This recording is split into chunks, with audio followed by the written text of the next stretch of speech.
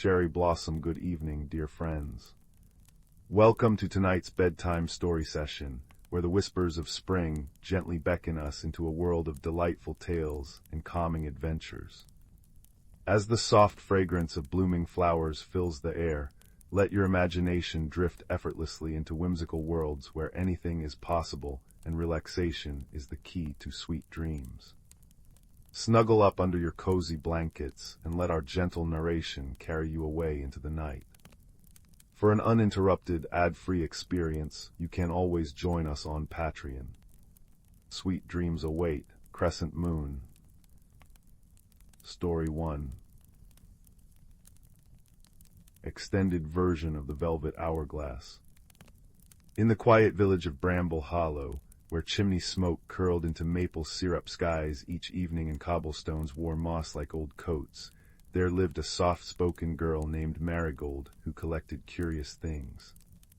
Her pockets perpetually bulged with river stones kissed by quartz veins, feathers from indecisive magpies, and the sort of buttons that seemed to whisper secrets when rubbed between thumb and forefinger.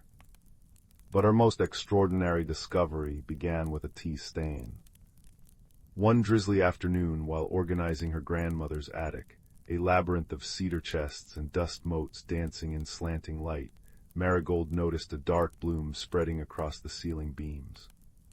The air smelled of aged parchment and damp wool, a scent that clung to her clothes like a memory. Following the leak upward, she dislodged a battered biscuit tin from behind a moth-eaten tapestry depicting stags in mid-leap. Inside lay neither biscuits nor family heirlooms, but a velvet pouch, its nap worn smooth as a worry stone. It was heavy with sand that glimmered like crushed topaz even in the attic's gloom. When she tipped the pouch, the grains flowed upward instead of down, forming a tiny suspended tornado that chimed like distant wind chimes, each note tingling against her skin like static. "Well now," murmured a voice like creaking willow branches. Marigold turned to find a clockwork sparrow perched on a trunk, its brass wings flecked with verdigris and eyes like polished obsidian. "You've found the Thistlewood hourglass. Been missing since the last century turned, that has." The sparrow, who introduced himself as Pendulum, explained that the sand could stretch moments into minutes or compress hours into heartbeats. His voice carried the weight of centuries, and when he tilted his head, sunlight caught the faint etchings on his wings, tiny hourglasses and vines. "But mind the grains," he cautioned, tapping his talon against the tin. "Sprinkle them reckless-like, and you'll tangle time worse than yarn in a kitten's paws. The last keeper, a watchmaker named Alaric, once tried to relive a single day for a month. Ended up stuck in a loop, he did, pacing the same cobbled street, asking strangers for the time until his voice rusted shut." Marigold's fingers itched to test the sand. That evening, as her father recounted his day over potato leek soup, its steam curling into his beard, she let a single grain fall into her palm. The world softened at the edges. Her father's story about misplacing his spectacles unfolded like poetry, each chuckle resonating like a cello note. She noticed the flecks of hazel in his eyes, the way his calloused hands cradled the bowl like something precious. When the grain dissolved, leaving her palm tingling, the details lingered, the crescent moon scar on his thumb from long ago wood carving, the way his eyes crinkled asymmetrically when amused. But wonder soon curdled to worry. Days later, while delivering lavender scones to old Mrs. Bracken, Marigold found the widow staring hollow-eyed at her husband's empty armchair, its cushions still dented with the ghost of his shape. Without thinking, she scattered 3 grains into the sunbeam slicing through the parlor. The room plunged into a honeyed twilight as decades peeled away. There young Mr. Bracken proposing with wildflowers, there the couple laughing over burnt toast, there a silver-haired pair swaying to silent music. When time righted itself, Mrs. Bracken was smiling through tears, clutching a freshly appeared photograph in her lap. Yet that night Marigold awoke gasping, her room filled with the sound of a pendulum swinging too fast, her mother's lullaby spinning backward on her tongue. "Child," Pendulum clucked as Marigold guiltily confessed the incident, Even sweetest magic sours when poured too thick. The hourglass isn't a toy, it's a bridge between then and now, and bridges bear weight careful like. He rustled his wings, revealing a crack along his left joint.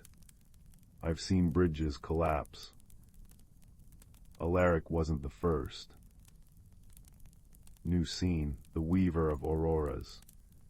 One evening, as Marigold mended a torn pocket in her apron, Pendulum perched on her windowsill, his gears clicking softly. "Ever wonder why the northern lights dance?" he asked abruptly. His obsidian eyes glinted as he recounted his past. Once a celestial being, he'd woven the auroras with threads of starlight. But mortals began chasing sunrises, tallying days like coins. So I traded my wings for gears to anchor time's flow. Now the lights fade, and the witherer feasts on their haste.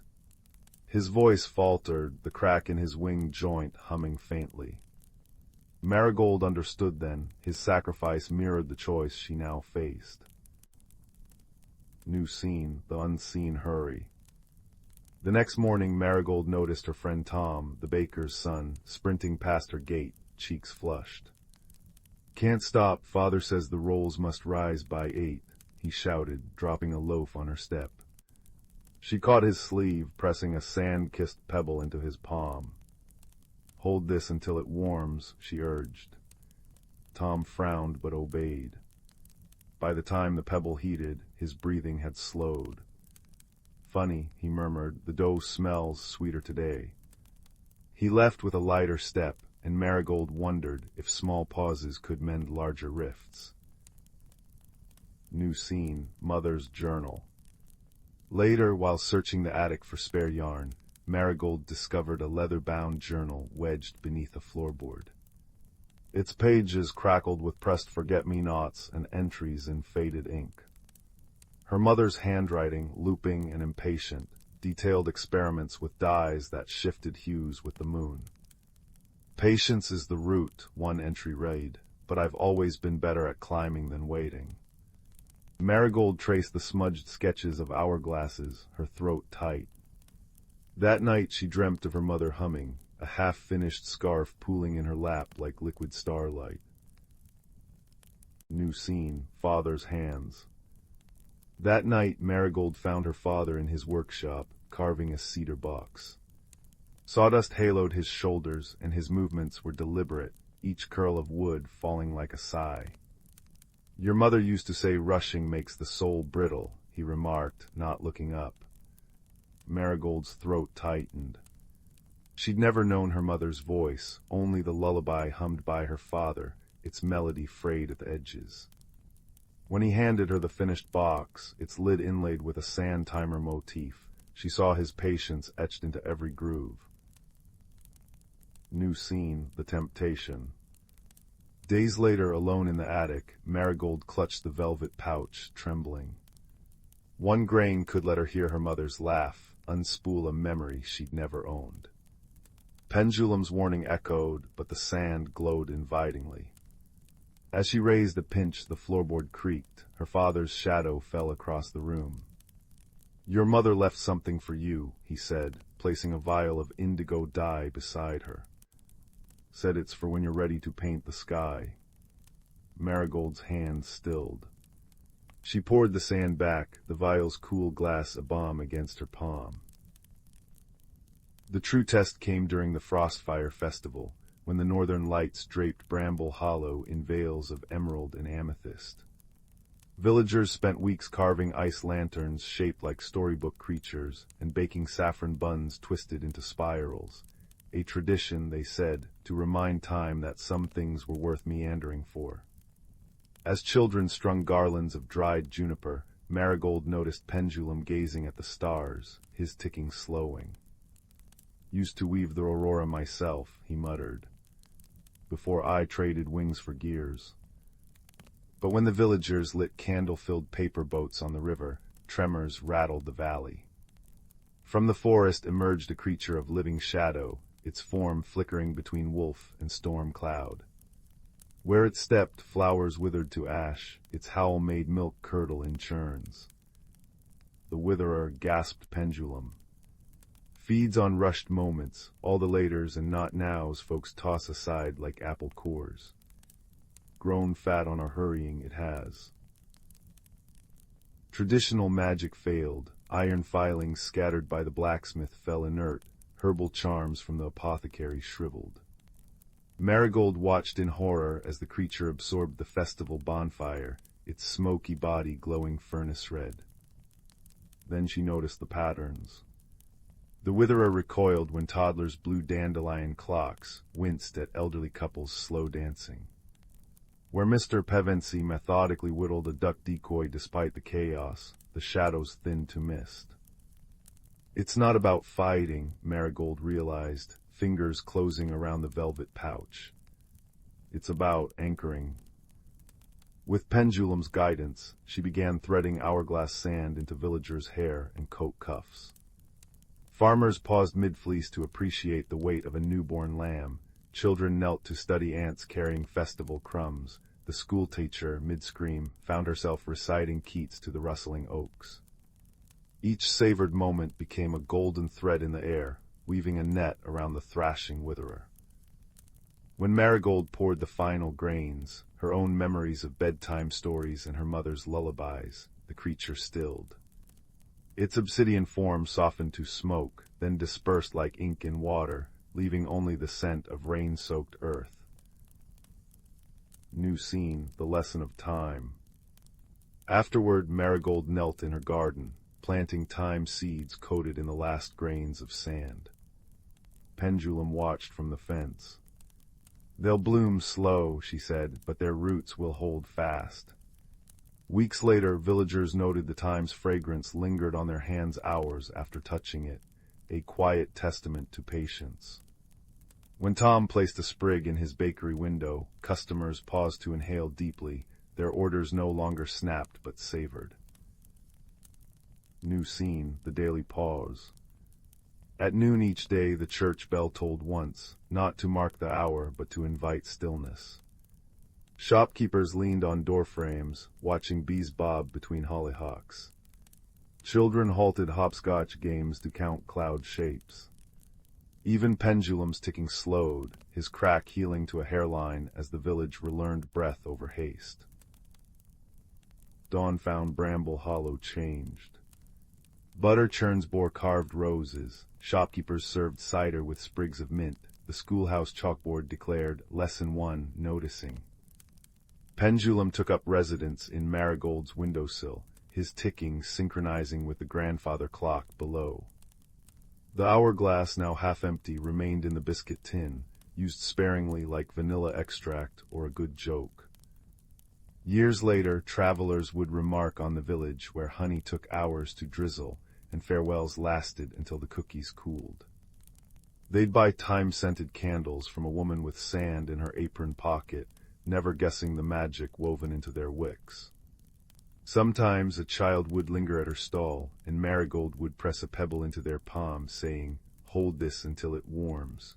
That's how long a moment should take." As for Marigold, she took to knitting scarves with yarn dipped in hourglass sand. The stitches, they say, contain entire afternoons, the rustle of pages turning in unison, the quiet miracle of two people peeling apples without rushing, the velvet pause between twilight and the first star.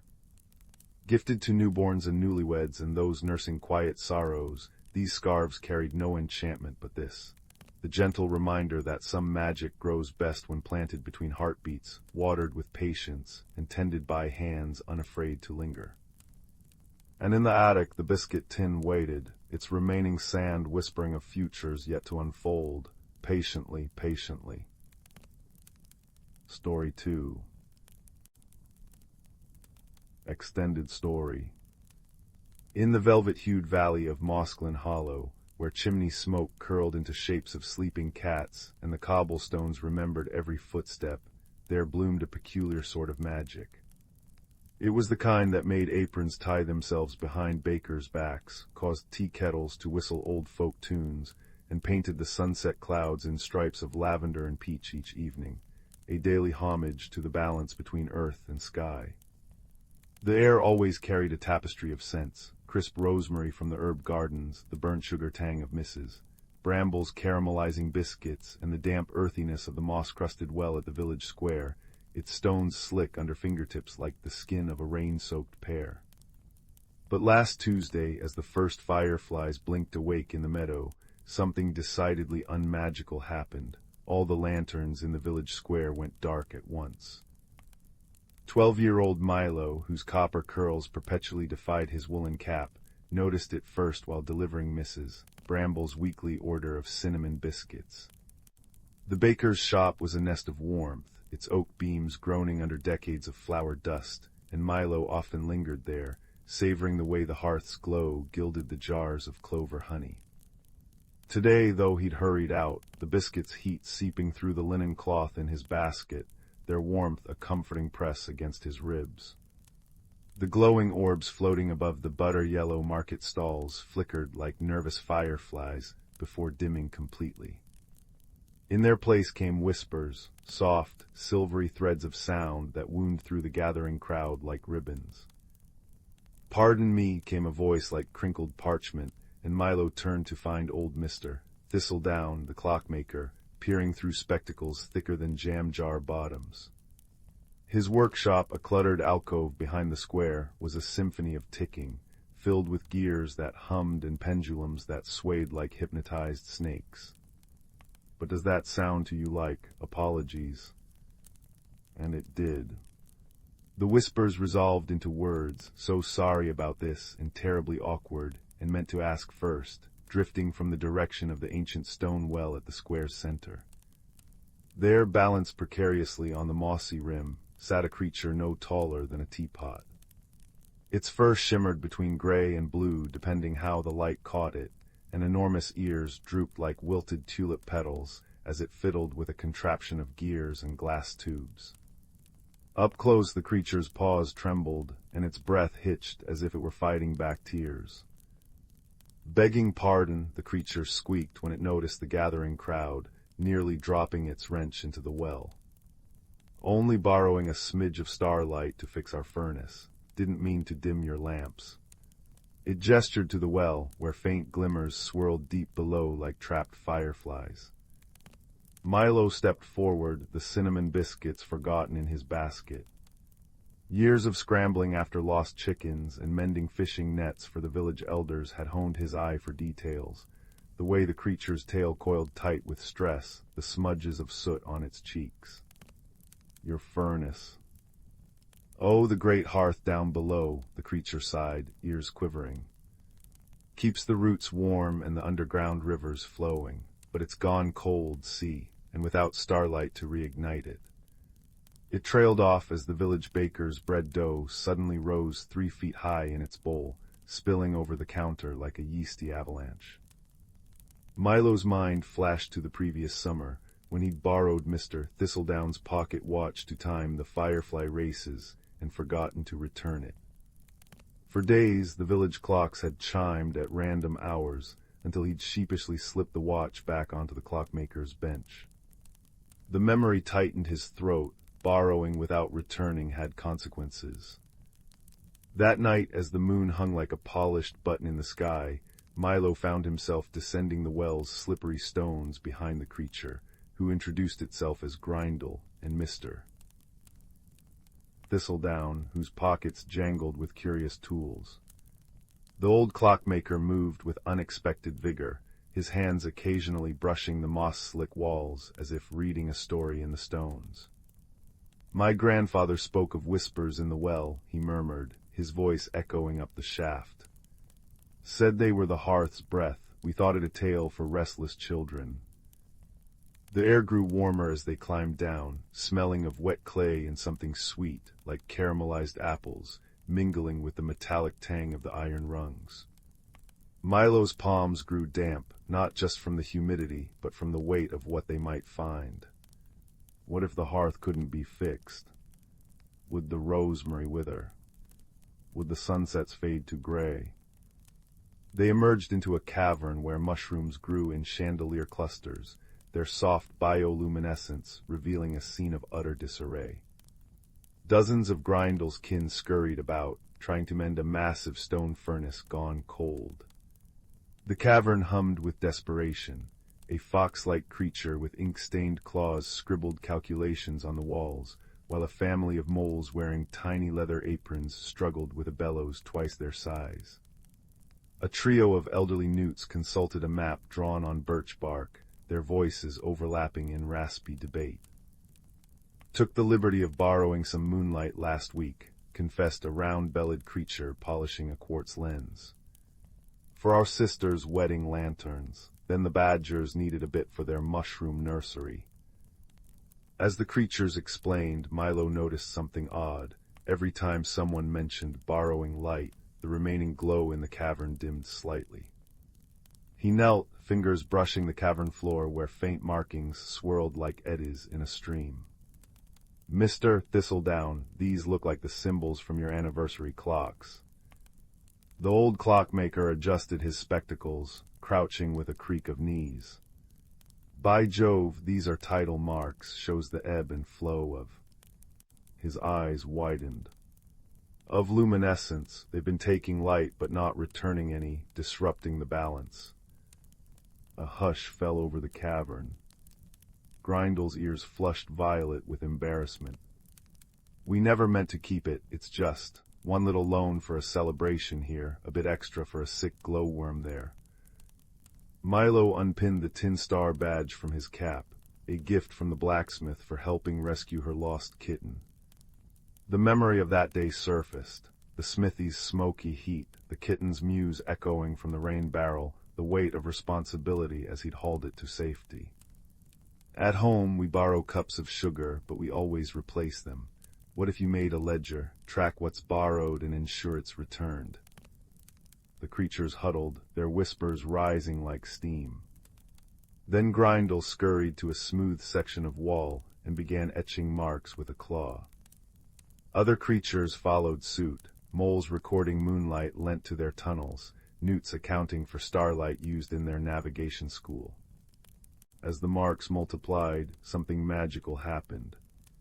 The borrowed light began trickling back, through cracks in the ceiling, seeping up from the roots, swirling into the cold furnace. With a whoomph that sent warm air dancing through everyone's hair, the great hearth roared to life. The mushroom chandeliers brightened, the underground river chuckled over its stones, and up in the village square, every lantern blazed twice as bright as before. When Milo emerged at dawn, he found the village transformed. Morning light gilded the cobblestones where new patterns swirled, subtle reminders to share and replenish. Mrs. Bramble's cinnamon biscuits now bore star-shaped sprinkles that glimmered faintly, and Mr. Thistledown's newest clock had a dial tracking the phases of generosity. The old clockmaker had added a tiny silver hearth at its center, its flame pulsing in time with the village's comings and goings. That evening, as the villagers gathered to hear the tale, the well became the center of attention. From its depths rose a warm golden light that pulsed gently, like a heartbeat. Grindel appeared at the rim, holding a tiny lantern made of acorn shells and mica. "For you," he said to Milo. "A piece of the hearth's light, already accounted for in the ledger." The lantern's warmth seeped into Milo's palms, carrying the faintest whisper of gratitude. Now, when children of Moss-clad Hollow gaze into the well, they sometimes see faint glimmers moving far below like shy fireflies. And though the villagers still borrow light for midnight feasts and newborn lullabies, they always return it twofold, with stories left by the well, or kindnesses woven into knitted scarves, or sometimes just by passing along a warm smile to someone who needs it. The lantern in Milo's window still glows, a golden star that never fades, reminding all who see it that the truest magic isn't in taking or giving, but in the careful, caring balance between. And on quiet nights, if you press your ear to the well's cool stones, you might just hear the faint tick-tock of a great invisible clock, keeping perfect time with the rhythm of generous hearts. Some say the clock's rhythm quickens during the Harvest Moon Festival, when villagers float lanterns shaped like hearth flames down the river, each one tethered to a promise written on birch bark. Others swear it slows when a child shares their last biscuit, or when old friends mend a quarrel by the well's edge. But all agree on this: the magic of Moss-clad Hollow breathes not in its charms or spells, but in the quiet, steadfast keeping of promises, one glowing ember at a time. New additions integrated. 1. Sensory details. The underground river's chuckle described as a melody like pebbles tumbling in a copper wash basin. The scent of the cavern's sweet clay mingling with charred oak from the furnace's last embers. 2. Character depth. Milo recalls another incident where he overpromised help to the weaver's daughter, leaving her loom tangled, a failure that sharpened his diligence. Mr. Thistledown reveals his grandfather's journal, filled with sketches of the hearth symbols, which he dismissed as moonstruck doodles. 3. World building. Grindel's kin are revealed as lumen folk, stewards of the hearth for centuries, their society built on reciprocity now strained by scarcity. The underground river's water, when sipped, tastes of sun-warmed apricots, a secret remedy the lumen folk share with villagers during plagues. 4. Emotional growth. Milo hesitates before suggesting the ledger, fearing another mistake, but steels himself by tracing the tin star's edges, a tactile reminder of past triumphs. Grindel admits their hoarding stemmed from fear. What if the light runs out? A vulnerability that mirrors Milo's own doubts. 5. Meaningful scene. A flashback to the lumen folks' last harvest moon visit, where they gifted the village a constellation of fireflies that healed a blighted crop, a debt never fully repaid until now. Post-hearth restoration, Mrs. Bramble discovers her biscuits now rise with crescent shapes, a silent nod to the lumen folks' reclaimed artistry. The extensions deepen connections between characters and lore, enriching the theme of balance without disrupting the story's whimsical rhythm. Story 3. The Whispering Locket and the Guardian of Thistledown Hollow, extended. Beneath a quilt of autumn stars, where the wind carried secrets from distant mountains, there lived a girl named Layla, whose hands could mend anything but her own loneliness. Her cottage stood at the edge of Renwick Wood, its lichen-speckled stone walls draped in ivy that rustled like pages turning in an ancient book. Each evening she'd sit by the hearth, stitching patches onto worn quilts while her grandmother snored softly in her rocking chair. The air was always thick with the scent of dried lavender and birch smoke, a comforting haze that lingered in Leela's woolen skirts long after she'd set aside her needle. One frost-kissed twilight, as Leela sorted through a box of forgotten buttons, each one a tiny relic of stories untold, from pearlescent spheres to chipped enamel daisies, her finger caught on a chain as cold as midwinter breath. The locket emerged from the shadows, shaped like an owl's eye, its silver surface etched with vines that seemed to slither beneath her touch. A memory flickered, her grandmother humming over a steaming kettle, her own neck bare where a chain might have rested. "Some doors are best left closed," she'd once muttered when Leela asked about the scar on her palm. Now the locket's clasp clicked open with a sound like a long-held sigh, revealing a miniature portrait of a hedgehog in spectacles. The moment she fastened the locket around her neck, the fire's crackle deepened into a voice. "Follow the moth-wing road," it murmured, flames twisting into the shape of a path through the woods. Leela's breath hung in the air like lace as she stepped onto the porch, where hundreds of moths now fluttered in a luminous procession between the trees. Their wings left trails of pollen-bright dust that clung to her boots, lighting her way through the forest's ink-dark heart. The woods sighed around her, branches creaking like old floorboards, as if the very trees were shifting to make room for her passage. What she discovered in that hidden realm would have made even the boldest soul hesitate. A glade where trees bore lanterns of hardened honeycomb, casting amber light over a village of hedgehog folk no taller than her knee. Their spiky forms bustled about market stalls, selling acorn caps filled with dew wine and roasted sunflower seed skewers, the air sweet with the tang of fermented blackberries. Fireflies threaded through the air like living embroidery, stitching momentary constellations above a moss-carpeted square. But the creatures froze when they saw her, their quills bristling until a voice like grinding pebbles spoke. "You're late, wanderer." Emerging from a cottage woven from thistledown was a hedgehog whiter than a bread loaf, his spectacles balanced precariously on his snout. "I've been expecting you," he said, though Leela was certain she'd never met anyone less expectant in her life. He introduced himself as Thaddeus Pricklepin, keeper of the Sylvan Glade, and thrust a claw at her locket. "That trinket's no bauble, it's a bridge binder. Only someone with sorrow's fingerprint on their heart can wake its magic. Come, the glade is fading, and you've much to learn before the frostbane moon rises." Over steaming cups of mushroom root tea in his cluttered study, a room smelling of damp parchment and elderflower ointment, Thaddeus explained that the locket allowed its wearer to see fractures between worlds. "Centuries ago," he grumbled, tracing a claw over a map painted on birch bark, "humans and forest folk tended these woods together, but fear grew like knotweed and your kind forgot us. Now the balance is broken. Unless we mend 7 sacred bonds before the solstice, the glade will vanish and take your world's warmth with it."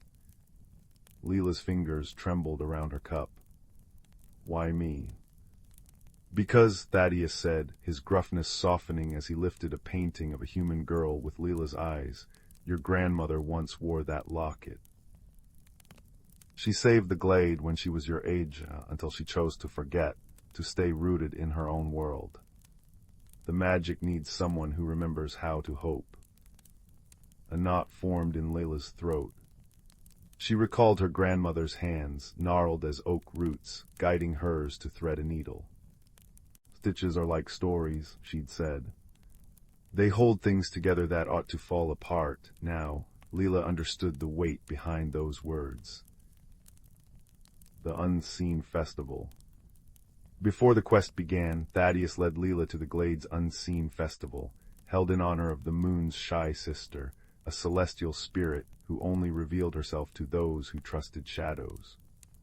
Hedgehog folk danced on stilts made of dandelion stems, their quills dusted with luminescent pollen, while badger musicians played flutes carved from river reeds. The air hummed with the low drone of giant bumblebees, offering rides in their velvet saddles. Leela's heart ached at the fragile beauty, the way glowworms spelled out ephemeral poems on birch trunks, the taste of snowberry tarts that dissolved like whispered secrets on her tongue. A young hedgehog with a crown of clover approached, offering her a vial of liquid starlight. "For courage," she chirped. When Leela drank, the world sharpened. She could see the breath of trees, slow and rhythmic, and the faint scars where fractures had begun to form. "This is what we're saving," Thaddeus said quietly, his gaze following a family of moles weaving ribbons into a maypole. "Not just magic, but memory." Their quest began at the moonlit marsh, where willows wept glass tears into water black as spilled ink. The first fracture pulsed there, a jagged scar in the air, through which Leela glimpsed blurred shapes of humans chopping down trees they couldn't see were alive. The marsh reeked of sulfur and rotting lilies, the mud sucking at her boots like greedy mouths. Thaddeus instructed her to hum the locket's melody, a tune that turned out to be 3 blind mice, much to his embarrassment. As she did, the vines on the locket stirred, stitching the rift closed with threads of starlight. But the marsh hissed, and from the mud rose a creature of sludge and snapping turtle jaws. A gloom-gulp, Thaddeus yelled, born from human doubt, "Don't let it touch you." Leela's courage faltered until she noticed the gloom-gulp's core, flickered with trapped fireflies. "It's hurt," she realized. Ignoring Thaddeus's warnings, she knelt and sang the lullaby her grandmother had taught her, the one about persimmon skies and cradle baskets woven from rain. Her voice wavered at first, but the gloom-gulp stilled, its muddy form crumbling to reveal a luminous salamander that nuzzled her hand before diving back into the marsh. "Well," Thaddeus huffed, adjusting his spectacles, "that was unconventional, but effective." The ice-bound library. The second fracture lay within the belly of a glacier that sang in whale tones. To reach it, they passed through the ice-bound library, a cavern where frozen shelves held books of hibernating memories. Layla trailed her fingers over spines encased in frost, a sparrow's first migration, the dream of a dying oak. Thaddeus warned her not to linger. Some stories hunger for readers, he muttered as a tome titled The Last Breath of Winter inched toward her. Inside the glacier, walls shimmered with veins of cobalt ice, and the air tasted of iron and forgotten winters. As Leela pressed her palm to the fracture, the glacier's song shifted to a mournful dirge. Shadows of ancient explorers flickered in the ice, men who'd perished clutching maps to their chests, their breaths frozen mid-prayer. Thaddeus warned her not to linger. Their despair is a current, let it pull you under and you'll join their chorus. But Leela, recalling her grandmother's tales of lost travelers, unraveled a thread from her quilted coat and tied it around an ice-encrusted rock. To guide them home, she whispered. The glacier's song softened, the fracture sealing with a resonant hum. When they left, the ice glowed faintly, as if cradling a fragment of dawn. By the fourth fracture, Leela began changing. Her hair shimmered with moth-scale silver, and she could taste storms before they brewed, a metallic sharpness on her tongue, like licking a frost-coated nail. One evening, as they camped beneath a granite overhang, she confessed her fear to Thaddeus. What if I forget how to be human? He poked their meager fire, his quills casting spiked shadows. Magic's a thread, child. It weaves into you, but the pattern's yours to choose. Yet with each bond restored, Thaddeus grew quieter, his quills graying at the tips. When she asked why, he turned away. The glade's magic sustains me. If we fail, well, best not dwell on it. The weight of forever. The truth struck her at the sixth sight, a meadow where butterflies carried memories in their wing patterns. As Leela repaired the fracture, a vision flashed, Thaddeus as a young hedgehog, laughing with her grandmother as they planted saplings now towering around them. The glade's keepers weren't immortal, their lives were tied to the land's heartbeat. If the glade died, so would he. You never told me, she cried that night, their campfire popping with angry sparks. Would you have walked softer, loved less fiercely? He poked the fire with a stick, shadows deepening the wrinkles around his eyes. Your grandmother knew, she left to spare herself the grief of watching me fade. Don't judge her harshly, not everyone can bear forever's weight. Layla hugged her knees, the locket warm against her chest. I'm not leaving. The fracture of fear. The final fracture lived in the heart of Renwick Wood, a gash of nothingness that leached color from the world. But as they approached, figures emerged from the trees, villagers armed with axes and fear-twisted faces. There's the witch, shouted Mr. Burrow the blacksmith. She cursed my crops, talks to animals and walks where honest folk fear to tread. Leela's breath hitched. These were neighbors who'd praised her quilts, who'd left pies on her doorstep during harvest moons. Now their torches painted hellish light across their familiar faces. Thaddeus stepped forward, but Leela stopped him. This is my fracture to mend. She walked toward the mob, the locket song swelling in her veins. With each step, memories bloomed, Mrs. Burrow gifting her yarn after her grandmother fell ill, children leaving walnut shells filled with wild strawberries on her windowsill. When she reached Mr. Burrow, she placed her palm over his heart. You gave me your last candle when the storms knocked out our power. That kindness kept the dark away all night. His axe clattered as the locket's vines surged, weaving through the crowd. One by one the villagers blinked as if waking, their anger melting into confusion, then shame. As they stumbled home, the final fracture sealed with a sound like a sigh. The first thread. In the restored glade, Thaddeus's fur regained its chestnut gleam. You did it, wanderer, he said, but Leela shook her head. We did. She knelt to hug him, careful of his quills. I wish Grandma hadn't left you. Ah, but she gave me you his spectacles fogged. And the glade has its first human keeper in centuries, if you'll stay. Layla thought of her grandmother's empty chair, of quilts that would go unmade. Then she touched the locket, now fused with a single hedgehog quill. I'll bridge the worlds, teach them to remember. Epilogue, The Mending. Weeks later, Layla knelt in a human village, stitching a child's torn cloak. The boy had followed a fox into Renwick Wood, lured by the scent of candied pine nuts. When she returned him home, his mother pressed a jar of clover honey into her hands, an offering and a silent apology. That night Thaddeus found her in the glade's council chamber, weaving a new quilt from maple leaves and spider silk. They'll fear you again, he warned, though his eyes crinkled with pride. Let them. She smiled, the locket pulsing like a second heartbeat. Fear can be mended. Now, if you wander Renwick Wood on Solstice Eve, you might spot a cottage where ivy blooms year-round. Through its windows 2 figures are often seen, a silver-haired girl stitching quilts from maple leaves and spider silk, and a hedgehog grumbling about proper tea etiquette. And in human villages, strange things happen. Children speak of talking foxes who help lost travelers, blights heal overnight, and every so often, someone finds an owl-eyed locket that leads them home. But that's just a story, of course. Though next time you feel a moth brush your cheek, you might listen close. Some say they carry whispers from a girl who wove the world back together with kindness, one thread at a time. Story 4. Extended story with new edition integrated. In the heart of the Whispering Woods, where sunlight dripped like honey through emerald leaves, there lived a young hedgehog named Thistle.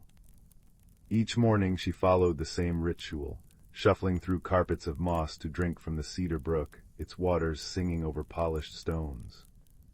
The forest breathed around her, a symphony of rustling ferns, the creak of ancient oaks stretching their limbs, and the distant chuckle of willow branches trailing in the wind. Thistle's world thrived on invisible threads of magic, woven so seamlessly into the roots and rivers that most creatures simply called it life. But that autumn the woods hummed with unease. Maple leaves clung to their branches long after turning crimson, their edges brittle as old parchment.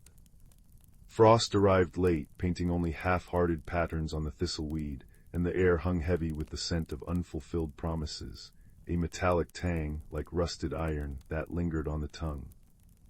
Thistle noticed the stillness first in her paws. The soil no longer pulsed with its usual warmth beneath her claws, leaving her pads numb as if she'd trodden on winter's shadow. One moonless night she ventured to the hollowed oak where Elderberry, a great horned owl with feathers the color of storm clouds, kept watch.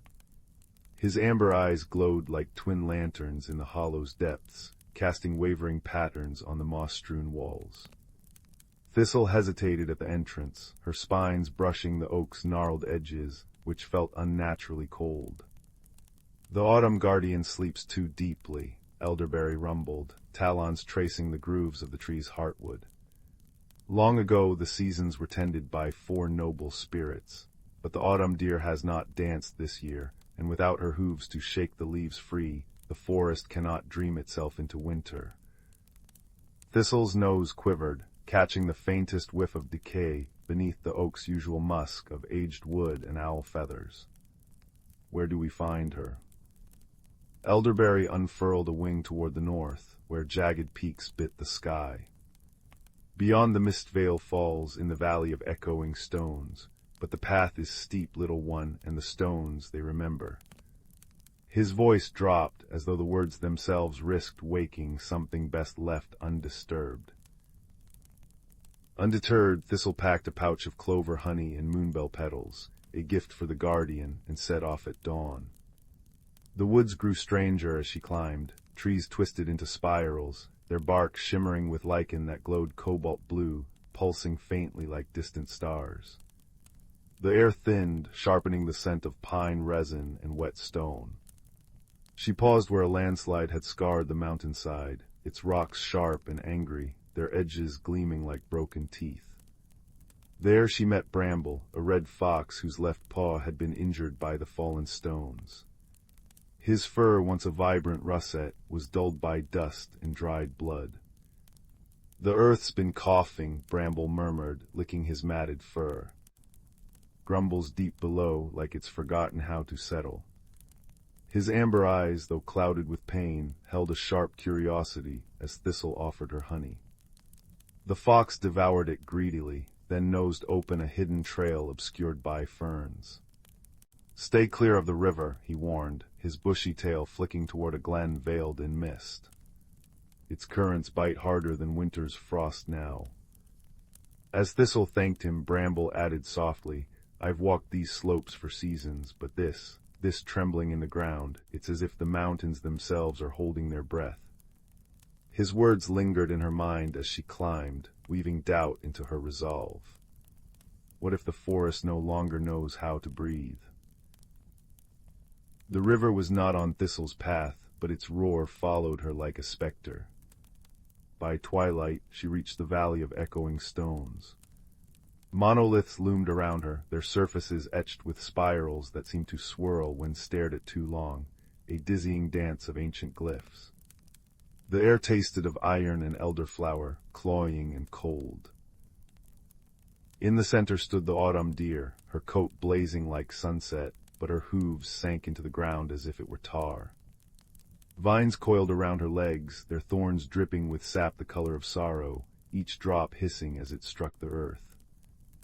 "Little wanderer," the deer sighed, her voice a melody of falling leaves, "the earth's song has frayed. I anchored myself here to mend it, but the melody, it slips through me." Her antlers, crowned with withering ivy, trembled as she spoke. Thistle approached, paws sinking into cool, damp moss that clung to her fur like desperate hands. She placed a moonbell petal on the deer's hoof, its silvery glow reflecting in the guardian's obsidian eyes. "What does the song need?" "Balance," whispered the deer. "The mountains cry for rest, but the roots cling too tight. They fear the long sleep of winter." Thistle closed her eyes, recalling elderberry's tales by firelight. "True harmony requires surrender," he'd once said while teaching her the names of constellations, the sorrowful bear, the weaver's loom, the lantern of lost things. She pressed her paw to the nearest vine, ignoring the sting as a thorn pierced her pad. "It's safe to let go," she murmured, her voice steady despite the tremor in her chest. "The snow isn't an ending, it's a lullaby." The thorns retracted with a sound like sighing wind. One by one the stones began to hum, their vibrations rising through Thistle's paws and into her bones, resonating with the rhythm of her own heartbeat. The autumn deer lifted her hooves, and the valley shuddered, not violently, but like a sigh after tears. Leaves rained down in a whirl of amber and gold, and the first true frost spiraled from the sky, kissing Thistle's nose with a cold that burned sweetly, like mint. As the deer stepped free, Thistle noticed a jagged crack in one of the monoliths, a fissure oozing black sap that smelled of burnt cedar. The guardian followed her gaze.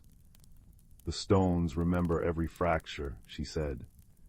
"Even mended, they carry the memory of pain. So do we." By the time she returned to the lowlands, winter had settled gently over the woods. Bramble met her at the cedar brook, his paw healed but marked by a silvery scar that gleamed like moonlight. "The stone's memories," he said, noting her gaze. "They leave marks, but not all scars are burdens." Together they followed the tracks of the autumn deer through powdered snow that sparkled like crushed quartz.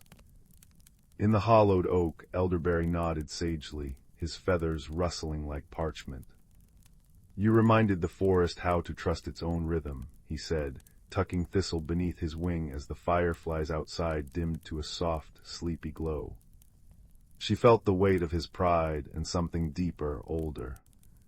Perhaps he too had once stood before a guardian, small and uncertain. That night, as the stars pricked through the velvet sky, Thistle dreamed of spring, not as a conqueror trampling winter's hush, but as a friend whispering, "Wake now, it's your turn to dance." And deep in the earth the roots hummed back, ready to begin again. Yet as she slept, the cobalt lichen still glowed faintly on distant trees, and the stone's hum lingered in her paws, a reminder that balance was not a single act, but a rhythm to be tended, season after season. New edition. The next morning, Thistle found Bramble waiting by the brook, a fresh rabbit pelt tied around his scarred paw. "For the cold," he said gruffly, avoiding her eyes. She noticed he'd gathered a bundle of dried moonbell stems, rare this deep into winter, and realized he'd been foraging in the treacherous upper glens. "Why?" she asked, touching the pelt's soft edge. He shrugged, but his tail flicked with uncharacteristic vulnerability. "The stones showed me a memory of a fox who once led the guardians through a blight. He failed. The forest burned." Bramble's gaze hardened, yet his voice softened. "You didn't." Thistle's throat tightened. She hadn't considered failure, only the deer's pleading eyes. Now the weight of what could have been settled over her like frost. "Balance," Bramble added, echoing the deer, "isn't just the land's duty, it's ours." He pressed a moonbell stem into her paw, its dried petals still shimmering faintly. "For next time." As they parted, Thistle carried the stem to the hollowed oak. Elderberry watched as she tucked it into a crevice beside his nest, a promise etched in silver. Outside, the first snowdrop pushed through the frost, its petals trembling but unyielding. Expansion. The rabbit pelt was supple against Thistle's spines, carrying the musk of birch bark and dried herbs. Bramble had clearly cured it himself. She wondered how long he'd labored over it, his breath visible in the pre-dawn chill as he scraped the hide clean. Moonbells were even rarer, their roots hibernated beneath snowdrifts until spring, yet here were their stems, brittle but still aglow. Bramble must have dug through frozen soil, his claws raw with effort, driven by something deeper than gratitude. When she asked him later how he'd found them, he flicked an ear toward the peaks. "The stones don't just show regrets, they showed me a path, a way to listen." His voice roughened, as if unused to sharing secrets. "My ancestors' failure, it wasn't just his. The guardians chose him because he refused to ask for help. Pride choked the forest as much as the blight." Thistle thought of the fissure in the monolith, oozing its dark reminder. "And now," Bramble said, his scarred paw flexing, "we tend the cracks together." That night, as Thistle nestled into the pelt's warmth, she let herself imagine the fox who'd come before, proud, solitary, blind to the root's fear. Her own journey had been threaded with others' voices, Elderberry's wisdom, Bramble's warnings, even the stone's hum. Balance, she realized, was a chorus. When the snowdrop bloomed fully days later, its bell-shaped flower ringing soundlessly in the wind, Thistle placed Bramble's moonbell stem beside it. The two plants curled toward each other, one pale as starlight, the other silver as a promise. Elderberry observed this but said nothing. His silence for once was warm. Story 5. Extended story. The village of Willowbrook nestled between whispering pines and a silver-threaded river, where chimney smoke curled into stories, and every cobblestone remembered the tread of 1,000 footsteps. It was here, in a crooked little house with windows like curious eyes, that a quiet girl named Mira discovered the world held more wonders than anyone had ever told her. The air in her attic bedroom always carried the scent of aged paper and pine resin, a reminder of her late mother's sketchbook stacked beneath the eaves, volumes filled with drawings of willow branches and star maps, now warped by damp. Mira often traced their pages, wondering if her mother's restless pencil had ever sensed the magic humming beneath the village surface. On clear nights, she'd press her cheek to the cold window pane, imagining her mother's breath fogging the same glass as she charted constellations now hidden behind clouds of neglect. One drizzly afternoon, while searching for her misplaced sketchbook, Mira tugged open the stubborn drawer of an ancient writing desk. The oak groaned, releasing a breath of cedar oil and forgotten summers, the sound like an old man's chuckle. Her fingers, still smudged with charcoal from yesterday's drawing, brushed against something colder than the November air. Instead of charcoal nubs and wrinkled parchment, she found a pocket watch glowing like captured moonlight.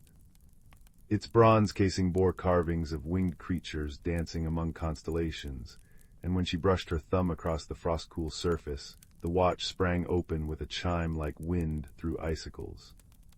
The sound echoed in her bones, stirring a memory she couldn't place. A lullaby her mother used to hum, perhaps, or the creak of a rocking chair in a sunlit room. For a heartbeat, the attic seemed to hold its breath, dust motes frozen mid-dance, as if the walls themselves recognized the artifact. Instead of numbers, the clock face swirled with colors that pulsed like a heartbeat. The single golden hand trembled, then spun wildly before pointing toward the village square. Mira's breath fogged in the suddenly chilly air as a melody floated from the watch, 3 descending notes that made her think of snow settling on pine boughs. She pressed the watch to her chest, its cold seeping through her woolen dress, and for the first time since her mother's passing, she felt a flicker of connection to the world's hidden pulse. The cold wasn't cruel, it was the sharp clarity of a frostbitten morning, the kind her mother used to call the world wiping its slate clean. The general store's bell jangled when Mira entered, the pocket watch hidden but humming against her chest like a second heartbeat. Old Mr. Fenwick peered over his spectacles, his usual cinnamon-scented smile fading as he stared at the bulge in her apron pocket. His hands knotted as willow roots stilled on the jar of fireberry jam he'd been polishing. The store's warmth, a blend of dried thyme and crackling hearth, suddenly felt stifling. "Well now," he murmured, voice graveled with something like grief. "That's a burden and a blessing you're carrying, child." He revealed that the watch wasn't a timepiece but a heart-glass, an ancient tool for seeing the true nature of things. "Most went dark ages ago," he said, adjusting the cuckoo clock on the wall that suddenly stopped its ticking. The silence it left was heavier than light. "They only wake for those with kindness deep enough to handle painful truths." His gaze drifted to a faded daguerreotype behind the counter, a younger Fenwick standing beside a woman holding a glowing orb. Mira didn't ask, but he answered anyway. "My sister, last keeper before the forgetting." She mistook courage for stubbornness. He cleared his throat, suddenly brisk, but not before Mira noticed how his thumb lingered on the photograph's edge, smoothing an invisible crease. "Don't linger in others' sorrows too long, girl. Even wells can drown." As Mira turned to leave, Fenwick added softly, "Your mother came here once, asking about star patterns. She had your eyes, always looking past the horizon." The bell chimed again, but this time it sounded like a sigh. Mira's journey began at moonrise when the heart-glass pulsed like a beacon, drawing her to the abandoned observatory on Thistledown Hill. Frost crisped the grass underfoot, each step releasing the earthy musk of late autumn. The observatory's dome, veined with cracks, gaped like a broken eggshell.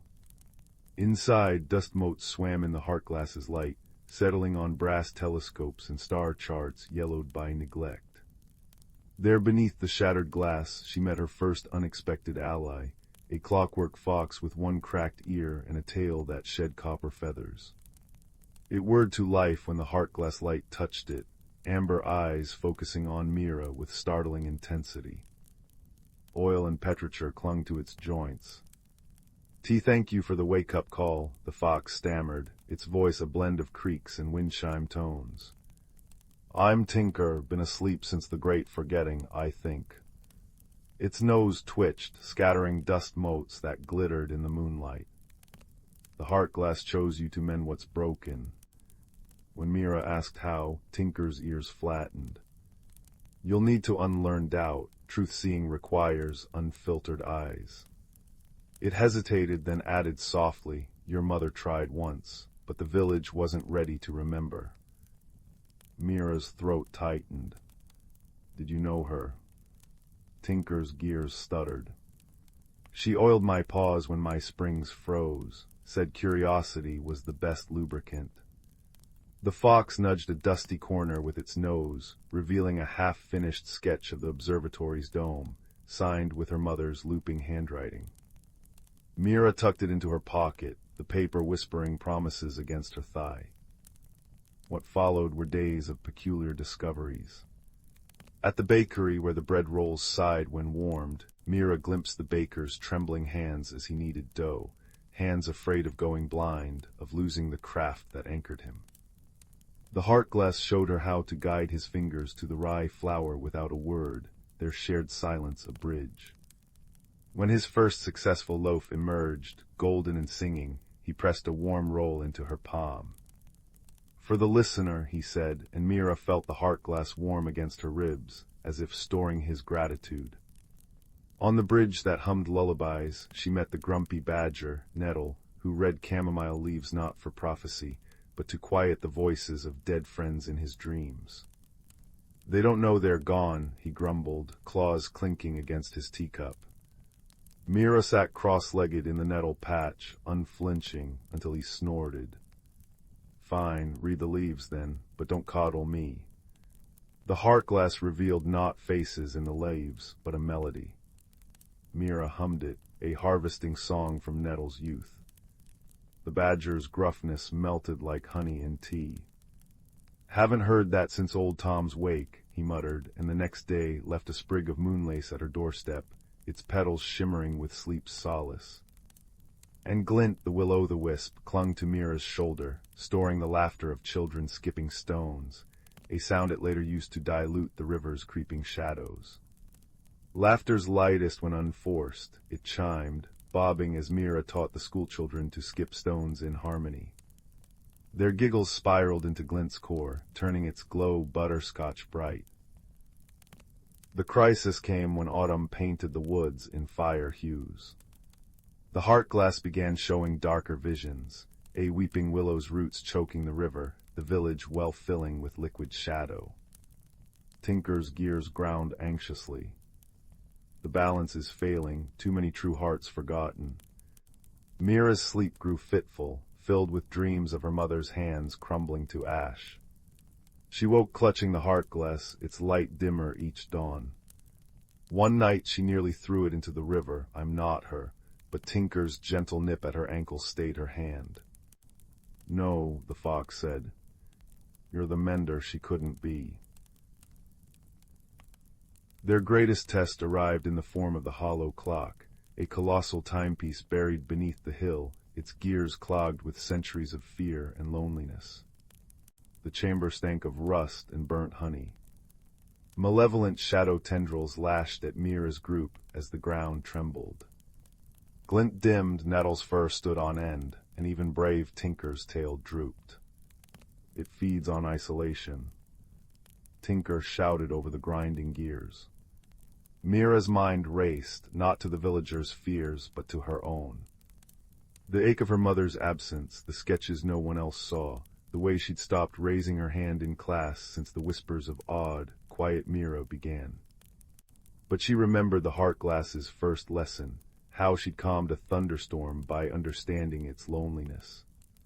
Pressing her palm against the frozen central gear, she didn't fight the darkness. Instead, she poured into the mechanism all she'd learned, the baker's secret worry, the river's longing for clean stones, the shadow's own forgotten origin as protectors against harsh light. And finally, her mother's unfinished sketch of the observatory, not a building, but a vessel. You tried to show them, Mira whispered, tears striking the gear. Let me finish it. With a groan like mountains stretching, the hollow clock began turning properly. Gears the color of forgiveness cleaned themselves, pendulum swinging to the rhythm of reconciled hearts. The shadows dissolved into fireflies that settled in children's hair as they dreamed. In the gentle aftermath, the Hourglass stilled, its purpose fulfilled. Yet the real magic lingered in ordinary moments, the way Mrs. Nettle's herbal tea now cured sour moods, how the schoolhouse bell rang extra sweet for shy students. Tinker chose to stay with Mira, its new purpose being the very important job of warming feet during story time. As first snow-blanketed Willowbrook, Mira sat by her attic window sketching the stars. Tinker curled contentedly around the now-dormant Hourglass, which occasionally still hummed when someone in the village rediscovered wonder. Outside, the world glimmered with quiet magic, icicles growing upward instead of down, smoke rings forming friendly faces, all the small marvels that happen when people remember to look with both eyes and heart. And if sometimes, when the wind blew from the east, Mira could hear the soft ticking of distant clocks keeping rhythm with the world's heartbeat, well, that was simply how things were now in a village where ordinary objects remembered how to be extraordinary, and a girl who learned that true sight begins with listening. New additions. The Unseen Festival. Weeks after mending the hollow clock, Mira noticed strange preparations in the village square. Lanterns shaped like crescent moons hung from eaves, and the air buzzed with the scent of burnt sugar and anticipation. Mrs. Nettle muttered about old traditions best left buried, but Tinker's ears perked. The Unseen Festival, it explained, celebrated what eyes couldn't perceive, died with the forgetting. That night villagers gathered, though none would admit why. Mira raised the Hourglass, now dormant, but its presence stirred the air. Shadows stretched into dancers, their forms woven from starlight and memory. The baker's bread rolls hummed harmonies, and Nettle's moonlace bloomed into a canopy of light. Mr. Fenwick, for the first time, hung his sister's photograph beside the till. "She'd have liked this," he said, voice rough with unshed tears. The Whispering River. The silver-threaded river, once choked by willow roots, began murmuring secrets. Children claimed it spoke in riddles at dawn. Mira knelt at its bank, Hourglass cool against her skin, and dipped her fingers. Images flashed, a girl with her mother's eyes sketching constellations on the water's surface centuries ago. The first keeper, Tinker murmured. She bound the river's magic to the land. Now unshackled, the river's song wove through Willowbrook, stitching old magic into new patterns. Mira's sketchbook. Her mother's warped sketchbook revealed hidden layers. Under Hourglass light, faded lines deepened into maps of forgotten paths beneath the village. One led to a grove where time pooled like sap. There Mira found her mother's final drawing, a self-portrait hand outstretched, reaching toward Mira's own. The grove's air thrummed with unspoken words, and for a moment Mira felt her mother's fingers brush hers, warm as sunlight on brass. Tinker's memory. One frost-laced morning, Tinker hesitated by the observatory. "I wasn't just a guardian," it confessed. "I was a gift. Your mother built me from clockwork and comet dust." Its voice softened. She said even broken things deserve purpose. Mira realized Tinker's cracked ear mirrored her mother's childhood scar, a detail from stories she'd half remembered. Repairing it with a sliver of Hourglass, the fox's whirring smoothed into a purr. "Feels like her laughter," it said. The keeper's legacy. Spring arrived with rain that tasted of possibility. Villagers began leaving offerings at Mira's door, a jar of starlight honey, a feather that wrote in wind script. She stored them in her mother's rebuilt observatory, now a sanctuary for lost wonders. When a shy girl asked, "Can anyone learn to see magic?" Mira placed the dormant Hourglass in her palms. "It starts," she said, "by believing the world wants to be seen." The Hourglass remained quiet, but in its depths a new light flickered, patient, waiting, alive. Story 6. In the velvet hush hour between twilight and true night, where fireflies scribble secrets across the air, there existed a village called Bramble Hollow. Its cobblestone streets wound like cinnamon threads between cottages with roofs of living time, windows glowing with lanterns shaped like tulip blossoms. Yet something peculiar had begun unfolding beneath the crescent moon's silver nail. Every morning, villagers awoke to find their doorknobs frosted with salt, their milk pitchers filled with lavender instead of cream, and their weather vanes pointing insistently toward whispering wood despite the absence of wind. Young Tansy, whose freckles held the exact pattern of the Orion constellation, first noticed the pattern. While her neighbors tutted about mischievous pixies, she observed the salt-formed tiny arrowheads pointing north, the lavender milk never soured, and the weather vanes trembled like compass needles near something magnetic.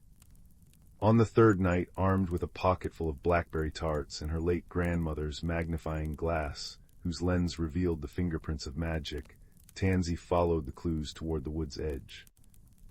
Beneath ancient oaks wearing beards of lichen, she found a badger in a waistcoat pacing between toadstools. "Late," he muttered, polishing his monocle. "Dreadfully late." His name was Professor Thistledown, scholar of celestial mechanics and part-time keeper of twilight harmonies. When Tansy showed him the magnifying glass, its handle carved with the same spiral symbol on his pocket watch, the badger's whiskers quivered. "Ah, you're Matilda Weatherby's descendant. She and I once calibrated the village dream clock after the great snooze of 1723.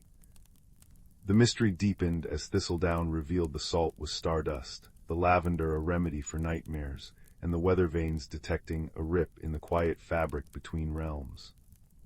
Together they trekked to the Chronoglade, a clearing where time pooled in amber puddles and fireflies carried tiny hourglasses in their tails.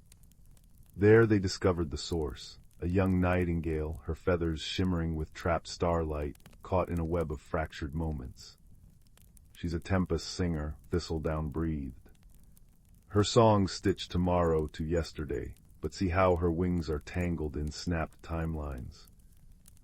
Tansy, recalling her grandmother's stories, gathered four things: spider silk for mending, dewdrops from dawn's first hour for clarity, a thimble of shadow borrowed politely from a passing moth, and laughter stored in an acorn cap. As Thistledown conducted the moonbeams like golden violin strings, Tansy carefully wove the materials into a glimmering net. The nightingale's fearful chirps softened as the net lifted her gently, untangling the knotted hours. With a triumphant trill, she soared upward, trailing ribbons of mended time. The village awoke next morning to ordinary doorknobs and creamy milk, but also to something new. Every garden bore a night-blooming flower whose petals shifted colors like a twilight palette, and children found their dreams lightly embroidered with helpful clues for the day ahead. In the square, a sundial now graced the fountain, its shadow shaped like a bird in flight. Years later, when thunderstorms growled at the horizon, villagers would smile at the salt patterns appearing on their windowsills, not arrows now, but spirals, the ancient symbol of time's gentle unfolding. And if you walk through Whispering Wood when the clocks strike 13, you might hear two voices, one bright and curious, one gruff but kind, discussing the best way to brew starlight tea, or how to politely ask autumn to arrive a week early for the apple festival.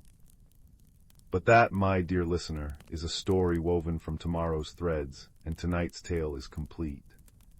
Let the scent of time and the hum of mended time carry you to dreams where badgers quote poetry and cookies never crumble.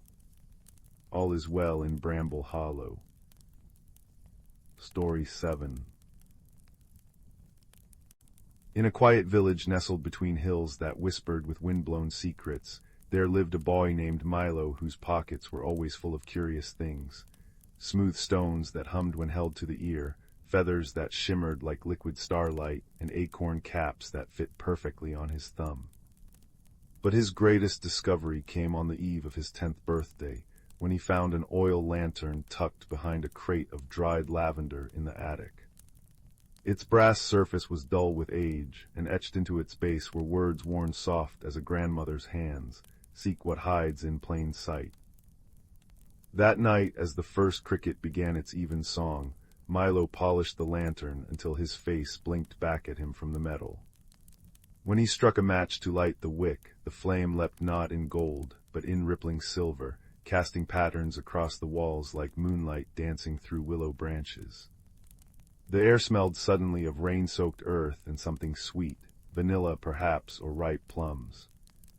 A path of glowing foxglove blossoms appeared beyond his window, winding into the ink-dark forest where villagers never wandered after dusk. Milo's boots crunched on frosted leaves as he followed the trail, the lantern swinging gently in his grip. Shadows stretched and shivered around him until he reached a clearing where a hedgehog in a waistcoat of moss stood atop a toadstool, tiny spectacles balanced on his snout. "You're late," the hedgehog huffed, though his eyes twinkled like dew. "Bramble at your service. I suppose you've come about the weeping." The weeping. Milo crouched, lantern light pooling around them. A sound shivered through the trees then, a mournful wail that made Milo's bones ache. Bramble's quills drooped. The guardian of roots, her heart tree is sick, and without its song the forest's memories are unraveling. Birds forget their nests, streams misplace their courses. Even the stars, he pointed to the sky, where constellations flickered like guttering candles, grow faint. The lantern's flame dimmed as the wail came again, closer now. Bramble scurried up Milo's sleeve, his whisper urgent. "The lantern chose you, but only kindness can mend what's broken. Remember, roots listen best when the world holds its breath." They pressed deeper into the woods, guided by a firefly named Glint, whose wings left trails of citrine light. "I'll illuminate doubts," she declared, zipping ahead. "Doubts in doorways and, oh, duck." Milo barely avoided a spiderweb strung with trembling pearls of rain. When they found the guardian, she was curled at the base of a massive oak, her bark-like skin split with cracks that oozed amber tears. The tree above her groaned, its branches clutching shriveled leaves. "It starves," the guardian mourned, voice rasping like dry reeds. "The roots cannot hear the sky's song anymore." Milo knelt, setting the lantern between them. Up close the tree's bark bore carvings, swirling patterns that told stories of seasons long past. He placed a palm against the trunk and images flooded his mind. A sapling drinking starlight, generations of owls nesting in its arms, the first time snowfall kissed its branches. But the memories grew fractured, fading like ink in water. "The roots need to remember," Milo murmured. Bramble nibbled a threadbare root tendril. "They're tangled, too much noise underground, grumbling stones, chattering worms." Glint settled on Milo's shoulder. "What if we sing the tree's own story back to it, so the roots recognize their song?" The guardian lifted her face, hope kindling in her hollow eyes. "The tree gave its voice to the wind long ago. We've forgotten the tune." Milo studied the lantern's inscription, "Seek what hides in plain sight," and gasped. "The stories are right here." He traced the carvings on the oak. "These aren't just marks, they're notes." Unlatching the lantern's glass, he held the flame near the symbols. Shadows leapt across the grooves, transforming them into a musical staff dotted with notes. Glint hummed, translating the patterns into a melody as delicate as cobwebs. The guardian joined in, her voice deep and resonant as a cello string. Bramble drummed a rhythm on an acorn cap.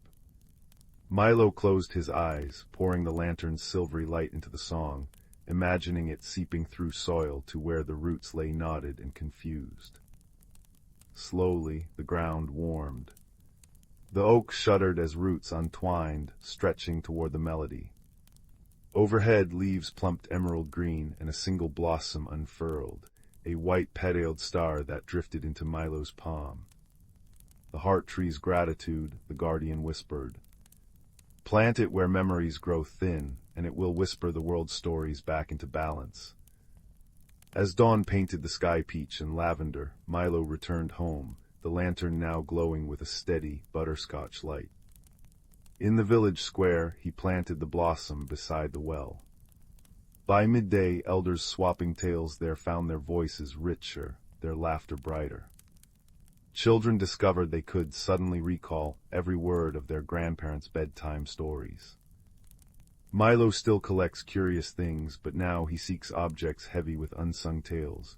A locket that hums lullabies when opened, a quill that writes in the scent of its memories, campfire smoke, rose gardens, fresh-baked bread. And on quiet evenings, when the lantern's light spills across his windowsill, he swears he hears brambles snuffily chuckle in the rustle of leaves, or glimpses glint spark leading fireflies in constellations no one else recognizes. The villagers say the boy with the lantern has a way of mending broken things, clocks that won't tick, friendships frayed by harsh words, hearts stiffened by loneliness. But Milo knows the truth. Every object, every person, holds a song beneath their surface. Sometimes all they need is a gentle light and someone willing to listen. Story 8. The Whispering Locket and the Guardian of Glimmerwood. Beneath skies painted in twilight lavender, where chimney smoke curled like sleeping cats above thatched roofs, there lived a girl named Leela whose footsteps fell softer than dandelion fluff.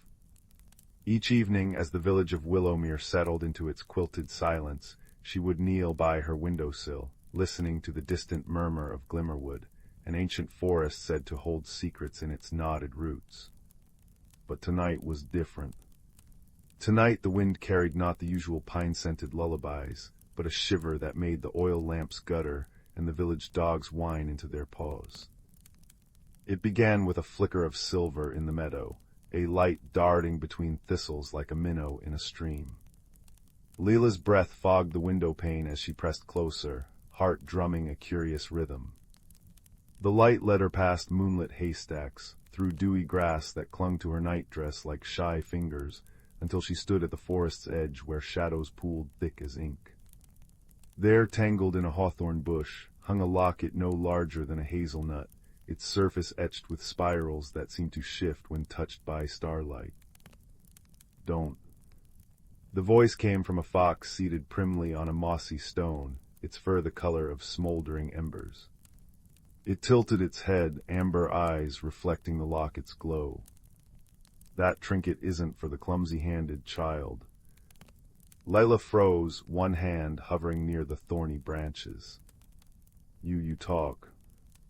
And you gawk, the fox sniffed, twitching a whisker. Names are currency here, mine's Ember, yours. Leela, why shouldn't I touch it? Ember's tail curled tight.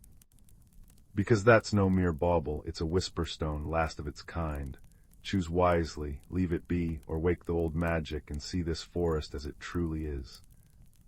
The locket pulsed warmly, and suddenly Leela understood the hum she'd heard all her life. The creak of oaks, the chuckle of brooks, was a language half-remembered. Her fingers closed around the chain. The world unraveled. Where gnarled trees once stood, now rose pillars of living amber, their canopies a mosaic of jade and citrine leaves chiming in the breeze. Fireflies waltzed in formal gowns of light, and the path beneath Leela's feet shimmered with crushed opal dust. Ember trotted beside her, fur blazing brighter in this unveiled realm. Welcome to Glimmerwood's heart, or what's left of it. They crested a hill, and Leela gasped. Below stretched a valley veined with luminous rivers, but great swaths lay desolate, trees skeletal, earth cracked and oozing a viscous blackness that smelled of burnt sugar and regret. A figure moved in the blight, a towering stag with antlers like ice, dragging a scythe that left withering scars in the soil. The Shade King, Ember whispered. He feeds on forgotten magic. The locket's song could heal the land, but only if you learn to wield it before the blight consumes. A twig snapped. The stag's head swiveled, hollow eyes locking onto Leela. She ran, thorns tearing her sleeves, the locket burning against her chest. They escaped through a waterfall that parted like liquid crystal, tumbling into a cavern where bioluminescent mushrooms bobbed in alarm. He felt the locket's pulse, Ember panted. We need the grove wardens, guardians who once kept the balance, but they've scattered since the blight began. Find them and you might mend this. Their first ally emerged at dawn, an owl named Pippin, no taller than a teacup, whose feathers changed color with his moods. He perched on Leila's shoulder, blinking milky eyes. South, he hooted, where stone kisses sky. The mountains loomed treacherous, cliffs slick with ice. Halfway up, a rock slide trapped them in a crevice, the air thinning as night gnawed at their courage. Leila pressed the locket to her heart, humming a lullaby her mother once sang. The spirals glowed, weaving golden threads into the rock until a tunnel unfurled, fragile as spider silk but holding. Clever, rumbled a voice like grinding boulders. A mountain hare the size of a sheep blocked their path, obsidian claws glinting. But cleverness won't sway me, little thief. Ember growled low, but Leila knelt, offering wild rosemary from her pocket. We're not stealing anything, we're trying to give back what was lost. The hare, named Thorn, studied her. The last human who came here took our crystal springs for his jewels. I'm not him. Leila opened her palm, where the locket's light pooled like liquid sun. Please, help us save your home. Thorn's ear twitched. Then he turned, carving a path through the snow with a single swipe. Mind the crevices, and don't touch the blue ice, it bites. Winter melted into a valley where autumn reigned eternal. Maple trees rained copper leaves, each one singing a different note when caught. Here they found Win, a girl woven from willow branches, her hair a cascade of lichen. She danced around Leila, leaving trails of clover. The locket remembers you, she trilled. You've worn it before, many, many turnings ago. In a pool formed by petrified tears, wept, Win explained, by a star who loved the earth too much, visions flickered. Leila saw her own face reflected in a medieval tapestry, the locket around her ancestor's neck as they planted the first acorn of Glimmerwood. The magic chose your bloodline, Win murmured. But magic fades when stories aren't shared. The Shade King's roar shook the valley. Black vines slithered over the ridge, thorns dripping venom. Thorn charged, shattering the first wave with a stomp, while Pippin dive-bombed snarling tendrils. Go. Ember shoved Leila toward a grove of stone monoliths. The final warden's here. Among the monoliths stood a child sculpted from marble, eyes sealed shut. Leila touched its hand, cold. Wake up, she pleaded. The locket dimmed, its song faltering. Ember nuzzled her cheek. You've been trying to fix things alone, but some doors only open together. Leila glanced at her companions, fox, owl, hare, dryad, and understood. She placed the locket on the statue's palm, then layered their paws and hands atop it. Light erupted. The marble child blinked, revealing eyes like molten quartz. The keeper returns, it intoned. Speak your wish. Heal the forest, Leila whispered, and the Shade King. The keeper smiled sadly. To mend a wound, you must first claim it. They found the stag at the blight's epicenter, his scythe raised over the heart tree, an oak whose roots cradled a pulsing sapphire. Stop, Leila cried. You're killing it. The Shade King stilled. I am saving it, he rasped, voice frayed as old rope. The blight must be cut away. Ember stiffened. He's not the enemy, he's a guardian gone mad with grief. The keeper stepped forward, light swirling from its fingertips. Images unfolded, the Shade King centuries ago, a noble guardian pruning sickened branches to save the whole. But as villages grew and magic waned, his purpose twisted. You tried to protect, Leila realized. But the blight isn't the sickness, it's the cure gone wild, like fever fighting infection. The stag trembled. I forgot the balance. Leela approached, unafraid. Let us remember together. Guided by the locket's song, they wove a new magic. Thorn's strength breaking the cracked earth, Pippin's sight finding healthy roots beneath rot, Wind's laughter coaxing buds from dead branches, Ember's warmth melting frost, and the keeper's hands blending their efforts into harmony. The Shade King's scythe dissolved into fireflies that settled on the blight, not destroying, but transforming it into rich loam where white lilies bloomed. In the village, dawn broke with birdsong sweeter than any in memory. Leela stood at her window, the locket now a simple silver shell against her chest. She could still taste elderberry wine from the warden's celebration, still feel Ember's fur as they parted, a brush of warmth against her hand. "Where's the fox?" her little brother asked, peering at the meadow. Leila smiled, touching a lily that grew by her doorstep, its petals edged in gold. "Guarding something precious, but he'll visit when the maple leaves sing." And if some nights when the wind carried the scent of snowdrops and cedar, she'd slip into the forest to speak with stones and dance with shadows, well, that was a story for another twilight. The locket's whispers grew fainter each season, its magic seeping into the soil, the streams, the children who left breadcrumbs for red foxes. But in dreams, Leela still heard them all, the creak of roots stretching, the sigh of mountains settling into sleep, and a voice like smoldering embers murmuring, "Well done, keeper, well done." Story 9. In the velvet-hued valley, where twilight lingered a little longer than anywhere else, there nestled a village called Willowbrook. Its cobblestone streets curved like a contented cat's tail, lined with cottages whose thatched roofs wore caps of moss, and gardens where sunflowers turned their faces to greet passers-by.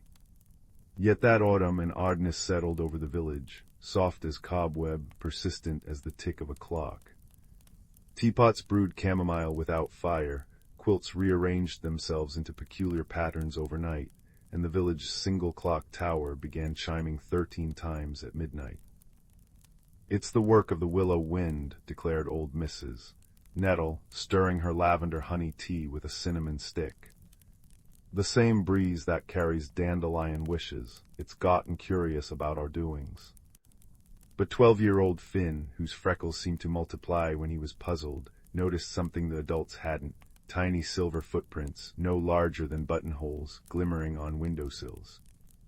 His best friend Mira, whose braids were forever coming undone, found strands of thread-thin moonlight caught in the branches of the ancient oak near the square. Together, they resolved to unravel the mystery. Their first clue came from the reclusive clockmaker, Mr. Thimble, who lived in a crooked tower at the village edge. His workshop smelled of oiled gears and gingerbread, and his spectacles magnified his eyes to owl-like proportions. 13 chimes, you say? He adjusted a pocket watch that ticked backward. "Time isn't broken, it's being borrowed. Look for what's between the ticks." Guided by Mr. Thimble's riddle, Finn and Mira spent moonlit hours tracing the silvery footprints. They led to the whispering woods, where trees hummed lullabies and fireflies pulsed in code. There, beneath a toadstool umbrella, they found a creature no taller than a teacup, a sprite with moth-wing ears and a cloak woven from starlight. She'd been quietly borrowing village items to fix a problem of her own. Her colony's moonstone, source of their magic, had cracked, scattering shards across Willowbrook. The teapots brewed alone to soothe the anxious earth. The quilt's patterns were maps to lost shards. The extra chime was a plea for help. But why not just ask? Mira whispered, offering the sprite a thimbleful of blackberry syrup. The sprite, whose name was Lumina, fluttered her wings in shame. "Moonstone cracks bring silence to our kind. We forgot how to speak your words." Finn, recalling Mr. Thimble's advice about between the ticks, realized the solution. They must listen not with ears, but with patience. For 3 days, the children and villagers followed the strange occurrences like breadcrumbs. A quilt's embroidered rabbit led to a moonstone shard buried in the carrot patch. A spontaneously knitted scarf pointed to a fragment lodged in a magpie's nest. As each shard returned to Lumina, her voice grew clearer, and the odd happenings gently ceased, except the clock tower, which now chimed 14 times, adding a note that sounded like laughter. On the final night, the village gathered under the clock tower as Lumina's colony emerged from the woods, riding on hedgehogs and crickets. With the restored moonstone, they spun a new kind of magic, a bridge of glowing cobweb between their world and Willowbrook. Now sprites help find lost mittens in exchange for sugar dust. The clock tower tells jokes at noon, and every 13th cookie baked vanishes, only to reappear as crumbs spelling thank you. Years later, when Mira's little brother worries about strange rustlings in the attic, she smiles. "Listen closely," she says, tucking him under a quilt stitched with constellations. "Sometimes mysteries are just friends waiting to be found." And as the clock chimes 14, they both swear they hear a tiny, sugar-sweet giggle riding the willow wind. Story 10. Beneath the boughs of the Elderwood, where sunlight dripped like honey through leaves older than memory, a young fox named Ember discovered the world was breathing out of rhythm. His russet paws sank into moss that should have been springy with morning dew, but crunched like autumn's last parchment. The air hung heavy with the cloying sweetness of midsummer blossoms, yet his breath fogged as though winter nipped at his whiskers. Some essential thread in the forest's great loom had slipped from its shuttle. The trouble began at Moonfall Hollow, where fireflies traditionally wove their evening constellations. Tonight they sputtered uncertainly, their lights dimming to burnt umber. Ember watched the veteran firefly land shakily on a milkweed pod. "Forgive the poor show, lad," it hummed, wings vibrating like over-tightened lute strings. "The star maps in our bellies can't find true north. The seasons are quarreling under our feet." Guided by the scent of sage and the distant chime of wind through crystal lichen, Ember sought Thistle, an ancient badger whose silvered muzzle bore maps of every hidden spring and whispering stone in the forest.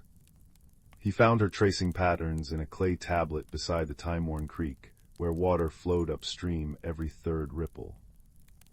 "Ah," Thistle rumbled without turning, her claws etching symbols that glowed faintly periwinkle. "The frostfern blooms in fire month, the maple keys sprout wings beneath the snow moon. Come, child, taste the wind." Ember crouched beside her, noting how the creek's surface shimmered with conflicting reflections, ice crystals forming over the image of a magnolia in full bloom. The air tasted of contradictions, crisp apple skins layered over humid petrichor. "The season stone's heart skips beats," Thistle pronounced, pressing a paw to the creek bank. The earth pulsed weakly, like a tired heartbeat. Long ago, when trees still sang their roots into mountains, the first badgers carved a lodestone from the comet that birthed autumn. It cycles the world's breath, in, out, bloom, decay, sunlight and starlight, but something has. She paused, sniffing a cluster of snowdrops growing through crackling summer grass. Stolen its rhythm. Their journey carried them through landscapes caught between conflicting seasons. In the meadow of 9 winds, dandelion clocks erupted into flames before scattering their seeds. They sheltered beneath an oak whose leaves turned hourly, emerald to amber to skeletal lace, while its acorns sprouted midair, only to wither before touching soil.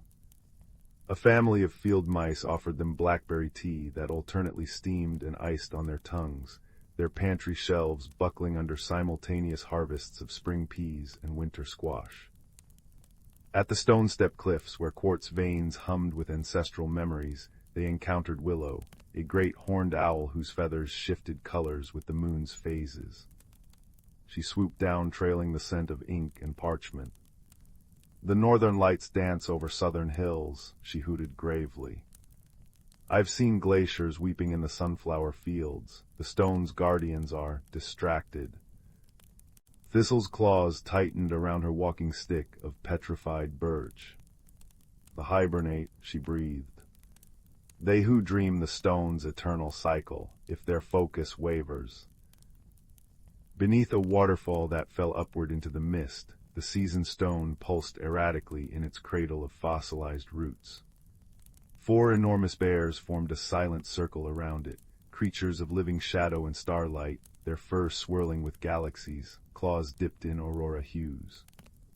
But their eyes, normally fixed on the stone's mesmerizing dance, kept darting to a disturbance in the chamber's western wall.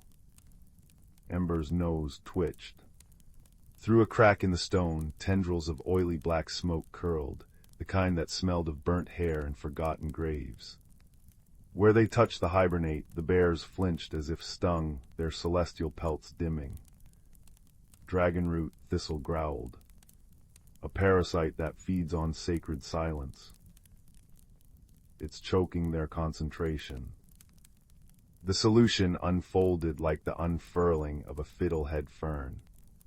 While Thistle prepared a poultice of singing mushrooms and comet-tail pollen, Ember raced to gather allies. Cicadas emerged from 17-year slumbers to drone stabilizing frequencies. Tree frogs arranged themselves into a living metronome on limestone shelves. A hedgehog named Bramble volunteered her quills, imbued with permanent midnight from sleeping beneath the pole star, to weave a filter for the poisoned air. As the hibernate's focus steadied, the seasoned stone's spin gradually smoothed from a drunken wobble to a graceful pirouette. Thistle pressed her brow to the stone, murmuring the first chant, the one that bound root sap to rainfall, caterpillar's silk to swallow's wing. Ember added his own instinctive counterpoint, a vulpine melody about frost preserving next year's seeds and summer rains softening the earth for their planting. Dawn found the forest exhaling in relief. Ember watched the fireflies' restored dance from Thistle's doorstep, nibbling a hazelnut cake baked by grateful voles. The smells were properly layered now, damp soil beneath, lilac above, a crisp high note of impending autumn. "Well done, little equinox," Thistle murmured, her claws weaving elderberry vines into a protective lattice over the repaired chamber. You reminded them balance isn't a cage, but a dance. Sometimes one partner leads, sometimes the other. In the weeks that followed, subtle changes rippled through Elderwood. Squirrels buried nuts slightly shallower where the frost line shifted. Migrating butterflies adjusted their routes to pollinate late-blooming asters. And in the quietest hour before dawn, when the world held its breath between yesterday and tomorrow, the seasoned stone's pulse resonated through every root and stone, a gentle, ceaseless reminder that even eternity needs tending. Ember took to patrolling the dragonroot crack, where Bramble's quills now grew into a living tapestry of starlight and shadows. Sometimes he'd press his ear to the earth, listening to the stone's rhythm sync with his heartbeat. It wasn't perfect unison. Occasionally a beat would stutter, a leaf would fall too early, but as Thistle often said while brewing her moonthorn tea, a perfect world leaves no room for new songs. Mind the gaps, child, that's where the interesting mushrooms grow. And so the forest breathed on, its wounds knitting into scars that told better stories, its creatures moving through the dance of days with ears attuned to the music beneath the music, the soft, eternal hum of a world learning to balance on its axis again and again and again. Story 11. The lanterns of Willowmere village glowed like captured fireflies in the twilight, their golden light reflecting off cobblestones still damp from the afternoon rain. Young Tansy paused halfway across the arched stone bridge, her basket of cloudberries forgotten as she noticed the peculiar tracks pressed into the mossy bank below. They shimmered faintly in the fading light, not quite paw prints, not quite footsteps, but something that made the air taste of candied violets and whispered secrets. All week the villagers had murmured about strange happenings. Mrs. Nettle's prized son carrots had vanished overnight, leaving behind soil that sparkled like crushed quartz. Old Tomas claimed his best woolen socks kept appearing tied in elaborate bows around his fence posts. But it was the discovery in the Moonflower Glen that truly set the village abuzz every morning. The crystalline dew that usually dripped from the midnight blue petals had been carefully collected into tiny glass orbs and arranged in constellations across the moss. Tansy's boots squelched softly as she knelt by the stream, her breath catching when she spotted a flash of silver dart between the willow fronds. A creature no larger than a rabbit emerged, its fur the color of storm clouds, with ears like fern fronds that trembled as it drank. Before she could blink, it vanished in a ripple of air that left the smell of thunderstorms and fresh parchment. Curiouser and curiouser came a warm voice behind her. Tansy turned to find Mr. Bramble, the village's elderly herbalist, leaning on his walking stick carved with wandering vines. His beard seemed to have collected an entire ecosystem: twigs, ladybugs, and what might have been a very small nest. You've seen the Mistrunner too, then. They only appear when magic's gone wandering from its proper path. As they walked back to the village, Mr. Bramble explained how the natural magic of Willowmere flowed through specific ley lines, like invisible rivers beneath their feet. But something's dammed the flow, he murmured, pointing to where the usually vibrant scarlet leaves of the wisdom trees hung dull and listless. When magic stagnates, it creates peculiarities. That night Tansy lay awake, listening to the grandfather clock in the square chime 13 times instead of 12. Slipping from her cottage with a lantern hooded in blue glass, she followed the scent of lavender that grew stronger near the old mill pond. There in the moonlit clearing sat a circle of fireflies arranged in geometric patterns, their light casting moving shadows that looked suspiciously like tiny hands weaving invisible thread. A soft chittering made her turn. Perched on a toadstool was the storm-colored creature from the stream, now accompanied by 3 others. Their fern-like ears twitched in unison as they appeared to be arguing. One gestured dramatically toward the mill pond, where water spiraled upward in defiance of gravity, while another waved a paw at the village as if scolding it. "Excuse me," Tansy whispered, crouching low. The creatures froze, their eyes widening into luminous moons. "Are you upset about the magic?" The boldest Mistrunner hopped forward, its paw tracing symbols in the air that glowed briefly before fading.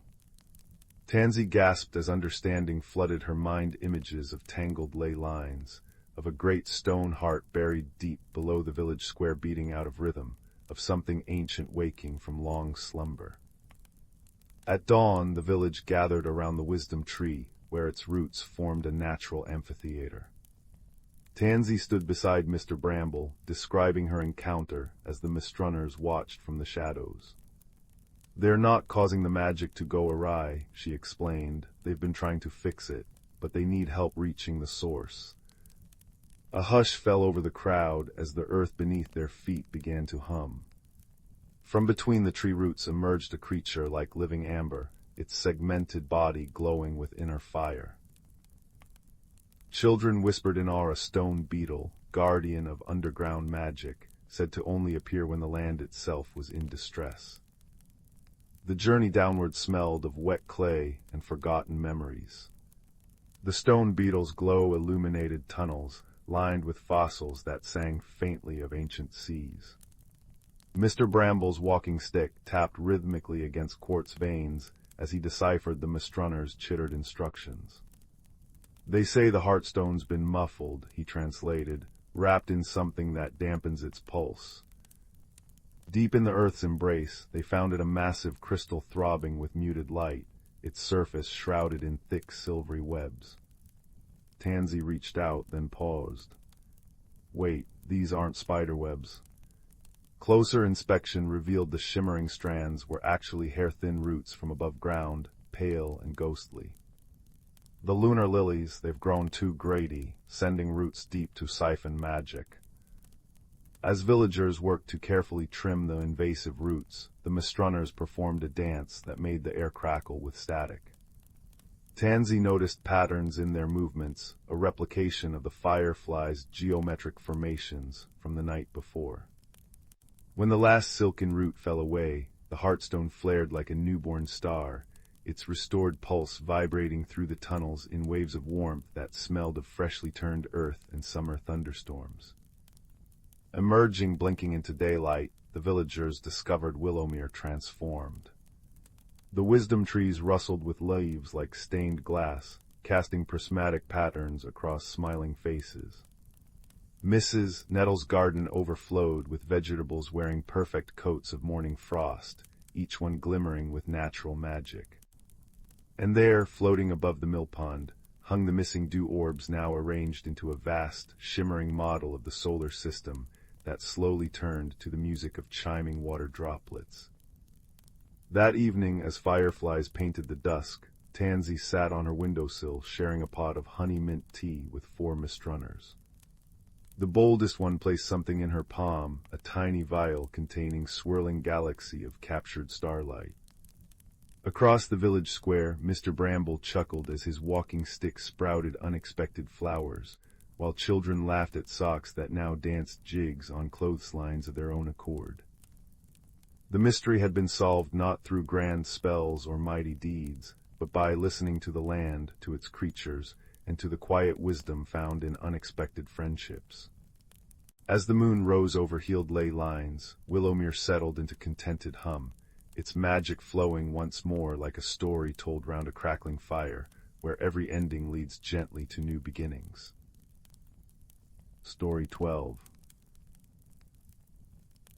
In a valley cradled between mountains that wore crowns of perpetual mist, there lived a boy named Cale, whose hands could coax life from the coldest soil. His cottage sat at the edge of Willowmere, a village where chimney smoke curled into shapes of leaping hairs and drifting feathers, a place where the very air humbled itself to carry the scent of rosemary from kitchen windows and the distant laughter of the creek. Yet for all the valley's gentle magic, Cale clung to the familiar like ivy to stone. He tended the same patch of marigolds year after year, walked the same mossy path to the market, and brushed his fingers over the same notch in the old oak tree his grandfather had carved long ago. The trouble began when the marigolds started whispering. It happened on an autumn morning as Cale knelt in his garden, the earth cool and damp beneath his palms. A breeze stirred, carrying not the usual rustle of dry leaves, but words as soft as dandelion fluff. Too tight, the flowers murmured, their golden heads bowing toward him. Roots need room to wander, he jerked back, scattering soil, and the voices ceased. That night the first frost came early, glazing the petals in silver, but instead of withering, the marigolds grew taller, their stems twisting into delicate spirals that gleamed like polished copper. Cale's hands trembled as he showed the transformed flowers to Juniper, the village's wheelwright and mender of broken things.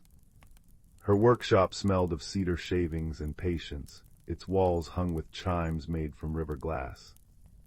"Ah," she said, squinting at the blooms through spectacles fogged with steam from her tea. "The garden mirrors the gardener, lad. What's changed in you?" "Nothing," Cale insisted, though the word tasted sour. He hadn't told anyone about the dream that had been visiting him, a vision of wings bursting from his shoulders, scattering petals as he soared over mountains he'd never dared to climb. Each morning he woke clutching his quilt, heart racing, as if his body remembered the weight of those impossible wings. The next moon brought stranger magic. Rain puddles reflected scenes from distant lands whenever Cale passed, towers woven from living vines, deserts where stars bloomed like white poppies at dusk. A barn owl with eyes like liquid moonlight began following him, perching on his garden fence as he worked. "You're late," it hooted one evening, though whether it spoke of the hour or some deeper delay, Cale couldn't say. It was the owl who led him to the grove of echoes at winter's first snowfall. Beyond the village, where ice jeweled the birch trees, Cale found a circle of ancient stones humming with a low, sweet chord. The air shimmered as he stepped inside, and suddenly he stood face to face with a boy made of shifting light, a reflection that moved when he stayed still. "What are you?" Cale breathed. "An unwoven thread," the light boy replied, his voice the crackle of hearth logs. a possibility. Around them the grove flickered between seasons, blossoms bursting from snowdrifts, autumn leaves burning green again. You've been given hands that shape life, yet you keep your world small. Why? Because change breaks things. The words tore from Cale sharper than he intended. He thought of his mother's empty chair by the fire, of the way his father's smile had grown thin as old paper after she'd gone. What if I become someone unrecognizable? The owl, now perched on a stone, ruffled its feathers. What if you become someone more? Spring arrived as it always did in Willowmere, with a rush of cherry blossoms and the creek's boisterous song. But Cale's garden had become a map of his unrest. Vines sprouted clock faces that ticked backward, turnips emerged wearing tiny frowns. Juniper left a new tool on his doorstep, a pruning knife with a handle carved like an opening hand. Growth requires trimming, red or note. The breaking point came when the Marigold's whispers turned urgent. Beneath, look beneath, they urged as Cale watered them. He dug reluctantly until his shovel struck something smooth and cool, a mirror the size of a hearth tile, its frame blooming with metal roses. His reflection wavered strangely, showing glimpses of a taller Cale with eyes like root-rich soil, a Cale laughing with strangers in a bustling market, a Cale whose hands glowed as he pressed them to a sapling that surged skyward. "It shows roads, not fate," said a voice. Old Tomas, the bridge-keeper, stood at the garden gate, his beard dusted with pollen from the weeping willows he tended. "Walk one path and others remain, not lost, just unwalked." He placed a gnarled hand on the mirror. "Your mother once feared storms until she learned to dance in the rain.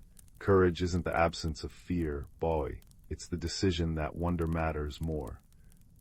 That night Cale dreamt of wings again, but this time when they tore free, there was no pain. Petals rained down as he soared, and far below he saw Willowmere glowing like an emerald in the valley's palm. His cottage garden had become a wild tapestry of flowers from every corner of the realm, paths winding in joyful spirals. When he woke, his pillow was strewn with fresh lavender blooms. The transformation began at dawn.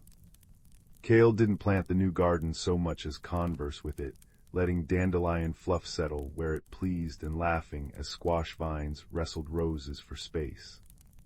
The owl brought seeds wrapped in birch bark, gifts, it said, from places that only grew where maps ended. Juniper helped build a trellis that chimed in the wind, while Tomas taught him a song to coax shy mushrooms from the shadows. When the mirror boy reappeared at midsummer, the grove thrummed with fireflies. "You've chosen," he smiled, now solid as sunlight through amber. Not a single path. Cale held out his hand, where a seedling curled protectively around his finger. "All the small choices, watering here, pruning there, they're like stitching a quilt. Each stitch matters, but it's the whole that keeps you warm." The stones sighed in approval as the vision faded. On his walk home, Cale paused by a rain puddle showing a desert under twin moons. For the first time, the unknown didn't chill him. It glimmered, vast and full of stories. By autumn, travelers began visiting Willowmere to see the boy, whose garden grew bridges of flowering ivy and pumpkins that glowed like lanterns. Children tucked wishes into the soil, which blossomed as paper flowers bearing kind replies. Cale still walked familiar paths, but sometimes he'd turn left where he used to go right, discovering hidden clearings where foxes napped in patches of time. On the first frost anniversary, the barn owl brought a final gift, a sapling with bark that shimmered like starlight on water. For the grove, it hooted. Together they planted it among the stones, and as the roots took hold, Cale felt an old tightness in his chest unfurl like fern fronds greeting spring. That night, as firelight painted stories on his cottage walls, Cale understood the deepest magic. That growing wasn't about becoming someone new, but discovering the countless selves that had always lived within him. The cautious gardener and the wild flyer, the boy who loved sameness and the man who would one day chase horizons. They were all true. They were all his. Outside, the garden sighed contentedly, its perfumes mingling, sharp mint, honeyed roses, the clean scent of turned earth.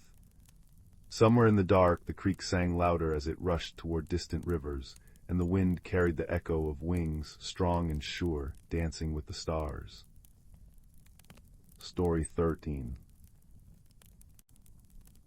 In a quiet corner of the world where willow trees dipped their fingers into mirror-still ponds, there lived a bookish girl named Sylvie, whose greatest treasure was the brass-buttoned cardigan passed down from her grandmother. It hung heavy with the scent of lavender sachets and pencil shavings, its pockets perpetually crumped with biscuit fragments from tea time spent reading in window seats. On the eve of her 12th birthday, while brushing cookie dust from the knitted honeycomb pattern, Sylvie discovered a peculiar lump beneath the right elbow, not the usual peppermint drop or pencil stub, but a thimble-sized door made of mother-of-pearl, its tiny hinges crusted with age. When she breathed upon it, as one instinctively does with mysterious finds, the door swung open to reveal a spiral staircase descending into the cardigan's very stitches. A warm breeze carried up the scent of roasting chestnuts and the distant chime of silver scissors, and without quite deciding to, Sylvie found herself shrinking, until she could step into that woolen portal as easily as slipping through a curtain of rain. The world within the cardigan was all texture and whisper.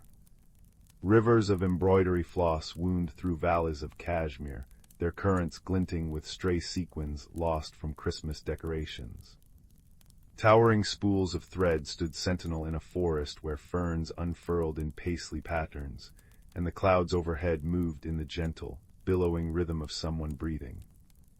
It was here Sylvie met her first companion, a thistledown hare named Pippin, whose ears changed color with his mood, presently periwinkle with curiosity, nibbling on a stalk of fuzzy yarn. Third Thursday visitor.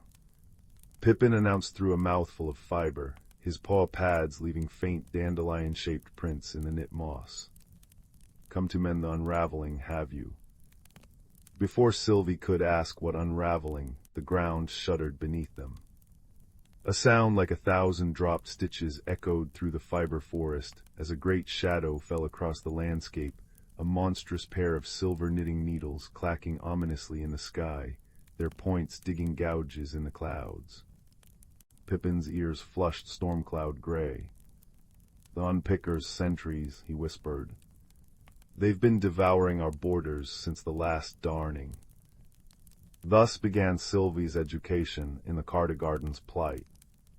The once thriving realm of woven magic was coming undone, its inhabitants fraying at the edges as careless world above forgot the art of mending. Pippin led her to the frayed march, where the horizon dissolved into loose threads whipping madly in the wind. A quilted badger named Tuppence was desperately trying to hold the edge together with her claws, patches of her plaid fur unraveling into string. "Wisdom's needed, not force," Tuppence growled, though her eyes softened as Sylvie instinctively knelt to help gather fluttering threads. But our weave warden disappeared winters long, and the unpicker grows bold. Their journey to find the lost guardian took them through the button bog, where Sylvie's biscuits proved invaluable for bargaining with the mischievous clothespin nymphs, over the zipper peaks that chimed like pianos when climbed, and into the velvet dark heart of the linenwood. Here they gained another companion, a sombre tapestry owl named Corvin, whose wings depicted forgotten mending songs, his hoots sounding like a dirge for lost socks. The true trial came at the hemlock spire, where the last intact embroidery hoop hovered above a lake of liquid thimble. Within its shimmering circle glowed the weave warden, not some grand sorcerer, but a humble darning mushroom, its cap patterned with ancient repair symbols. The unpicker's needles circled above like vultures, their sharp points gleaming. "Quickly now," urged Corvin as the spire began to crumble. "Sing the mending rhyme." But Sylvie hesitated. The mushroom symbols reminded her of rainy afternoons watching Gran patiently darn socks, her voice soft as she taught.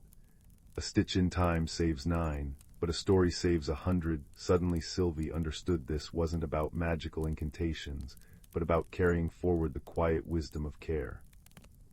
As the needles dove, Sylvie began not to chant, but to narrate.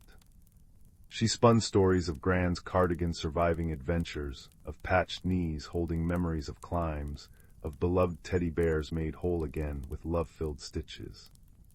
With each tale, the mushroom glowed brighter, its light weaving a protective lattice from the very threads of Sylvie's memories. The unpicker's needles faltered, their metallic sheen rusting as they clattered harmlessly against stories made tangible. When dawn pinked the edges of the real world's curtains, Sylvie emerged from the Cardigan changed. Not because she performed grand magic, but because she now saw the luminous history in every scuff and darn. The Cardigan flourished anew, its borders guarded by tales told over mending baskets.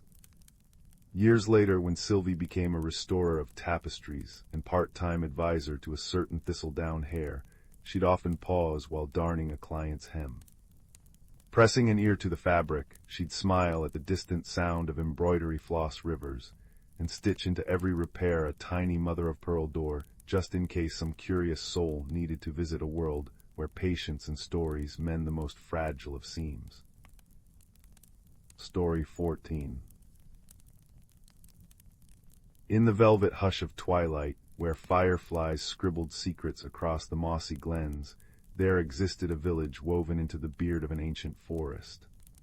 Chimneys puffed curls of wood smoke that tangled with mist rising from the Emerald Run River, and the cobblestone paths glistened with dew even in daylight.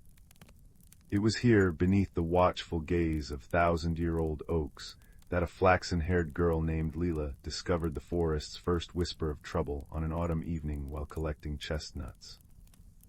The air hummed with the cinnamon scent of decaying leaves as Leela noticed something peculiar, a hedgehog wearing a tiny cloak of birch bark, struggling to roll a moonstone acorn up a slope.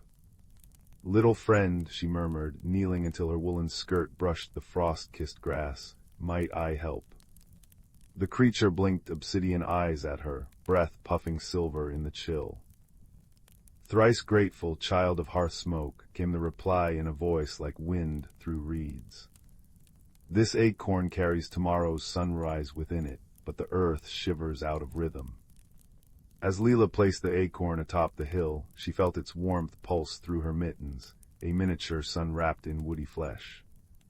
The hedgehog, introducing himself as Tansy of the Rootwarden clan, explained that the forest's seasonal guardians had fallen silent. No cricket choirs tuned their frost violin legs for winter's lullaby, no bears carved ice runes into their dreaming caves. Guided by Tansy's quill-clattering directions, Leela ventured deeper into the woods where foxfire fungi glowed cobalt in the gathering dark. Her boots sank into carpets of lamb's ear moss, releasing the green perfume of bruised chlorophyll. At the hollow root nexus, a clearing where 4 streams braided themselves into liquid silver, they found Bramble, a badger whose fur gleamed like coal-streaked snow. He lay listless against a stone etched with runes of hibernation, his claws clutching a dormant seed pod shaped like a crescent moon. "The heartseed won't quicken," Bramble rumbled, his breath stirring dust motes into amber spirals. "When last the bloodroot flowers bloomed, I buried 7 summer sunsets in the claymore pond to nourish it. Yet now—" He nudged the lifeless pod, its surface dull as unpolished pewter. Leela crouched, noticing faint hairline cracks along the seed's curve. Through them seeped a whisper of melody, a half-remembered song of sap and starlight. Their quest crystallized like ice on a windowsill, to rekindle the seasonal guardians by restoring the cycle of unfolding, an ancient ritual where 4 natural relics, the emberleaf of autumn, the frostwhisper crystal, the bloomheart petal, and the solstice seed, were returned to the great rowan at the forest's heart. But the relics had scattered when the last keeper, an ancient owl named Thalia, vanished into the mistward peaks during a malformed blizzard. With Tansy snuffling ahead to detect earth murmurs and Bramble deciphering stone scriptures, Leela became the bridge between human resolve and forest magic. They first sought the emberleaf in the maple cathedral, where trees arched crimson and gold in eternal autumn. Crimson leaves crunched like burnt sugar underfoot, and the air tasted of caramelized apple cores. There they encountered a red squirrel named Sorrel, her tail bristling with anxiety as she tried to stop the trees from shedding their fiery plumage too soon. The emberleaf is the flame that lets autumn retire gently, Sorrel chattered, kneading a pile of smoldering leaves into embers. But it's trapped in the waxwing spire. She pointed to a distant turret of amber resin, where wasps the color of molten copper guarded the leaf. Leela's hands, still sticky from climbing a sap ladder, trembled as she played a lullaby on a whistle carved from elderwood. The wasps, remembering their larval days wrapped in sweet sap, drifted into a drowse, allowing Sorrel to snatch the emberleaf, a maple leaf with veins of living fire, from its prismatic prison. Winter's trial led them up shale slopes to the Glistenfall caverns, where icicles wept slow tears of quartz. The Frostwhisper crystal pulsed within a frozen waterfall, its song muted beneath layers of unnatural ice. The crystal's music thaws winter's grip when spring whispers, said Tansy, his nose twitching at metallic snow scent. But the caverns were guarded by shiverlings, pale, owl-eyed spirits who clung to the crystal, fearing summer's heat. Leela unwound her scarlet scarf and wove it into a promise knot, reciting her grandmother's tale of snowdrops piercing frost. "Seasons are not enemies," she murmured, placing the knot in a shiverling's translucent hand. "Each makes room for the next, like guests at a hearth."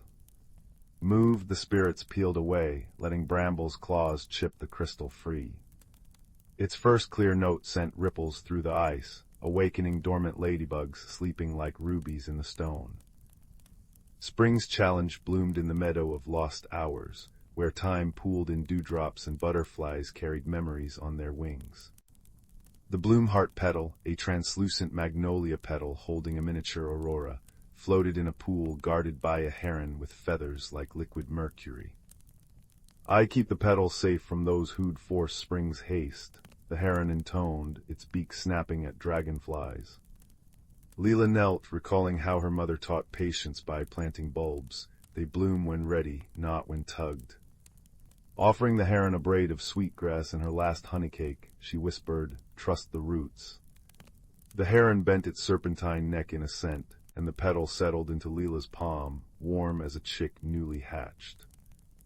When they reached the great rowan at the forest's core, its bark was ashen, branches clutching the gray sky like skeletal fingers. Thalia the owl awaited them, her feathers dulled to the color of storm clouds. "The solstice seed was stolen by my own talons," she confessed, a shard of ice embedded in her breast where the blizzard had struck. "Fear made me hoard winter's power, lest warmth never return." Layla, guided by the relic's humming, pressed the bloomheart petal to the ice shard. As it melted, Thalia coughed up the seed, a walnut etched with constellations, and the 4 relics floated into the rowan's hollow. Light exploded in silent bursts, amber, silver, cerulean, gold.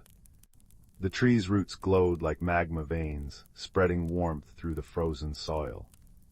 Snowdrops erupted around Leela's boots as Thalia took flight, her renewed feathers scattering hoarfrost that became spring rain.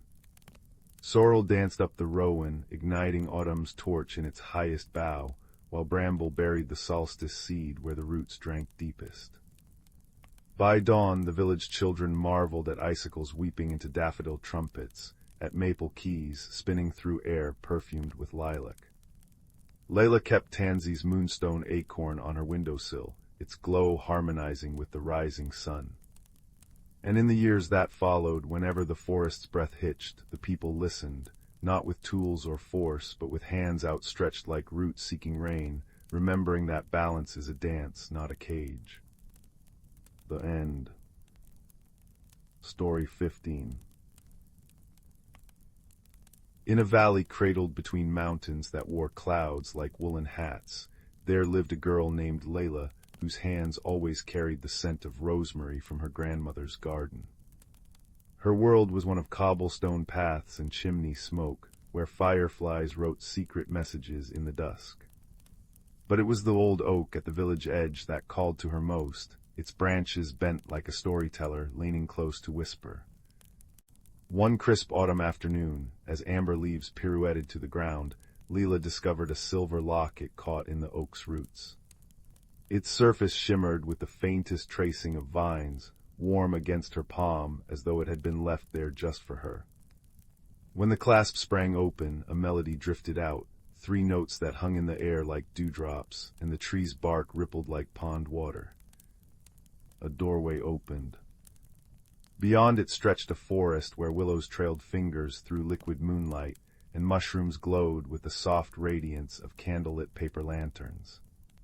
The air hummed with the scent of crushed pine and something sweeter, like caramelized apples. Leela stepped through just as the oak's roots curled protectively around the locket still clasped in her hand. "Careful, wanderer," came a voice like wind through wheat. The bramblewood remembers every footprint. A fox emerged, its fur the russet gold of maple leaves in October. Around its neck hung a tiny hourglass filled not with sand, but swirling opal mist. "I'm Ember," it said, tilting its head. "You've brought the keystone, I see. How curious that it chose someone so." Its nose twitched. "So tidy." Leela glanced down at her mud-spattered boots. "I'm not." "Come." Ember trotted toward a bridge woven from living ferns. "The seasons are fraying. Frost clings to summer's hair, and spring rivers run sluggish with autumn's melancholy. We must mend the threads before the loom breaks." Thus began their journey through a land where time curled like smoke from a cottage chimney. They followed rivers that flowed upward into star-strewn pools, and thickets where thorns bloomed into stained glass roses. All the while the locket pulsed gently against Leela's chest, its melody returning whenever paths diverged. "The bramblewood isn't a place," Ember explained as they sheltered under a tree with bark like overlapping feathers. "It's a memory, the first memory of roots embracing soil, of rivers meeting sea. The keystone anchors it, or did, until the weavers disappeared." "Who were they?" Leela asked, offering a share of the honey cake her grandmother had packed. Ember's ears flicked. 4 sisters, each born of a different season. They spun the year's cloak on a loom made of dawn and twilight, but pride unraveled them. Each believed her season most vital, the crispness of autumn, the renewal of spring, summer's abundance, winter's rest. They scattered, taking fragments of the loom. Now the bramble would fade stitch by stitch. That night, as fireflies etched constellations only they could read, Leela noticed the first tear in the world, a slash of void where a cherry tree had stood, its edges fraying like moth-nibbled wool. The locket shivered against her skin. "Ah," sighed Ember. "The unspinning begins." Their first clue came in a meadow where snowdrops grew through cracks in ice. A hare with fur like frost-strimed velvet awaited them, paws stained indigo. "The winter weaver's fragment lies north," it murmured, "but the bridge of ours is broken. Only music can rebuild it." Ember glanced at the locket. "Your turn, tidy one." The melody that spilled forth was a lullaby Leela's mother once sang, notes crystallizing into arched beams of frozen starlight. As they crossed, the bridge sang back harmonies that painted their breath silver. In a grove where trees wore shawls of icicles, they found the winter weaver's loom fragment, a shuttle carved from glacial bluewood. But its guardian, an owl with eyes like mercury, blocked their path. "Prove warmth and cold can dance together," it challenged. Leela cupped her hands, breathing warmth onto the owl's talon until a water droplet formed, then tossed it skyward. Ember's tail flicked, weaving a breeze that shaped the droplet into an ice prism, scattering rainbows across the snow. The owl bowed. Next, they sought the spring weaver's fragment in a valley where rain fell upward. Here, the locket's song drew them to a brook, murmuring in flower-petal syllables. A carp with scales like new leaves guided them to a pool where willows dipped their hair. "Beneath lies the spindle," said the carp, "but only hands unmarked by time's greed may touch it." Lila hesitated. "What if I'm not worthy?" Ember nudged her forward. "Worth isn't taken, it's given by the trust of friends." The water embraced her like a hug from forgotten kin. When she emerged with the spindle, a twist of living jade, rainbows arched where her tears fell. Summer's trial came in a desert of singing sands. The loom fragment here was a golden thread strung between twin palms, guarded by a scarab with a shell of molten brass. "Thread the horizon," it intoned. For 3 days they tried, shaping mirages, hurling shadows, until Leela noticed the locket's chain catching sunlight. She held it aloft, letting the beam pierce the scarab's shell. Light bent, stitching sky to sand in a seam of gold. Cleverness tempered by patience, the scarab approved as the thread coiled into her palm.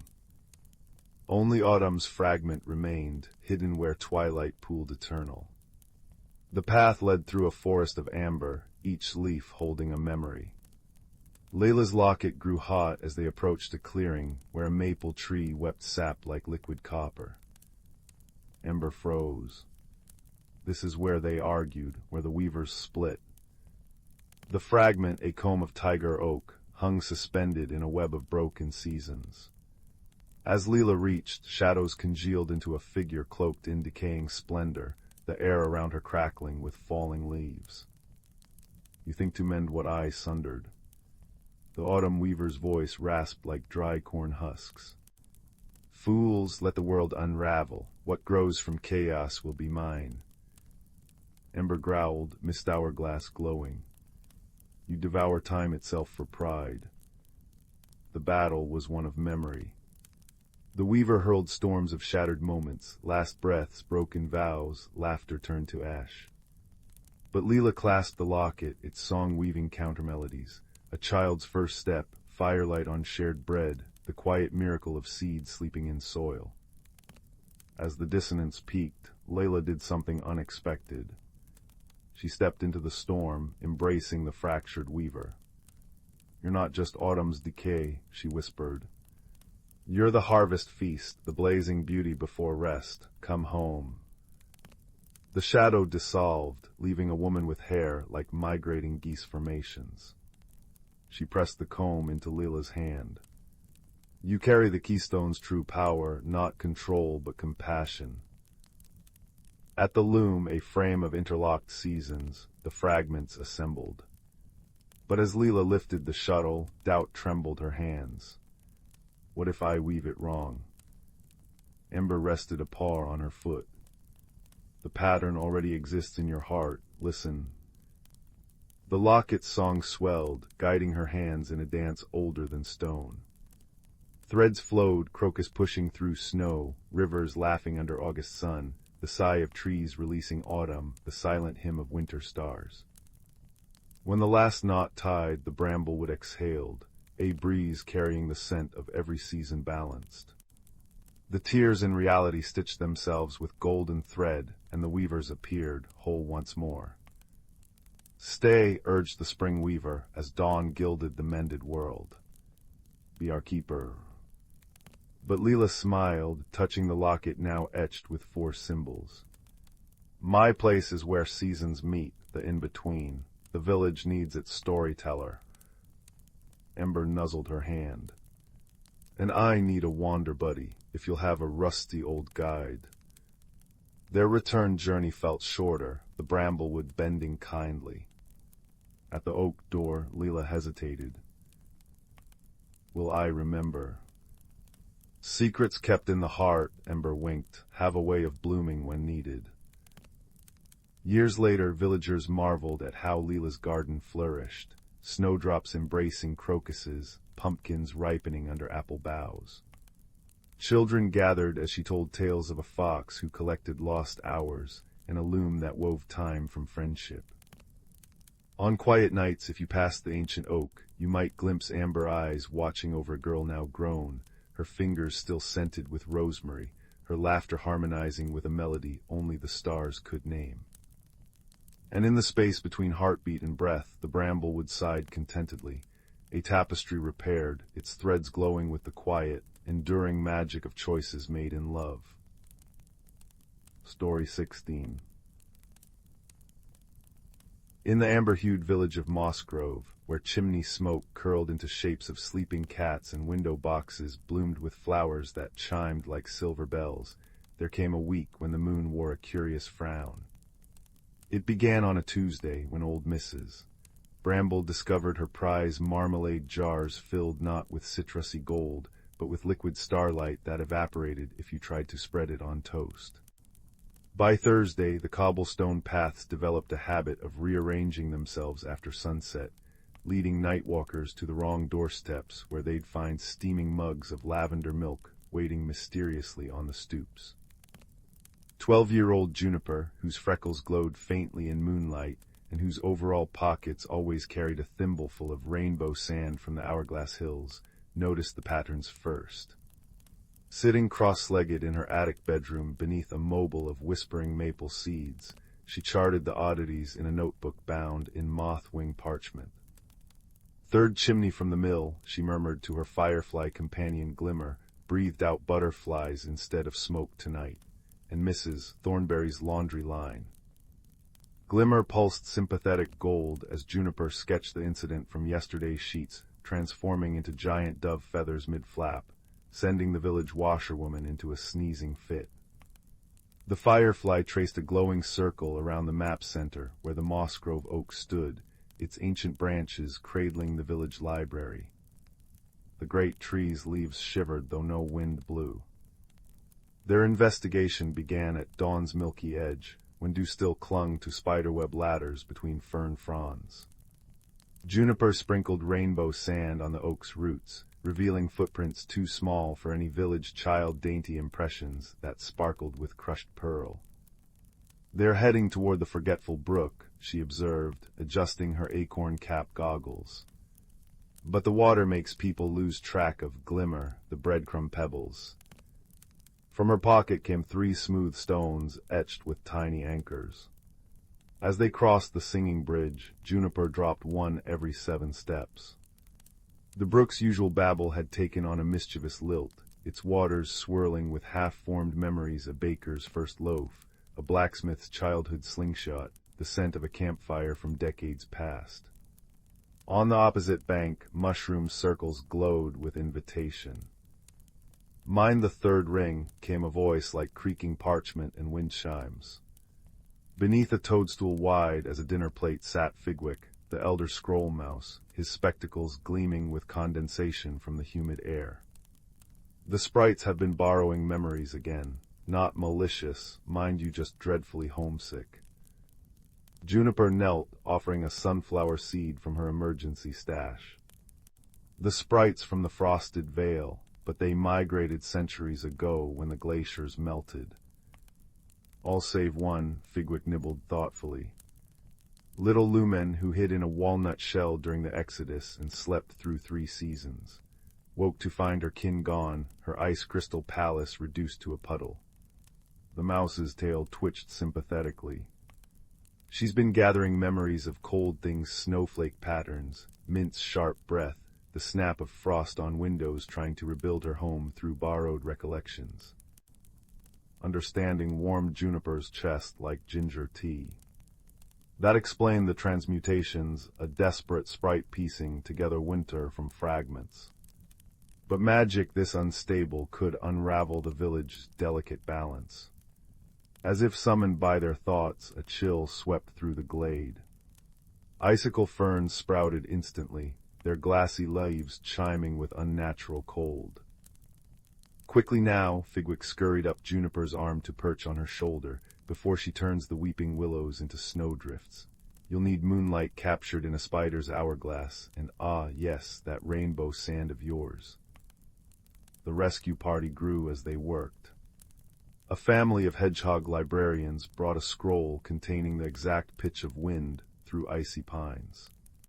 Miss Nettle the apothecary contributed a vial of preserved northern lights.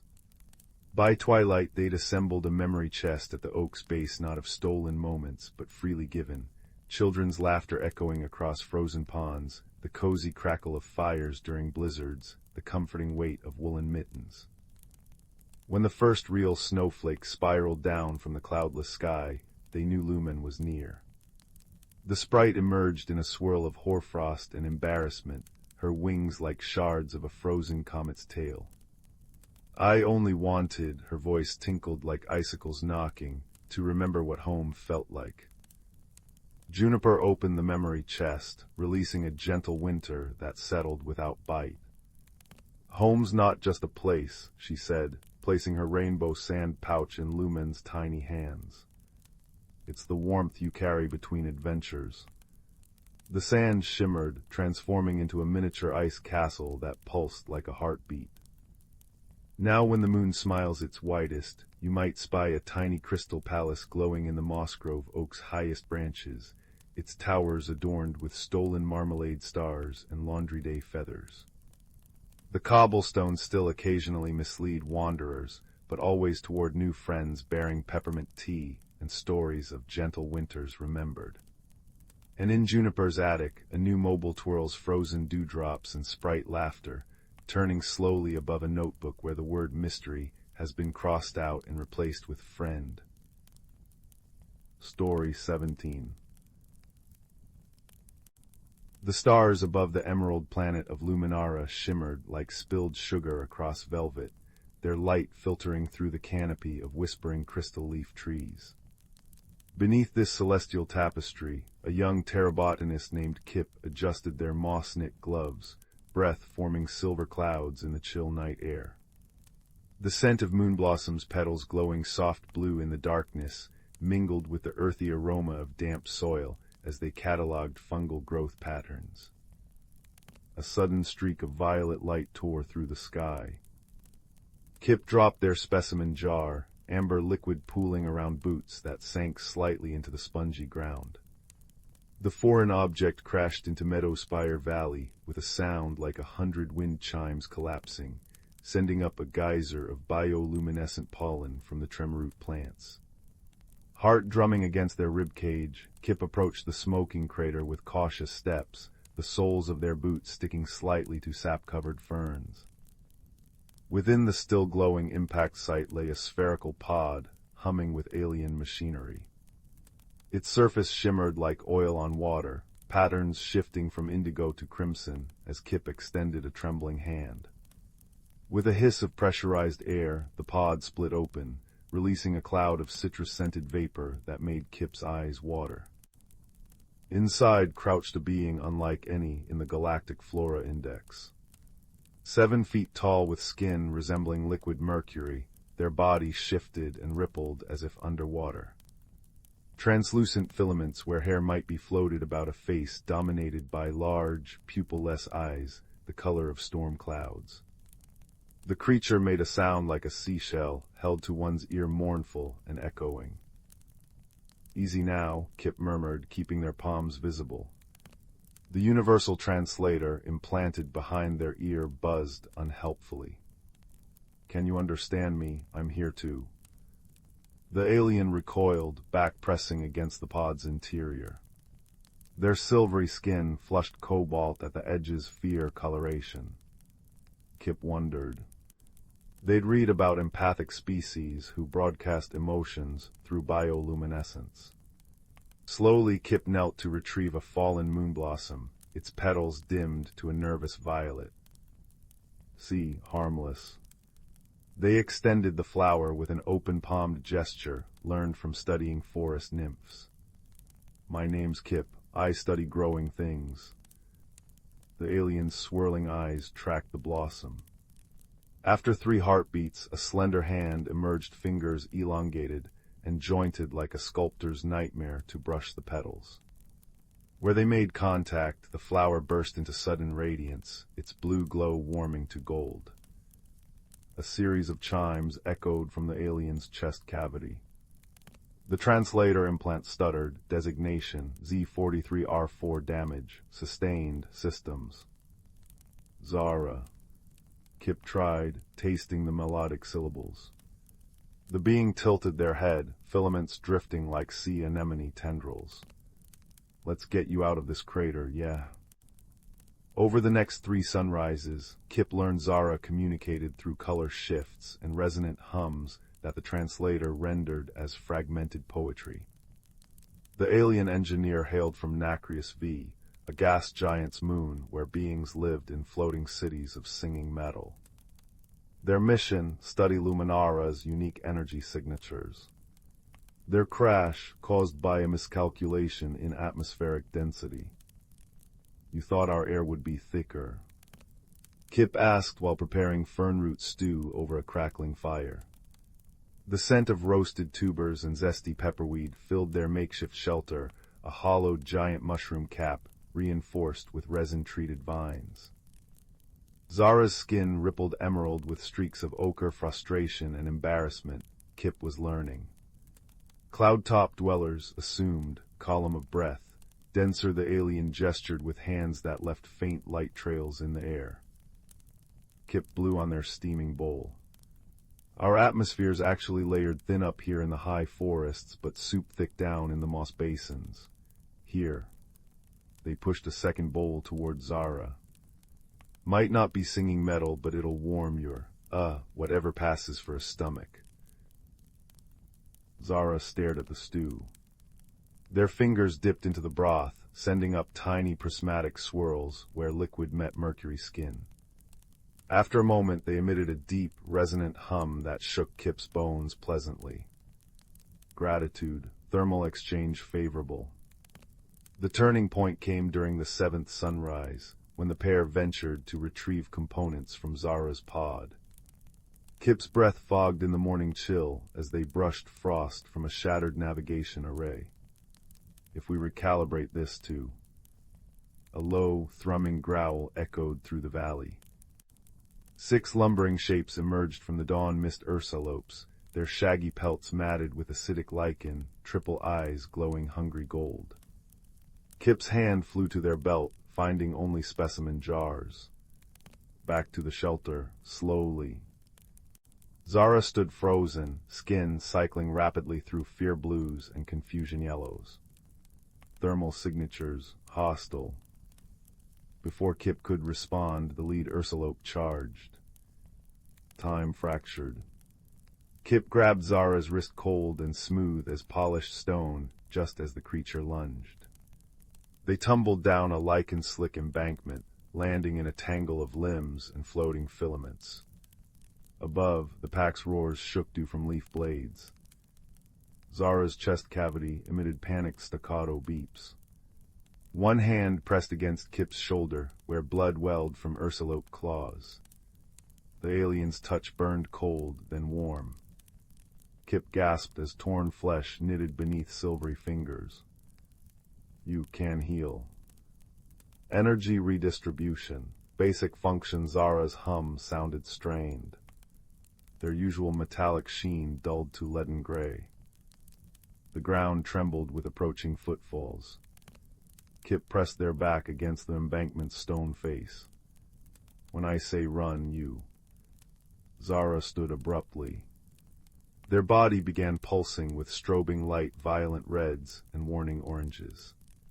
The ursulopes froze, whimpering as the alien projected a bone-deep frequency that made Kip's teeth ache. For 3 heartbeats, predator and prey stood locked in silent battle. Then the pack turned tail, crashing back through the undergrowth. Zara collapsed like a marionette with cut strings. Hey, stay with me. Kip caught them, surprised by how little the alien weighed, as if their body was hollow as a bird's bones. Zara's skin had gone worryingly matte. Energy reserves, depleted, the translator managed. Kip's mind raced. Your people feed on energy types, yeah. What about bioelectricity? The tremoroots here store static charges during storms. They gestured to nearby plants waving glowing tendrils. Zara's eyelids fluttered literal shudders of nacreous material. Danger to host. Let me worry about that. Already, Kip was stripping insulation from their gloves. Just tell me how to channel it. As dawn bled into morning, alien and human worked in silent tandem. Kip harvested crackling energy nodules, their hair standing on end from the charge. Zara guided them in creating primitive converters from pod wreckage, a dance of human intuition and alien geometry. When the first surge of power flowed into Zara's palms, their resulting smile lit the shelter with dawn-pink radiance. Days melted into weeks marked by shared discoveries.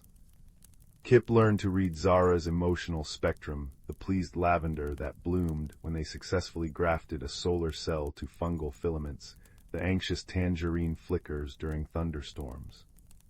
Zara, in turn, began mimicking human gestures, tentative head tilts, the offering of glowing crystals shaped like earth wildflowers. One evening, as bioluminescent moths danced around their campfire, Zara had learned to kindle flames through precise ultrasonic vibrations. The alien surprised Kip by humming a new melody. The translator rendered it haltingly, query, friendship, defined by shared survival, or... Kip turned a spitted moonmelon, its caramelizing flesh dripping sugary sap into the flames. I think it's the choices between survival moments. Bringing someone stew when they're working. Listening to their weird stories. They gestured with the roasting stick. You fixing my boots that time I stepped on acid moss. Zara's filaments coiled thoughtfully. Your people. Bind through small accumulations. Guess so, like mycelium networks, tiny threads building something big under the surface. The alien produced a small sphere from their chest cavity, a swirling miniature galaxy trapped in crystal. Nacrian custom, shared memories they hesitated, skin flushing peony pink. If acceptable. When Kip nodded, Zara pressed the sphere to their temple. Suddenly the human was awash in alien sensations, the song of Zara's home city resonating through fluid metal bones, the exhilaration of surfing cloud jet streams, the sharp loneliness of watching blue-tinged sunsets alone. Tears tracked down Kip's cheeks as the memory faded. Thank you, they whispered, voice thick.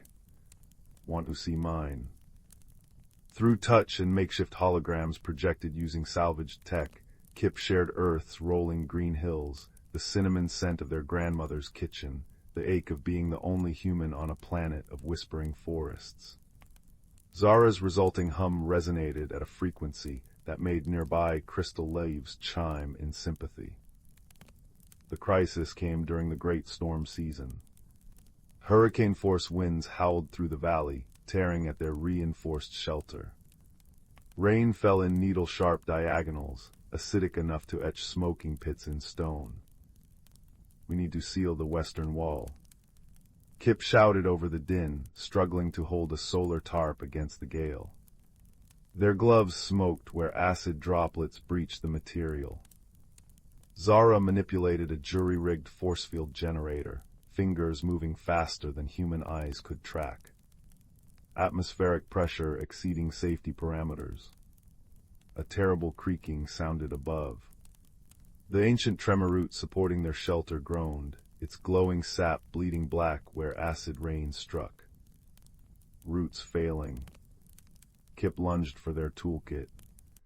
I can graft support vines if... The world exploded in splinters and howling wind. Kip found themselves airborne, then crashing into mud. Through blurred vision, they saw Zara silhouetted against green lightning, arms raised as they channeled energy into the force field bubble now protecting Kip. Zara, your systems can't handle. The alien's form flickered like a failing hologram. Prioritization, friend.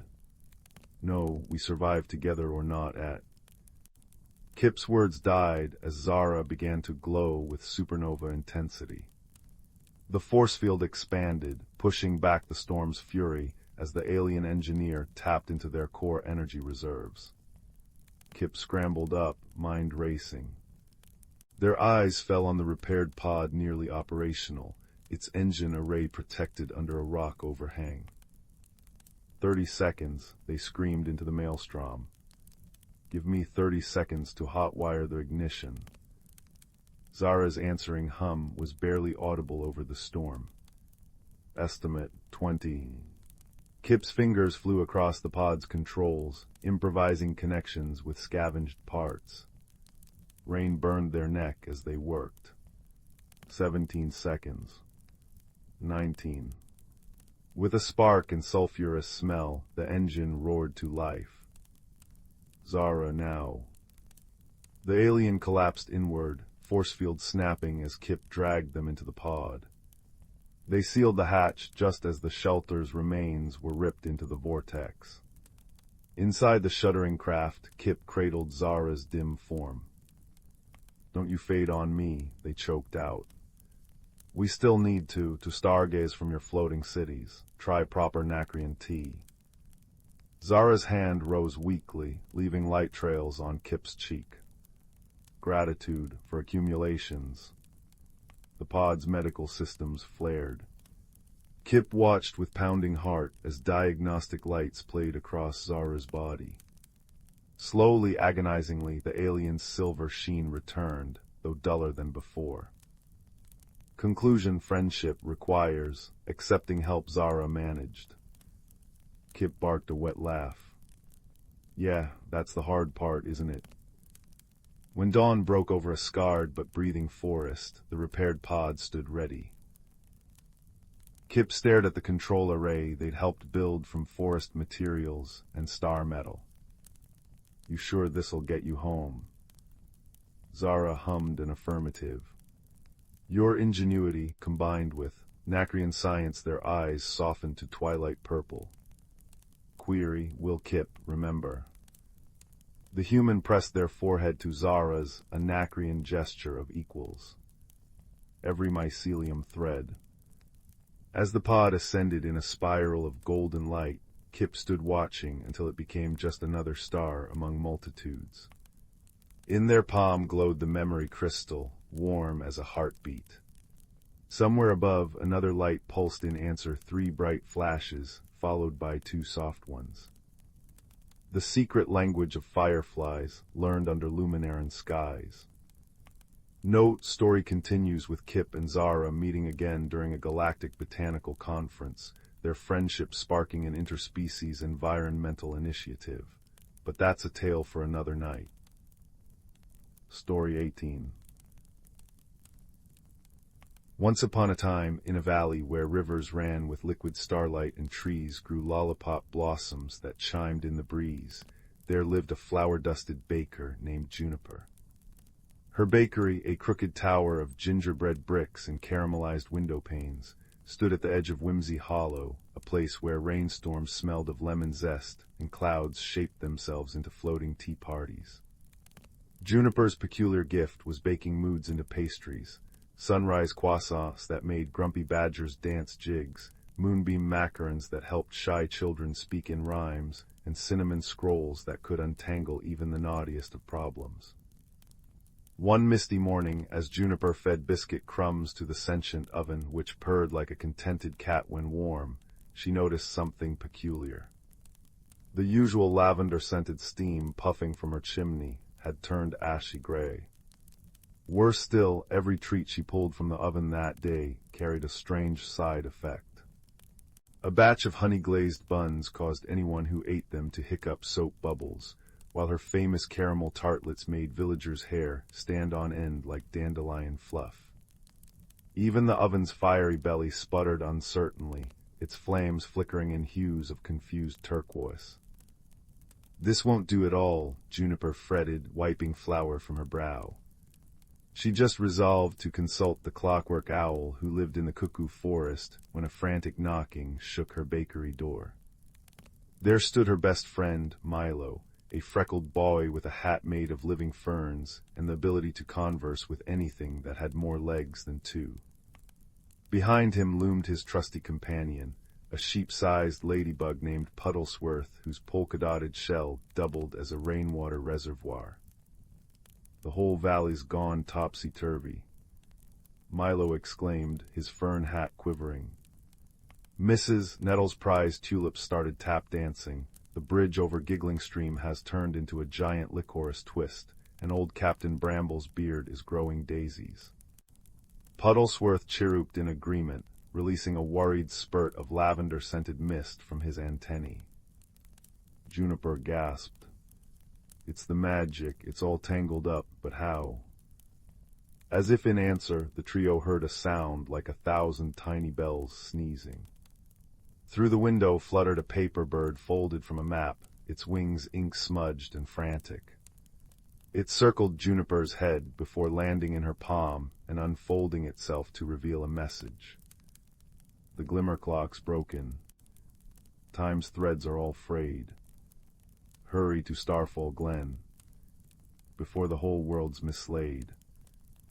Milo squinted at the note. The glimmer clock, isn't that the old sundial made of frozen starlight, the one that keeps all our valley's magic in rhythm? Juniper nodded grimly. If its gears have stopped, every enchantment we rely on will unravel, weather, seasons, even the way dreams travel. She grabbed her patchwork apron filled with emergency baking supplies, pocketfuls of crystallized laughter, vanilla bean lightning bolts, and a thimble of emergency comet dust. We'll need help. Puddlesworth, can you carry us? The ladybug puffed up proudly, his shell expanding until all three could climb aboard. With a whoosh of iridescent wings, they soared over meadows where sheep grazed on cotton candy grass, past marshes where will-o'-the-wisps played hopscotch, and through a rainbow that left their hair streaked with temporary color. Starfall Glen, when they arrived, was in chaos. The ancient glimmer clock, normally a majestic spiral of silver constellations and humming quartz gears, lay silent, its central axis cracked. Without its gentle tick-tock, magic swirled in confused eddies. Nearby trees were growing upside-down roots, a family of rabbits had turned translucent like jelly, and a brook nearby flowed backward while singing sea shanties.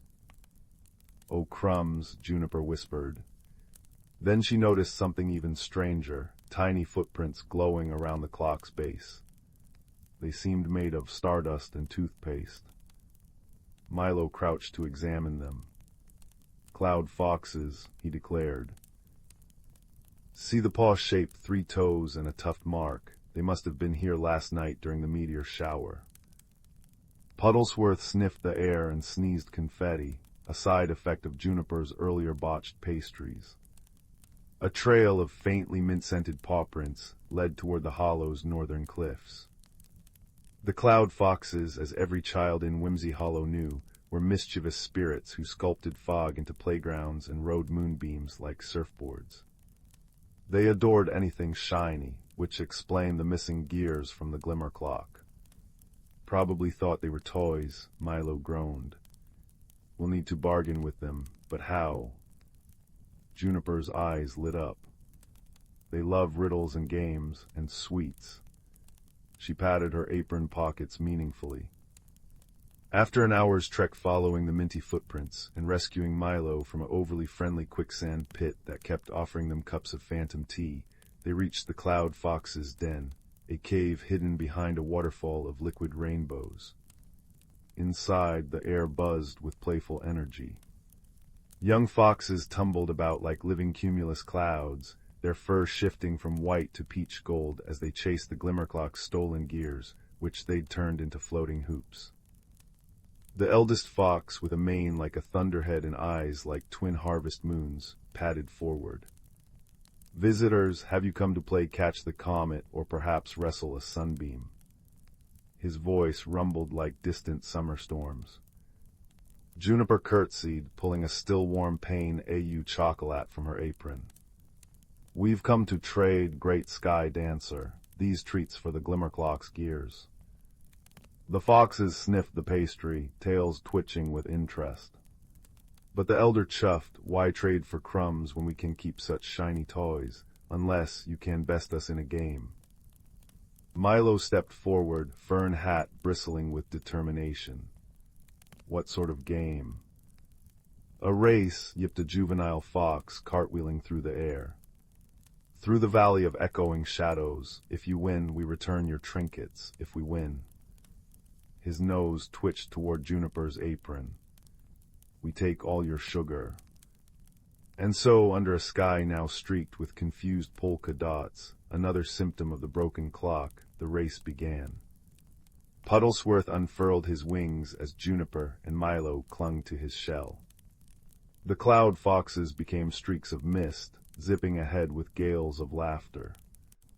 The valley of echoing shadows proved treacherous indeed. Puddlesworth swerved around mountains that mirrored their movements in reverse, ducked under arches that tried to tickle them with shadowy fingers, and navigated a labyrinth where every turn caused their voices to echo in different colors. Juniper tossed distraction cookies behind them, ginger snaps that burst into fireworks of distracting smells, fresh-cut grass, birthday cake, and the exact scent of your favorite childhood blanket. Near the finish line, disaster struck. A rogue gust from a yawn. Story 19. In a valley where dawn mist clung to the hills like silver lace, there lived a girl named Thalia, whose footsteps left trails of trembling clover. Her village, nestled between whispering pines and a brook that sang in 7 different tones, was a place where seasons danced lightly. Spring blossoms unfurled at midday, summer fireflies blinked in time with twilight, autumn leaves bronzed by moonlight, and winter's first snow dusted the world just before dawn. Yet Thalia, whose heart beat in rhythm with the rustle of fallen leaves, dreaded the moment each day when the world inevitably shifted. She buried acorns in secret pockets, pressed crimson maple leaves between clay tiles, and whispered to the stubborn ivy on her cottage wall, "Stay as you are." One evening, as Thalia stirred a pot of spiced cider, the hearth's flame flickered green. The air hummed like a plucked harp string, and the scent of petrichor, sharp and sweet, flooded the room. Outside, the brook's melody stuttered. Summer crickets chirped alongside the crunch of frost, and peonies bloomed mid-snowfall. The village elder, a woman with eyes like amber resin and hair braided with dried lavender, appeared at Thalia's door. "The valley's heart is uneasy," Nessa said, her voice a rumble of distant thunder. "It mirrors what goes unspoken." Thalia's hands trembled around her mug. "I don't like how everything changes," she confessed. The ivy on her wall shivered, its leaves curling inward. Nessa placed a gnarled hand over hers. "What if the magic isn't asking you to let go, but to see?" She left a small, iridescent seed on the table. "Plant this where the old willow's roots drink deepest, but go gently, it answers to courage, not force." The next morning, Thalia ventured beyond the brook, her boots sinking into moss as soft as rabbit fur. A fox with fur like smoldering embers trotted beside her. "You're afraid of endings," it said, its voice a crackle of dry leaves. Thalia startled. She'd spoken to foxes before, but none had answered. "Endings hurt," she said, brushing a snowflake from her sleeve. Summer pollen glowed in the air. "Endings are doors," the fox replied, leaping over a stone veined with quartz. "My name is Ember. I'll light your way if you'll walk through them." As they traveled, the valley's chaos deepened. Rivers flowed uphill, apples ripened and rotted on branches in seconds, and shadows stretched long at noon. Thalia clutched the seed, its shell warm as a songbird's breast. When they reached the willow, its roots coiled like sleeping serpents around a pool of liquid starlight. Thalia knelt, digging a small hole with her fingers. The soil sighed, releasing the scent of forgotten summers. "What if it doesn't grow?" she whispered. Ember nudged her shoulder. "What if it does?" The moment the seed met earth, the ground trembled. Vines erupted, weaving a lattice arch above them, heavy with buds the color of twilight. Each bloom unfolded to reveal a scene. Thalia as a child, laughing beneath a rain-soaked maple, her mother's hands shaping clay into bowls, the village sharing stories under a harvest moon. The visions shifted, a sapling where the old oak had fallen, a fledgling's first flight, Nessa's wrinkles deepening like river-carved stone. "It's all the things that didn't last," Thalia said, throat tight. "And all the things that began because they did," Ember murmured. A petal detached, landing in her palm. It melted into a droplet that shimmered with the memory of her mother's voice.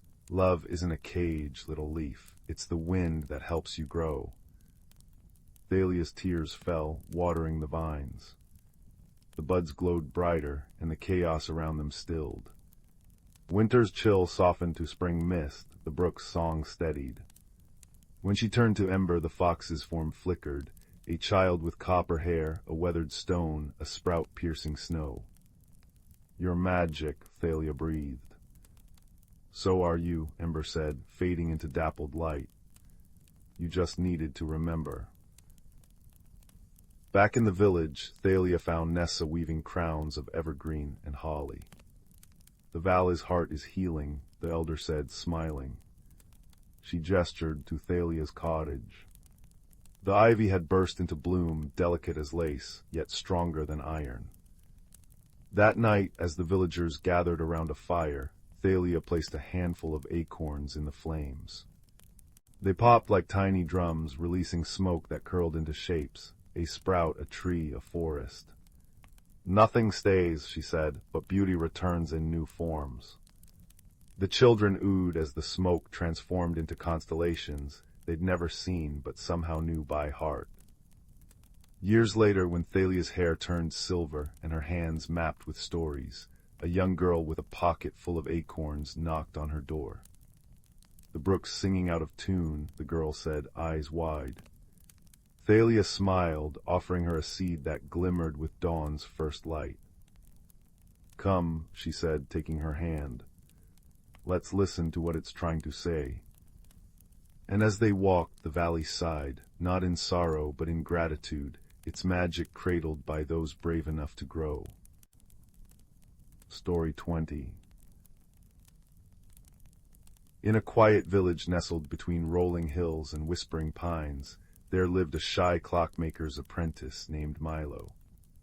His fingers were clever with gears and springs, but his heart often felt too large for his chest, brimming with unspoken words and wishes he tucked away like spare cogs in a drawer. Every evening, as the lamplighters' glow bloomed along cobblestone streets, Milo would retreat to his attic workshop, where brass pendulums swung like metronomes counting the minutes until courage found him. One drizzly twilight, while sorting through a box of broken timepieces, Milo discovered a pocket watch unlike any he'd seen. Its casing was etched with constellations, the metal warm as summer sunlight despite decades of dust. When he pressed the winding knob, the watch didn't tick, it hummed, a low, honeyed vibration that made the air shimmer like heat over a teacup. Suddenly, the room tilted. Milo blinked and the world softened at the edges, colors bleeding into one another like watercolor paints. There, hovering above his workbench, floated a translucent badger in a waistcoat, squinting through spectacles balanced on her muzzle. "Took you long enough," she huffed, her voice crisp as autumn leaves. "I've been stuck in that contraption since the great sundial confusion of 1893. Milo stumbled backward, knocking over a tower of clock hands. "Why, you're a ghost." "A time steward, thank you," the badger corrected, adjusting her cravat. "Name's Thistle, and you, my boy, have just activated the celestial chronometer. Congratulations, or condolences, depends how you feel about temporal paradoxes." As Thistle explained, the watch didn't measure hours, it revealed moments, memories clinging to objects like dew, glimpses of paths not taken, whispers of futures that might yet be. But its magic came at a cost. "Every time you use it," Thistle warned, paw tracing the star patterns on the watch, "you'll leave a bit of yourself in yesterday or borrow a fragment from tomorrow. Get careless, and you'll unravel like poorly spun thread." Milo's first accidental journey sent him tumbling into the village square 3 days prior. There he stood, invisible as moonlight, watching his own hunched shoulders hurry past Mrs. Bramble's pastry cart. He saw how the widow's smile dimmed when he didn't return her greeting, how her knuckles whitened on her cane. "I thought she was cross with me," present Milo murmured. "But she was just lonely." Thistle nodded. "Most people are underneath. Now shall we fix this?" Their lessons began in earnest. Thistle taught Milo to read the chronometer's constellations, how Cassiopeia's chair tilted toward regrets, Orion's belt pointed to pivotal choices. They visited flickering memories, the blacksmith's hands trembling as he first held his newborn daughter, the librarian shelving books with saltwater stains on their pages. With each journey Milo's chest ached fuller, his silence now a cup overflowing where before it had been empty. But the watch's true purpose emerged when the village well ran dry. Crops wilted. The mill wheel creaked to a halt. Panic hung thicker than August humidity until Thistle nudged the chronometer's hands to 1721, revealing a forgotten aquifer beneath the old oak at the meadow's edge. The answer was right there, Milo marveled, watching long-dead villagers drink from clear springs. "We just stopped looking." "The past is a mirror," Thistle said, "but most only see their own reflection." The crisis deepened. When the council scoffed at a boy's tales of underground rivers, Milo enlisted unexpected allies. Fig, a deaf gardener who read earth vibrations through her bare feet, and Wren, a lamplighter's daughter who could whistle storms into teacups. Together they unearthed the aquifer using Fig's tremble maps and Wren's rain-summoning melodies. Yet as water flowed again, Milo noticed the chronometer's glow dimming, its constellations fading like ink in the rain. "You've been too generous with yesterdays," Thistle sighed, her form now gauzy as morning mist. "Every shared memory, every borrowed truth, it chips at your own story. Stop now, or you'll—" "I know," Milo whispered. But how could he stop when old Tomas coughed through nights, unaware the cure grew in his mother's abandoned herb garden? Or when the mayor's stern face hid a childhood fear of thunder? The breaking point came on Midwinter Eve.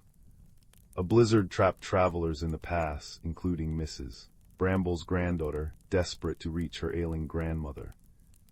The chronometer's hands froze at midnight, its magic guttered like a dying candle. Milo gripped it tighter.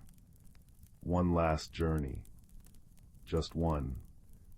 Ice wind sliced through him as he materialized in the storm's eye. There, a flicker of green wool amidst the white. The granddaughter. Milo lunged, chronometer blazing. Time bent. Snarled. He felt his edges fraying, memories slipping. His mother's lullabies, the smell of hot gears and oil, Thistle's snort laugh. No. He clung to the girl's hand, pouring every remaining second into the watch until... Click. They collapsed at the village inn, snow melting into puddles as the chronometer shattered. Milo's hands were ghostly pale, his reflection in the window missing. But the girl was safe. Mrs. Bramble's embrace when they reunited was warmer than any fire. Recovery was slow. Without the chronometer, Milo had to navigate conversations like uncharted forests, fumbling for words instead of borrowed memories. Yet he discovered surprises, Fig's sign language jokes, Wren's hidden talent for shadow puppetry, even the blacksmith's fondness for epic poetry. His old silence, once a cage, became a listening place where other stories pooled and sparkled. Years later, villagers would smile at the grandfather clock in the square, its face a carousel of constellations, its chimes harmonizing with Wren's weather songs. They didn't see Thistle's specter in the moonlit gears, but Milo did. And when anxious children asked how he'd save the town without magic, he'd wink. Oh, the magic's still there. In every good morning, every shared umbrella, every tell me more you just have to hold it gently. Then he'd offer them a cinnamon bun from Mrs. Bramble's cart, still warm, still sweet, and as they bit into it, they'd understand, without any time travel at all, exactly what he meant. Story 21. In a valley cradled between mountains that tickled the clouds, there lay a village where chimney smoke curled into shapes of dancing rabbits each morning.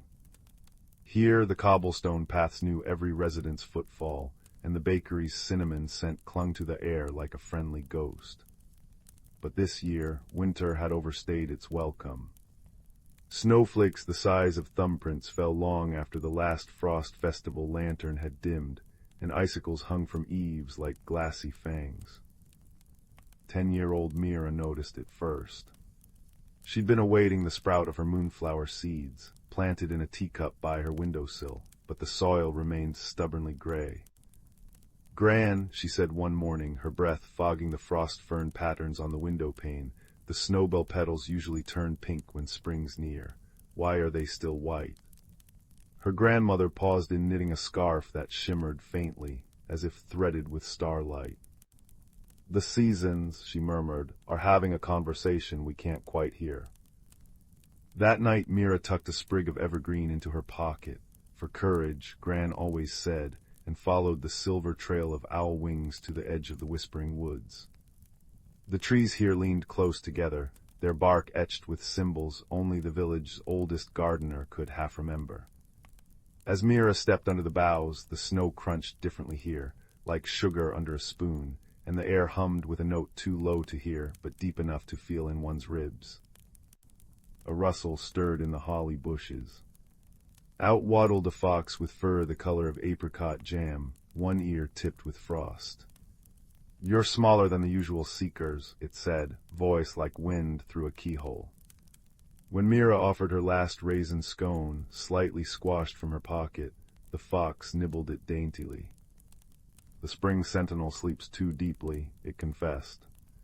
"Find the hearthkeeper beyond the frozen mere, mind the ice's song." For 3 days Mira trekked through a forest where shadows moved like liquid and pine cones glowed like embers. She drank from streams that tasted of mint in December, and slept in hollows lined with moss softer than a chick's sigh. On the 4th morning the trees parted to reveal the frozen mere, a lake so smooth it seemed the moon had pressed itself into the earth. But as Mira stepped onto the ice, it sang, high, shivering notes that sketched pictures in her mind. A figure with hair of willow fronds, collapsing into slumber beneath a crystal dome, a tear slipping down their cheek, freezing into a pearl. Crack. The ice groaned. Mira froze, not from fear, but from the sudden understanding that the lake was breathing. "Don't tread," rippled a voice beneath her boots. 7 otters surfaced, their whiskers flecked with ice. "We'll ferry you," chimed the eldest, her paws patting a melody that melted a winding path through the ice. As their boat of woven reeds slid across the water, the otters hummed a lullaby Gran sometimes sang. Roots remember, stones recall /seasons rise and seasons fall. The far shore bloomed with frost flowers, crisp, translucent blossoms that rang like wind chimes when Mira brushed them. There, in a grove where the snow fell upward, stood a cottage shaped from a single gargantuan pumpkin, its surface carved with vines that actually grew. Smoke coiled from the chimney in braided spirals, smelling of ginger and safety.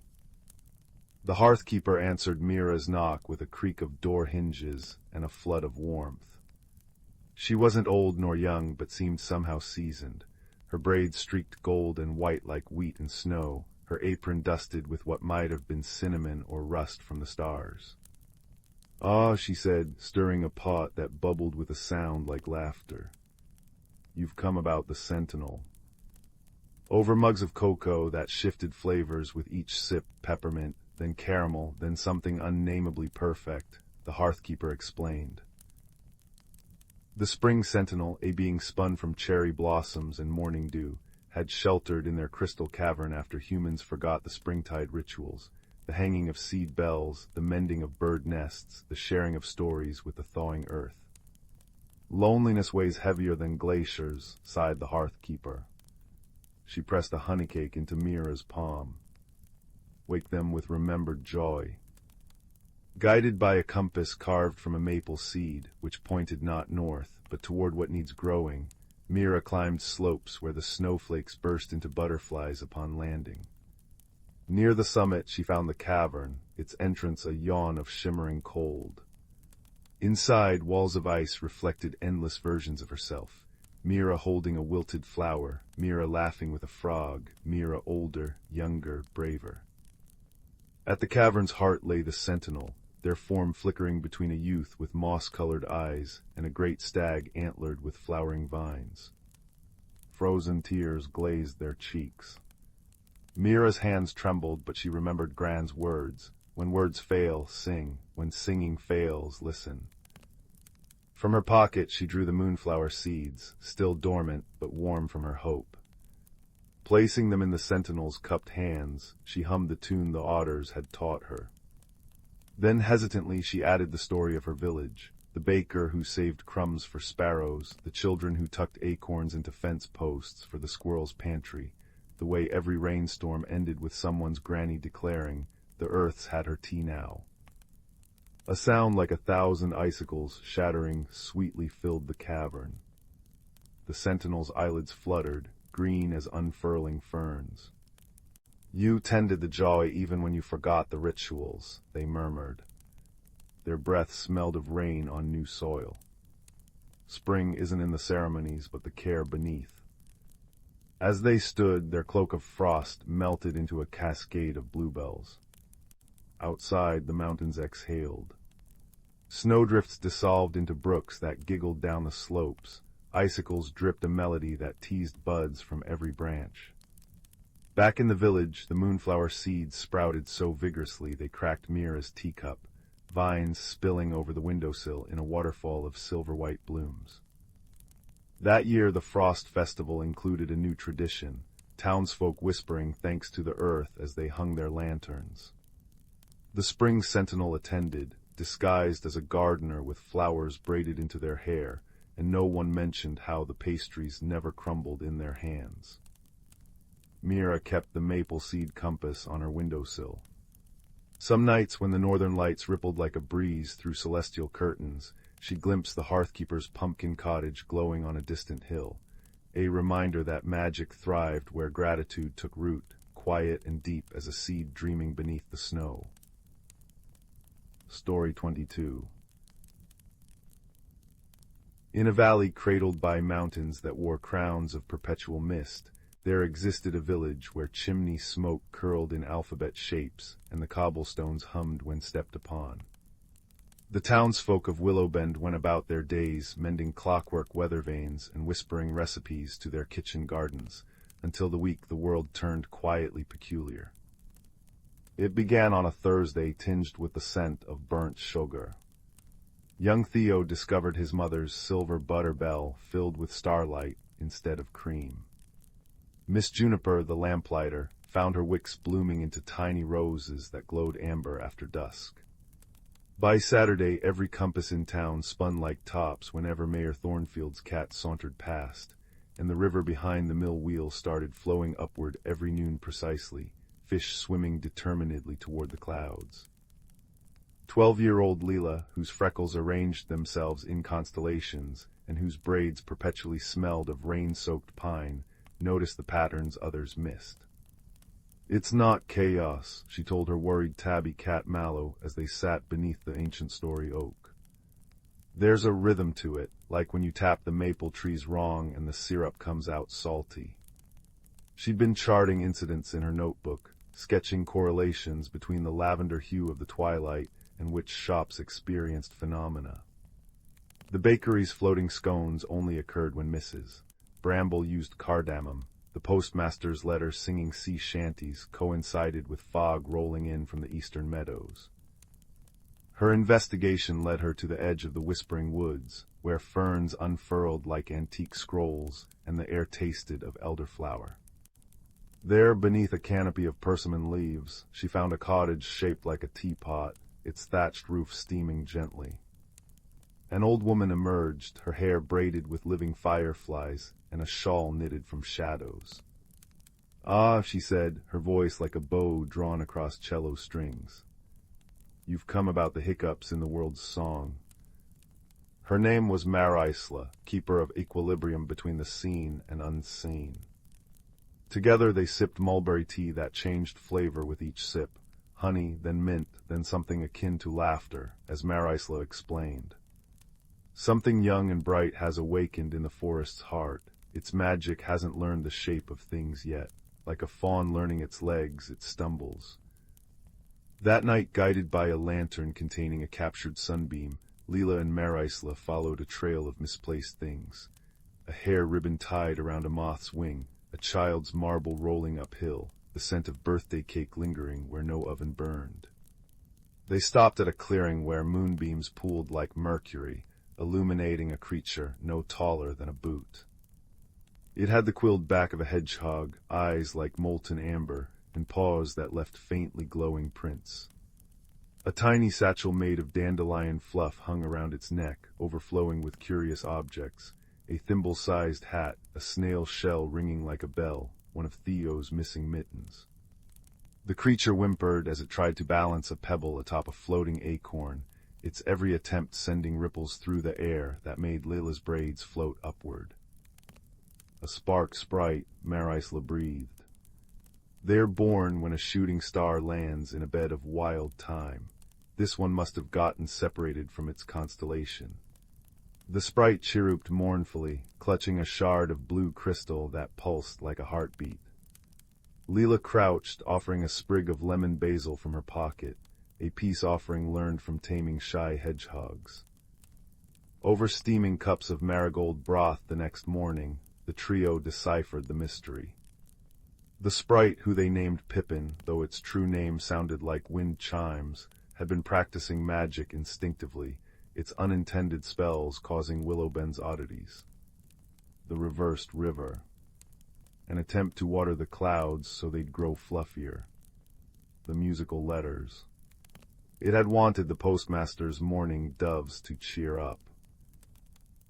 It's like when I tried to make a cake and accidentally summoned that cloud of powdered sugar that haunted the pantry, Leela said, scratching Pippin's quills with a goose feather. Marigold nodded. All magic requires a teacher. Even the stars must learn their courses. The solution unfolded gently, as solutions should. Each villager brought offerings to the edge of the Whispering Woods, a baker's apron for Pippin to practice kitchen spells safely, a carpenter's tiny ladder to reach the clouds properly, Miss Juniper's old spectacles, one lens cracked to help focus intentions. In return, the sprite gifted them improvements, Mrs. Bramble's oven now sang lullabies to rising dough, the mill wheel painted rainbows in the mist, and Mayor Thornfield's cat developed a sideline in retrieving lost keys. On the eve of the harvest equinox, when the boundary between worlds grew thin as tissue paper, Marigold led Pippin to a hilltop where the stars bent low. The sprite's crystal shard glowed, answering the call of its celestial kin. As it ascended, riding a beam of astral light, Pippin dropped one last gift, a tiny silver bell that, when rung, made all the fireplaces in Willowbend burn in perfect harmony.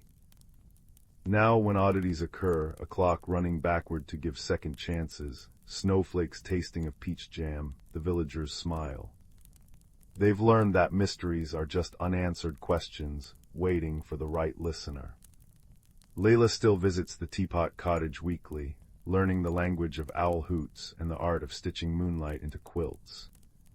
And high above on crisp autumn nights, if you leave a thimble of cream and a maple key on your windowsill, you might hear a familiar chime, a star's apprentice practicing its craft. Story 23. In the heart of the Whispering Pines, where sunlight fell in dappled coins upon moss-cushioned paths, there existed a realm unseen by human eyes.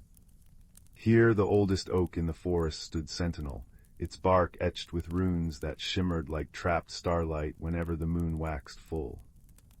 This was the domain of Bramblefoot, a silver-furred hedgehog whose quills held dewdrops long after dawn, and his dearest companion, Leela, a firefly whose glow pulsed in time with the forest's heartbeat. Together they tended the moonpetal flowers, silken blossoms that opened only at twilight to release sighs of lavender mist, nourishing the soil for the coming day. One crisp autumn morning, as maple leaves began their slow waltz earthward, Bramblefoot noticed the stream behind the oak tree bubbling with unusual urgency.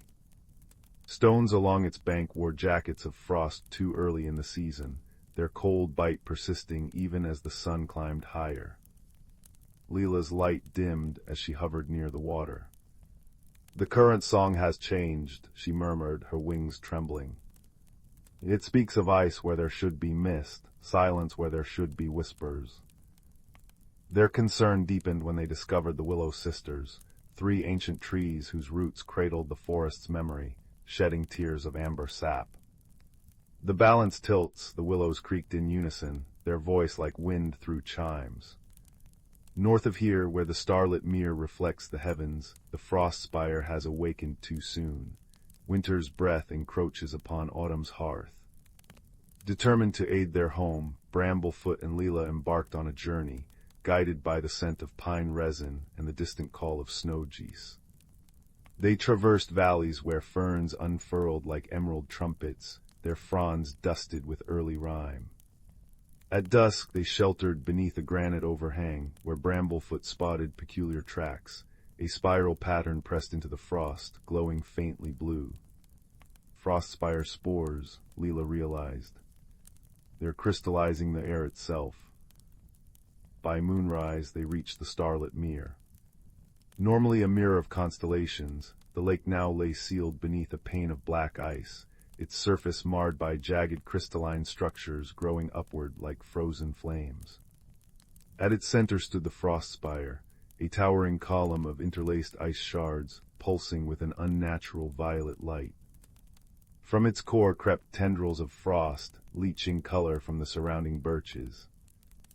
"It's feeding on the season's warmth," said a voice like rustling parchment. An owl emerged from the shadows, her feathers the color of storm clouds, eyes twin pools of liquid night. This was Ophelia, keeper of thresholds, who understood the dialogue between solstices. "Long ago," she intoned, "the frost spire slept beneath the mere until the first snowfall. But the earth's rhythms have quickened. Hear how the crickets still chirp their summer songs. The spire confuses autumn's pause for winter's arrival." Leela alighted on Bramblefoot's quills, her light warming the air around them. "How do we soothe it?" Ophelia blinked slowly. "The frost spire answers to harmony. 3 notes must be sung, one from the waking world, one from the dreaming, and one from the threshold between. But take care, the ice will resist." Bramblefoot nosed through his satchel of moonpetal seeds, their shells iridescent as a ballon. "Leela carries the voice of twilight, the threshold hour, perhaps the crickets." "Too fragile," Ophelia said. "The waking note requires strength, a creature who walks both day and night." A ripple crossed the ice. From the reeds emerged Tarn, a stag whose antlers branched like coral, each tine cradling a dewdrop that reflected entire landscapes. His hooves left no mark upon the frost. "I will bear the waking song," he said, breath steaming. But the dreaming voice must come from deeper still. As stars wheeled overhead, the companions devised their plan. Tarn knelt, allowing Bramblefoot and Leela to climb onto his broad back. Ophelia took flight, her wings stirring eddies of air that smelled of impending snow. They approached the spire, its jagged edges humming with dissonance. Tarn began first. From his throat rose a resonant tone that shook loose icicles from nearby branches, a melody of sunlight filtering through autumn canopy, of apples releasing their final sweetness before harvest. The frost spire shuddered, violet light flickering. Leela rose next, her body blazing gold. The sound she emitted wasn't heard with ears but felt in the marrow, a hum of fireflies tracing patterns through warm August nights, of roots drinking first rains after drought. The spire's growth slowed, its advance checked. But the ice thickened around them, creeping toward Tarn's legs. "The threshold note," Ophelia urged. Bramblefoot closed his eyes. He thought of dawn's first light gilding spiderwebs, of the moment a seed cracks open underground, the silent threshold between possibility and life. From his small chest rose a warble, unpolished but true, carrying the scent of thawing soil and the sound of buds unfurling. The three melodies braided, sunset gold, midnight blue, and dawn's tender pink. The frost spire shuddered violently, then dissolved into a shower of luminescent snow that melted before touching the ground. Beneath their feet, the mere's ice cracked with a sound like 1,000 teacups clinking, releasing water that sparkled anew with reflected starlight. Seasons settled back into their rightful order. Frost retreated from the maple leaves, the willow sisters' sap turned clear and sweet again. As thanks, the starlit mere gifted each hero a token. Tarn received a dewdrop that showed distant groves in its depths, Leela a fleck of ice that cooled her light when summer nights grew too warm, and Bramblefoot a moon-petal seed that glowed during life's darker hours. Years later, when young creatures asked about the shimmering scars on the mere's banks, where ice had clawed the stone, Bramblefoot would smile, his quills silvered with age. "Even magic stumbles sometimes," he'd say, watching Leela's descendants dance above the water. "But listen closely, and you'll hear the world's heartbeat guiding all things back to balance. And if you wander the whispering pines on certain autumn nights, when the air smells of wood smoke and ripening acorns, you might glimpse them still. Tarn's silhouette against the moon, Ophelia's shadow crossing the stars, and a flicker of gold light bobbing near the oldest oak, where the earth hums with quiet, everlasting magic." Story 24. In the heart of the whispering woods, where moonlight pooled like liquid silver between ancient oaks, there existed a hollow tree older than the first rainfall.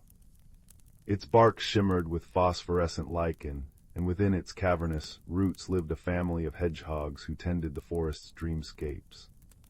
Young Bramble, whose quills held flecks of stardust from the night he was born, often lingered by the moss-kissed entrance, sniffing the air for tales carried on the east wind. One crisp autumn evening, as amber leaves performed their twirling descent, Bramble noticed the forest's breath had changed. The usual symphony of rustling ferns and chuckling brooks now held a thin, icy undertone, a sound like cracking crystal. Following the chill, he discovered a patch of frost flowers blooming unnaturally beneath the council oak, their glassy petals spreading across tree roots that should have been warm with the earth's heartbeat. A muskrat named Thistle, her fur threaded with river reeds, emerged from the shadows. "The Frostfang Spring's rhythm is broken," she murmured, her nose twitching toward the northern hills. "If the ice spreads before the last acorns fall, the squirrels' hordes will freeze solid." Thus began Bramble's journey to the Frostfang Spring, guided by Thistle's knowledge of hidden paths. They trekked past meadows where ghost moths danced in bioluminescent spirals, through valleys where willow trees strummed melodies on their trailing branches whenever the wind sighed. The chill deepened as they climbed, until even Bramble's star-touched quills clinked softly with rhyme. At the spring's source, a cavern veiled by curtains of glacial ivy, they found the problem. The moonhare, a silver-furred guardian older than the hills, lay shivering beside a frozen pool. Her ears, normally crackling with aurora light, drooped like wilted lilies. "The time of whispers came too soon," the moonhare explained, her voice echoing as if from the bottom of a well. "The humans beyond the woods felled the sentinel pine, whose roots cradled the spring's warmth. Now winter's thread unravels the tapestry." Bramble peered into the pool's icy surface and saw reflections of chaos, a fox's den collapsing under premature snow, maple saplings suffocating beneath unmelting frost. Thistle pressed a paw to the ice. "We must weave a new anchor," she said. "But the materials lie scattered, a dewdrop from the dawn spider's web, a feather from the phoenix sparrow's molt, a song from the stone brook's first thaw." Their quest unfolded like the unfurling of a fern. At the eastern forest edge, where dawn painted the sky in apricot and lavender, they found the dawn spider suspended in a web strung between two honeysuckles. Take my dewdrop, she chimed, her 8 eyes gleaming like prisms, but know this, balance requires reciprocity. Bramble offered her a walnut shell filled with honey from the bees of Sunfall Hollow, and the spider's web hummed with renewed radiance. In the southern thickets, where autumn's fire burned brightest, the phoenix sparrow perched atop a pyre of smoldering maple leaves. My feather is yours, she trilled, though sadness tinged her flames, if you carry a seed to where the sentinel pine once stood. Thistle tucked a winged seed into her chestnut fur, its surface still bearing the scent of lost centuries. The final ingredient proved most elusive. The stone brook, usually bubbling with spring's first laughter, lay silent under a skin of ice. Bramble pressed his ear to its surface and heard a faint pulse, the memory of water. Remembering the moonhare's lesson about listening to what isn't there, he began to hum a lullaby his mother sang when thunderstorms rattled their hollow. The ice quivered. Thistle joined in, her voice a reedy counterpoint, until the brook's frozen crust melted into a chorus of giggling rivulets. From its depths rose a crystalline note, captured in a birch leaf folded like a locket. Returning to the Frostfang spring, the companions wove their treasures into a nest of braided moonlight. The dewdrop became a glimmering pearl at its center, the feather a spiral of ember warmth, the brook's song a vibration that made the air thrum. As the moonhare breathed upon it, the nest floated into the cavern's zenith, dissolving into a shower of gold-green sparks. The spring gushed forth, its waters now carrying the essence of all seasons, crisp autumn apples, the tang of winter's first snow, the green promise of spring shoots, summer's sun-warmed stone. By the time Bramble and Thistle descended the northern hills, the forest had settled into its rightful rhythm. Squirrels bustled through properly chilly mornings, their cheeks stuffed with acorns sweetened by timely frosts. The Frostfang's meltwater filled the streams, each ripple singing of cycles and renewal. At the edge of the human fields, where the sentinel pine's stump lingered like a forgotten monument, Thistle buried the phoenix sparrow's seed. Dawn's first light found a sapling there, its needles already whispering secrets to the wind. Years later, when Bramble had hedgehogs of his own nesting in the hollow tree, he'd recount the tale beside a firefly lantern. No thread in the tapestry is insignificant, he'd say, watching the little ones trace frost patterns on the window fungus. Even the smallest creature can mend a broken season, if they listen to the world's heartbeat and remember to give as well as take. Beyond the hollow, the sentinel pine's branches swayed in agreement, its roots deep in stories yet to unfold. Story 25. The amber light of dusk settled over the village of Willowmere like a quilt stitched with firefly threads. Young Corin paused in brushing the family's speckled goat to watch his grandmother knead dough at the cottage window, her hands moving in the same rhythmic circles their ancestors had used when the village was just 3 clay huts by the river. He knew the story by heart, how the first settlers had carried a carved wooden bowl across 7 mountains, filling it with seeds from every valley until the grain became a living map of their journey. That very bowl now sat on their mantle, its rim worn smooth by generations of fingers. The wheat remembers, his grandmother would say when she baked, sprinkling flour like first snow across the countertop. Knead gently, and it'll sing you the songs of old soils. But tonight, as the first stars blinked awake, Corin noticed something new resting beside the bowl, a scroll yellowed at the edges, tied with a ribbon the color of dried violets. His pulse quickened when he saw the wax seal, a crescent moon cradling a sheaf of wheat, the same symbol etched above their hearthstone. Found it in the attic chest, his grandmother said without turning, her voice carrying the warmth of embers. Your great-great-aunt Leora left it, said none should read it till the moon turned blue. She wiped flour-dusted hands on her apron, eyes crinkling. Tonight's the night, little sprout. The scroll whispered secrets as Corin unrolled it, revealing a map drawn not in ink but in delicate stitches, willow branches forming rivers, acorn caps marking hills. At its center bloomed an embroidered tree with roots that spiraled into a verse. Where three waters meet but do not blend / seek the bridge that's both foe and friend. The old rhyme. Corin breathed.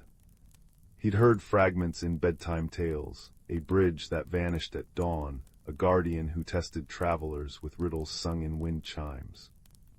But I thought it was just a story to make children mind the curfew.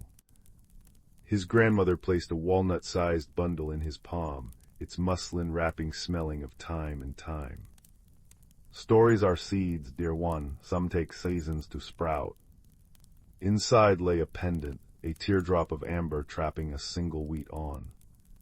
When he held it to the light, golden veins shimmered beneath its surface like a captured sunset. The journey began at daybreak, the pendant warm against Corin's chest as he followed the map's thread to the whispering glade. Morning mist clung to spiderwebs, transforming the forest into a lace of diamonds. Here the rules of maps dissolved. A brook mentioned in stitched blue floss now split into 3 streams that swirled without mingling, one clear as crystal, one milky white, one dark as bark tea. Their song filled the air, 3 different melodies weaving into harmony. The bridge of breath, Corin murmured, recalling tales of a span woven from fog and spider silk. But the glade held only trees, until he noticed their shadows. Where 3 oak shadows intersected, the air rippled like pond water.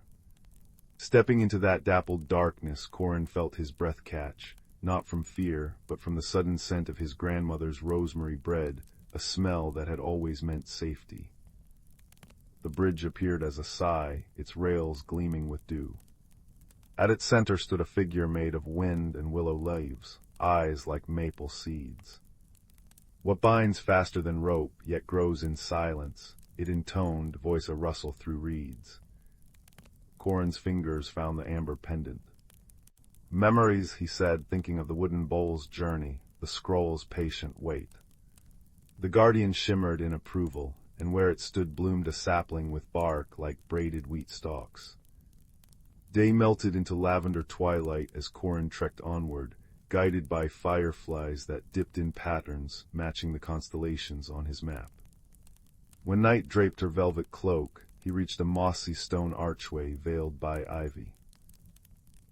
Beyond it lay a circular meadow where time seemed to dance rather than march, dandelion clocks blowing backward, maple keys spiraling up to branches. At the meadow's heart stood a well, its stones carved with faces whose features shifted like clay beneath a potter's hands. A figure emerged from the well's shadows, not a ghost, but a memory made solid. Great-great-aunt Leora, her hair braided with the same violet ribbon that had bound the scroll. Her laughter rang like wind chimes. You've the look of your father when he found this place, all wonder and stubborn hope. She gestured to the well. What does it show you? Corin peered into the water. Instead of his reflection, he saw generations bending over looms, their tapestries telling stories in wool and flax. A woman buried a time capsule of seeds beneath a newborn's cradle. A man repaired a fractured jug, filling its cracks with gold as his father had taught him. The scenes glimmered with a common thread, hands creating, mending, passing forward. It's not about grand quests, Corin realized aloud. It's about tending. Leora's smile deepened the wrinkles around her eyes. Every tradition begins as someone's quiet thank you to the world. She pressed a hand to the wellstone, which parted like curtain folds to reveal a niche. Inside lay 3 objects, a clay flute shaped like a bird in flight, its wings painted with storm clouds, a child's woolen sock darned with rainbow thread, a book whose pages were birch leaves etched with poetry. Choose one to carry home, Leora said, but choose not just for yourself. Corin's palm hovered. The flute promised music, the sock warmth, the book knowledge. Then he noticed what lay beneath them, a simple wooden spoon, its handle worn by countless stirs of soup and stories. He lifted it, and the meadow sighed in contentment. As dawn painted the sky peach and periwinkle, Corin returned to find his grandmother grinding oats in the ancestral bowl. Without a word, he began measuring honey into the yellow jug shaped like a plump hen, a task he'd always rushed through before. Now he noticed how the jug's curve fit his palm like a held hand, how the honey pooled slow and golden as summer. His grandmother watched him stir the porridge with a returned spoon. "You found the threading well," she said, not as a question, but as a gardener recognizes a bloom. That evening, as they sat under a quilt patched from generations of aprons and wedding veils, Corin understood the deepest magic. Legacy wasn't a treasure to unearth, but a rhythm to join, the steady beat of kneading dough, mending fences, sharing tales. The pendant still hung around his neck, but its true weight lay in knowing that long after he'd become someone's ancestral story, the bowl would remember his hands, the spoon his careful stirrings, the hearthstone his laughter chasing smoke up the chimney. When the first frost came, Corin added his own stitch to the map scroll, a tiny amber bead where the guardian's tree grew. And if sometimes, while shaping bread loaves, he fancied he felt other hands guiding his, rough palms from the quarry, calloused fingers from the loom, a child's tentative touch, well, that was simply how memories danced. Together, always together, in the warm kitchen of time. Story 26. In the velvet-hued valley where twilight lingered like a contented cat, there existed a village where chimney smoke curled into verses and cobblestones remembered every footstep. Here in Moss Grove, the lamplighters carried jars of captured sunlight to brighten the evenings, and the bakery's ovens hummed lullabies as they baked starlight into their crusts. It was in this haven of honeyed light that young Fern, with hair the color of steeped chamomile and a patchwork satchel always at her side, first noticed the whispers of something amiss. The trouble began on an amber afternoon as Fern skipped home from Mr. Bramble's apothecary, her pockets clinking with vials of moondew for her ailing grandmother. A shadow fluttered across the sun, too quick to be a cloud, too silent to be a bird. The weather vane atop the clock tower, normally shaped like a wise old owl, let out a soft click and spun 3 times counterclockwise. Fern froze, her breath making little clouds in the suddenly chilly air. Across the square, Mrs. Nettle's window boxes of singing snapdragons fell silent mid-chorus, petals trembling. That night, as fireflies scribbled their golden signatures across the dusk, Fern sat cross-legged on her garret bed, puzzling over her notebook. "It's not just the weather vane," she murmured to her only companion, a thumb-sized hedgehog named Thistle who nested in her apron pocket. Yesterday, the creek behind the mill flowed upwards for 7 minutes. Old Tomas swears his shadow walked ahead of him to fetch the morning paper. Thistle sneezed a tiny spark of magic, his version of a thoughtful hum, as Fern added another sketch, the peculiar symbol she'd found etched in frost on her windowsill, a spiral with 13 feathery arms. The mystery deepened at dawn when Mayor Hawthorne's prized memory orchids began blooming upside down, their roots cradling azure petals like inverted chandeliers. Fern arrived at the scene as the townsfolk clustered in worried murmurs, their breath mingling with the steam from Miss Juniper's cocoa cart. "It's the wind hags," croaked Mrs. Crabapple, clutching her shawl. "They're stirring up mischief from the moaning crags."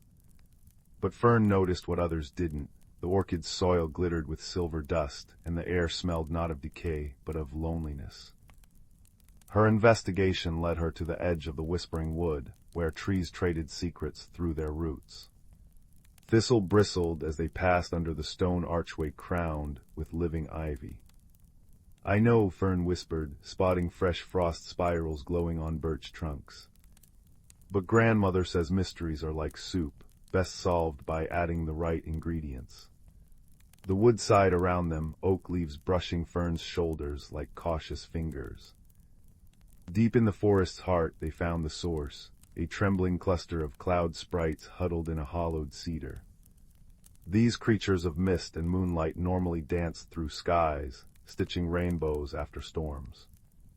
But these sprites flickered weakly, their wispy forms leaking silver sparks. The largest sprite floated forward, making a sound like a deflating bellows. Fern gasped. One of its feathery arms was torn, the injury mirroring the frost symbols perfectly. "They're not causing trouble," Fern realized aloud as Thistle nosed a fallen sprite's wing. "They're hurt, and their pain's making magic go sideways." She recalled grandmother's tales. Cloud sprites anchored the village's weather magic. Injured, their distress echoed through Moss Grove like a cracked bell. But how to heal beings woven from vapor and starlight? The answer arrived on owl wings. From the forest gloom emerged Oriole the Star-Eater, her cloak embroidered with constellations that shifted as she moved. A little noticer of threads, she smiled, eyeing Fern's scribbled journal. "You found the unraveling stitch in our tapestry." Oriole's observatory, a cottage balanced on a giant tortoise shell, contained the cure, a phial of dawn's first light preserved in dewdrops. But the true mending, the Star-Eater warned as Fern carefully anointed the sprite's wounds, requires what all lost things crave, a song of belonging. So Fern sang. Not a grand ballad, but the gentle tune she'd crooned to Thistle when she'd found him shivering in a snowbank, a melody of crackling fires and shared bread, of mittens drying by hearths and doors left unlocked. The sprites swirled around her, their icy chill warming to the gold of hearth flames. As the largest sprite's torn arm knitted itself with threads of Fern's melody, the frost symbols on the trees bloomed into tiny violets. Back in Moss Grove, the world righted itself with a contented sigh. The weather-vane owl preened its copper feathers, the creek resumed its liquid gossip, and Tomas' shadow waited dutifully at his heels. But the true marvel came at dusk. As Fern sat shelling peas with her grandmother, a cloud sprite appeared at their window. Where it touched the glass, a perfect frost flower grew, its center holding a single dewdrop that shone with the blue-white glow of a winter star. "You see, my fernling," grandmother said, stirring honey into their tea, "even magic needs kindness to hold its shape." Outside, the village drowsed under a new constellation, 7 sprites spinning lazy loops above the chimneys, their healed wings painting the night with trails of benevolent magic. And in the warm pocket of a girl who listened more than she spoke, a tiny hedgehog dreamed of stormy adventures, safe in the knowledge that some mysteries aren't meant to frighten, only to remind us to tend the fragile, luminous threads connecting all living things. Story 27. In a village nestled between whispering pines and a brook that sang lullabies over smooth stones, there lived a shy clockmaker's apprentice named Cora. Her hands could coax tick-tock rhythms from even the most stubborn gears, but her voice often hid behind curtained workshop windows, afraid of tripping over unfamiliar words. Each evening, as amber light pooled in the valleys, she'd trace the carvings on an old music box her grandmother left her, a treasure chest of silence since its brass key vanished years ago. One crisp autumn afternoon, while searching for a runaway pendulum in the attic above the clock shop, Cora's elbow brushed against a dusty quilt draped over an ancient trunk.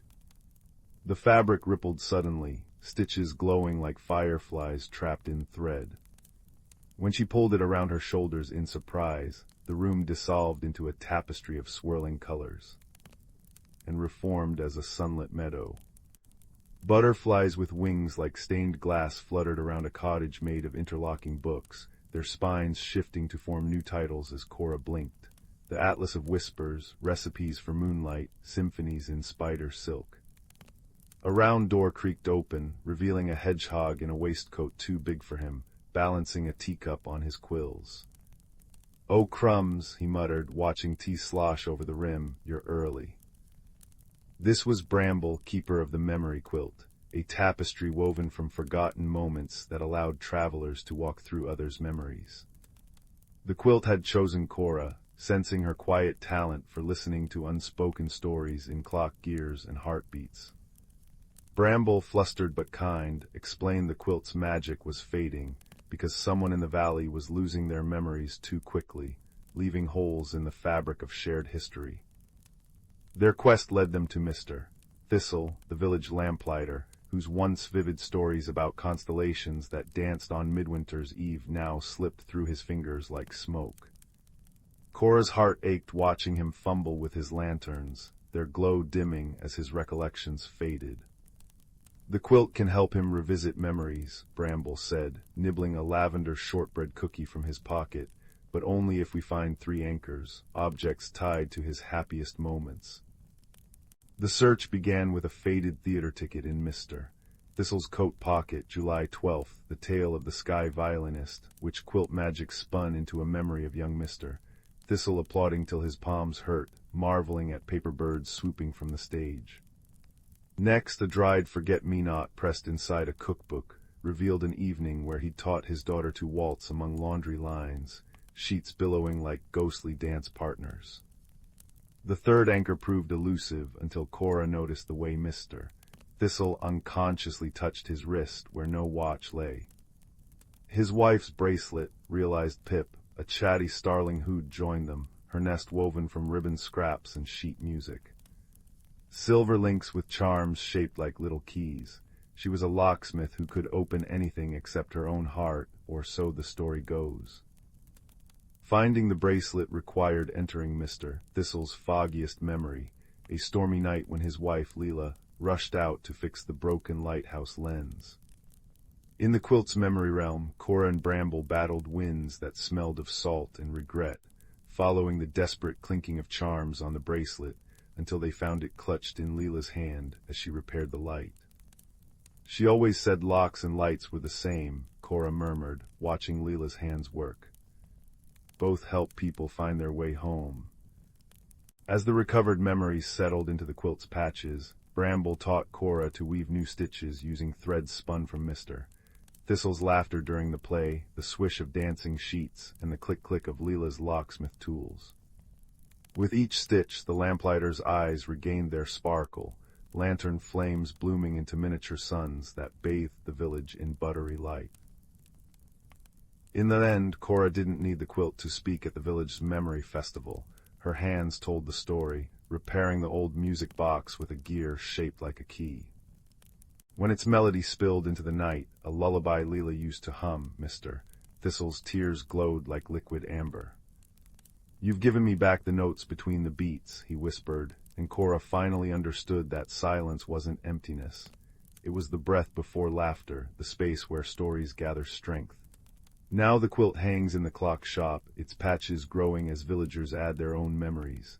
A baker's first perfect loaf, a child's whispered secret to a scarecrow, the creak of porch swings harmonizing with cricket songs. And when Cora wraps herself in it on starlit nights, she sometimes hears the soft snip-snip of invisible needles adding new stitches. Perhaps for the quiet apprentice who learned that listening is its own kind of magic, weaving tenderness into the spaces where words once trembled. Story 28. In the velvet hush of twilight, where the last amber rays of sun clung to the chimneys of Willowmere village, the first peculiarity arrived as quietly as a dandelion seed settling on moss.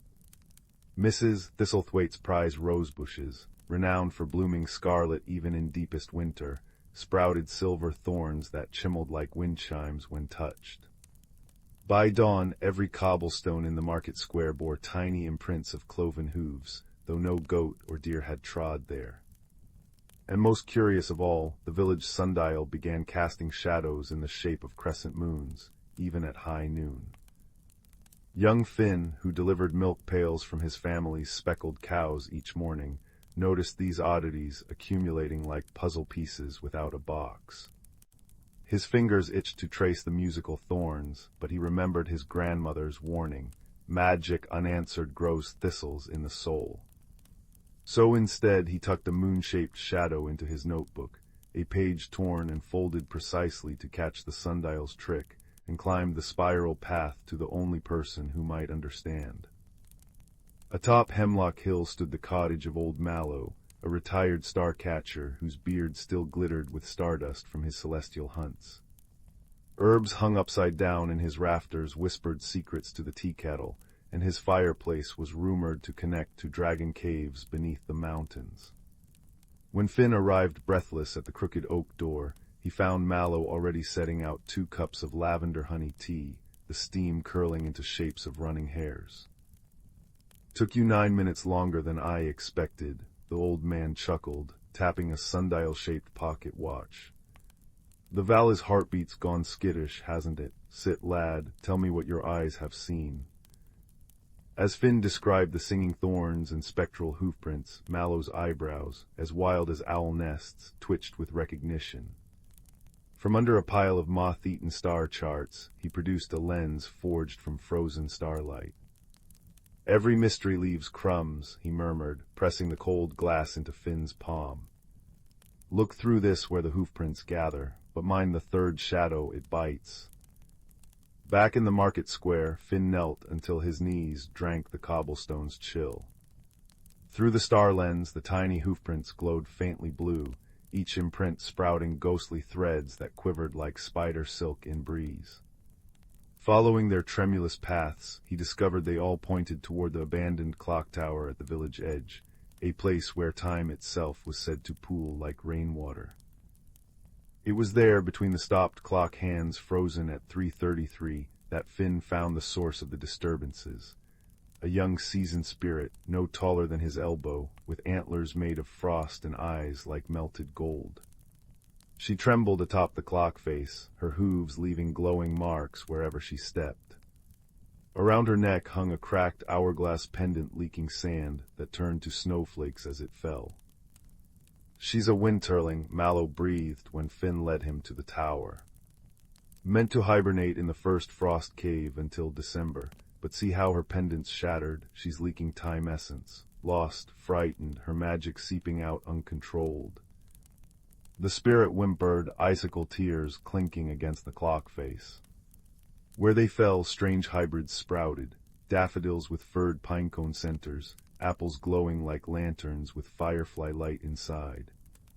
Finn understood then why the village's magic had gone awry. A winter spirit's tears shouldn't mingle with autumn's decay. Over the next 3 days, a most unusual fellowship formed. Mallow taught Finn to weave nets from moonbeam threads found in spiderwebs, while Mrs. Thistlethwaite contributed ribbons cut from her singing rose thorns. The baker's daughter, a girl named Poppy with a talent for talking to stones, convinced the clock tower's bricks to hum lullabies in gravelly voices. Even Finn's cows lent their warm breath to soften the winterling's shivers. The solution came not through grand spells, but patient watching. Finn noticed the spirit perked up whenever Poppy played her reed flute, a rady, warbling tune that mirrored the wind's journey through barley fields. Mallow recalled that seasoned spirit language was sung, not spoken. Together they composed a melody using the clock tower's chimes, the cows lowing, and the creek's gurgle over smoothed stones. On the 4th morning, as the village children added their laughter to the symphony, the winterling's ears flicked with understanding. She raised her hooves and stamped a counter-rhythm that made all the silver thorns in the village hum in harmony. From this exchange, they learned her name was a sound like ice cracking over a swift river, Krrra Roman 3 Vasha. More importantly, they grasped that her hourglass pendant wasn't just broken, it had been swapped with a summer relic, forcing her powers to flow backward.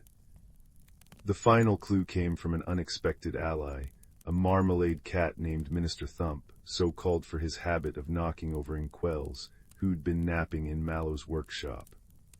As the old man fretted over maps of seasonal ley lines, Thump batted a dried juniper berry into a bowl of mercury, where it floated, pointing unerringly north. "The Swapstone Hollow," Mallow exclaimed. "Where summer and winter artifacts are exchanged during solstices. Someone's meddled with the balance." Guided by the winterling's snowflake trail and Thump's sudden talent for reading star ripples in puddles, the group trekked to a mossy cleft between 2 standing stones. There, wedged beneath roots furry with luminous fungi, they found the true winter hourglass, its sand moving upward in defiance of gravity. Nestled beside it lay a honeycomb oozing July sunlight, clearly meant to hold summer's essence but now crusted with frost. The swap reversed with a sound like 100 trees sighing. Roman three vashes pendant repaired itself, frost blooming across its surface like crystalline flowers. With a joyful bound she pressed her forehead to Finn's, a seasoned spirit's thanks, before dissolving into a flurry of snowflakes that soared northward. That night the first true snowfall blanketed Willowmere, each flake shaped like a tiny cloven hoof. In the warming hut by the village green, as elders toasted marshmallows over a fire that smelled of cinnamon and pine, the mysteries unraveled like yarn. The swapped artifacts had been the work of a well-meaning but clumsy forest gnome trying to help winter come early. The hybrid oddities faded, misses. Thistlethwaite's roses returned to crimson, though their thorns still hummed when brushed, the sundial's shadow straightened, and the hoofprints became ordinary dew marks. Yet some magic lingered. Finn's cows now gave milk that steamed faintly without heating, perfect for cocoa. Poppy's flute could mimic any bird call after hearing it once. And in the clock tower where the spirit had wept, there grew a perpetual patch of frost that tasted like elderflower cordial when licked. Old Mallow, surveying the restored balance from his star-strewn porch, nodded to Finn as the boy delivered his nightly milk. "You've the makings of a fine mystery solver," he said, offering a cookie that shifted flavors with each bite, ginger, then mint, then pear. "Not because you chased answers, but because you listened to the questions." As the village slept beneath quilts of new snow, the wind carried whispers of Roman three vashes' journey home.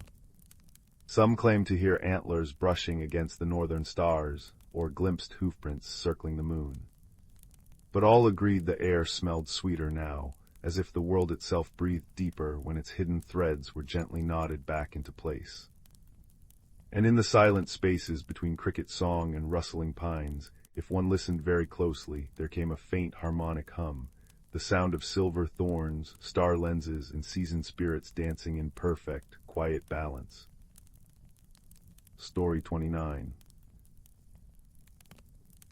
The Whispering Lantern. In a village hugged by mist-laden hills, where chimney smoke curled like cat's tails and apple blossoms perfumed the spring air, there lived a girl named Leela with moss-green eyes and a peculiar gift. She heard whispers in the wind. Not the ordinary kind that rustled leaves, but secret murmurs, of anxious sparrows, grumbling streams, and once, even the lonely sigh of a forgotten stone. The villagers found her habit of cocking her head mid-conversation unsettling, though they'd never admit it over Mrs. Bramble's honey cakes at tea-time. One twilight, as Leela lingered by the edge of Silvertail Forest, a place adults avoided with superstitious scowls, the west wind carried a new sound. Not a whisper, but a weeping, delicate as frost on a spiderweb. Against her better judgment and her father's many warnings, she followed the sound into the thickening woods, where trees arched like cathedral ribs and the air hummed with unseen life. Deep in the forest's heart she found the source, a lantern half buried in ivy, its glass cracked and light long dimmed. Yet as she brushed away the dirt, something miraculous happened. The metal, tarnished silver etched with phases of the moon, warmed beneath her touch, and within the glass a tiny flame sputtered awake, casting patterns that danced like liquid starlight. "Thank you," sighed a voice behind her. Leela whirled to find a fox watching her, its coat the color of burnt caramel and eyes gleaming with intelligence no ordinary animal possessed. One ear bore a notch, as though marked by some ancient blade. "You're talking," Leela breathed, clutching the lantern. "And you're listening," the fox replied, dipping its head. "I am Ember. That lantern hasn't glowed in 100 years. It seems it's been waiting for you." Thus began an unlikely friendship. Ember revealed that the lantern was no ordinary tool. It revealed hidden truths, but only to those pure of heart. The forest, Ember explained, was a bridge between worlds, theirs and the glimmering, a realm where seasons bloomed simultaneously and memories took physical form. But the lantern's dimming had weakened the veil between worlds, and now shadows crept where they shouldn't, a blight withering crops, nightmares haunting children, clocks running backward. The lantern must be restored, Ember said, tail flicking anxiously. But its power lies in partnership. The bearer needs a guide who knows the glimmering's paths. Will you trust me? Leela's fingers tightened around the lantern's handle. At home, she'd always been the odd one, the girl who conversed with dandelions. Here with Ember, her strangeness felt like a key rather than a curse. Yes, she said. Their journey began at the moonlit crossing, a bridge of woven roots that only appeared when the lantern's light touched the river's surface. As they stepped onto the glimmering soil, Leela gasped. Autumn maples blazed beside spring violets, winter's first snowflakes spiraled into summer wheat fields, and the sky shimmered with colors unnamed in her world. Yet beneath the beauty lurked dissonance, a patch of earth where flowers screamed silently, a copse of trees frozen mid-collapse. The balance is breaking, Ember murmured. We must reach the heart-root where the lantern can be mended. Their path unfurled with challenges. In a valley where time pooled like water, they encountered a clockwork stag, its gears clogged with moss.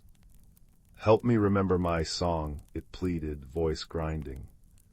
Leela, guided by the lantern's pulse, cleaned each gear with careful fingers while Ember unearthed melodies from the soil, songs the stag had forgotten it carried.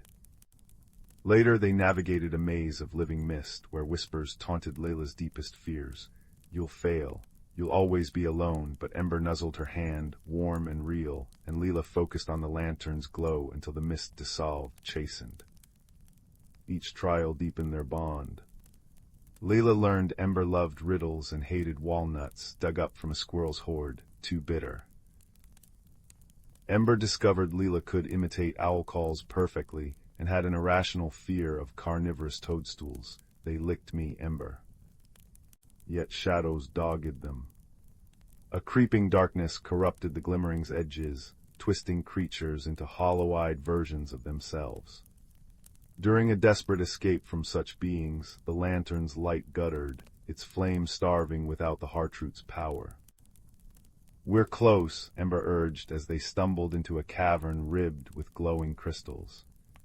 At its center stood the heartroot, an ancient tree fused with pulsing veins of light.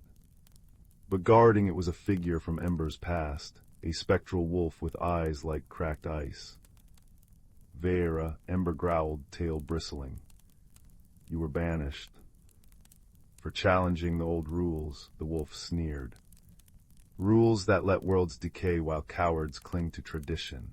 The shadows strengthen this realm, cut away the weak, leave only what endures. Leela stepped forward, lantern raised. You're wrong. Strength isn't about surviving alone. It's... She glanced at Ember, remembering the stag's song, the mist's lies. It's letting others fill in your missing pieces. The lantern flared. Vera lunged, but light erupted from the heartroot, sealing the wolf in crystal. Yet as the cavern brightened, Leela noticed Ember's paw bleeding, cut during the fight. You're hurt. Ember shook its head. The heartroot can heal the lantern now, quick before. A rumble interrupted. The shadows, enraged by Vera's defeat, surged into the cavern. What happened next, Leela would recall in fragments, pressing the lantern to the heartroot, its light exploding into 1,000 fireflies that sewed the realm's fractures. Ember shouting for her to run as the ceiling cracked. Holding tight to the fox as the world dissolved around them. She awoke in her own bed, dawn painting the walls. Had it been a dream? Then she saw it, the lantern, whole and radiant on her windowsill. And curled beside it, a caramel-colored fox with a notched ear. You stayed, she whispered. Ember's whiskers twitched. Turns out walnuts aren't so bad with the right company. In the days that followed, subtle changes bloomed. Villagers found themselves speaking to stray cats, who sometimes answered. Children's nightmares ceased, replaced by dreams of a friendly fox. And Layla. She still heard whispers, but now others leaned in to listen too. the lantern remained, its light a bridge between worlds. Some nights, Layla and Ember wandered the glimmering, mending what needed care. Other times, they simply sat in the orchard, sharing stories beneath the stars. For in the end, the greatest magic wasn't the lantern or the glimmering, but the truth it revealed, that every heart, no matter how quiet, holds a light waiting to be seen, and that friendship once kindled can outshine even the deepest shadows. And somewhere in the forest, if you know where to look, a certain lantern still glows, patient perhaps, for the next willing heart to take up its light. Story 30. In a valley cradled between three misty mountains, where willow trees whispered secrets to the brook and fireflies danced in eternal twilight, there lived a girl named Leela with eyes like freshly turned earth and laughter that chimed like wind through porcelain bells. Her hands were always stained with clay from the pottery wheel in her grandmother's cottage, where the scent of rising bread and dried lavender clung to every sunbeam filtering through leaded glass windows. One crisp autumn evening, as Leela swept amber leaves from the cobblestone path, her broom struck something hollow beneath the maple tree. Brushing away the russet foliage, she uncovered a teapot the color of midnight milk, its surface etched with constellations that seemed to shift when touched by starlight. The spout curved like a swan's neck, and when she tilted it toward the moon, a single drop of liquid silver fell onto her tongue, cold and sweet as winter's first snow. That night, as grandfather clock chimes shook honey gold light from the cottage candles, Leela placed the teapot on her windowsill. She poured chamomile tea into it, watching steam curl into shapes, a galloping hare, a crown of ivy, a bridge made of spider silk. When she sipped from the cup, the world dissolved into a whirl of firefly sparks. The hidden valley. Leela awoke in a meadow where the grass shimmered like emerald velvet, each blade tipped with dewdrops that reflected entire galaxies. Butterflies the size of dinner plates floated past, their wings singing faint melodies as they brushed against clusters of crystal flowers. Before her stood a fox with fur like molten copper and eyes that held the calm of 1,000 autumns.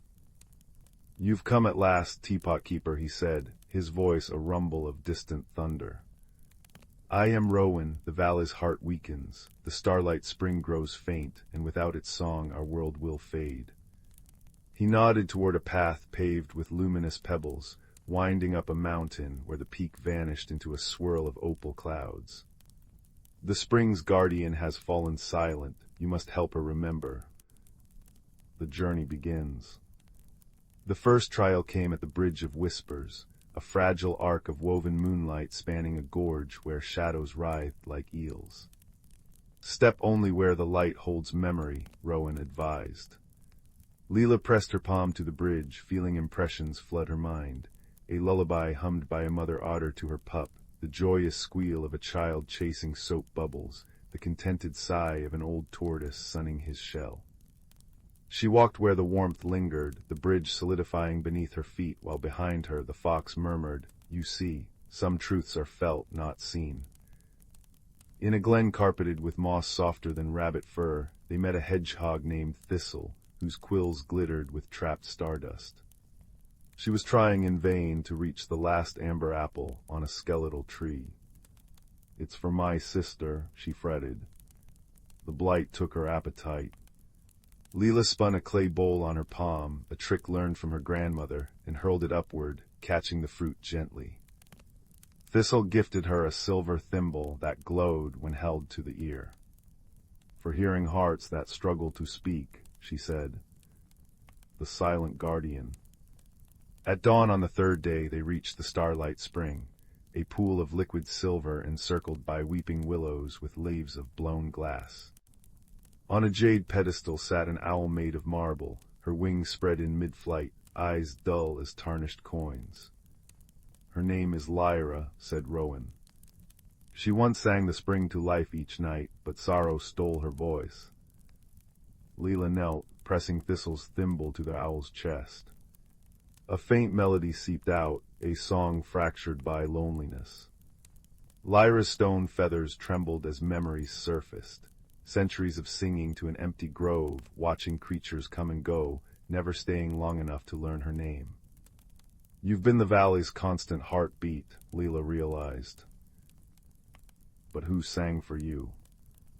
From her pocket she withdrew the clay flute she'd shaped during rest stops, a humble thing, imperfect and chipped. Playing the notes of Lyra's fractured song, she added a new refrain, weaving in the hedgehog's laughter, the bridge's whispered joys, the fox's rumbling wisdom. The owl's marble shell cracked, revealing living feathers beneath. With a cry that shook diamonds from the trees, Lyra soared upward, her renewed song pulsing through the spring until it blazed like a fallen star. The return. The valley blossomed as they descended. Rivers ran clear as liquid crystal, flowers burst into choruses of color, and the very air hummed with vitality. At the meadow of singing butterflies, Rowan nuzzled Leela's hand. The teapot will always bring you back, but the true magic lives here now. He tapped her chest gently. Morning found Leela curled in her bed, the teapot warm beside her cheek. Downstairs her grandmother hummed while kneading dough, none the wiser. Yet when Leela poured tea that evening, she noticed new constellations on the pot's surface, a fox, an owl, a bridge of glowing stones. Years later, when white streaked Leela's hair and her own grandchildren begged for stories, she'd lift the teapot, now mended with kintsugi gold, and say, "The best magic isn't in the doing, but in the listening, for every heart has a song waiting to be heard." And if the children glimpsed a copper flicker in the garden, or heard an owl's cry that rang suspiciously musical, they knew better than to question. Some mysteries, after all, are best steeped in kindness. Story 31. In the lavender-hued valleys of Vera 4, where the air smelled of toasted stardust and the rivers sang in harmonic chimes, a human girl named Leela traced her fingers over the glowing moss of the trading outpost's walls. Her father's starship, the Wandering Leaf, hummed softly behind her, its hull still warm from their jump through the cerulean rift. This far-flung outpost was a mosaic of alien cultures. Tentacled merchants from Zyria haggled over plasma gems, avian engineers from the Kestrel Belt mended anti-grav sleds, and towering silicate beings from the glass plains traded stories in clicks and reverberations. But Leela's eyes kept drifting to the quietest corner of the market, where a creature unlike any other perched atop a floating stone. The being resembled a living geode, its crystalline body refracting rainbows across the stalls. 6 slender limbs, sharp as quartz shards, folded against its torso, while a cluster of opal-like eyes glimmered with intelligence. Leela had heard the traders call it Zin, a scout from the distant Shard Nebula. Most avoided Zin, its voice, a vibration that made teeth hum and earrings tremble, was said to bring headaches. But when Zin's gaze met hers, Leela felt not fear but curiosity, as if she'd glimpsed a puzzle waiting to be solved. Their first meeting was a comedy of errors. Zin, mistaking Leela's outstretched hand for a threat, retracted into a defensive sphere, its spines bristling. Leela, thinking she'd offended it, tripped over a crate of singing mushrooms and sent it tumbling. The mushrooms erupted in a chorus of off-key notes, drawing laughter from nearby vendors. Face flushed, Leela scooped up the mushrooms, only to find Zin's limb extended hesitantly, a single crystal claw holding a fallen mushroom cap. Their eyes met again, human brown and crystalline silver, and something unspoken passed between them. The misunderstanding unraveled over days. Zin communicated through resonant hums and light patterns dancing across its facets, while Leela scribbled translations on her wrist tablet. She learned Zin's people harvested starlight into energy orbs, sustaining entire civilizations with bottled constellations. Zin in turn grew fascinated by Leela's sketches of Earth, rolling green hills, liquid water falling from skies, creatures covered in soft fur instead of armor. You grow your homes from seeds. Zin pulsed one evening, their usual violet glow warming to gold. Layla laughed, explaining forests until the twin moons rose. Then came the storm of shattered light. It began as a whisper in the atmosphere, a static charge that made Layla's braids lift and Zin's crystals chime in discord. The outpost's shield generator, ancient and patchworked, sputtered under the strain. By nightfall, electric cyclones raged across the valley, their tendrils licking at the market's fragile dome. Leela's father and the other traders scrambled to reinforce the shields, but the generator's core, a relic from a forgotten warship, was failing. It needs a power source compatible with its quantum matrix, her father groaned, grease smeared across his brow. Something that doesn't exist anymore. Zin watched silently, opal eyes dim. Then, with a resolve that crackled like breaking ice, it pressed a crystal limb to the generator. My core, it resonated, light flaring crimson, is compatible. Leela's breath caught. Zin's species stored their life essence in their central crystal, removing it risked dissolution. No, she cried, but Zin's hum deepened, sorrowful. Your nest, your flock must survive. The storm howled. Traders froze, watching the alien they dismissed offer its soul. Layla, trembling, placed her palm against Zin's coldest facet. Together, she insisted, we'll both power it.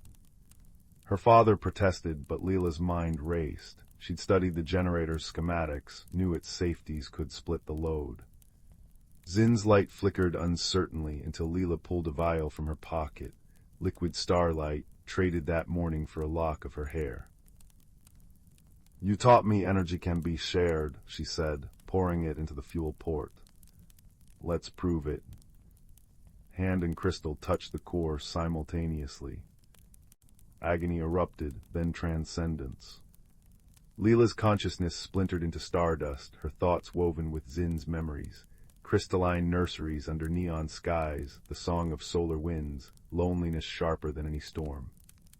Zin in turn felt the ache of Leela's lost mother, the bittersweet joy of helping her father navigate the stars, the quiet wonder of befriending a creature made of light. Their pain and hope braided together, flowing into the generator until the shields blazed like a newborn sun. When consciousness returned, they found the storm retreating, the dome intact.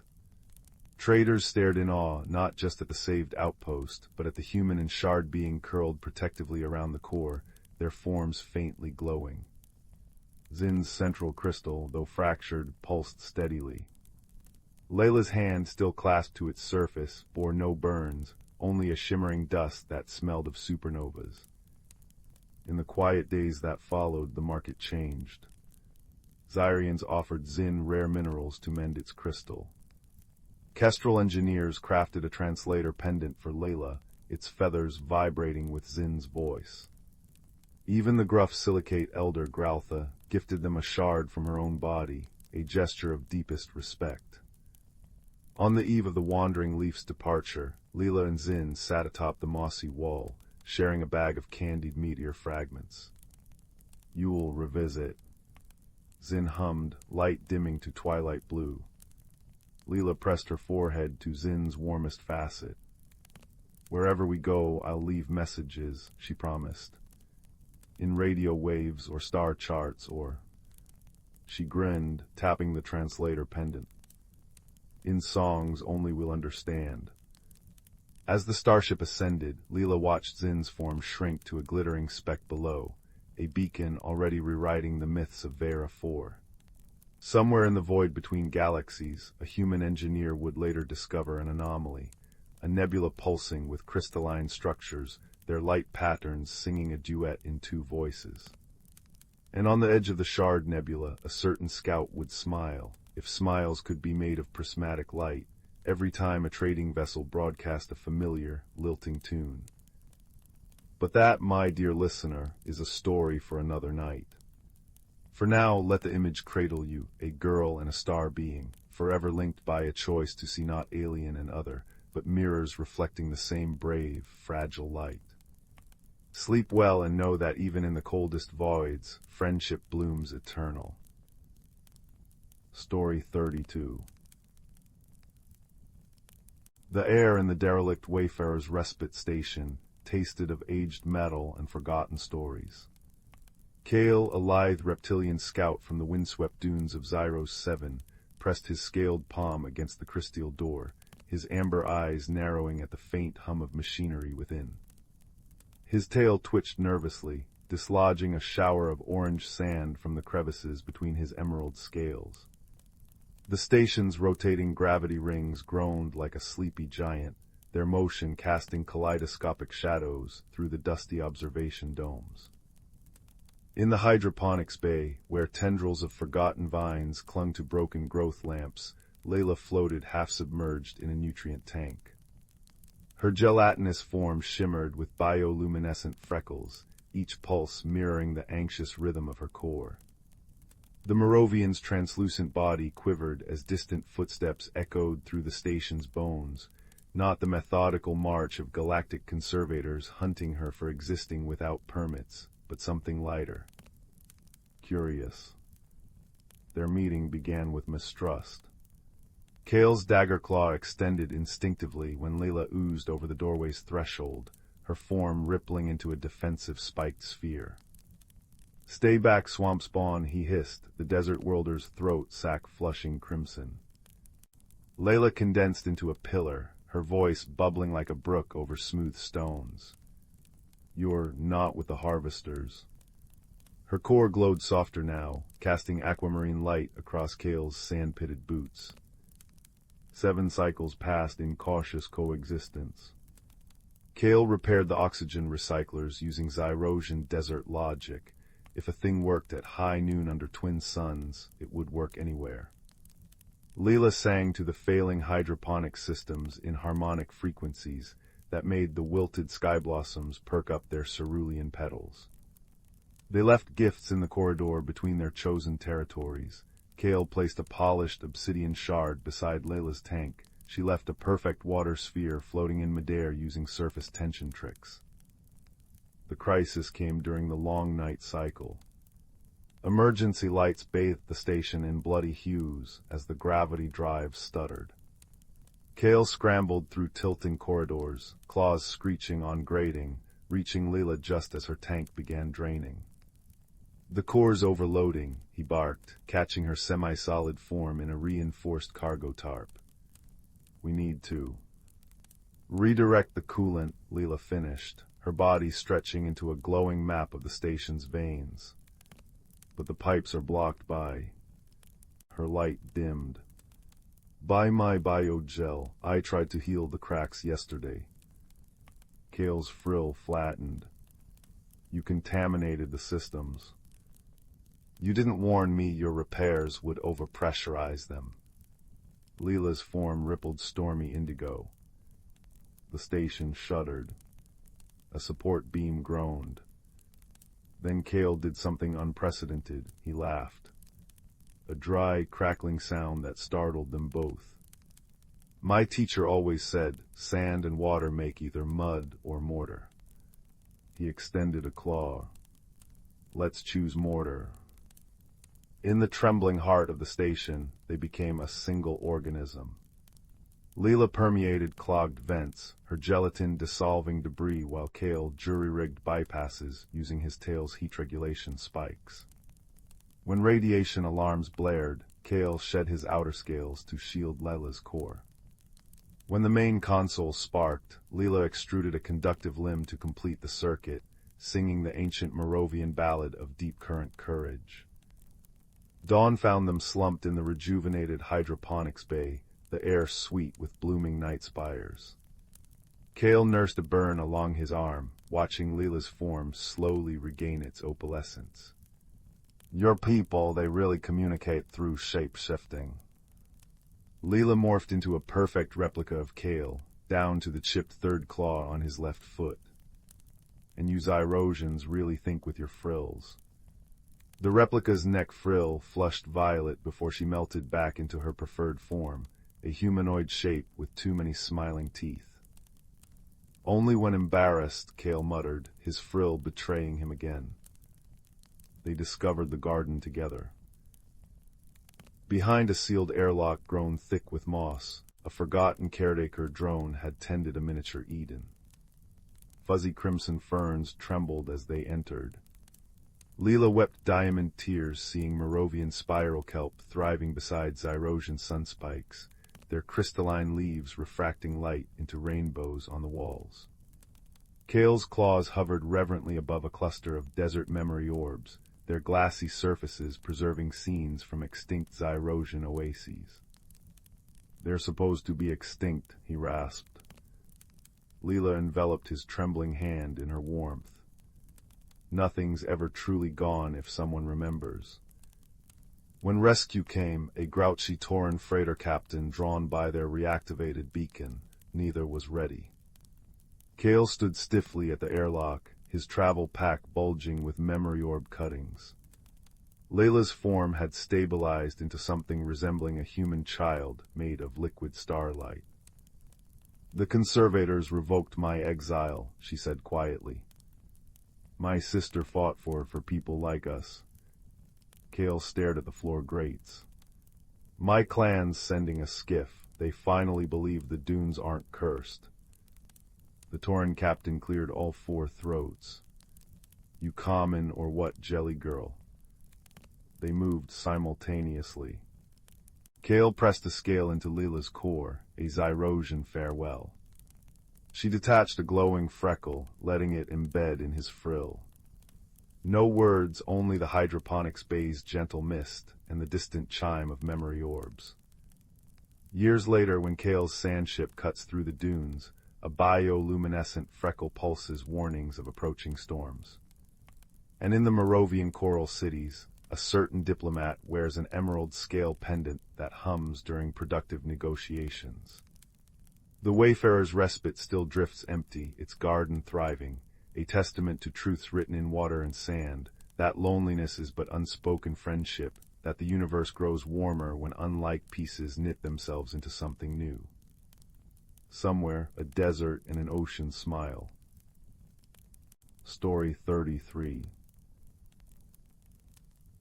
In a village nestled between whispering pines and a silver-braided river, there lived a girl named Leela, whose hands could coax blossoms from frost-hardened earth.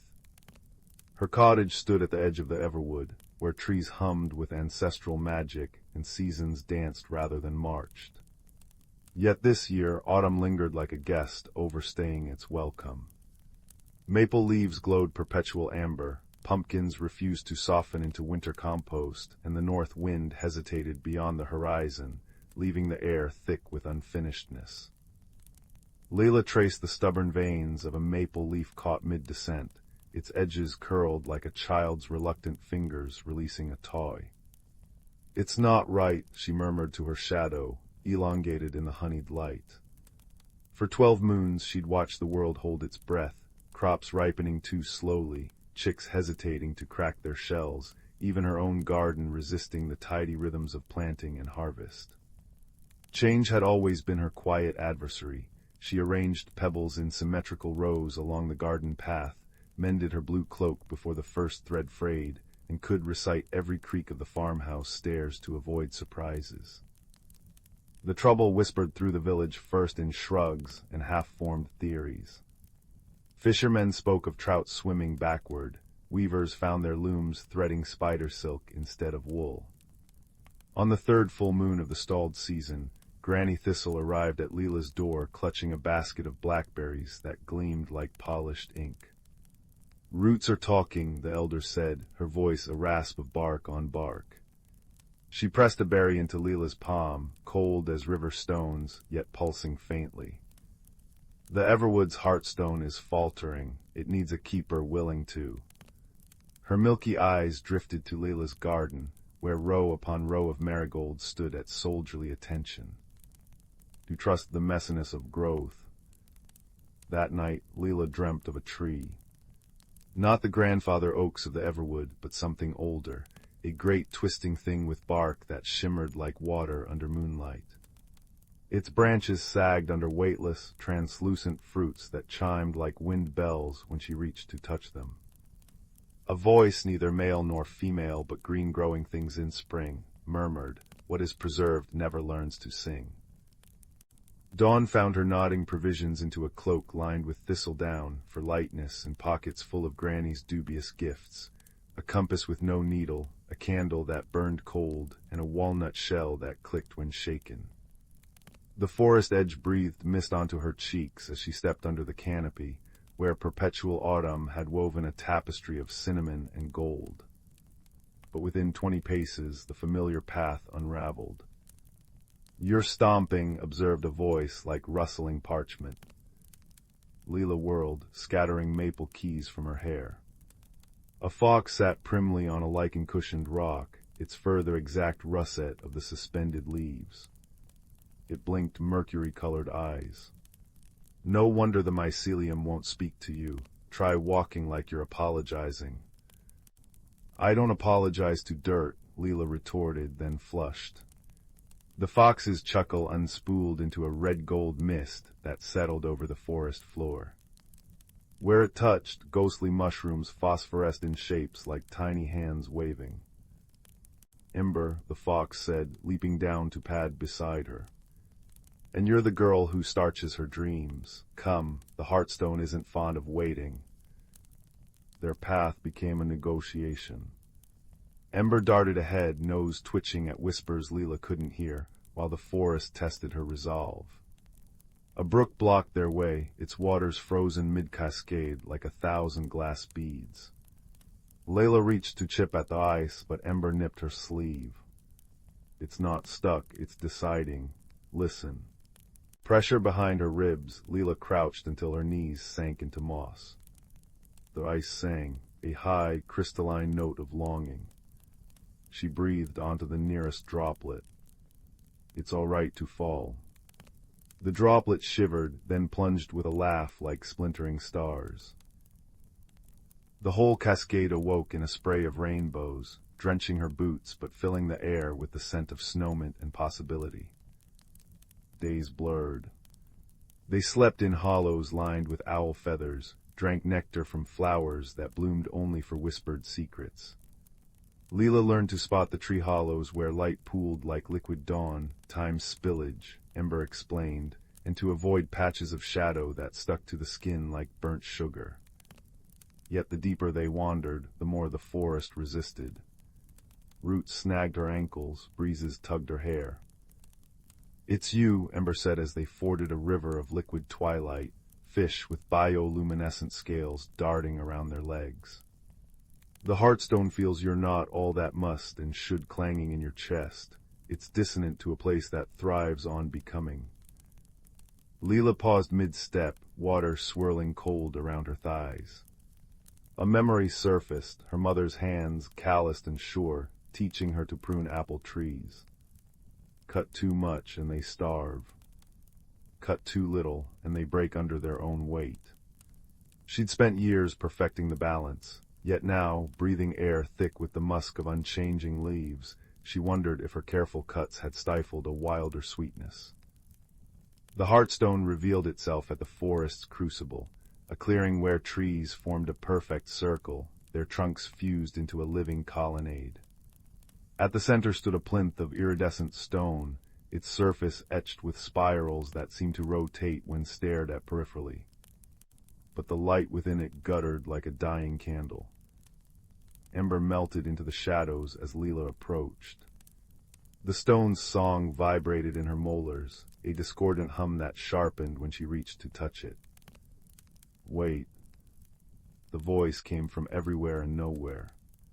Vines cascaded from the canopy, weaving themselves into a figure of dappled light and chlorophyll. Its eyes were acorn caps, its hair a cascade of willow fronds. "You come seeking restoration," it intoned, "yet carry the very thorns choking the Heartstone." Leela's fingers curled into her palms. "I just want things to make sense again." "Ah." The spirit's smile held the patience of glaciers. "Tell me, little keeper, when you force a bud to bloom, does it thank you for the haste?" Memories flickered, a childhood spent rushing, pruning herbs before their scent peaked, pulling up carrots while their faces were still pale. The spirit cupped its hands, a lotus appeared, petals clenched tight. Some transformations require darkness, to crack, to dissolve.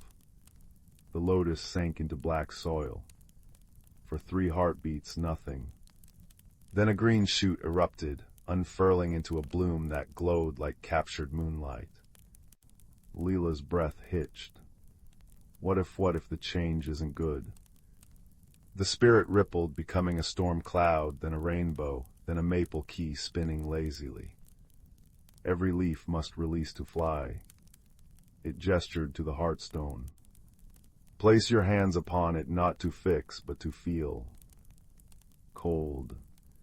The stone's surface seared like midwinter, yet Leela held fast. Images flooded her. A sapling straining toward sunlight through a thicket of weeds. Her own face reflected in a frozen pond, features blurring as meltwater chuckled beneath. Granny Thistle as a girl, laughing through missing teeth as she leapt into a pile of raked leaves, Tilda. Tears froze on her cheeks. The stone's core flickered, a faltering ember. Leela pressed her forehead to its surface. "I'm sorry," she whispered. The forest stilled. "I thought keeping things the same would protect them, but we're all waiting." Something cracked within the stone or her chest, she couldn't tell. Light erupted, warm as a hearth fire, painting the trees in gold. The spirit sighed like wind through ripe wheat. There, you needed not solutions, but surrender. Journeying home, Leela noticed the changes, subtle, sweet. Frost fern patterns on morning leaves. A sapling piercing through a fallen log. Ember trotted beside her, occasionally swatting at spiraling seeds. Still nervous, the fox teased. A little, Leela admitted. Then smiling at a flock of geese scribing chevrons across the sky. But look, they're right on time. The village welcomed her with wide eyes. Overnight, pumpkins had collapsed into fragrant mounds. Maples stood skeletal against a sky pregnant with snow. At her cottage, Leela found a surprise. Marigolds gone to seed, their crisp brown heads spilling progeny into the tidy rows.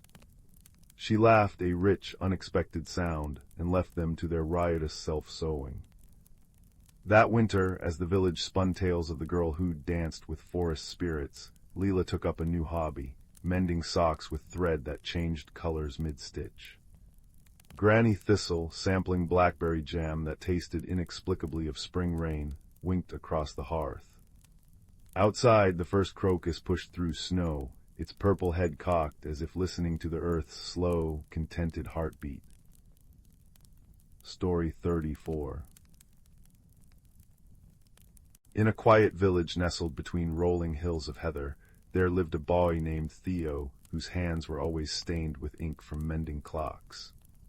His days were spent in a dusty workshop, where sunlight filtered through cobwebbed windows onto gears and pendulums, but his nights belonged to the stars outside his garret window, and to the loneliness that curled like a shadow beneath his bed. Until one evening, while retrieving a wayward cuckoo clock part from the attic, he found an old teapot wrapped in moth-eaten velvet. Its surface was tarnished, but constellations of tiny sapphires dotted the spout, glowing faintly as if remembering forgotten light. Theo's fingers trembled as he polished the pot that night. When he filled it with chamomile leaves and rainwater, the brew shimmered like liquid topaz, steam twisting into shapes, a bridge of starlight, a gate woven from ivy. On impulse, he poured the tea into his favorite cracked cup, and found himself standing in a moonlit garden where roses hummed lullabies and willow branches swayed in time to some silent rhythm. Time here dripped slow as honey, and the air smelled of crushed mint and memories. "Late, aren't we?" clucked a voice above him. A great horned owl perched on a sundial, her feathers the color of storm clouds. Hoots the name, keeper of lost hours. She blinked amber eyes. The garden's withering, boy. Seasons don't turn properly when hearts forget how to listen. Before Theo could ask what she meant, a fox with fur like smoldering copper darted from the hedges, snapping playfully at his shoelaces. "Call me Ember," she yipped, tail flicking. "And don't mind Hoot, she thinks riddles solve everything. What you need's a proper guide." Thus began Theo's visits to the garden, each sip of tea spinning him into its magic. Hoot taught him to read the stories trapped in fallen petals, tales of laughter locked in stubborn hearts, friendships frayed by unspoken words. Ember led him through thickets where fireflies scribbled maps on the dark, chasing clues to revive the garden's fading magic. But the heart of the blight, they learned, lay in the petrified grove, a place where ancient trees stood frozen, their roots choked by a silence thicker than fog. "The first gardener's tears made this grove," Hoot murmured one evening as they approached its edge. Theo's breath misted in the unnatural chill. She wept when her dearest friend left without a goodbye. Now the silence feeds on loneliness. It grows where stories go untold. Ember nudged Theo's hand with her nose. "You've got that look, the one humans wear when their hearts are working louder than their heads." Theo knelt, peering at the nearest petrified tree. Deep in its icy trunk pulsed a faint glow, like a heartbeat behind glass. "The stories here, they're trapped. What if we listen?" The garden stilled. Even the wind held its breath. For 3 nights, or was it 3 minutes, time bent strangely there. Theo sat at the grove's edge, whispering tales into the frost. Stories of his father's pocket watch, still ticking in his drawer years after the accident. Of his mother's laughter, preserved in the creak of the porch swing. The ice began to weep, droplets glinting like diamonds. When he described the teapot's discovery, the way its steam had smelled like his grandmother's ginger cakes, a root stirred. A branch creaked. "It's not about fixing the silence," Theo realized, watching a thaw spread through the grove. "It's about giving it a voice." With a sound like 1,000 pages turning, the trees shuddered. Bark softened to moss, branches spilled fresh leaves. And from the heart of the grove rose a figure woven from dappled sunlight, the first gardener, her smile warmer than dawn. "You've watered the world with stories, little keeper," she said, pressing a seed into Theo's palm. "Plant this where your heart feels frayed." Theo awoke at his kitchen table, the teapot cool in his hands. Through the window, dawn pinked the sky. Under his thumb lay the seed, glowing softly. He planted it by his mother's empty porch swing, and by sundown a tree had grown, its branches heavy with blossoms shaped like teapots, each petal singing when the wind stirred. Villagers gathered, drawn by the music. They brought stories of their own, an old fisherman's tale of a mermaid's kindness, a widow's memory of her husband's last joke. With every story, new blossoms unfurled. Years later, travelers would come to admire the story tree, its roots deep and its shadow long. Theo's workshop became a place of warm bread and shared tales, the cuckoo clocks now keeping time to the rhythm of laughter. Hoot and Ember visited sometimes, their forms half hidden in dappled shade, though only children ever saw them clearly.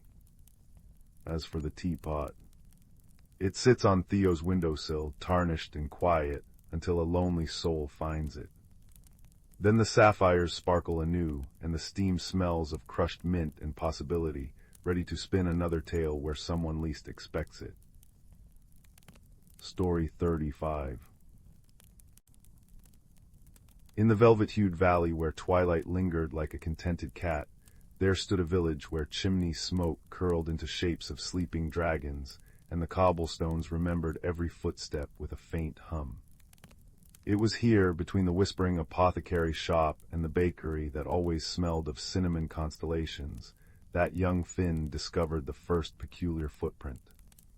Not in the dew-kissed grass, nor the flour-dusted pantry floor, but pressed into the very center of a freshly baked honey cake, a tiny, shimmering imprint shaped like a 6-pointed star. The village had always hummed with quiet magic, the sort that mended torn kite strings overnight and made rainstorms smell of lavender, but this was different. Each morning brought new mysteries, a trail of bioluminescent acorns leading to the empty well, all the wooden spoons in misses. Bramble's kitchen stacked into a wobbling tower crowned with a single marigold, the bridge over Willow Creek singing lullabies in a language of ripples and reed sighs. Finn's best companion, a girl named Marin, whose braids defied gravity on particularly interesting days, noticed the patterns first. "It's not mischief," she murmured, tracing the star-shaped bruise on a plum they'd found floating in the milk pail. "It's a question." Their investigation began at the Hourglass Library, where books rearranged themselves when no one was looking. The librarian, an ancient tortoise with spectacles made of river glass, allowed them one question per visit. "Who's leaving these marks?" Finn asked, placing a leaf etched with silvery spirals on the counter.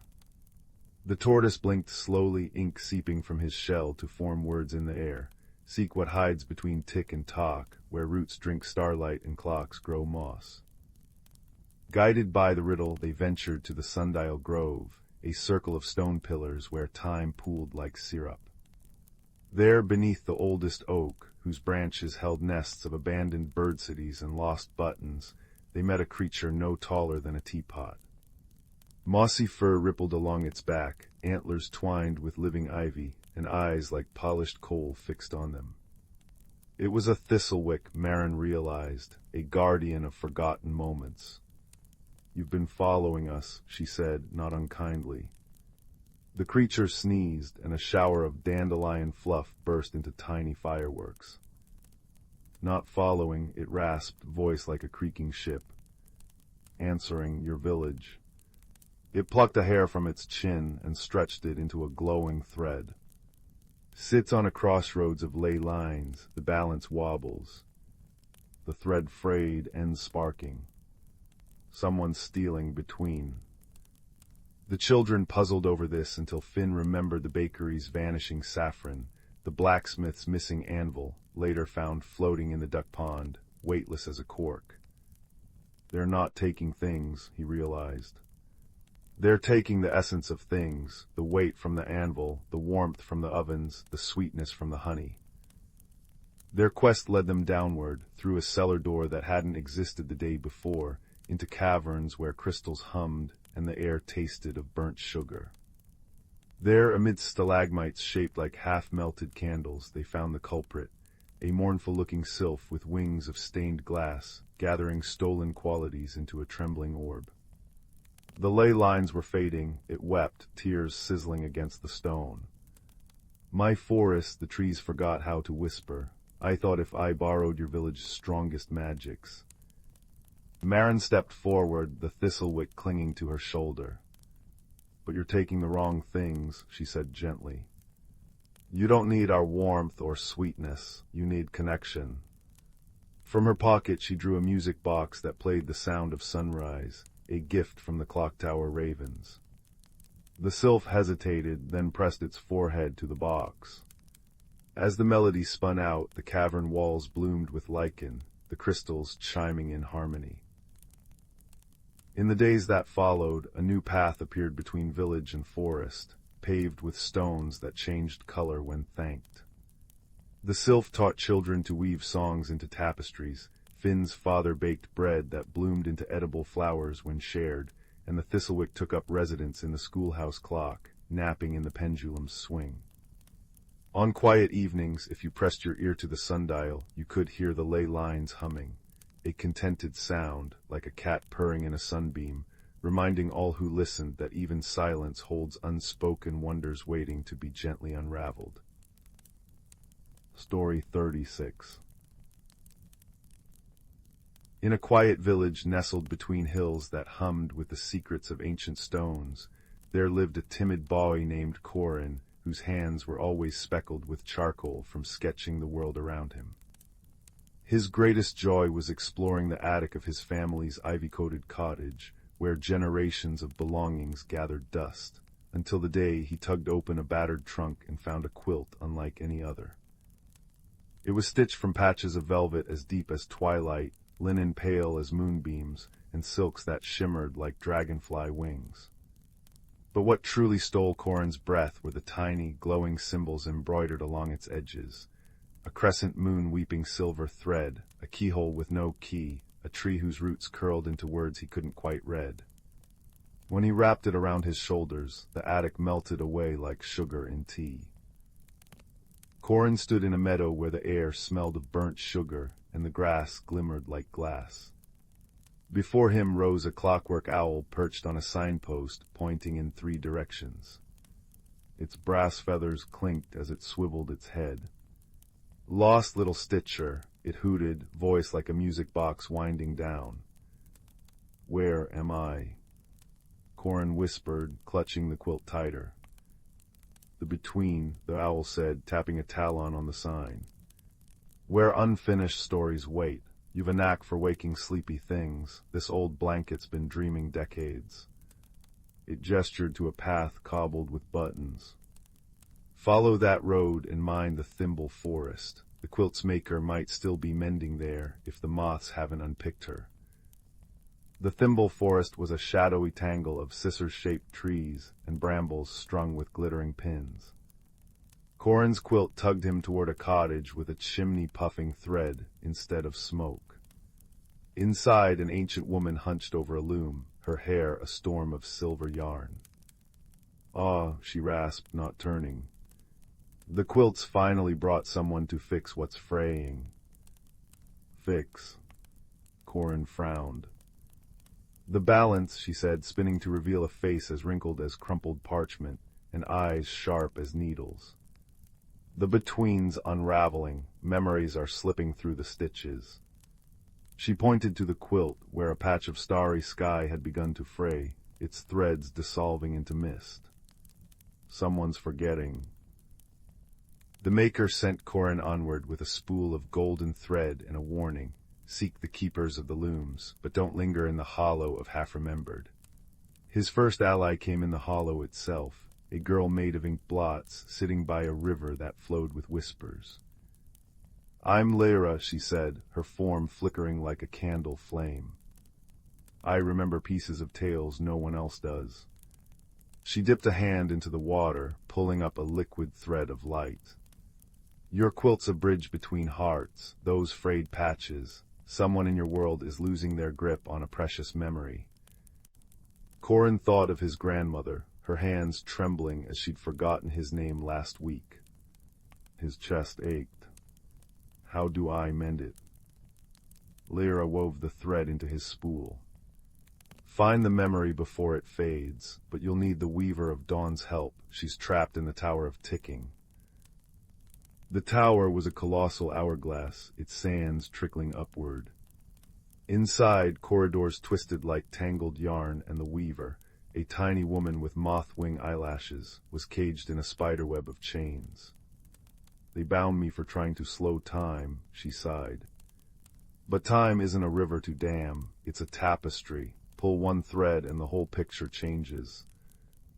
With Corin's quilt stretched beneath her, the Weaver sewed a new patch. A boy and his grandmother baking cinnamon-dusted apple tarts, their laughter stitched in curlicues of orange thread. "Memories aren't anchors," she murmured. "They're sails. Let them carry you, not weigh you down." The final frayed patch showed Corin's own face, but younger, sitting by a hearth. "This isn't my memory," he protested. "It's hers," said a new voice. A badger in a waistcoat emerged, spectacles balanced on his snout. He was the keeper of tangled threads, and his den was a labyrinth of drawers labeled first steps, forgotten promises, midnight fears. "Your grandmother stitched this quilt to hold what her mind couldn't. This." He tapped the patch. "The day she taught you to draw, she's clinging so hard to it, she's tearing the rest." Corin's throat tightened. He'd stopped drawing with her when her hands grew too unsteady. "Mend it gently," the badger said, offering a needle. "Add new threads." Back in the attic, Corin awoke with the quilt pooled in his lap.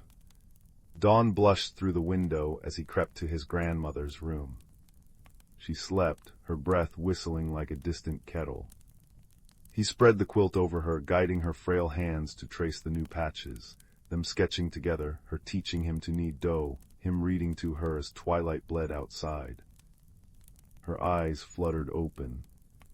"Corin," she whispered, touching his cheek. I dreamed we baked those apricot tarts you love." He hugged her, the quilt's magic thrumming between them, warm as a heartbeat. Now Corin's sketches fill the cottage walls, his grandmother's hands the thimble forest, Lyra dancing in her ink-blot river. The quilt rests on her bed, its patches ever shifting. Some nights when the crickets sing in code, Corin swears he hears the clockwork owls chuckle drifting through the rafters.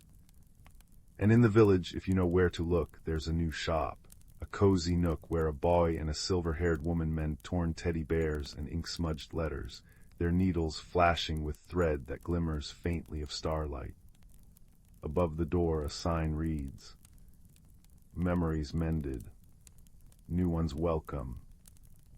They serve peach tea and ginger biscuits, and if you've lost something precious, Corin might just wrap you in a quilt and whisper, "Let's find it together." But that's a story for another night.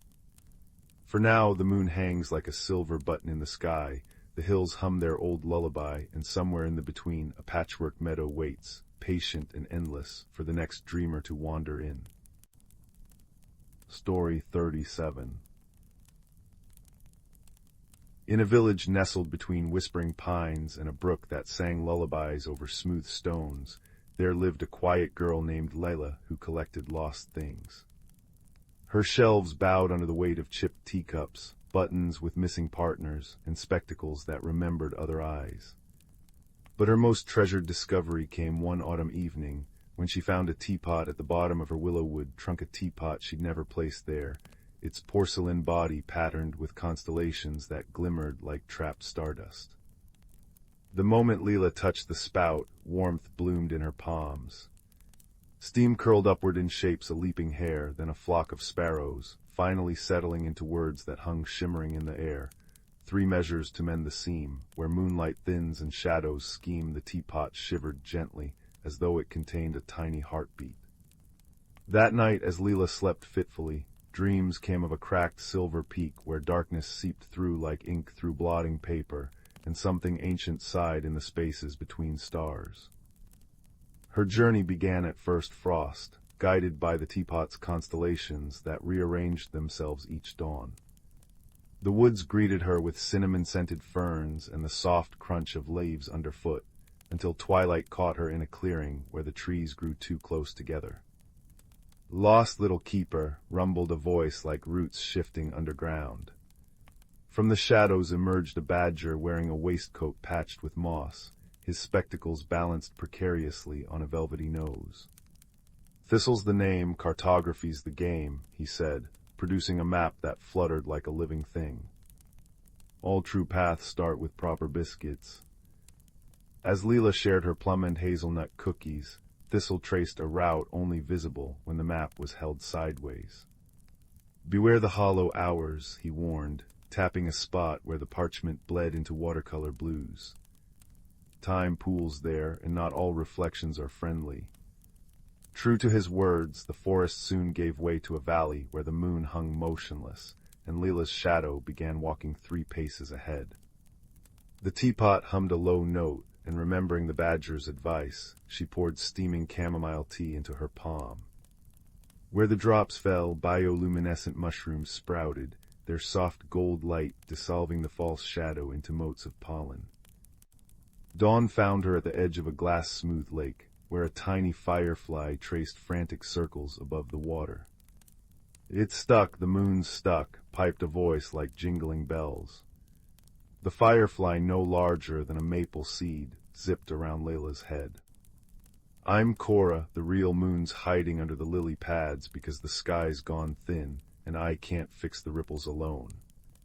Sure enough, the lake's reflection showed not the fading stars, but a jagged tear through the heavens.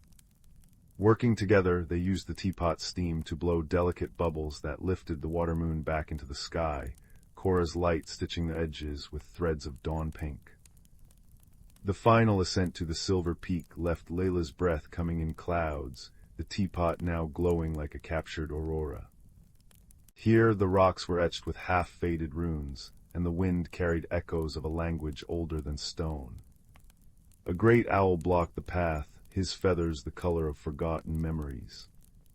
"I am Alaric, last guardian of the threshold," he intoned, amber eyes reflecting the tear in reality, a pulsing rift where constellations were unraveling. "Mend the veil and your world forgets magic. Leave it torn and chaos spills unchecked. Choose wisely, teapot bearer." Layla knelt, feeling the teapot's heartbeat sync with her own.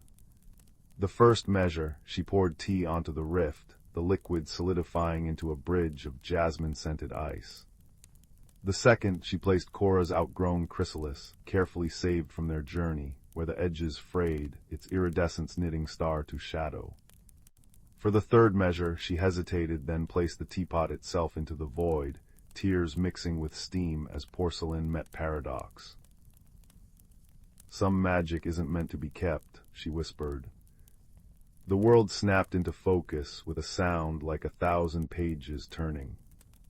Where the rift had been now stood a simple stone archway tangled with honeysuckle, the teapot resting whole and ordinary at its base. Alaric inclined his head. "You gave the magic back to where it dreams," he said, and for the first time his voice held warmth. "Walk now through the arch and find what awaits." The path home bloomed with flowers that chimed when brushed against. In her cottage, Leela found her shelves still filled with lost things, but now the chipped teacup held endless hot cocoa, the single buttons hummed to find their matches, and through the spectacles she could see Thistle waving from his underground study, Cora dancing auroras for the water moon, Alaric's wings brushing against tomorrow's stars. That winter, villagers often visited to share fireside tales, sipping from a certain teapot that never emptied, its constellations quiet but watchful. And if sometimes they glimpsed their own stories in the steam hopes they'd forgotten, kindnesses waiting to be sown well, that's simply how magic works when tended by gentle hands. As for the arch in the mountains, it still stands where worlds whisper secrets, and those who listen with their hearts might catch the faintest scent of jasmine ice, or hear an owl's feather-soft chuckle in the wind. But that's a story for another night, when the fires burned low and the stars leaned close to hear. Story 38. Story 39. Story 40. Story 41. Story 42. Story 43. Story 44. Beneath a sky the color of steeped chamomile tea, where twilight painted the clouds in lavender and apricot strokes, a girl named Leela discovered a path she'd never seen before. It wound behind the old willow tree at the edge of her village, its entrance hidden by cascading vines strung with bioluminescent berries that glowed like fallen stars. The air hummed with the scent of rain-soaked moss and distant wood smoke, and though every sensible bone in Leela's body whispered turn back, her fingers brushed the vines aside and she stepped through. The path unfurled into a forest unlike any she'd known. Trees towered like cathedral pillars, their bark shimmering with iridescent lichen. Leaves the size of rowboats rustled overhead, filtering the moonlight into dappled patterns that danced across the forest floor. A stream meandered alongside the trail, its water clear as liquid crystal, carrying petals that flickered like tiny lanterns. Leela knelt, cupping a handful, and the petals glowed warmer at her touch, as though greeting her. "Where are you taking me?" she murmured, and the stream bubbled a melody in reply. She followed the water's song until the trees thinned, revealing a meadow bathed in the silvery light of 1,000 fireflies. At its center stood a cluster of mushroom houses, their caps striped in candy red and buttercup yellow, chimneys puffing cinnamon-scented smoke. Before Leela could marvel further, a small voice piped up, "You're just in time for tea." A creature no taller than her knee bustled forward, its body resembling a hedgehog crossed with a dandelion puff, quills soft and glowing faintly, eyes like polished citrine. It held a tiny lantern made of acorn shells, which cast shifting constellations onto the grass. "I'm Fig," the creature said, bowing so deeply their snout nearly touched the ground. "Keeper of lost things and part-time baker, you've come for the moonlit conclave, yes." Without waiting for an answer, Fig tugged Leela toward the largest mushroom, where a table was set with cups of steaming elderflower tea and cakes dusted in crushed violets. Around it sat other creatures, a moth with wings like stained glass, a fox whose fur shifted colors like the northern lights, and a rock-shaped being that chimed when it laughed. "The conclave's a meeting of wanderers," explained the moth, sipping tea through a proboscis curled like a candy cane. "We share stories to light the way for those who come after." The fox nodded, pushing a plate of cakes toward Layla. "But first, you must give something to the Well of Whispers." They pointed a paw toward a stone well at the meadow's edge, its rim carved with runes that pulsed faintly. "It asks for courage, not coins," the fox added gently.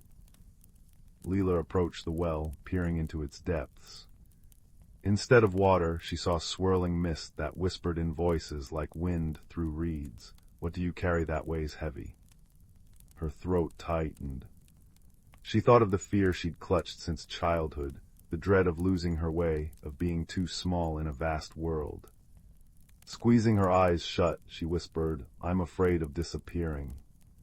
The mist surged upward, wrapping her in a cool embrace, and when it faded, a weight she hadn't realized she'd carried was gone.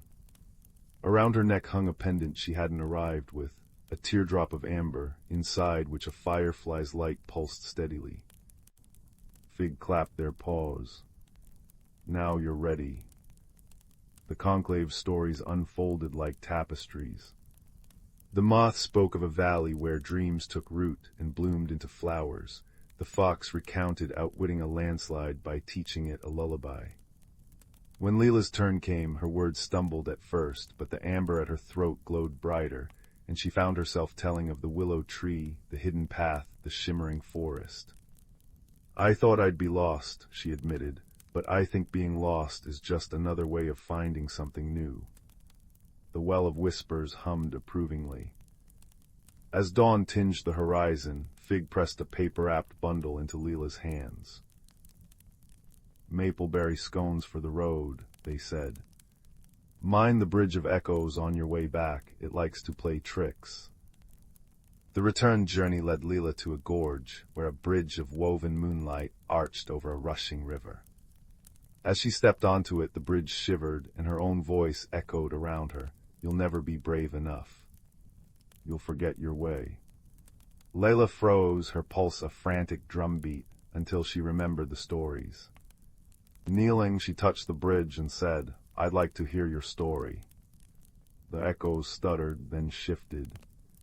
The river's roar softened into a song about mountains it had carved and valleys it had nourished. The bridge steadied and Leela crossed, the pendant at her throat gleaming like a captured star.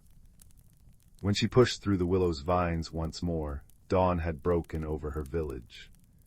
The path behind her vanished, but the amber pendant remained, warm against her skin. That night, as she lay in bed, the firefly's light flickered in time with her heartbeat, and she realized something. The world was vast, yes, but so was her place in it.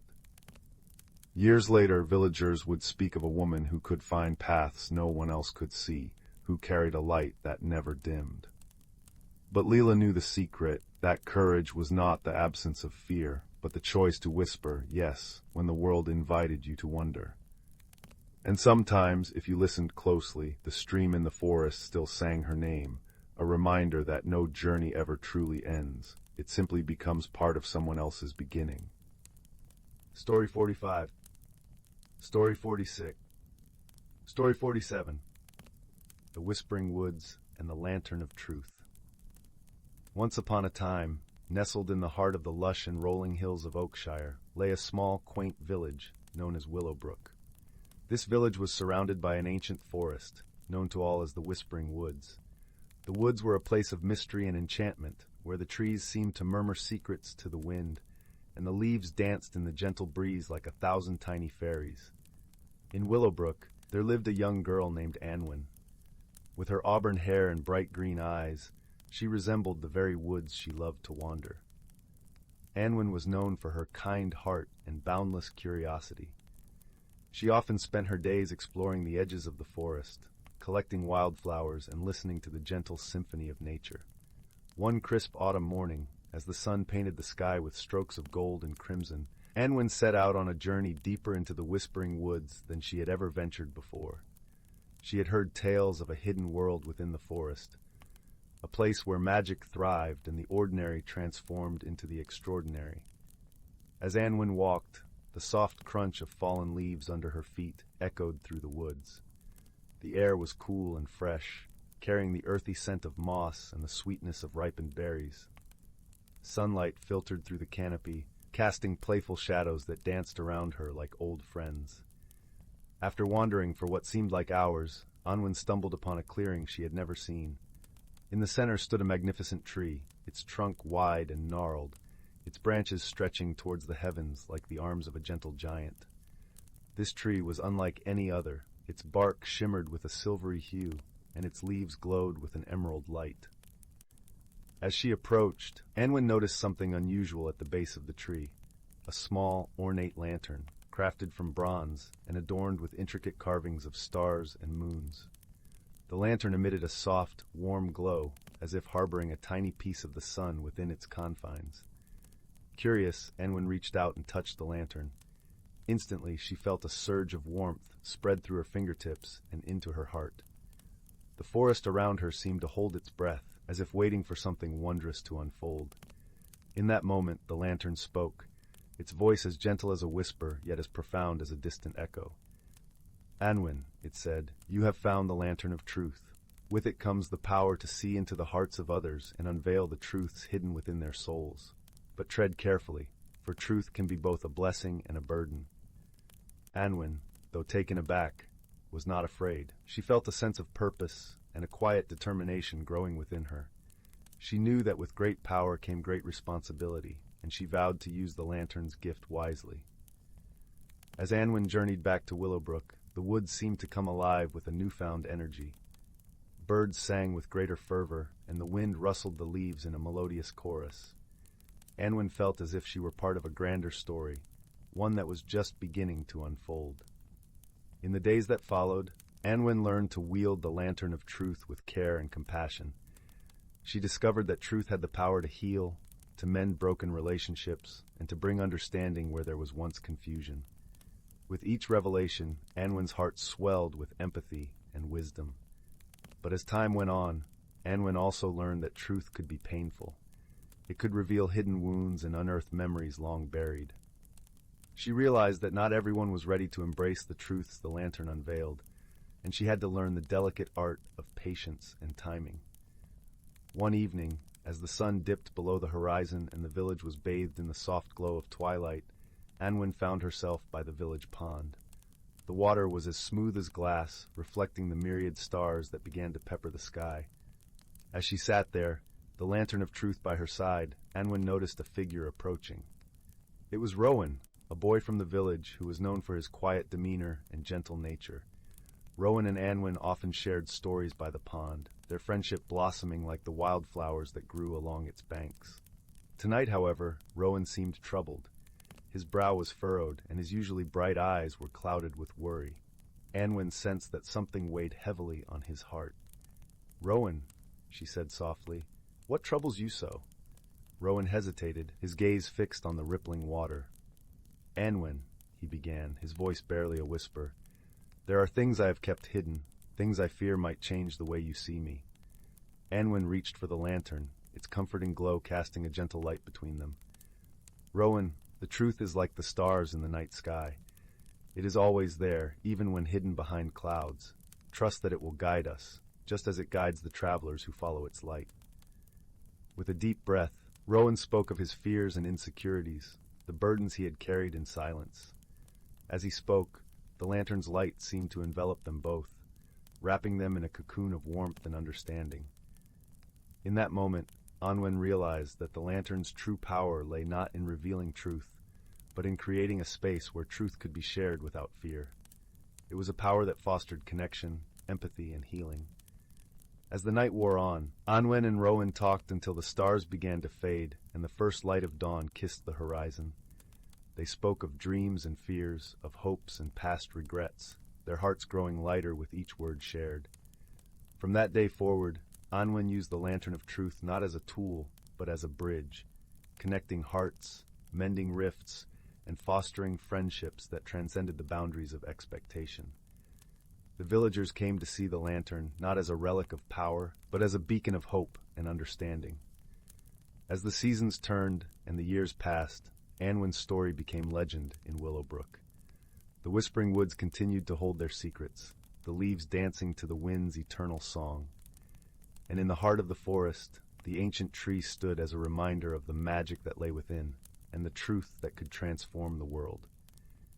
And so, as the fireside crackles and the shadows lengthen, we find ourselves at the end of our tale. But remember, dear listener, that truth is not just a lantern to be found in Enchanted Woods. It is a light within us all, waiting to illuminate the paths we walk and the stories we share. With a gentle sigh, the tale comes to a close, leaving behind the warmth of friendship and the glow of understanding. Sleep now, with dreams as bright and boundless as the stars that guide us home. Story 48. Story 49. Once upon a time, in the quaint village of Whimsy Hollow, where the lanes were cobbled with candy stones and the rooftops shimmered like rainbow scales, there lived a peculiar family of hedgehogs known as the Twiddlepuffs. The Twiddlepuffs were no ordinary hedgehogs. Each member of the family had a unique magical trait. Fizz, the youngest, could make flowers bloom with a sneeze, while his sister, Tilly, had a giggle so infectious that it could make even the grumpiest of frogs join in a chorus of laughter. Their home was a delightful burrow nestled beneath a towering lollipop tree, where the air always smelled of mint and honey. Inside, the walls were lined with shelves of shimmering trinkets, each one a memento of adventures past. The fireplace crackled softly, its flames dancing a merry jig, while the scent of freshly baked acorn pie wafted through the air, inviting and warm. One sunny morning, as the dew still clung to the grass like tiny jewels, a peculiar event unfolded in Whimsy Hollow. The village's magical fountain, known for its sparkling waters that granted the most joyful dreams, had suddenly stopped flowing. The fountain, crafted from glistening crystal and adorned with carvings of playful otters, stood silent, its usual melody of tinkling waters replaced by an ominous hush. The villagers gathered around, their faces a mix of concern and curiosity. Among them was the wise and whimsical Mayor Pippin, a rabbit with spectacles perched precariously on his twitching nose and a waistcoat filled with pockets of peculiar odds and ends. "We must solve this riddle," declared Mayor Pippin, peering at the fountain with a thoughtful frown. "For without our dream water, the nights will grow restless and the dreams mundane." Fizz and Tilly, always up for an adventure, volunteered to help. With a spark of determination in their eyes, they set off on a quest to uncover the mystery. Their first stop was the cozy cottage of Granny Wobble, an elderly turtle with a pant for storytelling and a fondness for treacle. "Ah, yes," Granny Wobble mused, adjusting her spectacles with a slow, deliberate motion. "The fountain's heart is a crystal teardrop, known to be enchanted. It is said to be the source of its magic." "But where has the crystal gone?" Tilly asked, her eyes wide with wonder. "To find the crystal," Granny Wobble continued, "you must follow the path of the moonbeams, for they will lead you to the enchanted grove where whispers of old magic dwell." With Granny Wobble's cryptic advice in mind, Fizz and Tilly set off towards the edge of Whimsy Hollow, where the trees intertwined like old friends whispering secrets.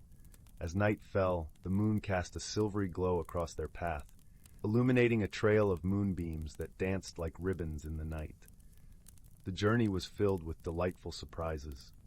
Along the way, they encountered Whisk the squirrel, who was renowned for his incredible juggling skills.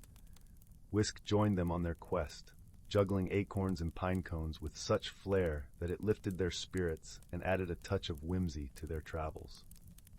Eventually, the trio arrived at the Enchanted Grove, a place where the air shimmered with possibilities, and the trees whispered in a language only the heart could understand.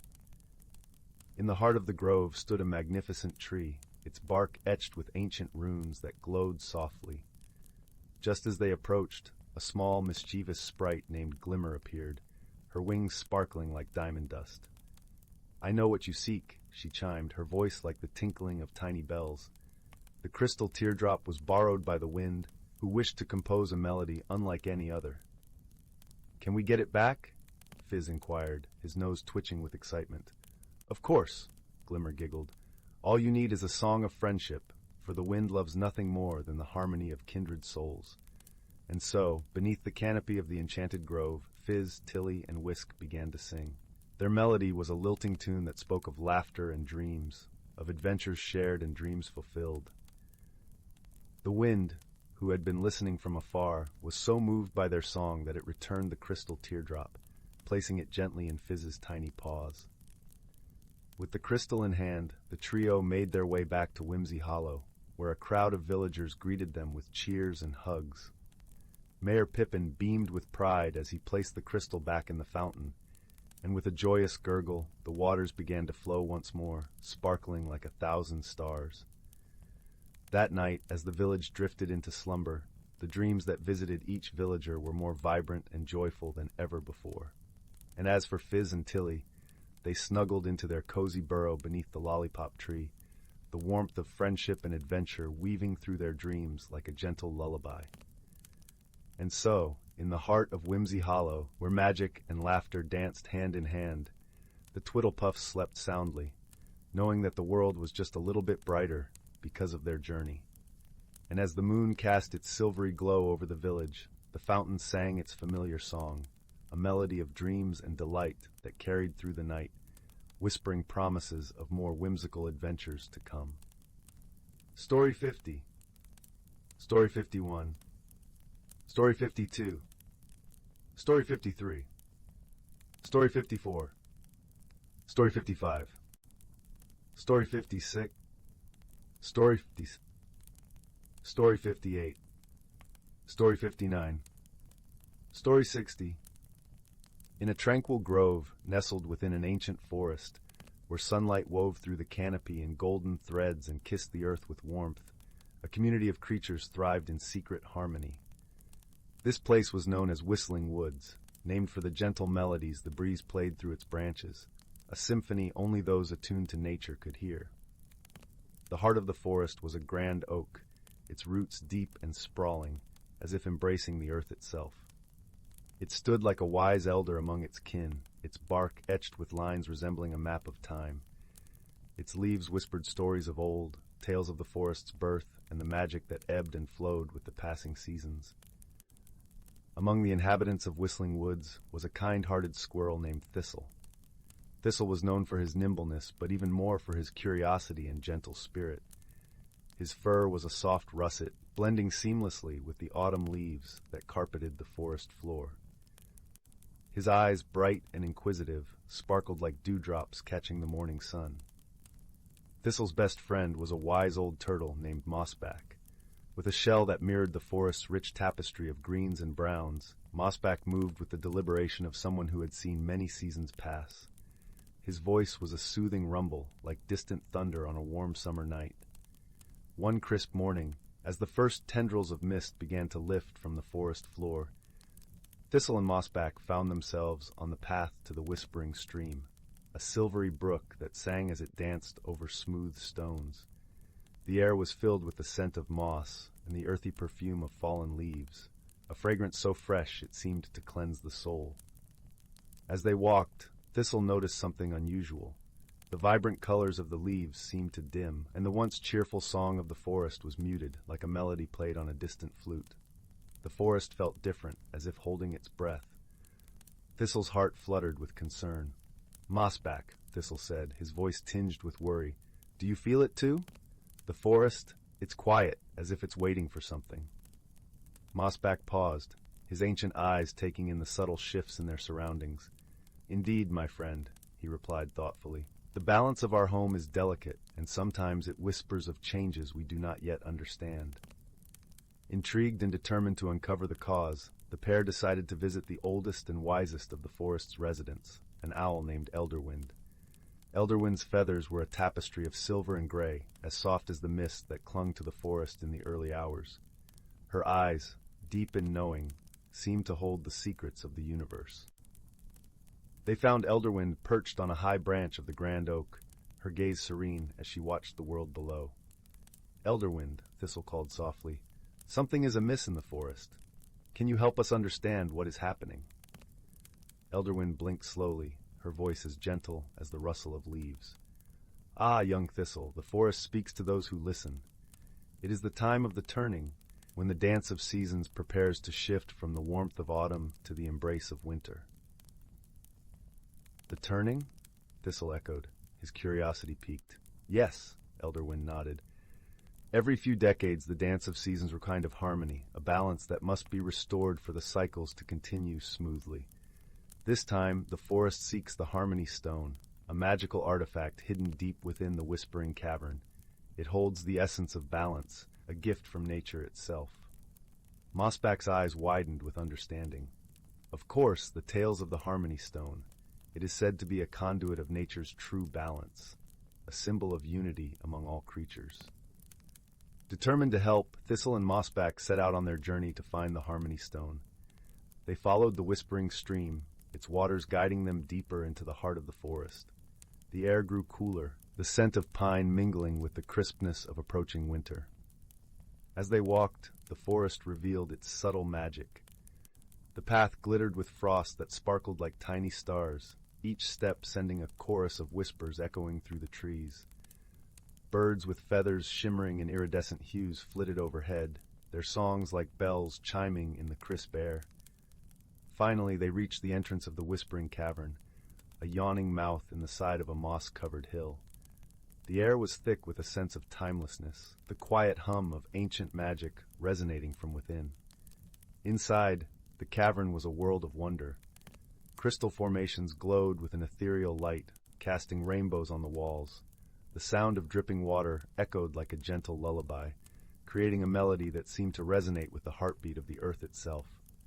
Deep within the cavern, Thistle and Mossback found the Harmony Stone. It was a simple yet beautiful orb, its surface swirling with colors of the seasons: spring's green, summer's gold, autumn's red, and winter's blue.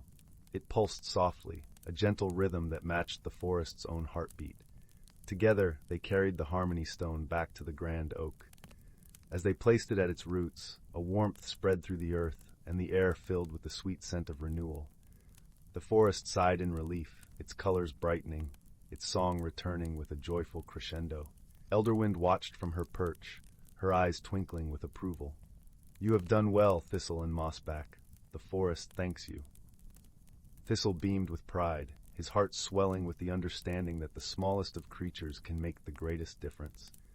Mossback nodded, his wise heart content in the knowledge that harmony was restored. As the sun set, casting the forest in a warm, golden glow, Thistle and Mossback sat by the grand oak, watching the stars twinkle into life. The forest was at peace, and so were they, knowing that the dance of seasons would continue, a testament to the enduring balance of nature. And so, in the heart of Whistling Woods, where magic and reality intertwined, the forest slept soundly, cradled in the gentle embrace of harmony, a lesson whispered through the leaves for generations to come. 61. Story 62. Story 63. Story 64. Story 65. Story 66. Story 67. Story 68. Story 69. Story 70. In a quiet village nestled between rolling hills and whispering woods, where the air was sweet with the scent of wildflowers and the distant call of a nightingale, lived a gentle young woman named Mira. Her auburn hair danced with the breeze as she walked through fields ablaze with color. Mira had always been curious about her family's past, for her grandmother often spoke of a time when their ancestors were keepers of an ancient tradition. The tales were like lullabies, filling Mira's dreams with images of glowing lanterns and whispering trees, a connection to a time before the world had become more complex and hurried. The village was a place where time seemed to slow, and the seasons moved like a gentle waltz. In the spring, the meadows would shimmer with daisies and buttercups, while summer brought the soft rustle of leaves and the distant murmur of the river, echoing like a lullaby through the nights. Autumn painted the hills in hues of amber and gold, and winter wrapped the world in a silvery hush, snowflakes falling like whispered secrets from the sky. It was in this serene setting that Mira embarked on a journey to uncover the legacy her grandmother had spoken of, a journey that would require courage and an open heart. One crisp morning, as the dawn light crept through her window like a warm embrace, Mira found herself drawn to the attic of her family's old cottage. Dust motes floated in the beams of sunlight as she climbed the creaky stairs, each step echoing with the whispers of yesteryears. The air was laced with a scent of aged wood and forgotten memories. In the far corner of the attic, beneath a faded tapestry woven with mysterious symbols, she discovered a wooden chest adorned with intricate carvings of vines and stars, each detail telling a story of its own. With a heart full of anticipation and a hint of trepidation, Mira opened the chest. Inside, she found an assortment of artifacts, a delicate silver locket, a bundle of yellowed letters tied with a ribbon, and a small, intricately carved lantern. As she held the lantern up to the light, it seemed to shimmer with a life of its own. Her grandmother's voice echoed in her mind, speaking of a time when these lanterns were used to guide the villagers during the Festival of Light, a celebration of unity and hope, where stories of old came alive in the flickering glow. Determined to learn more, Mira took the lantern and letters to her grandmother, who was sitting by the fireplace, her knitting needles clicking softly. The fire crackled and popped, casting a warm glow that danced across the room, painting shadows on the walls like a living tapestry.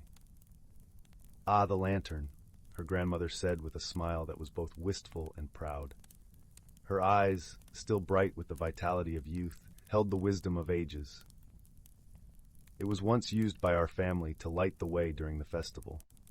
Each year, the elders would tell stories of our ancestors, who believed that the lantern's light could reveal hidden truths and guide us through the darkness."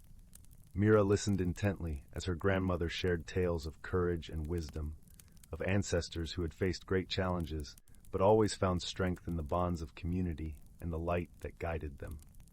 As the stories unfolded, Mira felt a deep sense of connection to her past, as if the lantern's glow had reached back through time to touch her heart. She realized that the light was not just a beacon in the night, but a symbol of resilience and unity. To further understand the depth of her heritage, Mira embarked on a quest to explore the village archives, hidden away in the old library. The building itself was a relic, with creaking floors and towering shelves that smelled of ink and history. There, she found dusty tomes and scrolls, documenting the village's history and the pivotal role her ancestors played.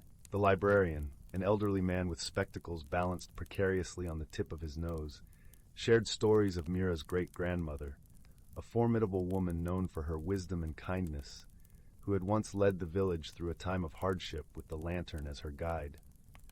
One day, Mira ventured into the woods, following a trail her grandmother had once described. The path was lined with ancient oaks whose branches arched overhead, creating a canopy that filtered the sunlight into dappled patterns on the forest floor. Each step felt like a journey deeper into the past.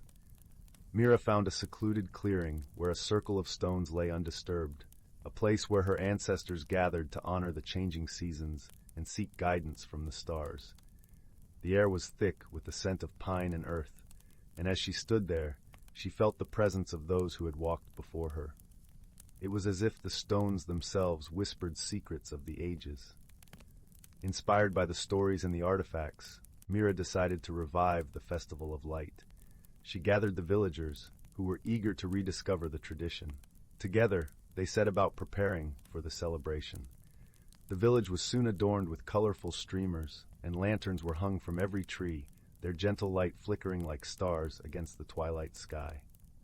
The preparation was a communal effort, a testament to the spirit of togetherness that Mira's ancestors had cherished. On the night of the festival, the village square was alive with laughter and music. The scent of spiced cider and freshly baked bread filled the air, mingling with the cool, crisp breeze that rustled through the leaves. As the sun dipped below the horizon, Mira stood at the heart of the gathering, the ancient lantern in her hands. Her heart raced with a mixture of excitement and reverence. With a deep breath, she lit the lantern, and its warm glow spread across the square, illuminating the faces of her friends and family. The villagers gathered closer, their eyes reflecting the gentle light. Mira spoke of the stories her grandmother had shared, and as she did, she felt a profound sense of belonging, as if she had found her place in the tapestry of her family's history. Her voice carried the weight of generations, each word a thread in the fabric of time. As the evening wore on, Mira found herself reflecting on the emotional journey she had undertaken. The stories of her ancestors had not only connected her to her past, but had also illuminated her own path forward. She realized that the true legacy of her ancestors was not just in the artifacts or the tales, but in the spirit of community and the light of understanding that connected them all. The lantern, once a symbol of their past, had become a beacon of their future, a reminder that, through unity and wisdom, they could overcome any challenge. As the night drew to a close, Mira stood beneath the starlit sky, her heart filled with peace and gratitude. The lessons of the past had illuminated her present, and she knew she would carry them with her always, like the gentle glow of the lantern lighting her path. The festival had not only rekindled an ancient tradition, but had also forged new bonds among the villagers, ensuring the legacy of light would continue for generations to come. In the weeks following the festival, Mira began to notice subtle changes within herself. She had always been gentle and kind, but now there was a quiet strength within her, a newfound confidence that flowed from embracing her heritage. Her dreams were no longer filled merely with images of the past, but also with visions of the future, of children playing in the fields, of lanterns lighting the way for generations yet unborn. She could see herself passing down the stories and the lantern to her own children, continuing the legacy of light. The village, too, felt the impact of the festival. The bonds between the villagers had strengthened, and there was a renewed sense of purpose and community. People spoke more openly about their hopes and dreams, and the spirit of togetherness that Mira's ancestors had cherished seemed to infuse every aspect of village life. The Festival of Light became an annual tradition once more, a beacon of unity and hope in an ever-changing world. And so, in that quiet village, surrounded by the beauty of nature and the warmth of friendship, Mira found not only her heritage, but also her home, a place where the ancient legacy of light would continue to shine, guiding generations to come. The whispers of the woods and the echoes of the hills sang with the promise of tomorrow, echoing the eternal dance of light and hope. The village, with its timeless charm and enduring spirit, stood as a testament to the power of stories and the light they could bring to even the darkest corners of the world. As Mira continued to explore her newfound sense of purpose, she decided to delve deeper into the stories that had shaped her lineage. She began visiting the elderly villagers, many of whom held memories of past festivals and the tales their ancestors had passed down. Each visit was like opening a new chapter, revealing layers of history and wisdom that had been woven into the fabric of the village. One afternoon, Mira visited old Alara, a woman whose eyes sparkled with the mischief of a child despite her years. Alara's cottage was a treasure trove of artifacts, from faded photographs to hand-woven tapestries. As Mira sat by the hearth, Alara recounted a legend not written in any book, a tale of a hidden grove, a sacred place where the first lantern was lit by the village's founding matriarch, guided by a celestial deer whose antlers glowed with the light of the stars. Intrigued, Mira felt a pull towards this mystical grove. With Alara's directions and a heart brimming with curiosity, she set out to find it. The path was treacherous, winding through dense thickets and over moss-covered stones, but Mira pressed on. Her journey led her to a hidden clearing where moonlight filtered through the trees, casting an ethereal glow on a circle of ancient stones. In that moment, Mira felt the presence of the celestial deer, not as a physical being, but as a spirit that embodied the light and wisdom of her ancestors. Standing in the grove, Mira made a silent vow to honor the legacy of those who had come before her. She gathered a few smooth stones and arranged them in a small cairn, a humble monument to the enduring light that had guided her footsteps. As she turned to leave, she felt a warmth in her chest, a reassurance that the past, present, and future were all connected by an unbreakable thread of light and love.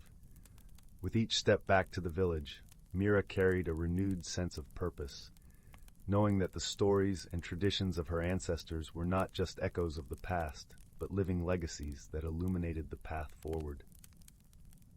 The village, with its quiet resilience and enduring spirit, would continue to thrive, its heart beating in time with the gentle glow of the lanterns, a testament to the power of unity and hope in a world that was constantly changing. Story 71. Story 72. Story 73. Story 74. Story 75. Story 76.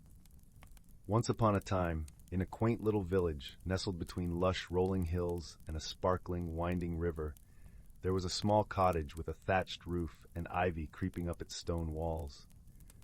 Inside this cottage lived a young girl named Lila. Lila had hair the color of chestnuts and eyes reminiscent of the autumn sky, a deep and thoughtful blue.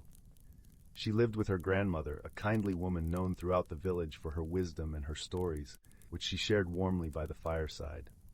One crisp autumn afternoon, as the leaves danced playfully to the ground, Lila was helping her grandmother tidy the attic. It was a place filled with the aroma of cedar and the quiet whispers of history, where boxes piled high held memories long forgotten. As Lila dusted off an old wooden trunk, her fingers brushed against something cool and metallic. Curious, she lifted the lid and discovered a small, intricately carved compass. Its brass surface glinted softly in the dim light filtering through the attic's single window. But this was no ordinary compass. Instead of pointing north, its needle spun gently, as if beckoning Lila to follow. "Grandmother, look at this!" Lila exclaimed, her voice a mix of surprise and wonder. Her grandmother approached, her eyes twinkling with a secret knowledge. "Ah, the whispering compass," she said softly. "I wondered when it would find you." Lila's heart skipped a beat. "Whispering compass?" Her grandmother nodded, settling into an old rocking chair, the wood creaking familiarly under her weight. "This compass belonged to your great-grandfather. It does not guide you to places, but to truths. It leads the way to answers you seek, but only if you listen closely and trust its wisdom." Intrigued and a little apprehensive, Lila slipped the compass into her pocket. That night, as the stars sprinkled the sky like sugar, she lay awake, the compass resting on her bedside table, its needle casting gentle shadows in the moonlight. The next morning, with the first light of dawn painting the sky in gentle hues of pink and gold, Lila decided to follow the compass's call. She dressed warmly, wrapped a soft woolen scarf around her neck, and set off, the compass cradled in her hands. The needle spun slowly, then settled, pointing towards the forest that bordered the village. The forest was a place of mystery, where sunlight filtered through the canopy in shimmering patches, and the air was alive with the scent of pine and earth. As Lila ventured deeper, she met her first companion, a wise old owl perched upon a low-hanging branch. His feathers were a rich tapestry of browns and whites, and his eyes shone with the wisdom of ages. "Where are you headed, young one?" the owl hooted gently. "I'm following this compass," Lila replied, showing him the magical instrument. The owl nodded sagely. "Ah, the journey of truth. Remember, when the road seems unclear, wisdom will light the way." With a grateful smile, Lila continued on her path. The forest began to thicken, and soon she found herself at a small, bubbling brook. There a rabbit, with fur as soft as a cloud and eyes bright with curiosity, was sipping water.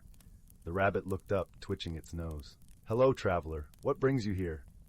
"I'm searching for answers," Lila explained, feeling the warmth of companionship in the rabbit's presence. "Answers are often found in the quietest places," the rabbit said kindly. "Sometimes you must pause and listen." Lila nodded thoughtfully, the rabbit's words echoing in her mind.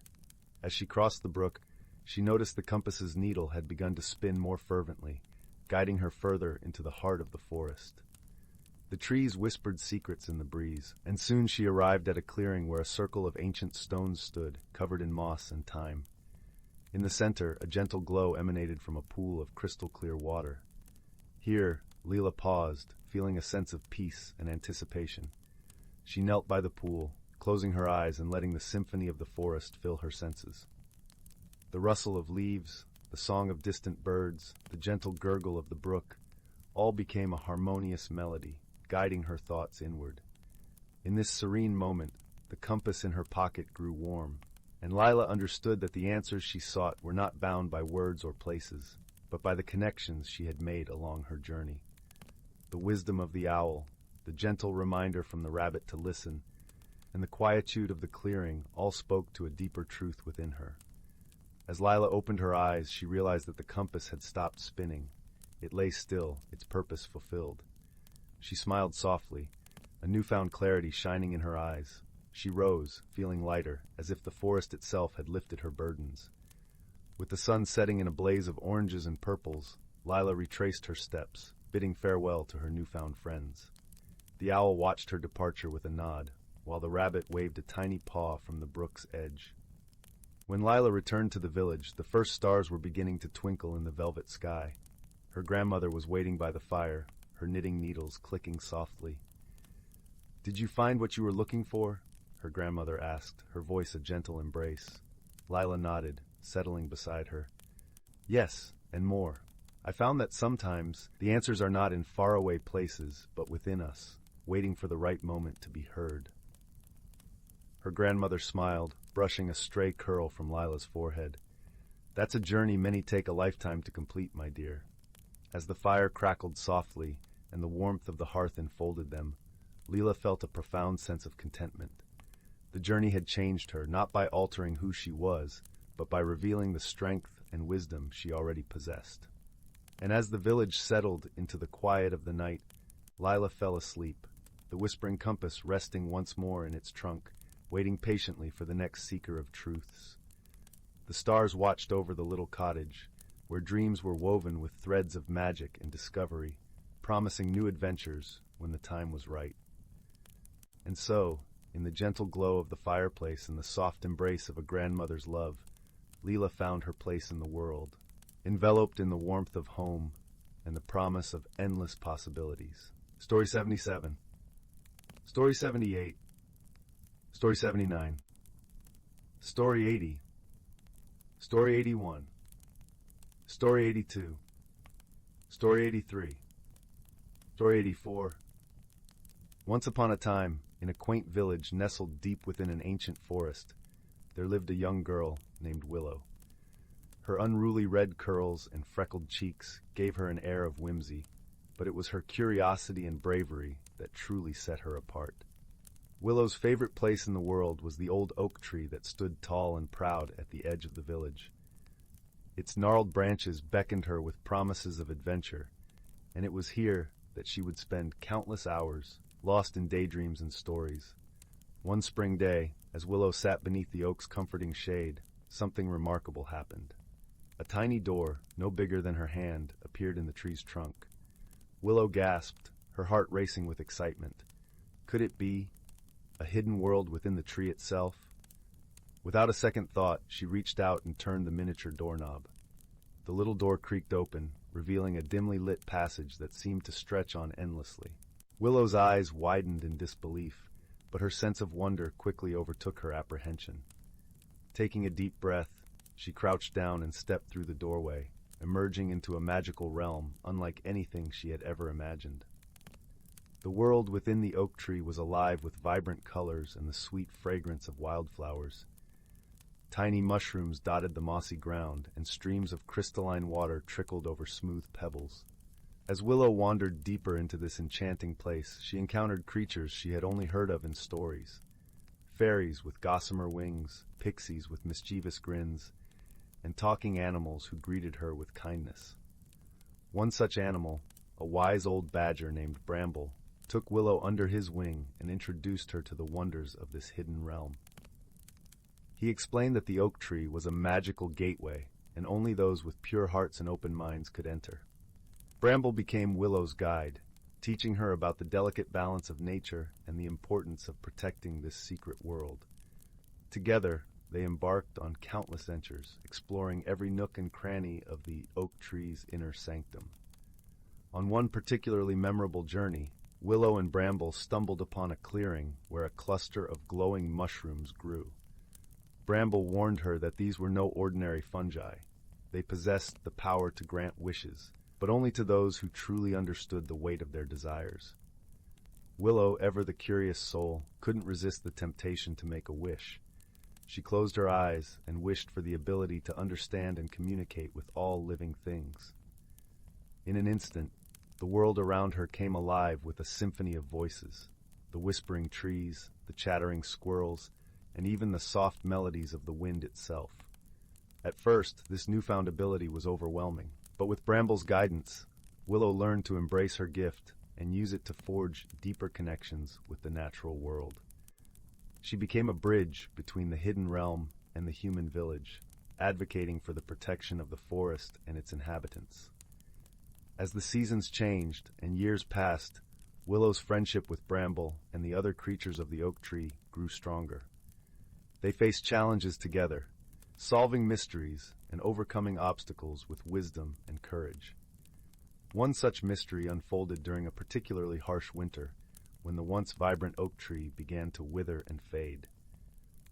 Willow and her friends worked tirelessly to uncover the cause, ultimately discovering that a nearby stream had been polluted by human carelessness. With her newfound understanding of the natural world, Willow rallied the villagers to clean up the stream and restore balance to the forest. Slowly but surely, the oak tree regained its strength, its branches reaching towards the sky once more. Through her journey within the hidden world of the oak tree, Willow had transformed from a curious young girl into a compassionate, determined guardian of nature. She had faced her fears, embraced her gifts, and forged friendships that defied all expectations. As the years passed, Willow grew into a wise woman, her hair now streaked with silver. But her spirit remained as vibrant as ever, and she would often return to the oak tree, opening the little door and stepping into the magical realm that had shaped her so profoundly. And as she sat beneath the whispering branches, surrounded by her dearest friends, Willow would share the tales of her adventures with the next generation of wide-eyed, curious children. For she knew that the hidden world within the oak tree was not just a place of magic, but a sanctuary of wonder, friendship, and personal growth, a legacy to be cherished and protected for all time. Story 85. Story 86. Once upon a time, in a land where twilight lingered long enough to brush the sky with hues of lavender and rose, there lay a quaint village named Larkspur Hollow. Nestled between rolling hills and dense forests, the village was known for its swaying wildflowers and the gentle hum of nature that cradled its inhabitants to sleep each night. The villagers were simple folk, content with their daily routines of tending to the fields, weaving intricate tapestries, and sharing stories by the flickering light of their hearths.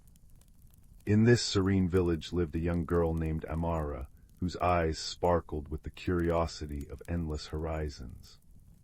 Amara had a penchant for wandering the woods, where she imagined whispers of ancient secrets hidden in the rustling leaves and the babbling brooks. She was a gentle soul with a heart as open as the sky, and she wore her kindness like a cloak that wrapped her small world in warmth. One afternoon, as the sun dipped low and painted the landscape in golden tones, Amara set out on one of her explorations. She loved these solitary adventures, during which the woods seemed to hold their breath, as if waiting for her to uncover the mysteries they sheltered. On this particular day, the air was crisp and carried the scent of pine and loamy earth. Her footsteps were silent on the moss-covered path, a natural carpet that cushioned her every step. As she wandered deeper into the heart of the forest, she stumbled upon a peculiar sight, an ancient, twisted oak tree with a trunk as wide as a house and branches that stretched toward the clouds. At the base of this venerable giant lay a small, wooden door, weathered by time but still sturdy. It was curious indeed, for Amara had never noticed it before, though she had trod this path many times. With a heart tingling with anticipation, Amara knelt beside the door and gently pushed it open. What lay beyond was a sight that took her breath away, a hidden world, vibrant and alive, with colors more vivid than any she had ever seen. The air shimmered with magic, and the soft melody of a distant flute floated through the air, drawing her in. This was the Enchanted Glade, a secret haven known only to the creatures of the forest. Luminescent flowers lined the path, their petals glowing softly in the fading light. Tiny, winged creatures flitted about, leaving trails of glittering stardust in their wake. Amara's heart swelled with wonder, and she stepped inside, feeling as if she had crossed a threshold into a dream. As she ventured further, she found herself in the company of a small, iridescent dragon named Lyra. Lyra was unlike any creature Amara had ever imagined. Her scales shimmered with the colors of the rainbow, and her eyes sparkled with an intelligence and kindness that put Amara at ease. Lyra, sensing Amara's pure heart, greeted her with a gentle nod and a soft, melodic hum. "Welcome, dear traveler," Lyra spoke, her voice a soothing lullaby. "Few are those with hearts open enough to find their way here." Amara felt a warmth spread through her, as if the very air around her was embracing her. "Thank you," she replied, her voice tinged with awe. "This place, it's like a dream." Lyra chuckled softly, a sound like wind chimes in a gentle breeze. "It is indeed a realm of dreams and wonders. But tell me, child, what brings you to our hidden glade?" Amara thought for a moment, her gaze drifting to the canopy above, where birds with jewel-toned feathers sang sweet melodies. "I suppose it's my curiosity," she said finally. "I've always felt that there's more to the world than what we see." Lyra nodded, her eyes twinkling. "Curiosity is a gift, and it has led you to a place where few dare to venture. But remember, with curiosity comes responsibility. This glade holds many secrets, and each has its own story." As the days turned into weeks, Amara returned to the Enchanted Glade, each visit unveiling new wonders and friendships with the magical creatures that called it home. There was Felix, the wise old owl who could spin tales of ancient times, Bella, the graceful deer whose hooves danced silently across the forest floor, and Pippin, the cheeky squirrel whose antics never failed to make Amara laugh. Together they shared stories and laughter, and Amara learned the art of listening, not just with her ears but with her heart. She discovered that each creature, each plant, even the very breeze had something to teach her. She learned of the delicate balance that sustained the glade and the importance of nurturing it with care and respect. One day, as Amara sat under the shade of the great oak tree, Lyra approached her with a thoughtful expression. "Amara, there is something I must show you," the dragon said, her voice gentle but filled with an undercurrent of urgency. Amara followed Lyra to a clearing where the air seemed heavier, tinged with a sense of unease. At the center of the clearing lay a pool of water, its surface as smooth as glass and reflecting the sky above. But what caught Amara's attention was the object resting at the bottom of the pool, a small, shimmering stone that pulsed with a soft, ethereal glow. "This is the Heartstone," Lyra explained. "It is the source of the glade's magic, the very essence that binds us all. But lately its light has begun to fade, and with it, the magic of our world." Amara felt a pang of worry. "Is there something we can do to help?" Lyra nodded. "The Heartstone needs to be rekindled with the fire of friendship and understanding. It is a journey that requires not only courage, but a heart open to all possibilities." Without hesitation, Amara agreed to help. She knew that this was a task she could not undertake alone, and so she sought the guidance of her friends in the glade. Together they devised a plan to restore the Heartstone's light. The first step was to gather elements of the natural world that resonated with the spirit of the glade. Felix flew to the highest peaks to collect moonbeams caught in the night air, while Bella ventured to the riverbanks to gather dew kissed by the first rays of dawn. Pippin, with his nimble paws, collected seeds from the tallest trees, each one holding the promise of life and renewal. Amara, guided by Lyra, sought out the wisdom of the ancient tree spirits, who whispered secrets of the earth and sky. She learned to listen with her heart, to feel the pulse of the world around her, and to understand that true magic lay not in grand gestures, but in the quiet moments of connection and compassion. With their treasures gathered, the friends returned to the clearing where the Heartstone lay. Together they formed a circle around the pool, their hearts united by a bond stronger than any magic. As they began to weave their gifts together, a gentle warmth spread through the air, carrying with it the scent of wildflowers and the sound of a distant lullaby. The Heartstone, bathed in the light of their friendship, began to glow brighter, its pulse steady and strong. Amara felt a surge of joy, knowing that they had succeeded not through force but through love and understanding. As the light of the Heartstone filled the clearing, the glade came alive with a brilliance that was both dazzling and comforting. The colors of the world seemed more vibrant, the air more fragrant, and the songs of the forest more melodious. The magic of the glade was renewed, a testament to the power of friendship and the strength of a heart open to the wonders of the world. With the task complete, Amara knew it was time to return to her village. She bid farewell to her friends, her heart full of gratitude for the journey she had undertaken and the lessons she had learned. As she stepped through the wooden door and back into the familiar embrace of Larkspur Hollow, she realized that she had changed. Her world, once small and predictable, was now filled with possibilities as vast as the sky. In the days that followed, Amara shared her stories with the villagers, weaving tales of the enchanted glade and the magic that lay within. As they listened, their eyes sparkled with the same wonder that had once filled hers, and the village became a place where dreams and reality mingled like the colors of the twilight sky. And so Amara's journey came full circle, a testament to the power of curiosity, friendship, and the enduring magic of a heart open to all the wonders of the world. As the years passed, the tale of Amara and the enchanted glade became a cherished story in Larkspur Hollow, passed down from generation to generation. Each retelling carried with it the warmth of a hearth on a chilly night, and the gentle reminder that magic exists in the most unexpected places, waiting to be discovered by those with eyes to see and hearts to understand.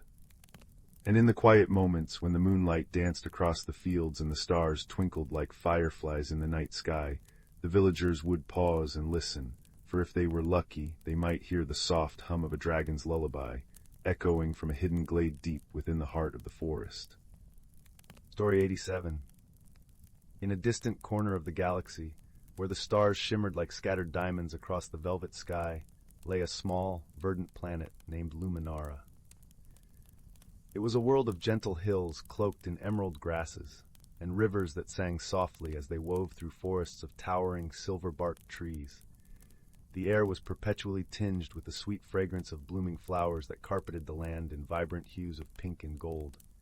On this peaceful planet lived a creature named Nara, a luminarian, with skin that glowed faintly like moonlight and eyes the color of the sky at dawn. Nara was a gentle soul, content with the simple pleasures of life, harvesting the sweet fruits that grew abundant on her family's orchard and listening to the wind whisper stories through the leaves. Meanwhile, across the vastness of space, on a planet named Aegis, a very different life existed. Aegis was a world of towering crystalline spires and bustling energy fields. Its skies were perpetually aglow with the vibrant hues of its many moons, and the constant hum of technological marvels filled the air. Here lived a being called Zeke, an Aegisan, with a body of shimmering metallic hues and eyes that flickered with the iridescent light of distant galaxies. Zeke was a curious inventor, always tinkering with gadgets and dreaming of the vastness beyond his own planet. His heart yearned for adventure, for the stories hidden among the stars. One day, while testing a new starship engine, an unexpected surge of energy hurled Zeke across the galaxy, landing him, rather unceremoniously, on the tranquil plains of Luminara. The crash was gentle, as far as landings go, cushioned by the soft grasses and the forgiving earth of Luminara. Nara, tending to her orchard, heard the distant thud and decided to investigate. As she approached the strange, gleaming vessel, she saw Zeke emerging, looking bewildered and a little charred around the edges. Nara's heart was filled with curiosity and a touch of fear. She had never seen anyone like Zeke before. but her natural kindness prevailed as she offered a hand in greeting, her soft glow a beacon of warmth and welcome. Zeke, grateful and a little embarrassed, accepted the gesture, his metallic skin cooling in the gentle breeze. Communication was their first challenge. The languages of their respective planets were as different as the worlds themselves. At first, they resorted to gestures and expressions. Nara pointed to the sky, then to Zeke's ship, raising her eyebrows in question. Zeke nodded, illustrating with his hands the trajectory of his unplanned journey. Despite the initial misunderstandings, a friendship began to blossom. Nara took Zeke to her home, where her family received him with open arms, offering food and a place to rest. Zeke, touched by their hospitality, marveled at the simplicity and beauty of their life. He began to share stories of his world, using holographic images from a pocket device, painting pictures of crystalline cities and technological wonders. As days turned into weeks, Zeke worked on repairing his ship, often with Nara by his side, her gentle presence a balm to the frustration that sometimes accompanied his efforts. Nara, in turn, showed Zeke the beauty of Luminara, from the hidden groves where crystal butterflies danced, to the serene lakes that reflected the skies like mirrors. One evening, as they sat by the fire, the stars twinkling overhead, Zeke shared a hologram of his family, the soft light casting a glow over their faces. Nara, with her empathetic heart, saw the longing in Zeke's eyes. She placed a comforting hand on his shoulder, understanding without words the ache of distance and the pull of home. Their friendship deepened through shared challenges. A sudden storm, fierce and unexpected, threatened to damage the ship further. Together, they worked tirelessly, Nara using her knowledge of the land to gather materials that Zeke fashioned into makeshift repairs. In those moments of urgency, their differences melted away, leaving only the shared goal and the bond of friendship. Through these trials, they discovered the true meaning of companionship, a connection that transcended words and worlds. They learned to appreciate each other's unique qualities. Nara admired Zeke's ingenuity and his courage to explore the unknown, while Zeke cherished Nara's wisdom and her ability to find beauty in simplicity. Finally, the day came when Zeke's ship was ready to return to Aegis. As he prepared to leave, a bittersweet feeling settled over them both. Zeke promised to return, to share more stories, and to learn more about the gentle world of Luminara.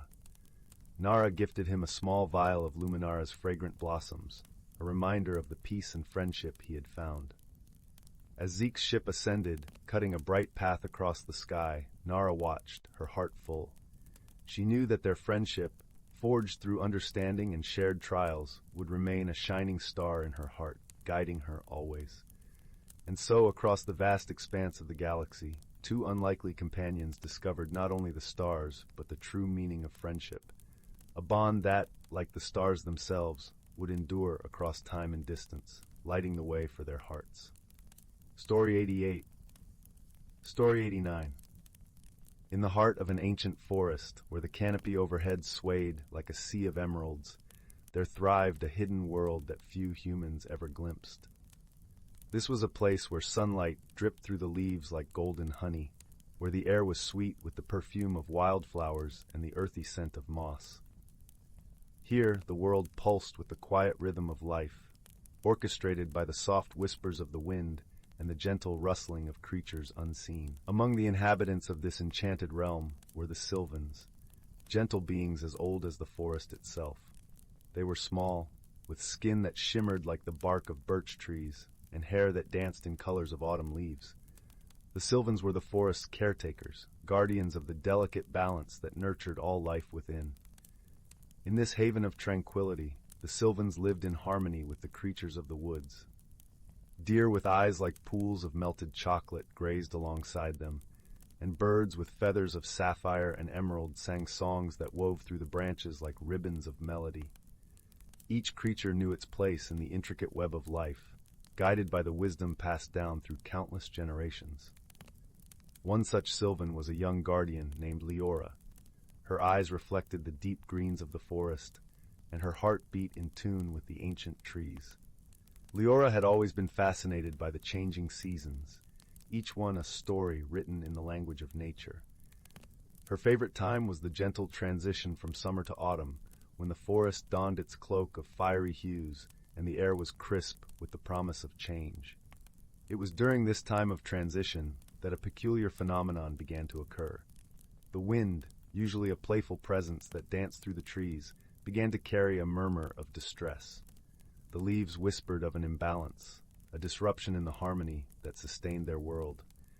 The forest, once vibrant and thriving, seemed to hold its breath, waiting for something to set it right. Leora, with her deep connection to the forest, felt a stirring in her heart. She knew that the answer lay somewhere within the whispers of the wind and the rustle of the leaves. Gathering her courage, she set out to seek the wisdom of the elder oak, the oldest and wisest tree in the forest, whose roots delved deep into the earth and whose branches reached for the sky.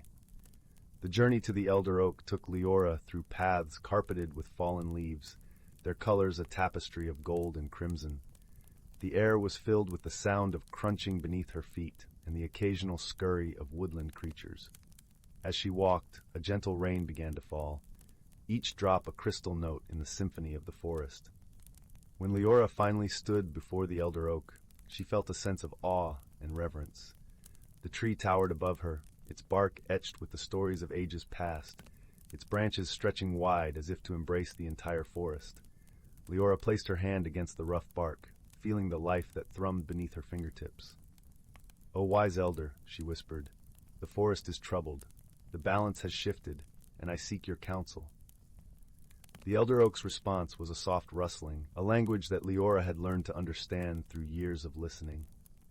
"The seasons are the breath of the forest," the tree seemed to say. "When one breathes too deeply, the others must adjust. The balance is delicate, like the web of a spider after rain." Leora pondered these words, letting them settle in her heart. She realized that the forest's harmony was not just a matter of nature's rhythms, but of understanding and cooperation among all its inhabitants. With newfound clarity, Leora returned to the sylvan village. She gathered the creatures of the forest, the deer, the birds, the squirrels with their bright eyes and bushy tails. Together, they listened as Leora shared the elder oak's wisdom. "We must work together," she said, her voice as gentle as the breeze. "Each of us plays a part in maintaining the balance. The wind, the rain, the sun, and the soil, each has a role, and so do we." The creatures nodded, understanding that they were part of a greater whole. They set about their tasks, guided by Leora's gentle leadership. The birds carried seeds to new places, ensuring the forest's renewal. The deer pruned the undergrowth, allowing light to reach the forest floor. The sylvans tended to the trees, nurturing the saplings that would one day stand as tall as the elder oak. As the days passed, the forest began to breathe easier. The murmur of distress faded, replaced by the harmonious song of life. The balance had been restored, not by force but by understanding and cooperation. And so the seasons continued their dance, each one a chapter in the forest's story. Leora, now wiser and filled with a deeper connection to her home, knew that the lessons of the elder oak would guide her and the generations to come. Under the canopy of stars, as the forest settled into the embrace of night, Leora sat beneath the elder oak, feeling the warmth of the earth and the cool kiss of the breeze. She closed her eyes, letting the peace of the forest fill her soul, knowing that she was part of something beautiful and eternal. In this ancient forest, where magic and reality intertwined, the hidden lives of natural creatures thrived in harmony, their stories woven into the fabric of the world. And as the gentle night wrapped its arms around the forest, all was as it should be, balanced, peaceful, and whole. Story 90. Story 91. Story 92. Story 93. Story 94. In the heart of a lush, whispering forest, where the trees seemed to hum gentle lullabies with the wind, lay a quaint village known as Willowbrook. It was a place where magic danced lightly on the air, mingling with the scent of wildflowers and warm, earthy moss. The cottages, with their thatched roofs and colorful gardens, nestled snugly against the hillside, each one surrounded by a low stone wall that seemed to hug the homes gently. In this serene village lived a thoughtful young girl named Clara. She had a keen eye and a curious heart, always noticing the little things others might miss. Her days were filled with adventures and discoveries, but lately something peculiar had been happening. Each morning, the villagers awoke to find their garden gates mysteriously open, tools scattered about, and sometimes even small trinkets missing. The villagers were puzzled but not alarmed, for they knew their village was a safe and gentle place.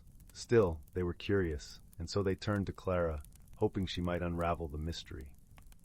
With a nod and a determined glint in her eyes, Clara promised to investigate. She started her quest by visiting the gardens at dusk, just as the sun dipped below the horizon, leaving streaks of coral and lavender in the sky. The air was cool and sweet, carrying the scent of honeysuckle. Clara crouched by the hedges, her notebook in hand, and waited patiently. As the moon rose, casting silver beams across the village, Clara noticed something unusual. From the corner of her eye, she saw a soft glow weaving through the gardens. It wasn't the light of fireflies which flickered gently above her, but something more deliberate. She followed it quietly, her footsteps muffled by the soft grass. To her surprise, Clara discovered a small group of creatures, no taller than her knee, with shimmering wings and bright, curious eyes. They were busy at work, tending to the gardens with care, though their methods were a bit chaotic. Clara watched as they rearranged stones, polished leaves with tiny cloths, and gathered forgotten trinkets into neat piles. "Hello there," Clara called softly, not wanting to startle them. The creatures paused, their wings fluttering like the pages of a book caught in a breeze, and then they turned to face her. "We mean no harm," one of them spoke, its voice like the tinkling of a bell. "We are the Glimmerfolk, caretakers of the night." Clara smiled warmly, her heart filling with understanding. "But why open the gates and scatter things about?" she asked gently. The Glimmerfolk exchanged glances, their eyes twinkling in the moonlight. "We were trying to help," explained another, its voice soft and melodic. "But we did not understand the ways of your village. We thought the tools were to be used, and the gates should breathe with the gardens." Clara chuckled softly, touched by their sincerity. "Your intentions are kind," she assured them, "but perhaps we can learn from each other. I could show you how we tend our gardens, and you can teach me the ways of the night." And so began a delightful exchange of knowledge. Each evening, as the stars blossomed in the sky, Clara and the Glimmerfolk worked together. The creatures taught Clara about the secret language of plants and the songs of the earth, while Clara explained the villagers' ways, showing them how to care for the gardens in harmony with the day. As the days passed, the mystery of the open gates was resolved, and the village thrived with newfound magic. The Glimmerfolk, now understanding the balance between night and day, helped the gardens flourish in ways the villagers had never imagined. Flowers bloomed with vibrant colors, and the air was filled with a melody of nature's own making. The villagers, grateful for Clara's wisdom and the Glimmerfolk's friendship, held a small celebration under the twinkling stars. There was laughter and joy, a gentle reminder that misunderstandings could be mended with kindness and cooperation. And so, under the watchful gaze of the moon, Willowbrook continued to be a place where magic and harmony danced hand in hand, a cozy haven where mysteries were welcomed as friends and solved with the warmth of understanding. As Clara lay in bed that night, her heart full of contentment, she knew that the world was a little brighter and a little more magical, thanks to the friends she had found. And as she drifted into dreams, the village slept peacefully, cradled in the gentle arms of the forest, where the trees sang their lullabies to the stars above. Story 95. Story 96. Story 97. Story 98. Story 99. In the velvet-hued valley, where twilight lingered a little longer than anywhere else, there nestled a village called Willowbrook. Its cobblestone streets curved like a contented cat's tail, lined with cottages whose thatched roofs wore caps of moss, and gardens where sunflowers turned their faces to greet passers-by. Yet that autumn an oddness settled over the village, soft as cobweb, persistent as the tick of a clock. Teapots brewed chamomile without fire, quilts rearranged themselves into peculiar patterns overnight, and the village's single clock tower began chiming 13 times at midnight. "It's the work of the willow wind," declared old Mrs. Nettle, stirring her lavender honey tea with a cinnamon stick. The same breeze that carries dandelion wishes. It's gotten curious about our doings. But 12-year-old Finn, whose freckles seemed to multiply when he was puzzled, noticed something the adults hadn't: tiny silver footprints, no larger than buttonholes, glimmering on windowsills. His best friend Mira, whose braids were forever coming undone, found strands of thread-thin moonlight caught in the branches of the ancient oak near the square. Together, they resolved to unravel the mystery. Their first clue came from the reclusive clockmaker, Mr. Thimble, who lived in a crooked tower at the village edge. His workshop smelled of oiled gears and gingerbread, and his spectacles magnified his eyes to owl-like proportions. 13 chimes, you say? He adjusted a pocket watch that ticked backward. Time isn't broken, it's being borrowed. Look for what's between the ticks. Guided by Mr. Thimble's riddle, Finn and Mira spent moonlit hours tracing the silvery footprints. They led to the whispering woods, where trees hummed lullabies and fireflies pulsed in code. There, beneath a toadstool umbrella, they found a creature no taller than a teacup, a sprite with moth-wing ears and a cloak woven from starlight. She'd been quietly borrowing village items to fix a problem of her own. Her colony's moonstone, source of their magic, had cracked, scattering shards across Willowbrook. The teapots brewed alone to soothe the anxious earth. The quilt's patterns were maps to lost shards. The extra chime was a plea for help. But why not just ask? Mira whispered, offering the sprite a thimbleful of blackberry syrup. The sprite, whose name was Lumina, fluttered her wings in shame. Moonstone cracks bring silence to our kind. We forgot how to speak your words. Finn, recalling Mr. Thimble's advice about between the ticks, realized the solution. They must listen not with ears, but with patience. For 3 days, the children and villagers followed the strange occurrences like breadcrumbs. A quilt's embroidered rabbit led to a moonstone shard buried in the carrot patch. A spontaneously knitted scarf pointed to a fragment lodged in a magpie's nest. As each shard returned to Lumina, her voice grew clearer, and the odd happenings gently ceased, except the clock tower, which now chimed 14 times, adding a note that sounded like laughter. On the final night, the village gathered under the clock tower as Lumina's colony emerged from the woods, riding on hedgehogs and crickets. With the restored moonstone, they spun a new kind of magic, a bridge of glowing cobweb between their world and Willowbrook. Now sprites help find lost mittens in exchange for sugar dust. The clock tower tells jokes at noon, and every 13th cookie baked vanishes, only to reappear as crumbs spelling thank you. Years later, when Mira's little brother worries about strange rustlings in the attic, she smiles. Listen closely, she says, tucking him under a quilt stitched with constellations. Sometimes mysteries are just friends waiting to be found. And as the clock chimes 14, they both swear they hear a tiny, sugar-sweet giggle riding the willow wind. In a corner of the galaxy where stardust painted the skies with hues of lavender and gold, there existed a quaint little planet named Luminara.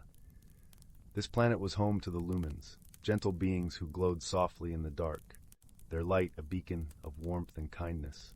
They thrived in harmony, living amidst forests of shimmering crystal trees and lakes that reflected the swirling galaxies above. One evening, as the lumens prepared for their nightly glow gathering, a time when they would sing and share stories, a peculiar event disrupted the gentle rhythm of their lives. A streak of fiery light tore through the velvet sky, crashing into the heart of their tranquil forest. The lumens, curious and concerned, gathered around the smoking crater that had formed amidst the crystal trees. From the crater emerged a creature unlike any they had ever seen. It was a mechanical being, a construct of metal and wires, with eyes that flickered like tiny screens. It was Arzon, a species known across the cosmos for their technological prowess and analytical minds. Its name was Quarren, and it had crash-landed on Luminara due to a navigation error in its spaceship. The lumens, despite their initial apprehension, approached Quarren with gentle curiosity. Their leader, a wise elder named Solara, extended a glowing hand in greeting. "Welcome, traveler," she said, her voice as soothing as a lullaby. You are among friends here." Quarren, though grateful for the hospitality, felt out of place. The Arzan were a solitary species, and the concept of friendship was as foreign to it as the lush, vibrant world it now found itself in. It communicated through a series of beeps and mechanical whirs, which the lumens found both fascinating and perplexing. Despite their differences, Solara invited Quarren to stay and recover. The lumens, in their gentle way, offered their help in repairing its ship. Quarren, though hesitant, accepted, knowing it had little choice but to rely on these strange, glowing beings. Days turned into weeks, and as the lumens worked to help Quarren rebuild its spaceship, they also shared their world with it. They showed Quarren the beauty of Luminara, the way the crystal leaves sang in the wind, the way the moonlight danced upon the lakes. In return, Quarren shared its knowledge of the stars and the stories of its travels through the cosmos. Yet misunderstandings were inevitable. The lumens, who thrived on emotion and intuition, often found Quarren's logical nature perplexing. One day, as they gathered by the lakeside, a young lumen named Lyra expressed her sadness over a wilting crystal tree. Quarren, in its analytical way, suggested cutting it down to make room for new growth. Lyra was taken aback, interpreting Quarren's suggestion as cold and unfeeling.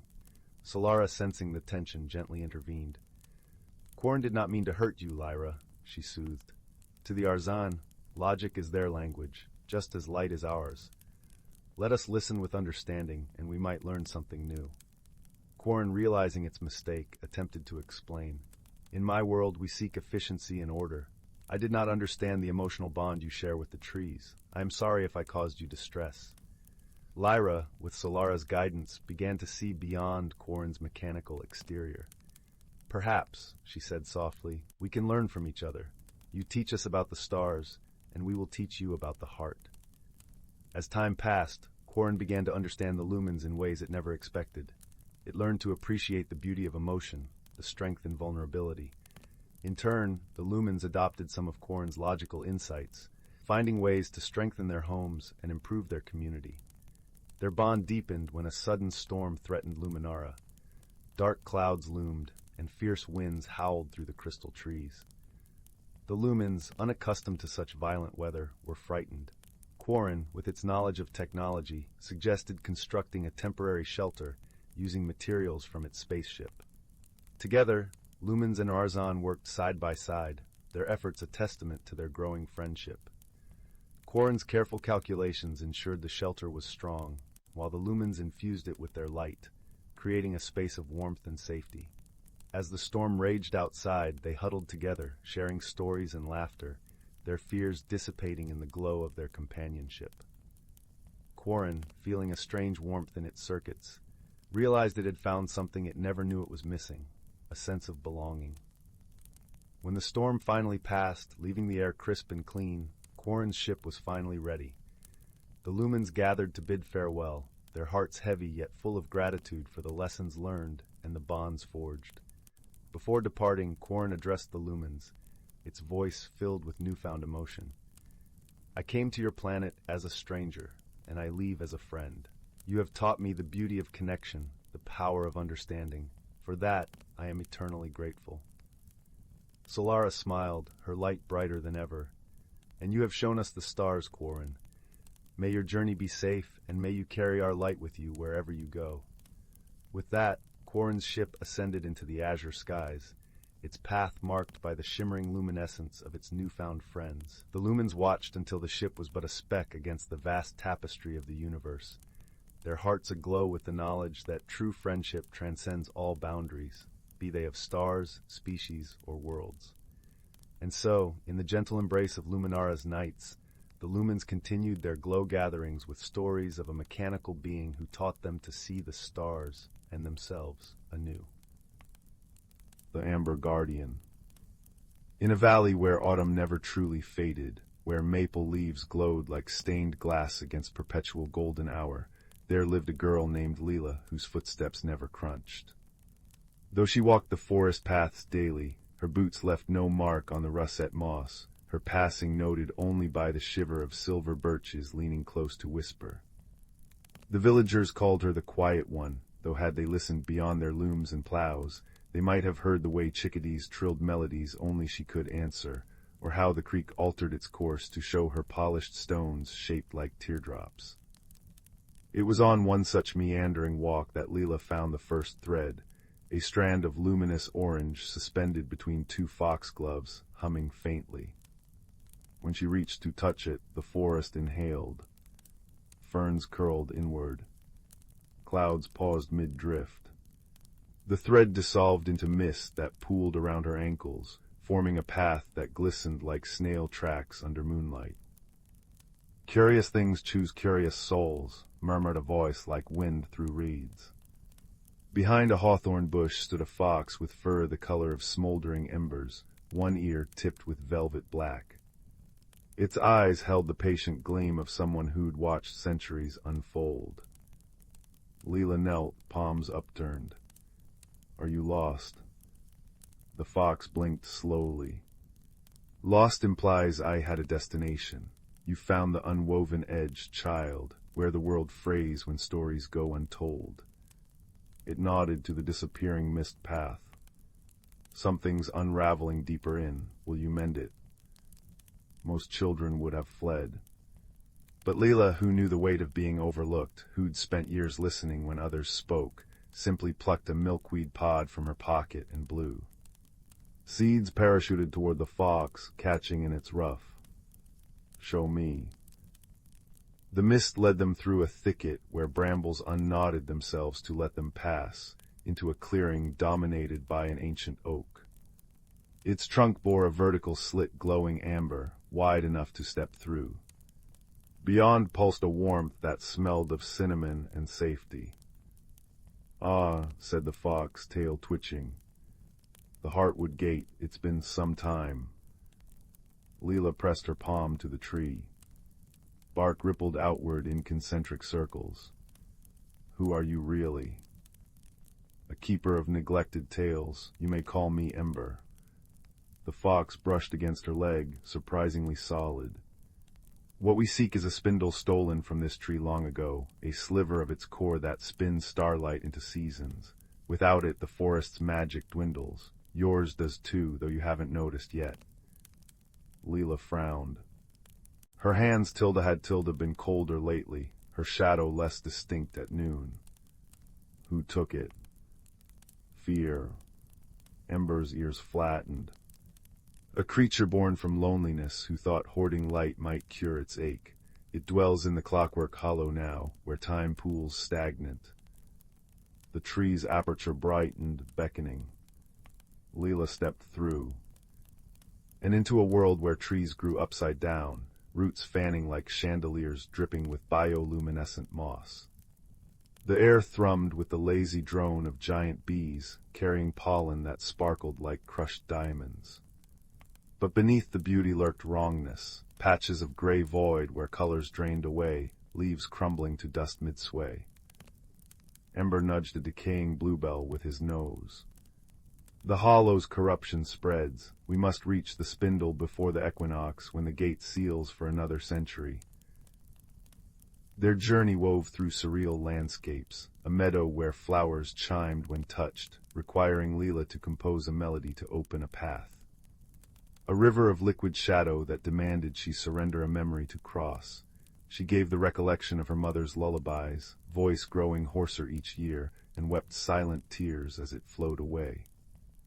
A bridge guarded by stone owls who posed riddles. "Tilda, I slip through fingers yet anchor kingdoms. I'm sung by brooks and mourned by flames. What am I, Tilda?" "Time," Leela answered, though the word tasted bittersweet. The owls crumbled to gravel, revealing a staircase spiraling into mist. Ember observed her with newfound respect. "You hesitate to claim your cleverness. Why?" Leela traced the owl's remaining plinth, still warm from sunlight it no longer felt. "Solutions found alone are just answers, solutions found together." She met the fox's gaze. "Those become stories." Something shifted in Ember's posture, a loosening of guard. "The creature we seek, it wasn't always monstrous. Once it wove dawn's first light into tapestries so vivid, birds mistook them for true skies, but mortals stopped looking up, their indifference starved it. Leela pocketed a pebble from the bridge, a habit from home, where her windowsill held a mosaic of found treasures. Maybe it just needs someone to see it. The clockwork hollow revealed itself at twilight, a cavernous space where colossal gears turned sluggishly beneath a ceiling of fossilized constellations. In the center sat a throne of welded timepieces, upon which hunched a figure more shadow than substance. Its hands, too many, sprouting like fractured branches, clutched a spindle pulsing with captured sunlight. Ember growled low. The thief of hours. Leela stepped forward, boots echoing. The creature's head snapped up, eyes burning sulfur yellow.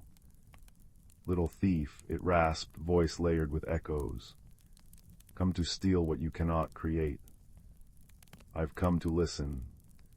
Leela's heart hammered, but her voice held steady. She opened her palm, revealing the owl's plinth pebble. You took the spindle because no one saw your art, but what if someone wants to see now? The hollow shuddered. Gears groaned. The creature blurred, reforming as an androgynous being with hair like spun mercury, skin etched with glowing constellations. Its spindle hand trembled. Lies, all eyes craved the spectacle, none the craft. Ember limped forward, favoring a paw injured during the river crossing. You're right, mortals are distractible, myopic creatures.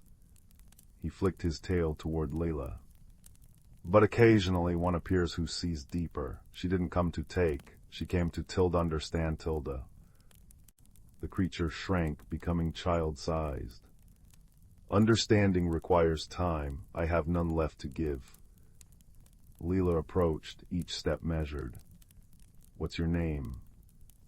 A beat of silence. Names have power. So do stories. She knelt, eye level with the being. I'm Leela, this is Ember, will you share yours? Wind howled through the hollow. The creature extended a hand, fingertip brushing Leela's forehead. And she saw Tilda. Millennia ago, a young guardian weaving auroras, delighting in the Oz of villagers below. Centuries passing. Faces tilting downward toward plows and parchments. The guardian's tapestries growing desperate, volcanic sunsets, neon-striped storms, until the day a child finally looked up and sneered, it's just sky. The spindle's theft hadn't been malice, but a scream for attention. Aster, Leela breathed, the name blooming unbidden. Your name is Aster. The guardian recoiled as if struck. Ember's ears pricked. The Starmaker, but you faded eons ago. Fade, persist, what difference?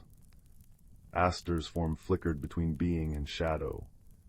Mortals name constellations after dead things, Orion, Cassiopeia, never the hands that arranged them.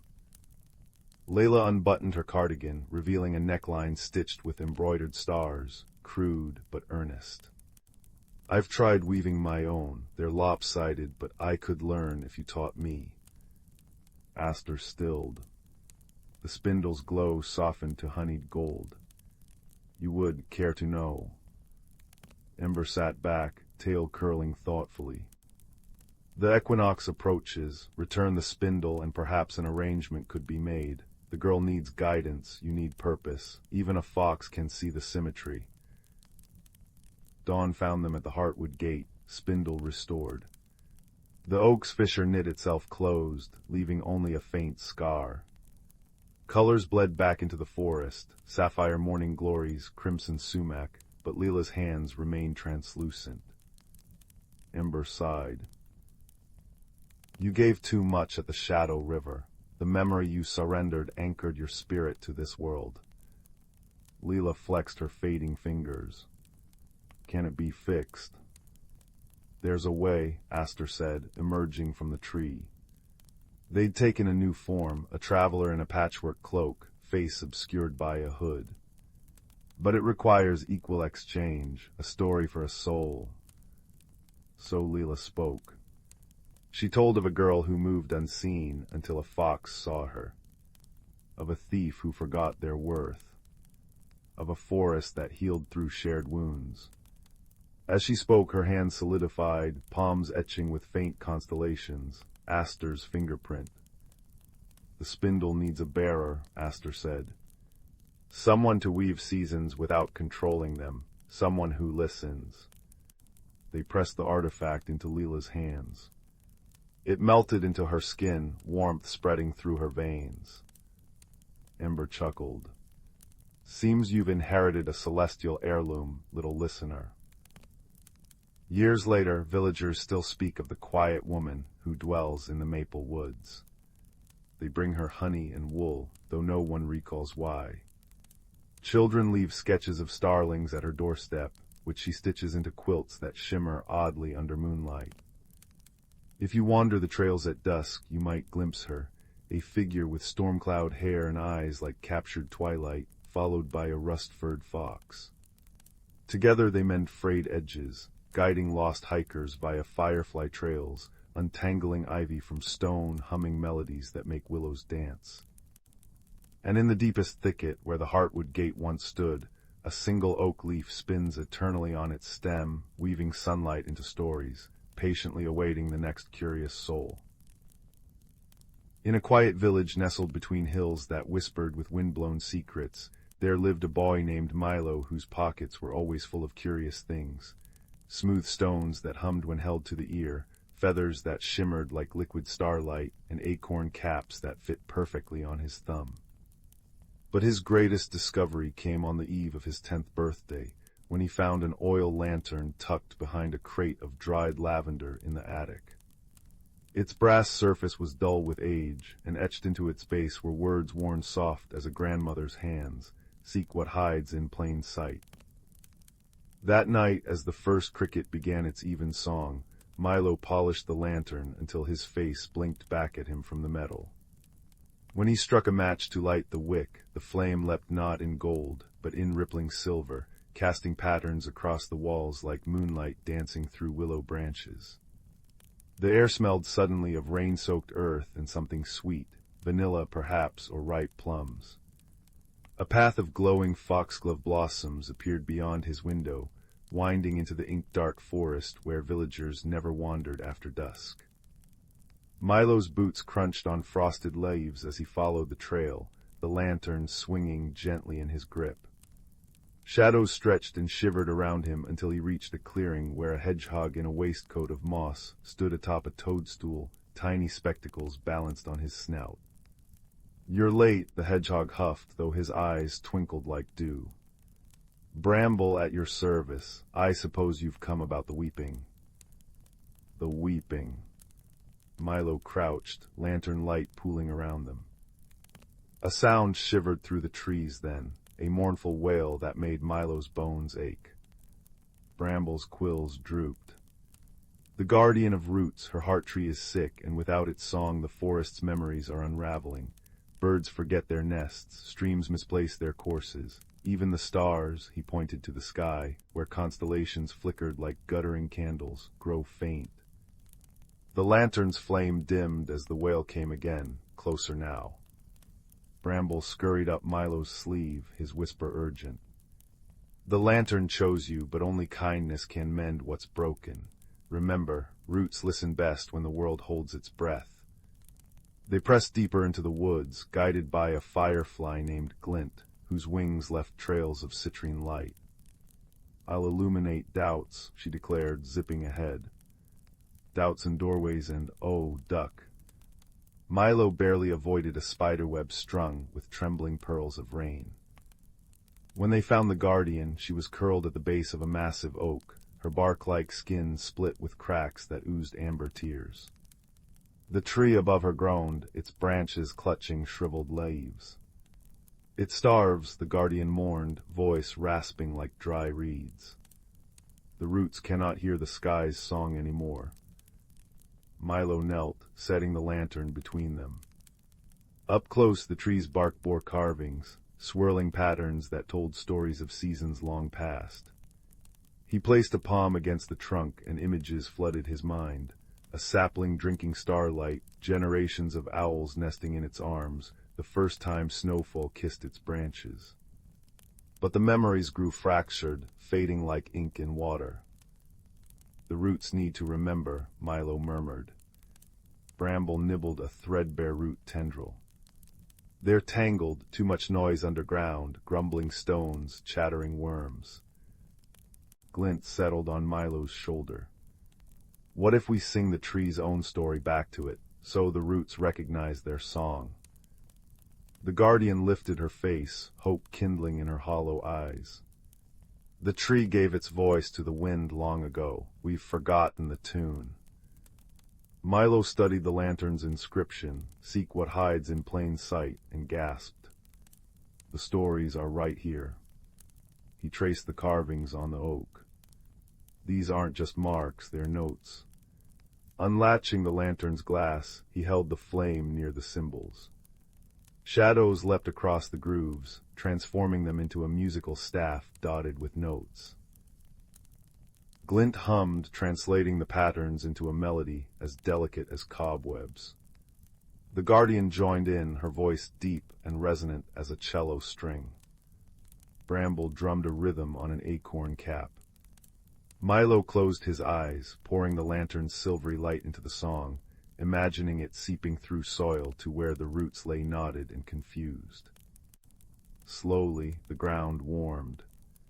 The oak shuddered as roots untwined, stretching toward the melody.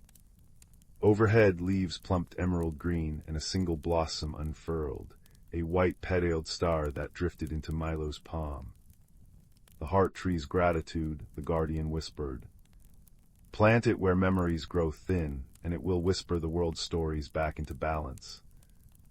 As dawn painted the sky peach and lavender, Milo returned home, the lantern now glowing with a steady, butterscotch light. In the village square, he planted the blossom beside the well. By midday, elders swapping tales there found their voices richer, their laughter brighter. Children discovered they could suddenly recall every word of their grandparents' bedtime stories. Milo still collects curious things, but now he seeks objects heavy with unsung tales. A locket that hums lullabies when opened, a quill that writes in the scent of its memories, campfire smoke, rose gardens, fresh-baked bread. And on quiet evenings, when the lantern's light spills across his windowsill, he swears he hears brambles snuffly chuckle in the rustle of leaves, or glimpses glint spark leading fireflies in constellations no one else recognizes. The villagers say the boy with the lantern has a way of mending broken things, clocks that won't tick, friendships frayed by harsh words, hearts stiffened by loneliness. But Milo knows the truth. Every object, every person, holds a song beneath their surface. Sometimes all they need is a gentle light and someone willing to listen. In the distant reaches of the cosmos, where stars twinkled like scattered diamonds against the velvet backdrop of space, there existed a small, vibrant planet known as Luminara. Its skies shimmered in hues of lavender and gold, and its lush landscapes teemed with life. Among its gentle inhabitants was Lyra, a creature of light and song, whose translucent wings caught the sun's rays and scattered rainbows across the fields as she fluttered from one blossom to the next. On a nearby planet shrouded in twilight and mystery lived Corin, a towering being of earth and stone. His world, Teros, was a place of deep valleys and echoing caverns, where the ground whispered ancient secrets. Corin's strength was matched by his gentle heart, and he wandered his land with a quiet reverence for the beauty of the stones and the life they cradled. One fateful day, as the stars aligned in a cosmic dance, a curious portal opened between these two worlds. Lyra, drawn by its shimmering allure, darted through the portal, her heart filled with wonder and a touch of trepidation. She found herself in the shadowed realm of Teros, where the air was cool and the scent of earth was rich and comforting. Corin, who had been exploring near the portal's edge, watched in awe as the delicate creature emerged. Her light was a stark contrast to the muted tones of his world, and for a moment they simply stared at one another, two beings from different worlds, brought together by the whims of the universe. Their initial attempts at communication were fraught with misunderstandings. Lyra's melodious trills and chirps seemed like mere music to Corin's ears, while his deep, rumbling tones were too low for her to comprehend fully. Yet there was a spark of curiosity in both their hearts, a desire to bridge the gap between them. Over time, they learned to communicate through gestures and shared experiences. Lyra would guide Corin to the hidden nooks where flowers bloomed in the shadows, their colors vibrant even in the dim light, while Corin showed Lyra the secret paths within the caverns, where crystals glowed with an inner fire. Their bond deepened as they faced challenges together. One day, a fierce storm swept across Taros, its winds howling through the valleys, and its rains turning paths into torrents. Lyra, unused to such weather, found herself struggling against the gale. Corin, with his sturdy form, shielded her with his broad back, guiding her to the safety of a cavern where they waited for the storm to pass.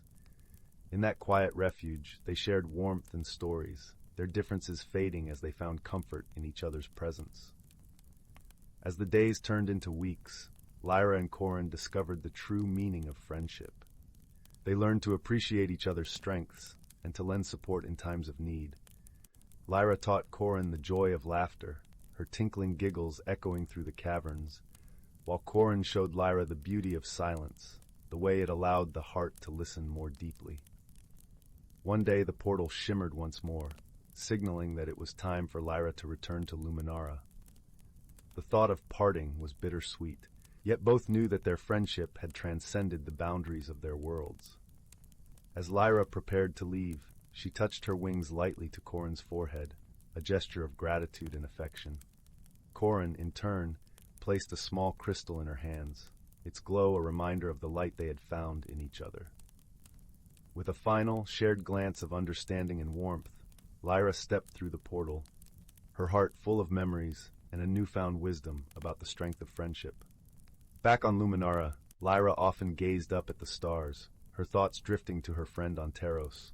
And on Taros, Corin would sit in the quiet of a cavern, feeling the gentle hum of the crystal Lyra had touched, knowing that their bond was as enduring as the stones of his world. In the vastness of the universe, Lyra and Corin had discovered the simple truth that true friendship knows no bounds, and that even the most unlikely companions can find understanding and joy in one another.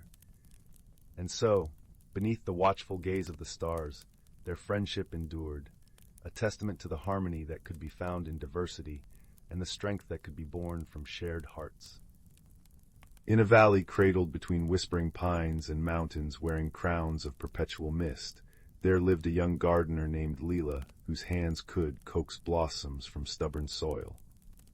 Her cottage stood at the edge of Winding Brook Village, its stone walls draped in honeysuckle that hummed with sleepy bees each afternoon.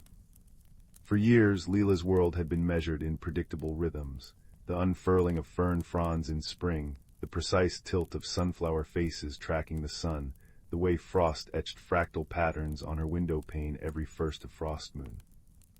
But this autumn, the wind carried a different song.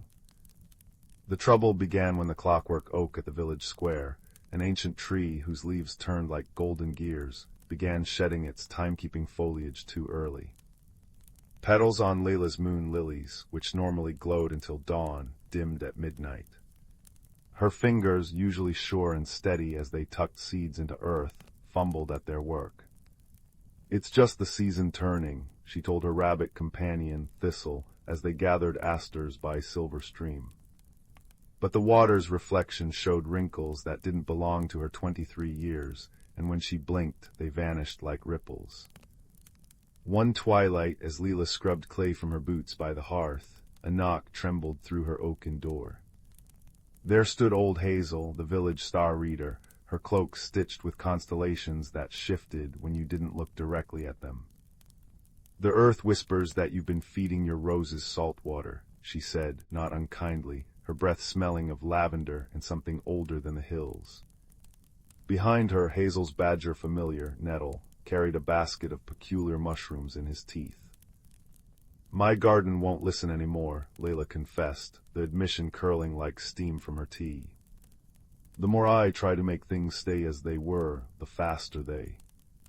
She gestured to her windowsill, where a vase of everblooms had shed their petals in a heap of crimson sorrow. Hazel's eyes softened, the way stones soften over centuries of river caresses. Come to the Glimmerroot Grove at moon-high. Bring your fears and an empty jar. The grove was not marked on any village map, for its entrance revealed itself only to those who'd forgotten the path 3 times. Leela stumbled there by following the glow of will-o'-the-wisps that danced like misplaced stars, her boots crunching through frost-kissed ferns.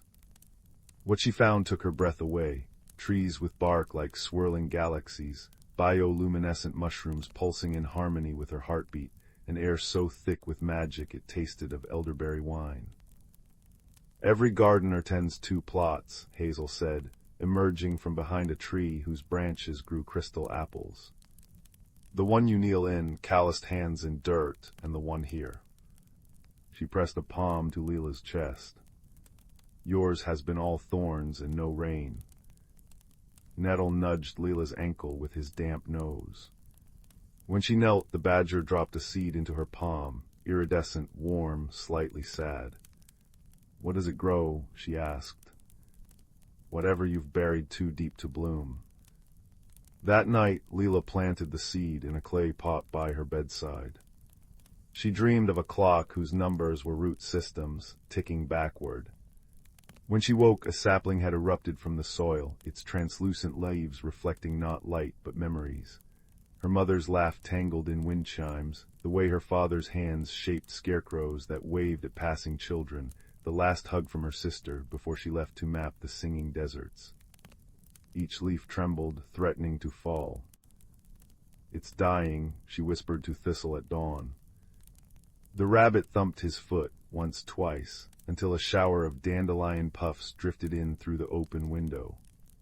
Where they landed, tiny voices chimed, let go, let grow. Let go, let grow. Hazel returned in a cloak of fog, bringing a compass that pointed not north, but toward whatever the holder feared most. Walk where the needle leads, she instructed. But take this. From her basket came a lantern powered not by flame, but a captured sunrise moth. Its light made shadows dance like eager storytellers. The compass led Leela to the hollow's edge, a cliffside where the village's forgotten memories pooled like groundwater.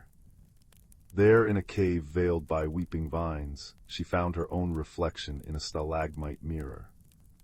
Not the face she washed each morning, but a younger self, 8 years old, knees grass-stained, cradling a robin's egg cracked during a storm. You tried so hard to put it back together, the reflection said, voice echoing with cave damp. But some breaks are doors. The girl opened her palms. Instead of shell fragments, a dozen butterflies emerged, wings the blue of twilight's first breath. When Leela returned home, the sapling in her room had grown thorns. Yet between the spikes hung buds shaped like teardrops. That evening, as she sang to her wilting moon lilies, a lullaby her grandmother had taught her, smelling of rye bread and resilience, the first bud bloomed. Its petals were mirrors, and in them Leela saw not flaws, but the tender green shoots beneath a forest fire's ashes. The village festival of the Frostfire lights arrived, a night when residents floated lanterns down Silverstream to honor what they'd released. Layla stood apart, clutching an unlit lantern shaped like a closed rose. Hazel found her staring at the laughing crowd, their faces painted warm by firelight. My sapling's finally flowering, Leela said. But when I look at it, I feel homesick for my sadness. Isn't that foolish? Nettle sneezed, conjuring a miniature rainbow that arched over their boots. Hazel chuckled. The bravest magic isn't conquering change, but learning to miss the shore as you sail. She pressed a pine cone into Leela's hand that unfolded into a tiny owl. Now light your lantern, child. The water's patient, but dawn isn't. What Leela released wasn't a single memory, but the dusty crate of nevers she'd hoarded. I'll never have Mother's talent for weather magic. never stop aching for the past. Never the lantern caught fire mid-river, transforming into a swan that dove beneath the current and emerged as a constellation. At winter's first snow, Leila's sapling bore fruit, jewel-like orbs containing liquid starlight. When sipped, they granted visions of possible futures, her cottage with new vines clambering up the east wall, Thistle fathering a mischief of leverets, her sister returning with sand still clinging to her boots, laughing about cactus songs. None were certain, all were beautiful. Her moon lilies bloomed again that night, brighter than ever. Villagers would later swear they saw a girl dancing among them, barefoot in the snow, accompanied by a rabbit and badger chasing each other's shadows. The clockwork oak's gears slowed to their proper rhythm, though occasionally a leaf would still fall early, not as a mistake, but as a wink. When spring came, Leila planted a new garden at Hollow's edge. The flowers there changed daily, tulips that became snapdragons at noon, roses that melted into lavender under the stars. Children left letters to their future selves in its soil, which the earth swallowed with a contented sigh. Travelers tasting the nectar from its everblooms claimed it reminded them of something they couldn't name, something like the moment before a first kiss or the hush when a symphony lifts its bows. Hazel, sipping dandelion wine on Leila's porch as fireflies performed their twilight waltz, smiled at her apprentice. "You've mastered the 7th season, the one between winter and spring," Leila asked, brushing soil from her palms. "The one that lives in all seasons," Hazel corrected, as Thistle dozed in her lap, nose twitching at dreams of clover. "The turning where endings hold hands with beginnings, and the bravest thing a heart can do is beat in 3/4 time." And so the valley hummed on, a lullaby of crickets and rustling pages, of rivers rewriting their stones, of a gardener who learned to hold life's melody lightly, like a petal balanced on an open palm, ready to dance when the next breeze came. In a quaint village nestled between rolling emerald hills and a babbling brook, there lived a young girl named Leila. Her eyes sparkled with the same curiosity as the brook rippling outside her window, forever whispering tales of lands unknown. Leila loved her village, with its cobblestone paths and flower-laden windowsills, but her heart yearned for adventure beyond the familiar fields and orchards. One misty morning, as the sun began its gentle climb above the horizon, Leila set off on a journey, wrapped in a cloak of soft wool and armed with nothing but a small satchel filled with bread and cheese. She followed the brook's melodious tune, which seemed to invite her to discover its source. As Leila ventured deeper into the forest, the air shimmered with the scent of pine and earth, and the sunlight danced through the canopy, casting playful patterns on the forest floor. She soon arrived at a place where the brook widened into a serene pond, its surface a mirror of the azure sky. Here, Leila paused, enchanted by the sight of lily pads floating like tiny green islands. Suddenly, the stillness was broken by a gentle splash.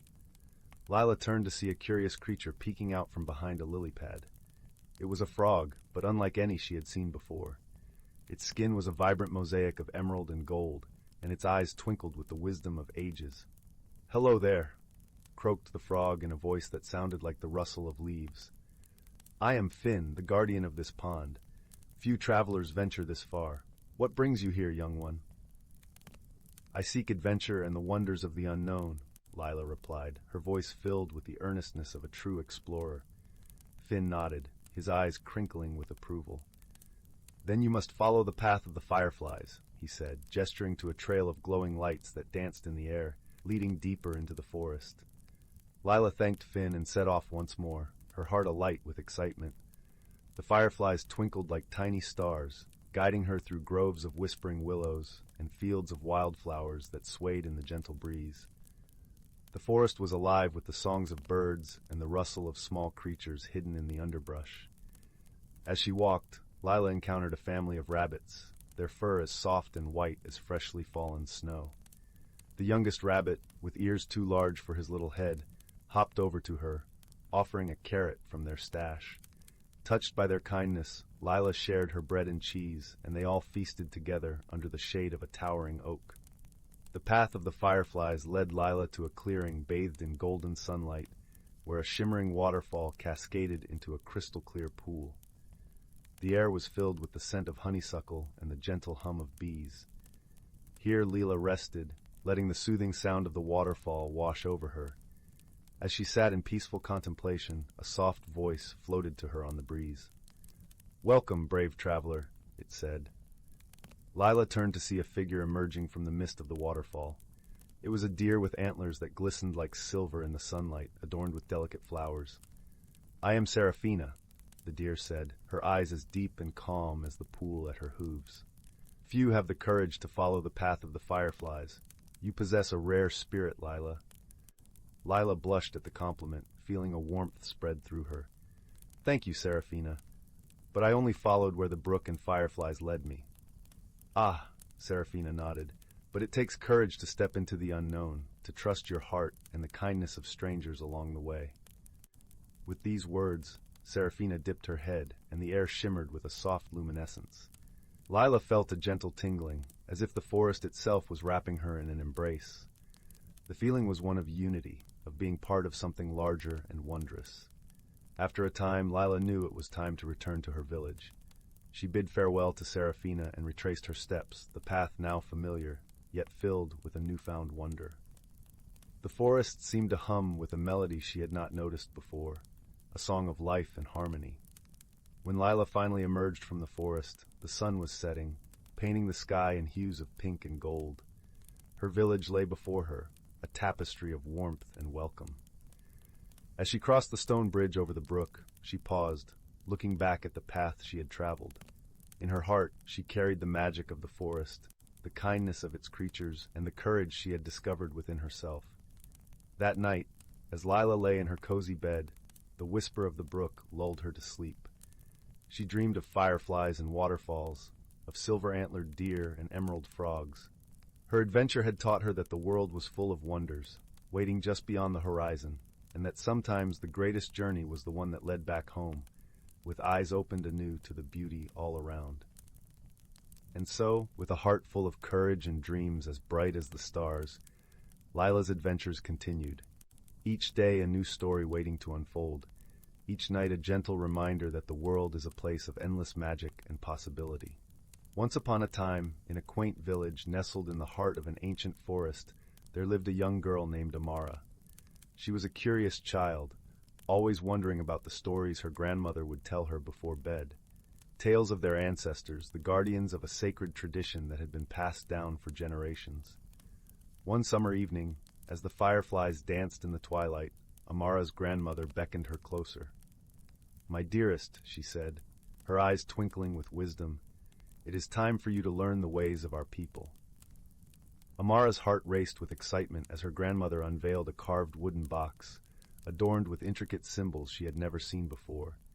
Inside lay a delicate silver necklace, its pendant shaped like a crescent moon. "This is the moonstone," her grandmother explained, "a sacred talisman that has watched over our family for centuries. It holds the memories and teachings of those who came before us." With reverence, Amara's grandmother placed the necklace around her neck, and in that moment, a surge of warmth and connection flowed through her. It was as if the whispers of her ancestors had awoken within her. Over the following weeks, Amara's grandmother led her on a journey of discovery, unveiling the ancient rituals and traditions of their people. They would venture into the forest at dawn, greeting the rising sun with songs of gratitude. In the evenings, they would sit beneath the stars, weaving intricate baskets from the supple willow branches, just as their ancestors had done. With each lesson, Amara felt a deeper sense of belonging, as if she were rediscovering a part of herself that had been long forgotten. The stories her grandmother shared were not mere tales, but living threads that connected her to a rich tapestry of heritage. One night, as they sat by the crackling fire, Amara's grandmother held her hands and spoke softly. "The moonstone is a reminder that our ancestors' wisdom lives within us.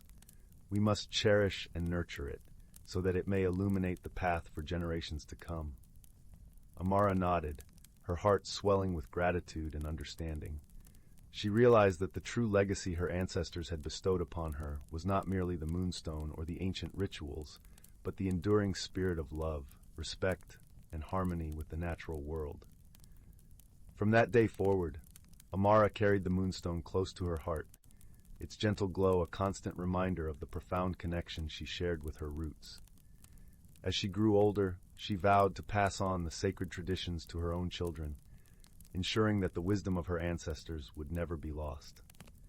And on warm summer nights, when the moon was full and the forest was alive with the symphony of nature, Amara would sit beneath the stars, telling stories of her heritage to the wide-eyed children gathered around her. For she knew that these stories were not just tales but living threads that wove them all into the tapestry of life, connecting them to the past, present, and future in an eternal dance of harmony and belonging. In the heart of a gentle valley, cradled by rolling hills and whispering woods, there lay a quaint little village known as Willowbrook. Its cobblestone paths wound through fields of wildflowers and past homes with thatched roofs that seemed to smile warmly at the sun. The air was always sweet with the scent of lavender and honey, and the breeze carried the soft, melodic hum of the brook that gave the village its name. In this charming village lived a young woman named Marin. She was known for her kindness and gentle spirit, her presence as soothing as the brook itself. Yet Marin carried within her a quiet turmoil. Life in Willowbrook, though beautiful, felt too predictable for her restless heart. She longed for change, for something beyond the familiar patterns of her days. But the thought of stepping beyond the comfort of her village made her anxious, like a bird hesitant to leave its nest. Marin often found solace in the whispering woods at the edge of the village. There she would sit beneath the ancient oak, its branches stretching like arms to embrace the sky, and listen to the symphony of rustling leaves and chirping crickets. One evening, as the sun dipped low and painted the sky with hues of gold and lavender, Marin noticed something peculiar. Tiny orbs of light began to dance around her, flickering like distant stars brought to earth. These were the will-o'-the-wisps, mischievous yet wise spirits that flitted through the woods on gentle wings. They had watched Marin many times, sensing her inner conflict. As the wisps swirled around her, they whispered in voices like the tinkling of wind chimes, "Follow us, Marin, and discover the magic within." Curiosity, mixed with a sprinkle of courage, tugged at Marin's heart. She rose to her feet and followed the wisps deeper into the woods, where the air grew cooler and the shadows danced with an ethereal glow. The path was narrow, and the canopy of leaves above was thick, but the light of the wisps guided her safely through. As they journeyed deeper, the forest began to change. The trees shimmered with a silvery sheen, and the flowers glowed with an inner light. It was as if Marin had stepped into a realm where magic wove through the very fabric of nature. Finally, they arrived at a clearing where a crystal-clear lake lay cradled in the arms of the forest, its surface reflecting the twinkling stars above. The wisps circled over the lake, creating gentle ripples that danced across the water. Marin approached the edge and gazed into the depths, her reflection mingling with the starlit sky. As she watched, her reflection began to shift, revealing not only her outward form, but the vibrant essence of who she truly was, a tapestry of dreams, fears, and untapped strength. "Change is not to be feared, dear Marin," the wisps chimed softly. "It is the very essence of growth. Just as the seasons transform the world around us, so too must we evolve to discover our true selves." Marin listened, the words sinking into her heart like seeds into fertile soil. In that moment, she understood that change, though daunting, was a part of life's natural rhythm. It was the key to unlocking her potential and embracing the wonders beyond the horizon of her familiarity.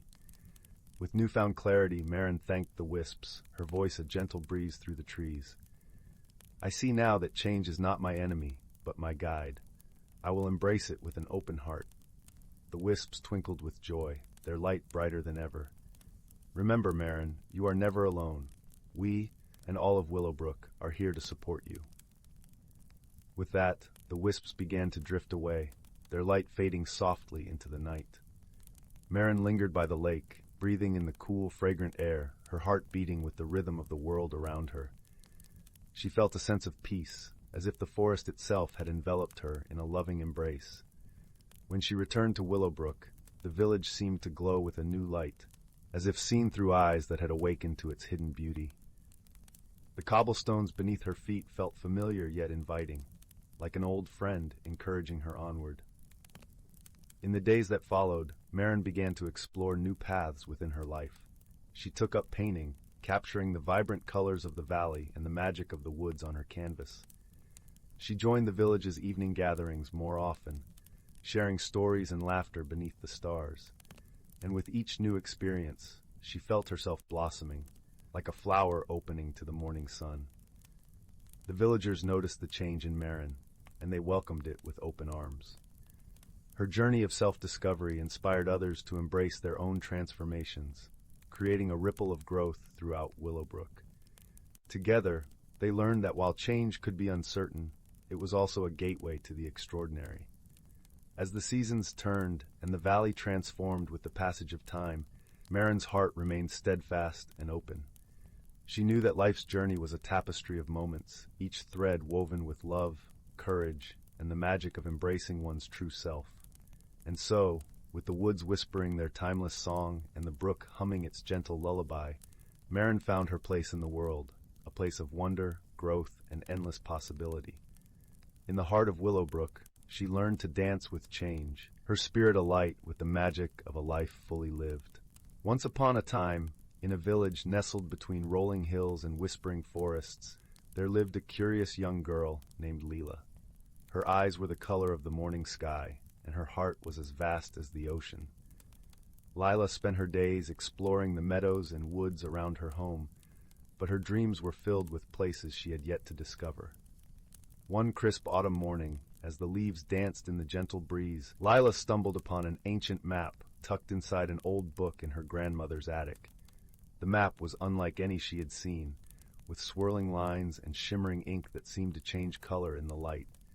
At its center was a place called the Enchanted Hollow, a realm rumored to be filled with wonder and magic. With a spark of excitement in her heart, Lila decided she would find this mysterious place. She packed a small satchel with her favorite blanket, a loaf of bread, and a flask of warm tea. As she stepped outside, the morning sun painted the sky in hues of pink and gold, and she could feel the promise of adventure in the crisp air. Lila followed the map's winding path through towering trees and across babbling brooks. The forest was alive with the rustling of leaves and the songs of birds, creating a symphony that carried her forward. As she ventured deeper, she encountered a peculiar creature, a fox with fur as white as snow and eyes that gleamed like emeralds. The fox greeted her with a nod and, sensing her quest, offered to guide her through the forest. Together, they traversed paths cloaked in mist and fields carpeted with wildflowers, their colors vivid against the earth. The fox led Lila to a clearing where the air was sweet with the scent of honey, and a gentle stream sparkled under the sun's golden rays. Here, the fox pointed to a small, hidden trail that seemed to disappear into the earth itself. With a grateful heart, Lila thanked her new friend and ventured down the trail. The path led into a tunnel of vines and twinkling lights, and as she walked, the air shimmered with a gentle hum, like the whisper of a lullaby. The tunnel opened into the Enchanted Hollow, a place that seemed to exist just between a dream and reality. The hollow was a world of wonders. Trees with trunks of silver leaves stretched up to the sky, their branches swaying gently in the breeze. Flowers with petals of iridescent colors glowed softly, and the ground was covered in moss that felt like the plushest carpet beneath Lila's feet. Streams of crystal-clear water wound through the landscape, their gentle babble a soothing melody. As she explored, Lila met creatures she had only ever dreamed of. There were butterflies with wings like stained glass windows, glowing softly in the dim light. She watched as a family of gentle deer with antlers adorned in soft ferns grazed nearby, their presence serene and calming. But the most wondrous creature she encountered was a small, luminescent being called a starling. It hovered in the air, its wings twinkling like the night sky, and spoke in a voice as soft as a summer breeze.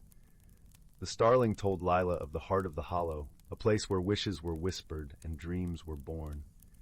With the starling as her guide, Lila traveled to the heart of the Enchanted Hollow. There she found a pool of water so clear and still that it reflected the world above like a perfect mirror. The starling encouraged her to look into the pool and whisper her heart's deepest wish. Lila closed her eyes, and with a heart full of gratitude and wonder, whispered her wish for courage and the strength to explore the unknown.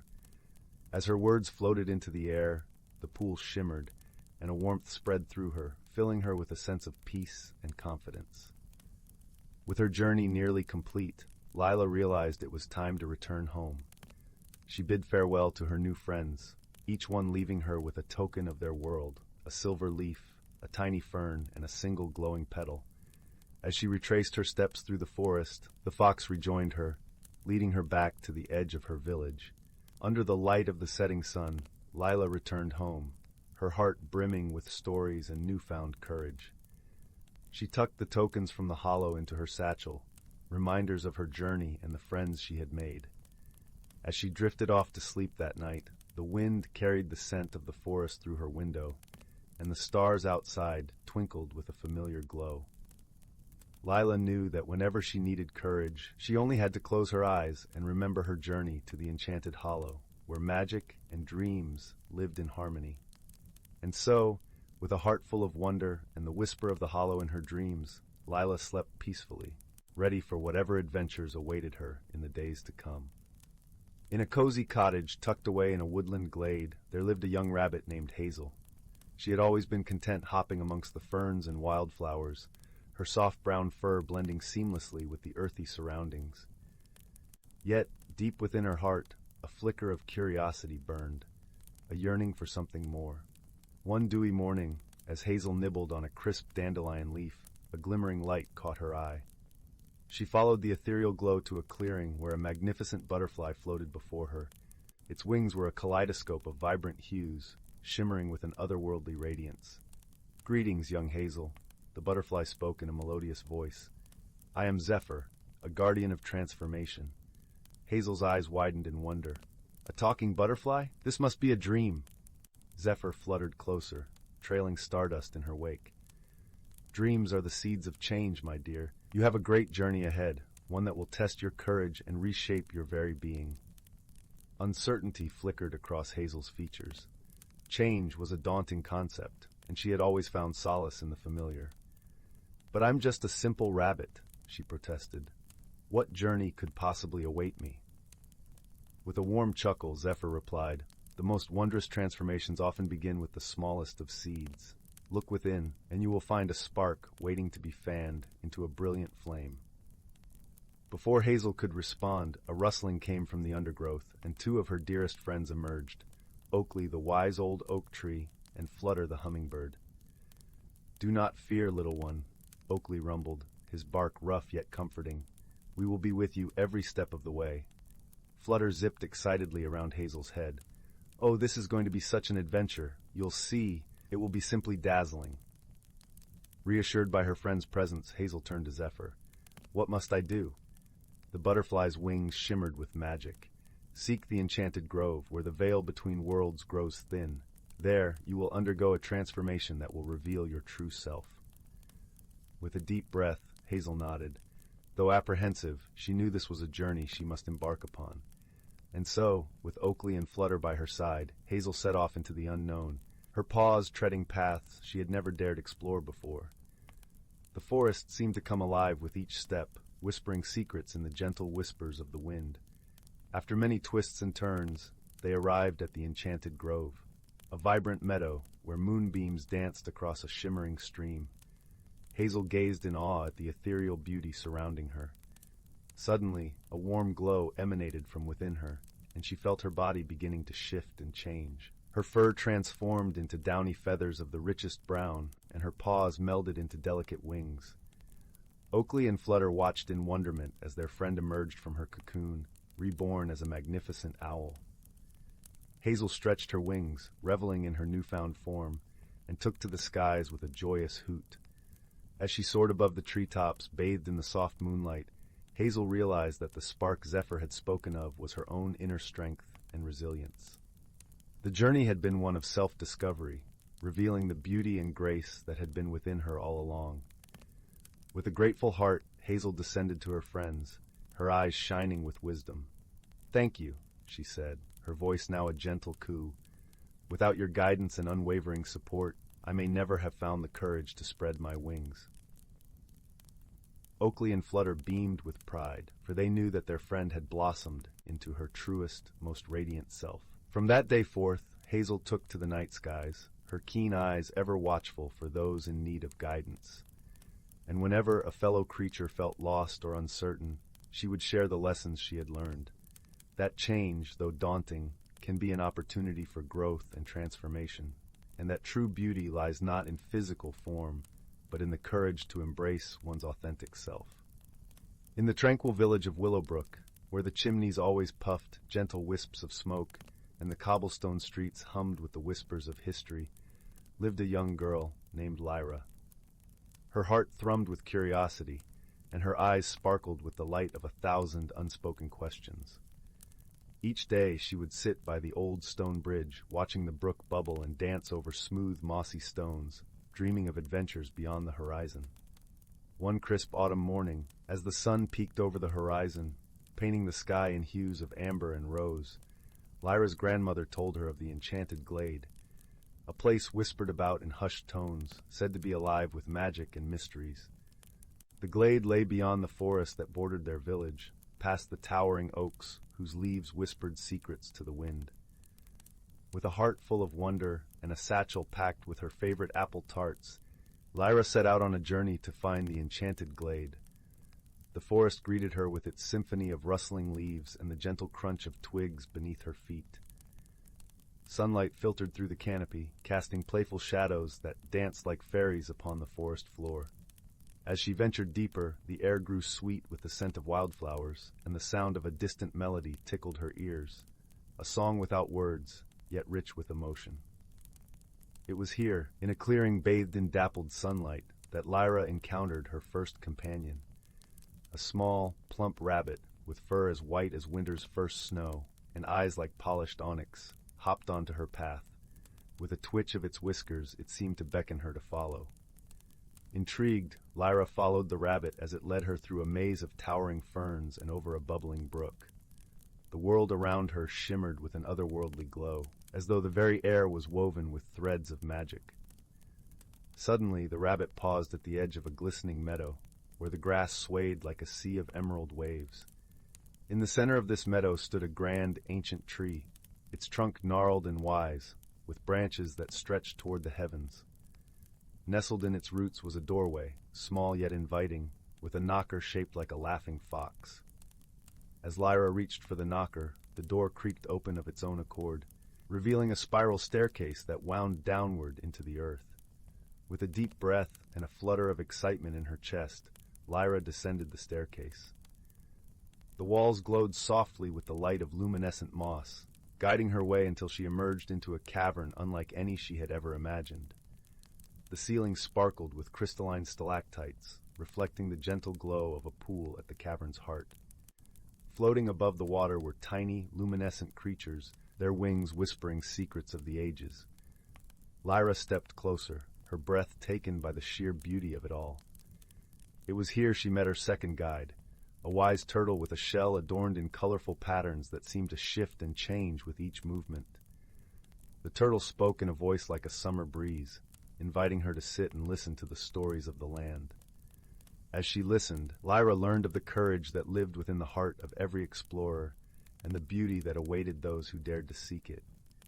The tales woven by the turtle spoke of unity and the strength found in friendship, leaving an imprint on Lyra's heart.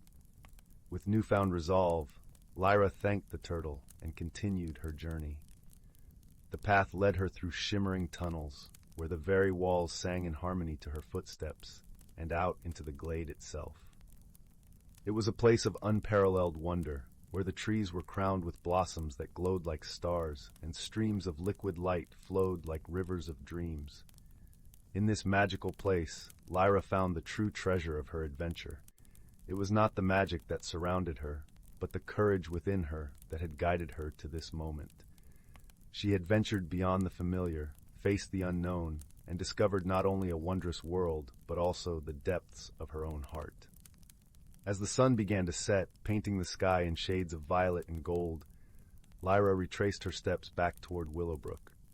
The rabbit and the turtle accompanied her to the edge of the forest, where they bid her farewell with smiles and promises of future adventures. Lyra returned home with stories that danced in her mind and a peace that warmed her soul. As she lay in bed that night, the gentle glow of the moon casting silver patterns across her room, she knew that the glade would always be there, waiting for her next visit.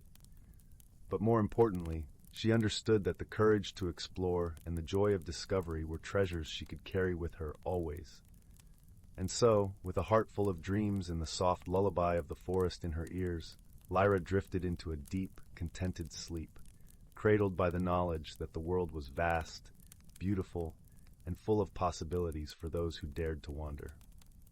In the heart of the whispering woods, where the trees seemed to hum soft lullabies, and the ground was carpeted with a tapestry of moss and wildflowers, there lay a quaint little village called Moon Haven. This village, nestled under the gentle glow of a perpetually twinkling sky, was a place where magic flowed as naturally as the babbling brook that wound its way through the center of town. Moonhaven was known for its serene beauty and the warmth of its community. It was a place where the houses were made of smooth, rounded stones, with thatched roofs that looked like they had sprouted from the earth itself. Each window glowed with the soft light of candles, and the air was always scented with the comforting aromas of freshly baked bread and blooming lavender. One crisp autumn evening, as the golden leaves danced gently down from the trees, a peculiar event began to unfold. The village's beloved clock tower, which stood proudly in the village square for generations, had started to chime at odd hours.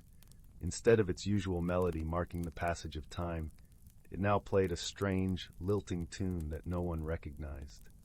This curious phenomenon puzzled the villagers, for the clock tower was enchanted to ensure it kept perfect time and harmony with the natural world. The villagers gathered in small groups, whispering under the glow of the street lamps, their breath visible in the cool evening air. Among the villagers was a young girl named Leela, known for her keen sense of curiosity and her love for solving puzzles. Leela lived with her grandmother, Eleonora, in a cozy cottage at the edge of the woods. Eleonora was a wise and gentle soul, whose knowledge of the old ways and stories of the forest was unparalleled. After the clock tower's melody drifted through the night once more, Lila turned to her grandmother with eyes wide with wonder. "Grandmother, what do you think could be making the clock tower chime so strangely?" Eleonora smiled softly, her eyes twinkling with the light of 1,000 stories. "Ah, my dear, the world is full of mysteries, each waiting patiently for the right heart to uncover them. Perhaps it is time you seek the counsel of the forest's guardians." Encouraged by her grandmother's words, Lila set out the next morning, her heart light with excitement. She followed the winding path through the woods, where the sunlight filtered through the leaves like streams of golden syrup. The forest was alive with the sounds of rustling leaves and the distant call of birds. Lila soon arrived at the ancient oak tree known as the Heartwood. This tree was the oldest in the forest, its trunk wide enough to hide an entire family behind. It was said to be the dwelling of the forest's guardians, the elder tree sprites, who were wise creatures of gentle magic and deep understanding. As Lila approached, she noticed faintly glowing figures emerging from the bark of the tree. They were the elder tree sprites, their tiny forms shimmering with an ethereal light. Their eyes, like polished stones, watched her with curiosity and kindness. "Greetings, young Lila," they chorused in voices as soft as the rustle of leaves. "What brings you to the Heartwood today?" Lila curtsied politely, a gesture she had learned from her grandmother. "Wise sprites, the clock tower in our village has been playing a strange melody at odd hours, and we cannot understand why. I seek your guidance to unravel this mystery." The sprites exchanged thoughtful glances, their forms flickering like candle flames.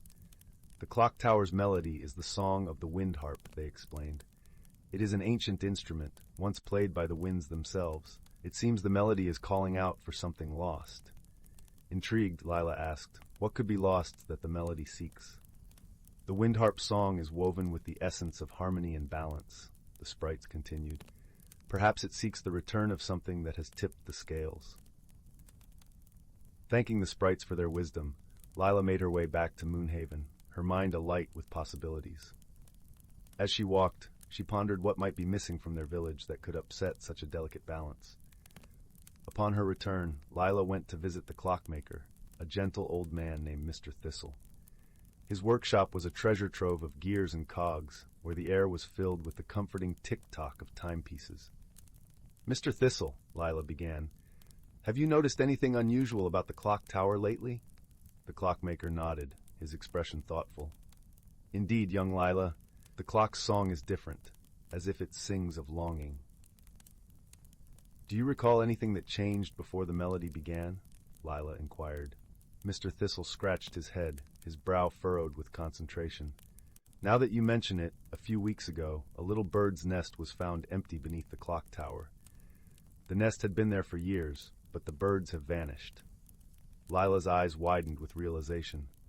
Perhaps the birds are what the wind harp song is calling for. They are part of the harmony that needs restoring. With newfound determination, Lila set out to find the missing birds.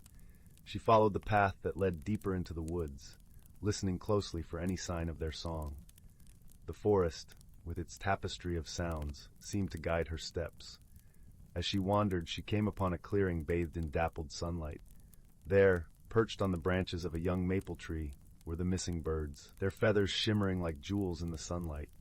They chirped a sweet, melodious tune that seemed to echo the clock tower's strange melody. Lila approached gently, speaking softly to the birds. "Oh, little ones, the village misses your song. Won't you return to the clock tower and bring back the harmony?" The birds, understanding her gentle plea, fluttered their wings in agreement. With a joyful trill, they took flight, leading Lila back to Moonhaven.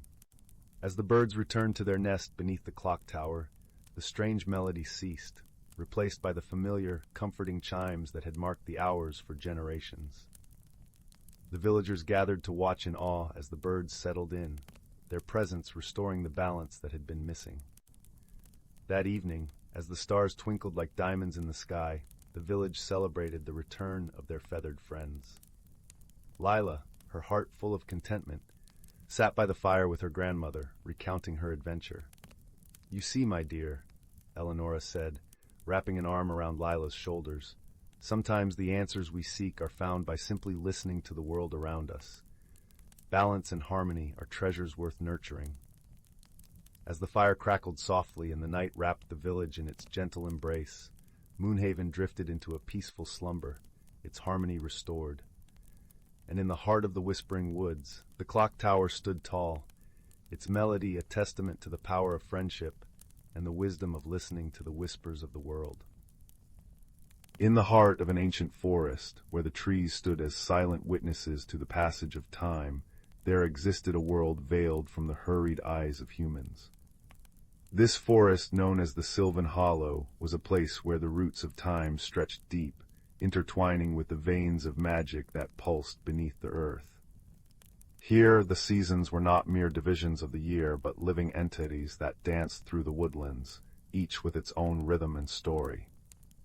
As the first light of dawn kissed the canopy, the forest awoke with a gentle rustle. Leaves whispered secrets to the wind, and the air was sweet with the earthy perfume of moss and damp wood.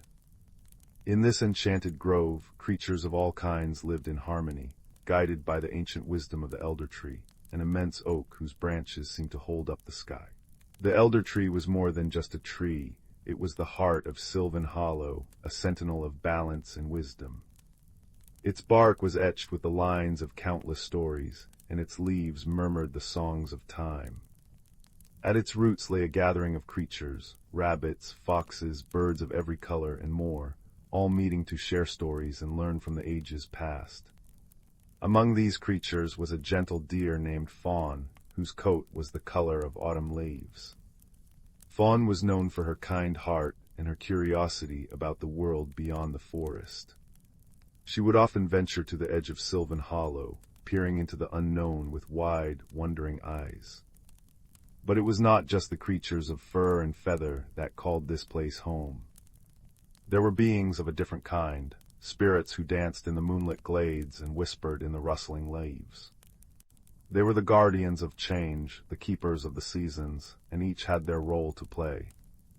As the days grew shorter and the air crisp, the spirit of autumn, known as cider, began her work. She was a presence of warmth and color, painting the leaves in shades of amber and gold, infusing the air with the scent of ripe apples and wood smoke. Her touch was a gentle reminder of the cycle of life, of endings that made way for new beginnings. One day, as Fawn wandered through the forest, she stumbled upon Cider in a sun-dappled clearing. The spirit was weaving a tapestry of leaves, each one a part of a grand design that only she could see. "Hello, Fawn," Cider greeted, her voice like the rustle of leaves in the breeze. "What brings you here today?" Fawn bowed her head respectfully. "I was hoping to learn more about the balance of our home. The forest is changing, and I wish to understand better." Cider smiled, her eyes twinkling with the light of 1,000 sunsets. "Ah, balance is the dance of life, dear Fawn. It is found in the harmony of the seasons, in the ebb and flow of time. Come, let me show you." With a gentle nod, Fawn followed Cider through the forest. They passed under arches of brilliant leaves, their footsteps silent on the soft earth. As they walked, Cider spoke of the forest cycles, the way the trees shed their leaves to rest and renew, how the streams flowed with the rhythm of the rains, and how each creature played its part in the great symphony of life. Fawn listened intently, her heart swelling with every word. She saw the forest anew, not just as a collection of trees and creatures, but as a living, breathing tapestry of interwoven threads. As they reached the elder tree, Cider paused. "Here lies the wisdom of ages, Fawn. It teaches us that every end is but a new beginning, that every challenge holds a lesson. This is the balance we must cherish and protect." Fawn gazed up at the mighty oak, feeling the weight of its wisdom. "I think I understand," she said softly. "The forest is not just our home, it is a part of us, and we are a part of it." Cider nodded, her form shimmering with the colors of twilight. "Indeed, dear Fawn, remember this always, and you will walk with wisdom." With that, Cider faded into the breeze, leaving Fawn alone beneath the sprawling branches. The young deer felt a newfound sense of peace, her heart aligned with the rhythms of the forest. As the days turned to weeks, Fawn shared her newfound wisdom with her fellow creatures. She spoke of balance and harmony, of the importance of living in tune with the world around them. Her words were like seeds, taking root in the hearts of those who listened. Winter came, cloaking the forest in a blanket of snow. Yet even in the cold there was warmth, a promise of spring whispered in the crackling of the fire and the soft glow of the moon. The creatures of Sylvan Hollow huddled together, their spirits bright with the knowledge that they were stewards of a precious world, bound by love and shared purpose. And so the forest continued its eternal dance, each season a note in the melody of life.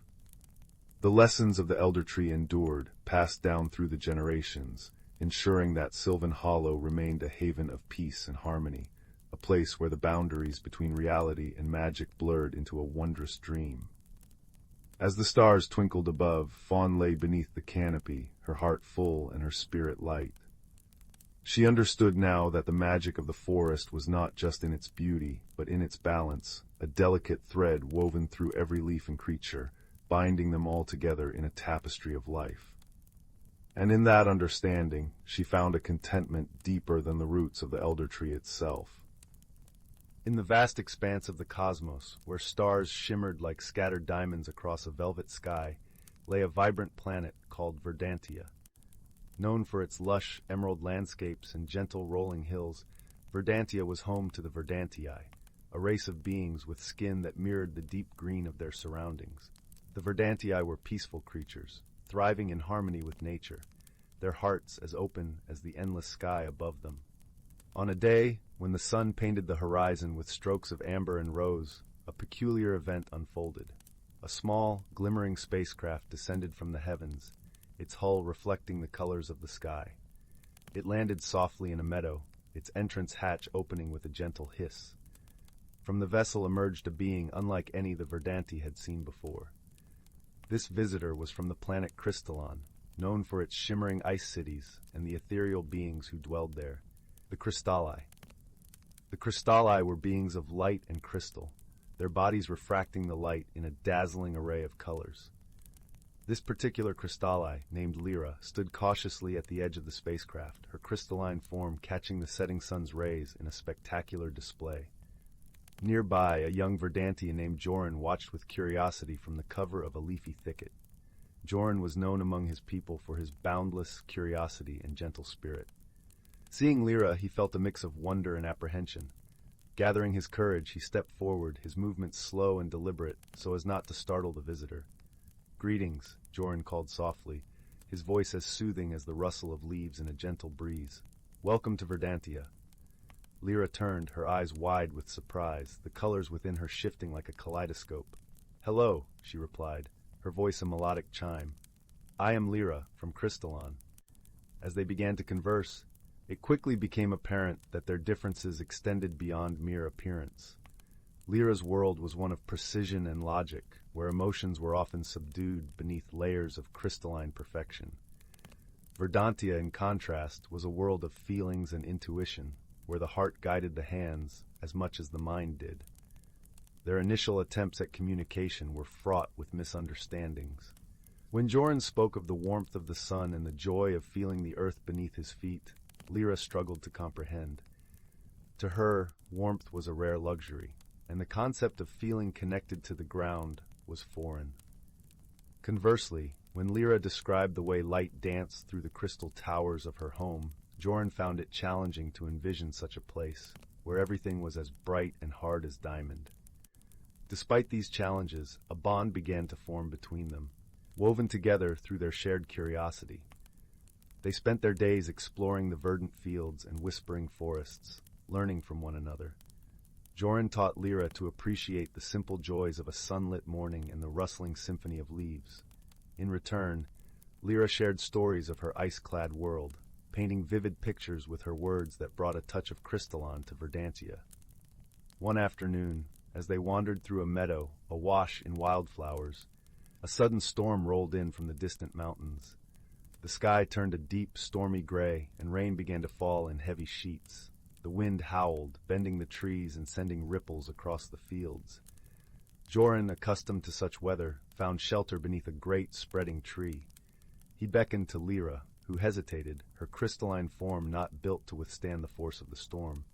Seeing her reluctance, Joran reached out, offering his hand. "Trust me," he said, his eyes warm with reassurance. With a flicker of uncertainty, Lyra took his hand, and together they made their way to the shelter of the tree. There, as rain drummed a steady rhythm on the leaves above, Joran shared stories of storms past, of how they would pass and leave the world renewed and vibrant. Lyra listened, feeling the warmth of his words seep into her being. In that moment, she understood something new, the strength that came from sharing burdens, the comfort of companionship. It was a lesson her world had never taught her, but one that Verdantia offered freely. As the storm subsided and the sun broke through the clouds, painting the world in shades of gold and silver, Joran and Lyra emerged from their shelter. The air was fresh and crisp, carrying the scent of rain-kissed earth. Together, they walked through the glistening meadow, their steps in harmony. In the days that followed, their friendship deepened. They learned to see beyond their differences, finding strength in their diversity. Joran marveled at Lyra's ability to bring light into the darkest of places, while Lyra cherished Joran's endless capacity for wonder and his unwavering kindness. Through shared challenges and moments of mutual support, they discovered the true meaning of friendship, a bond that transcended worlds and differences, a connection that was as enduring as the stars themselves. And so, in the heart of the cosmos, under the vast canopy of the universe, a Verdantia and a Crystalli stood side by side, their friendship a testament to the power of understanding and the beauty of embracing the unknown. Together, they learned that while they came from different worlds, their hearts beat in harmony, united by a shared journey and the discovery of a friendship that would last a lifetime. As the sun set on another day, casting long shadows across the land, Joran and Lyra sat side by side on a hillside, watching as the stars began to twinkle in the deepening sky. The air was crisp and cool, carrying the faint scent of blooming night flowers. It was in this serene moment that they both realized how much they had grown, not just in understanding, but in spirit. Joran, Lyra began, her voice a gentle melody in the quiet evening. I never imagined I would find such warmth and acceptance so far from home. You've taught me that there's so much more to the universe than I ever knew. Joran smiled, his eyes reflecting the starlight. And you've shown me the beauty in things I've never seen, Lyra. Our worlds may be different, but our hearts are not. They sat in companionable silence for a while, watching the stars dance across the sky. It was a silence filled with unspoken words and shared understanding, a testament to the bond they had forged. In time, Lyra knew she would have to return to Crystalon. Her people would be waiting, eager to hear tales of her journey. But she also knew that part of her heart would remain on Verdantia, among the gentle hills and the friends she had found. When the day came for her departure, Joran accompanied her to the spacecraft, the grass whispering beneath their feet. At the threshold of the ship, they paused, a bittersweet moment hanging in the air. Promise you'll come back, Joran said, his voice a mix of hope and longing. Lyra nodded, her eyes bright with emotion. I will, Joran, and until then, I'll carry the warmth of Verdantia with me. With a final embrace, Lyra stepped into the ship, the hatch closing behind her with a soft hum. As the spacecraft lifted into the sky, Joran watched, his heart full of gratitude for the friendship that had enriched his life. And so, beneath the endless stars, a promise was made, a promise of return, of continued friendship, and of the enduring bond between two unlikely companions from different worlds. As the spacecraft disappeared into the heavens, Joran knew that no matter the distance, their friendship would remain a guiding light, as constant and as brilliant as the stars above. For in the vast tapestry of the universe, there are no strangers, only friends yet to be met, and journeys yet to be shared. And it was this understanding that would lead Lyra and Joran back to one another, time and time again, across the stars and through the ages. In a quaint and quiet village nestled between rolling emerald hills and shimmering streams, there lived a gentle soul named Leora. Her days were filled with the simple joys of tending to her garden, where sunflowers nodded lazily in the breeze and the scent of lavender hung sweetly in the air. Leora had often felt a whispering call from the past, a gentle nudge that tugged at the edges of her consciousness. Her grandmother, a wise woman who seemed to know the secrets of the earth and sky, had once shared stories of their ancestors, guardians of an ancient legacy that had long been forgotten. These tales, softly spoken beside the warmth of the kitchen hearth, painted pictures of wondrous artifacts imbued with magic and meaning. One golden morning, as the first rays of dawn kissed the dewdrops on her garden leaves, Leora discovered a curious object half buried in the soil. It was a small, intricately carved box of warm mahogany, its surface etched with symbols that seemed to dance in the light. Her heart skipped with a sense of familiarity, as if the box had been waiting for her all along. With gentle care, she brushed away the earth and opened the box. Inside lay a delicate necklace, its pendant a translucent stone that shimmered like captured starlight. As her fingers traced the cool surface, a warm glow enveloped her, and she felt a connection to something far greater than herself. It was as if the voices of her ancestors whispered through the ages, guiding her toward an understanding that had eluded her until now. Eager to uncover the story behind this enchanting find, Leora sought the wisdom of the village elder, a kind-hearted sage named Tavian, known for his deep knowledge of the old ways. His cottage was a haven of serenity, filled with the comforting aroma of herbs and the soft, flickering light of candles. Tavian listened intently as Leora recounted her discovery, nodding with a knowing smile. "Ah, my dear," he said, his voice as soothing as a lullaby. "You have found the Heartstone, a symbol of unity and strength passed down through generations. It holds the essence of our heritage and the wisdom of those who came before us." The elders shared tales of their ancestors, a community bound by friendship and harmony, who revered the natural world and lived in balance with its rhythms. The Heartstone, he explained, was a reminder of their values: kindness, courage, and the enduring power of love. As Leora listened, she felt a deep sense of belonging, as if the threads of her life were weaving into a tapestry that spanned across time. The lessons of her ancestors resonated within her, teaching her that true strength lies in the bonds we forge and the love we share. With newfound clarity, Leora returned to her garden, the heartstone resting warmly against her chest. She began to see her world through different eyes: the vibrant colors of the flowers, the gentle rustle of the leaves, the symphony of birdsong that filled the air. Each moment was a gift, a reflection of the legacy she now carried forward. As the sun dipped below the horizon, painting the sky in hues of rose and gold, Leora sat beneath the old willow tree, its branches swaying softly in the evening breeze. She felt at peace, embraced by the gentle glow of the heartstone, a beacon of the love and wisdom that flowed through her veins. In that tranquil moment, she understood that the journey of discovery was not just about uncovering the past, but about embracing the present with gratitude and grace. The legacy of her ancestors was alive within her, a guiding light that would illuminate her path and inspire others to seek the beauty in their own stories. And so, with the stars twinkling like distant ancestors watching over her, Leora closed her eyes, her heart full and content. She had found her place in the world, a place of connection, understanding, and endless possibilities.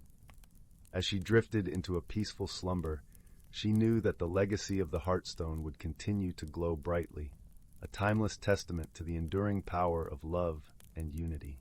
In the heart of an ancient forest where the whispering pines reached toward a sky as vast as dreams, there existed a world often hidden from human eyes. A world where the air was rich with the scent of pine needles and the gentle rustle of leaves played a soothing melody. Sunlight, filtered through a canopy so dense it seemed woven from emerald silk, danced upon the forest floor in dapples of gold. This was a place where creatures small and great lived in harmony, their lives woven together like the intricate patterns of a spider's web. Among them was a wise old tortoise named Tiberius, whose shell was mottled with the colors of earth and time. He had seen many seasons come and go, and his gentle nature was known far and wide. One crisp morning, as autumn began to paint the world in hues of amber and crimson, Tiberius made his slow, deliberate journey to the grand oak, a tree so ancient that its roots were said to cradle the very heart of the forest. It was here that the creatures gathered to share news and stories, and where Tiberius would offer his wisdom. The forest was alive with the sounds of preparation for the coming winter. Squirrels chattered energetically as they buried acorns beneath a blanket of fallen leaves, and the air was filled with the soft murmur of wind brushing through branches. A delicate mist hung in the air, wrapping the forest in a gentle embrace. As Tiberius approached the grand oak, he was greeted by a chorus of welcomes. There was Lyra, the clever fox with fur as bright as the morning sun, and a family of rabbits whose ears twitched with curiosity. High above, the birds looked down, their feathers ruffled into fluffy coats against the chill. "Good morning, friends," Tiberius rumbled, his voice deep and warm like the earth itself. "I have come to speak of the changing seasons and the magic they bring." The creatures settled around him, eyes bright with anticipation. Tiberius began to tell them of the magical phenomena that tied the forest to the rhythm of the seasons. He spoke of the gentle snowfall that would soon blanket the earth, insulating it, nurturing it, and how each snowflake was a tiny perfect crystal, a gift from the winter sky.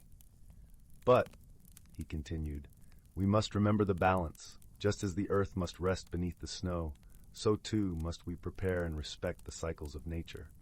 Lyra, the fox, nodded thoughtfully. "Tiberius, how do we ensure we live in harmony with these cycles?"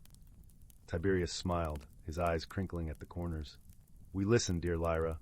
The forest speaks to us if we take the time to hear its whispers. It tells us when to gather, when to conserve, and when to give back."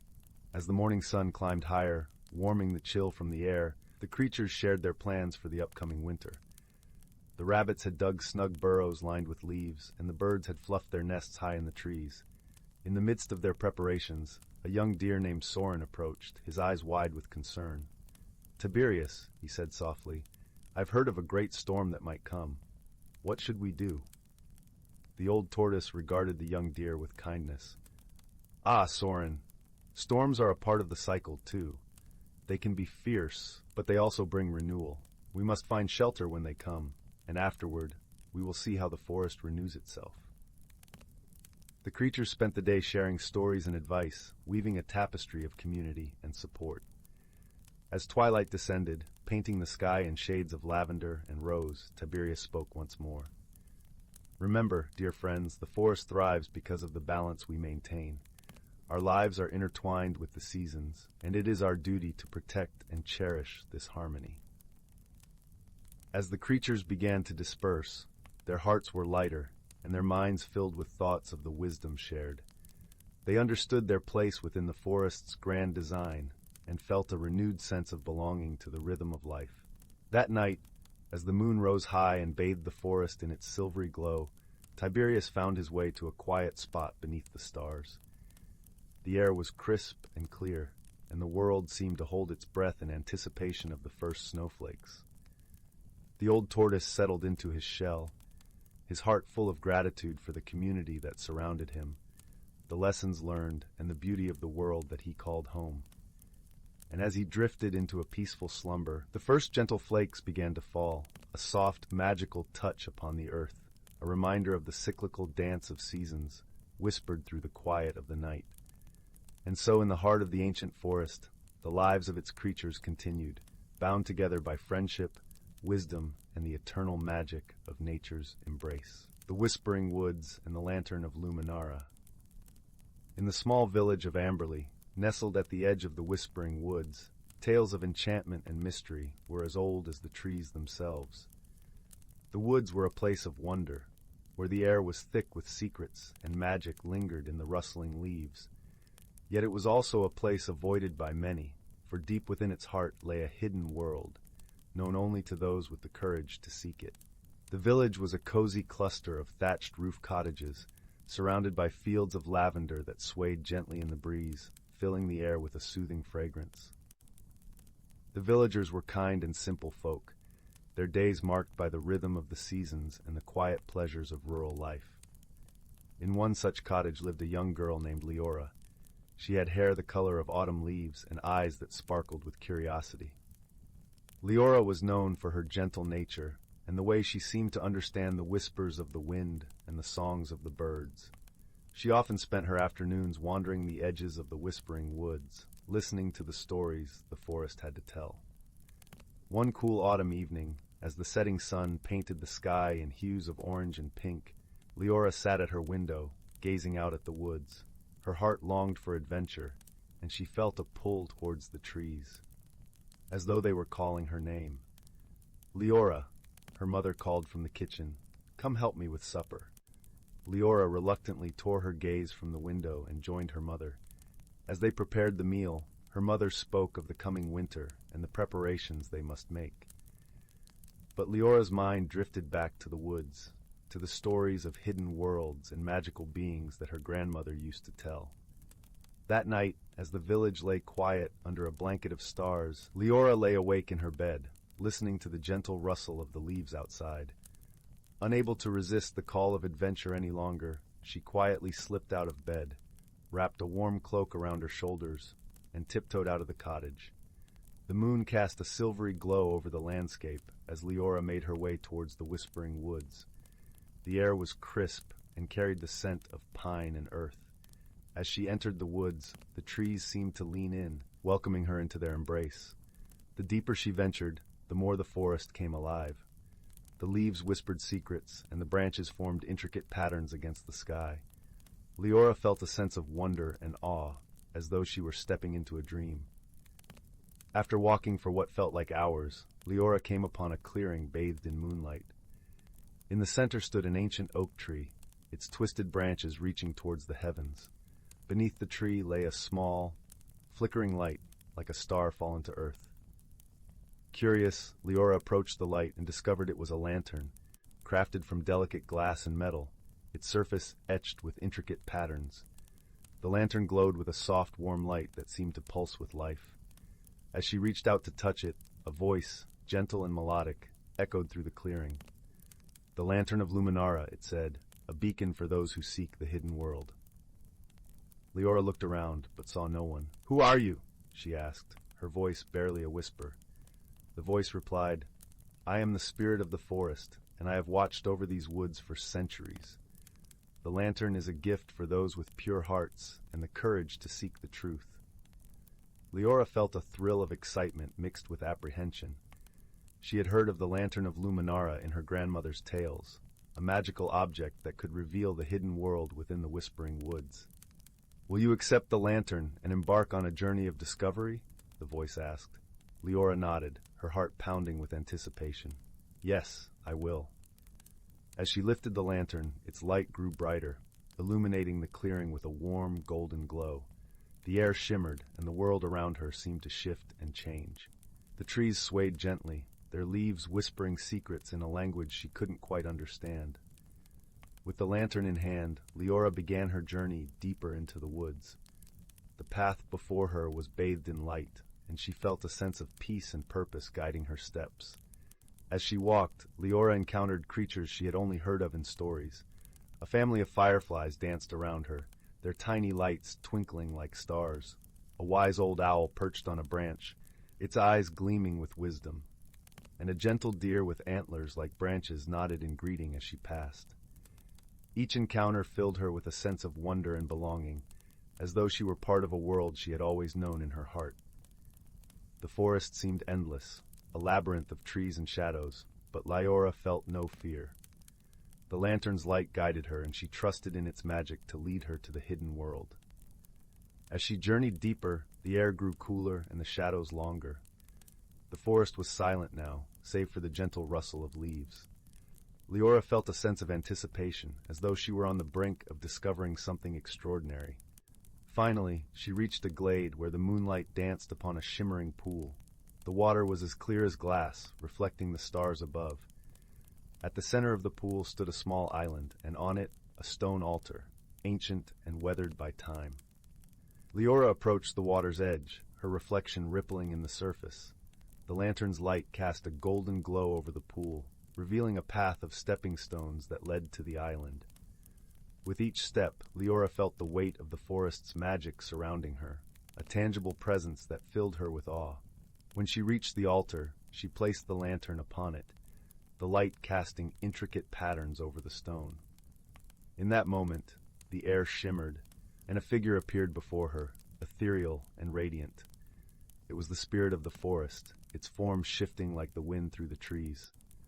"Welcome, seeker of truth," the spirit said, its voice a melody of the earth. "You have come far, guided by the light of Luminara. What do you seek?" Leora took a deep breath, her heart filled with the courage of her journey. "I seek to understand the world hidden within these woods, to learn its secrets and share its wonders." The spirit smiled, its light flickering like the lantern. "You have shown courage and kindness, and the forest has embraced you as one of its own. The hidden world is within you, a place of wisdom and magic that can only be found by those who seek with an open heart." As the spirit spoke, Leora felt a warmth spreading through her, a connection to the forest and all its creatures. She understood now that the hidden world was not a place to be found, but a state of being, a way of seeing the world with wonder and love. "You are part of the forest, Leora," the spirit said, "and its magic will be with you always. Go forth and share its light with the world." With those words the spirit faded, leaving Leora standing by the altar, the lantern's light still glowing brightly.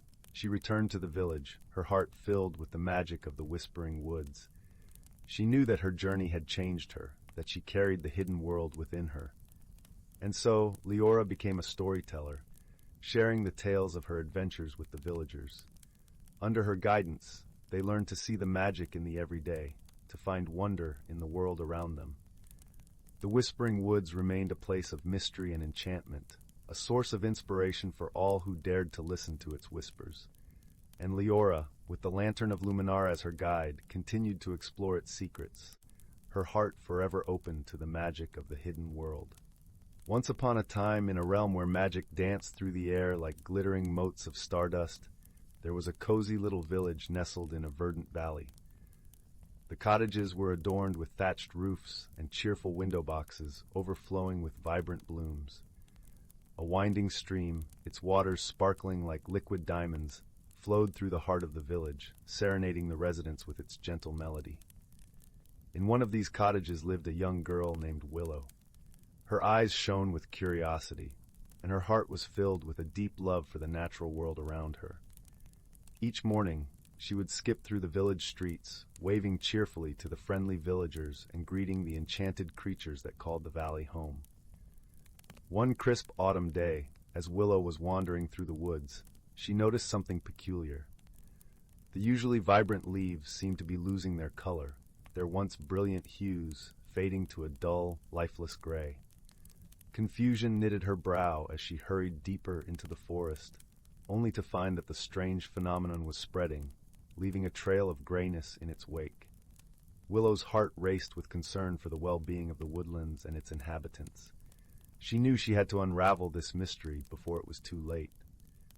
With determination sparkling in her eyes, she set out to seek the guidance of her dear friend, Oakroot, the ancient tree spirit who had watched over the forest for centuries. As Willow approached Oakroot's gnarled and towering form, the wise tree spirit sensed her distress. "What troubles you, young one?" Oakroot's voice was like the gentle creaking of ancient branches in the wind.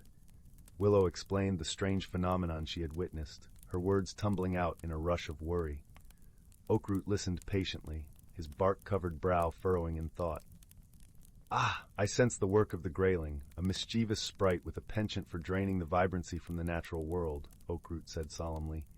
"Fear not, little Willow, for there is a way to restore the balance." With a rustle of leaves, Oakroot summoned a trio of friendly pixies, their gossamer wings shimmering with iridescent hues. "These pixies will guide you on your quest," he said. "Together, you must seek out the grayling's lair and find a way to persuade him to undo his mischief." Willow's heart swelled with determination, and she nodded resolutely. Hand in hand with the pixies, she embarked on a whimsical journey through the enchanted forest, following the trail of grayness that led deeper and deeper into the heart of the woodlands. Along the way, they encountered wondrous sights and helpful creatures. A family of curious gnomes offered them a basket of fresh-baked treats to sustain them on their quest. A wise old owl, perched atop a twisted branch, shared invaluable insights into the grayling's habits and whereabouts. At last, they reached a secluded glade, where a peculiar mist hung in the air, casting a dull pall over the surroundings. In the center of the glade stood a twisted, gnarled tree, its bark as gray as ash. Willow and the pixies exchanged a knowing glance. This was the grayling's lair. As they approached the tree, a small, impish figure emerged from a knothole, his mischievous eyes twinkling with delight. "Well, well, what have we here?" The grayling chuckled, his voice like the rustling of dry leaves. Willow stepped forward, her heart beating with a mixture of apprehension and determination. "Grayling, we've come to ask you to restore the color and vibrancy to the forest," she said, her voice steady but kind.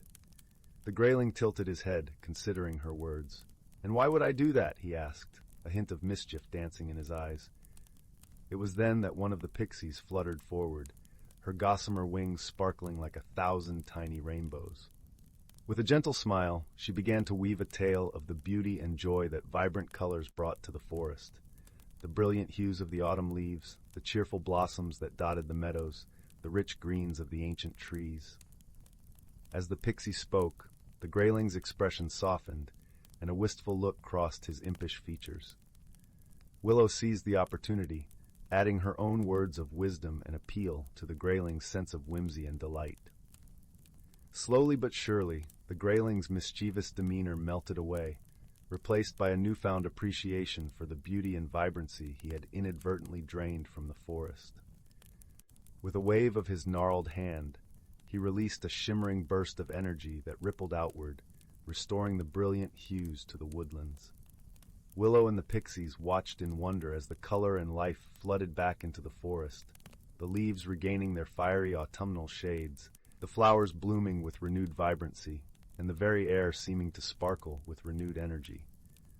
The grayling, his eyes shining with childlike delight, turned to Willow and the pixies. "Thank you, my friends," he said, his voice tinged with genuine gratitude. "You have shown me the true beauty of color and the joy it brings to this realm." From that day forth, the grayling became a cherished protector of the forest's vibrant hues, using his magic to enhance and celebrate the natural wonders that surrounded him. And Willow, her heart brimming with joy and gratitude, continued to wander the enchanted woodlands, her spirit ever entwined with the magic and wonder that thrived within its ancient boughs. Once upon a time, in the quaint little village of Willowbrook, nestled between gentle rolling hills and whispering woods, lived a young boy named Finn. His days were filled with the sweet simplicity of village life, gathering wildflowers with his friends, listening to the soothing lull of the babbling brook, and exploring the endless wonders of the forest that bordered his home. Willowbrook was a place where the grass was always a lush emerald, and the air carried the fragrance of honeysuckle and freshly baked bread. Each evening, the sun would cast a golden glow across the thatched rooftops, promising the village another peaceful night. One serene afternoon, as Finn wandered through the forest, his gaze fell upon something peculiar. It was a small, ornately carved box, half hidden beneath a blanket of fallen leaves. The box was crafted from a rich, dark wood and adorned with intricate patterns that seemed to shimmer in the dappled sunlight. Curiosity piqued, Finn carefully lifted the box into his hands.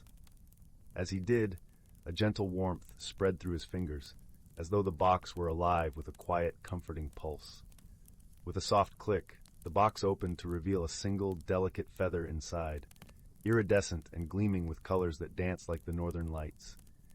This was no ordinary feather. It whispered secrets to Finn's heart, unlocking a sense of magic he had never known. The feather granted Finn an extraordinary ability to understand the language of the forest creatures, and so began his wondrous journey of discovery and wonder. Finn's first encounter was with a wise old owl named Sage, who perched regally on a gnarled branch. Sage's eyes, deep and knowing, regarded Finn with a hint of amusement. "Ah, young one," he hooted softly, "the forest speaks to those who listen. What brings you to our sacred woods?" Finn explained his newfound gift, and Sage nodded sagely, his feathers rustling like pages of an ancient book. "There is much to learn in these woods, but remember, wisdom is the key to understanding." With Sage as his guide, Finn journeyed deeper into the heart of the forest, where sunlight wove through the canopy in threads of gold.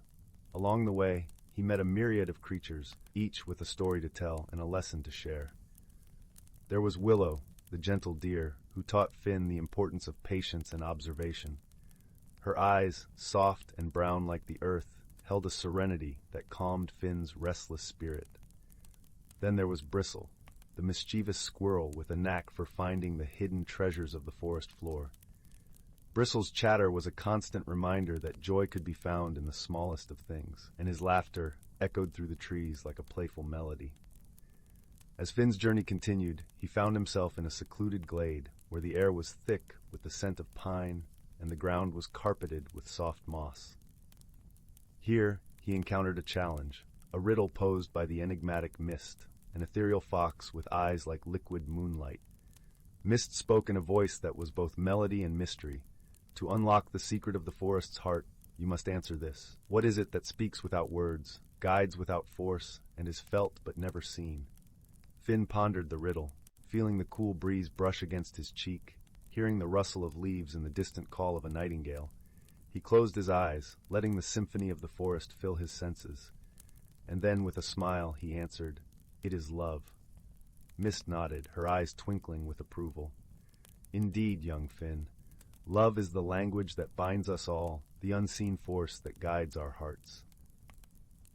With the riddle solved, the forest unveiled its deepest secret, a hidden grove where the ancient wisdom of nature was inscribed on the stones, like whispers of time. Here, Finn learned that true magic lay not in power or grand gestures, but in the kindness shared between friends, the quiet moments of understanding, and the gentle touch of love that connected all living things. As the sun dipped below the horizon, casting the forest in a soft twilight glow, Finn returned to Willowbrook, his heart forever changed. The village welcomed him home with open arms, unaware of the magical journey he had undertaken. Yet Finn carried with him the lessons of the forest, whispering them to those who would listen. weaving them into the fabric of village life. And so, under the watchful gaze of the moon and stars, Willowbrook continued to thrive, a place where ordinary objects held extraordinary secrets, and where the gentle power of love and wisdom prevailed. With a heart full of warmth and a spirit enriched by the wonders of the forest, Finn drifted into peaceful slumber, knowing that the magic of the feather and the lessons it had taught would remain with him always. And in the quiet of the night, the forest whispered its eternal lullaby, cradling Willowbrook in its timeless embrace. Once upon a starlit night, a young girl named Lily stood by her bedroom window, gazing wistfully at the velvety sky. Though only 9 years old, she felt a yearning for something more, a pull towards the great unknown that echoed in her restless heart. In the small village where Lily lived, changes came rarely, and life followed the steady rhythm of the seasons. But Lily's curious spirit longed to spread its wings and explore the vast world that lay beyond the rolling hills and ancient forests surrounding her home. Little did she know, a magical journey awaited her, one that would teach her the true meaning of growth and transformation. One evening, as Lily wandered through the woods, she stumbled upon an enchanting sight, a glittering pool nestled among the towering oaks. Mesmerized by its ethereal beauty, she knelt beside the water's edge, and that's when she saw it, a tiny glowing speck dancing upon the surface. With a delicate touch, Lily cupped the speck in her hands, and it unfurled into a dazzling sprite, no bigger than her thumb. The sprite's gossamer wings shimmered like crystal, and its eyes twinkled with ancient wisdom. "Greetings, young one," spoke the sprite in a voice as soft as moonbeams. "I am Zephyr, a guardian of these woods, and I sense the yearning in your heart." Lily gasped, her eyes wide with wonder. "How is this possible? Are you magic?" Zephyr chuckled, a sound like tinkling bells. "Magic exists all around us, dear child, if only we open our eyes to its wonders."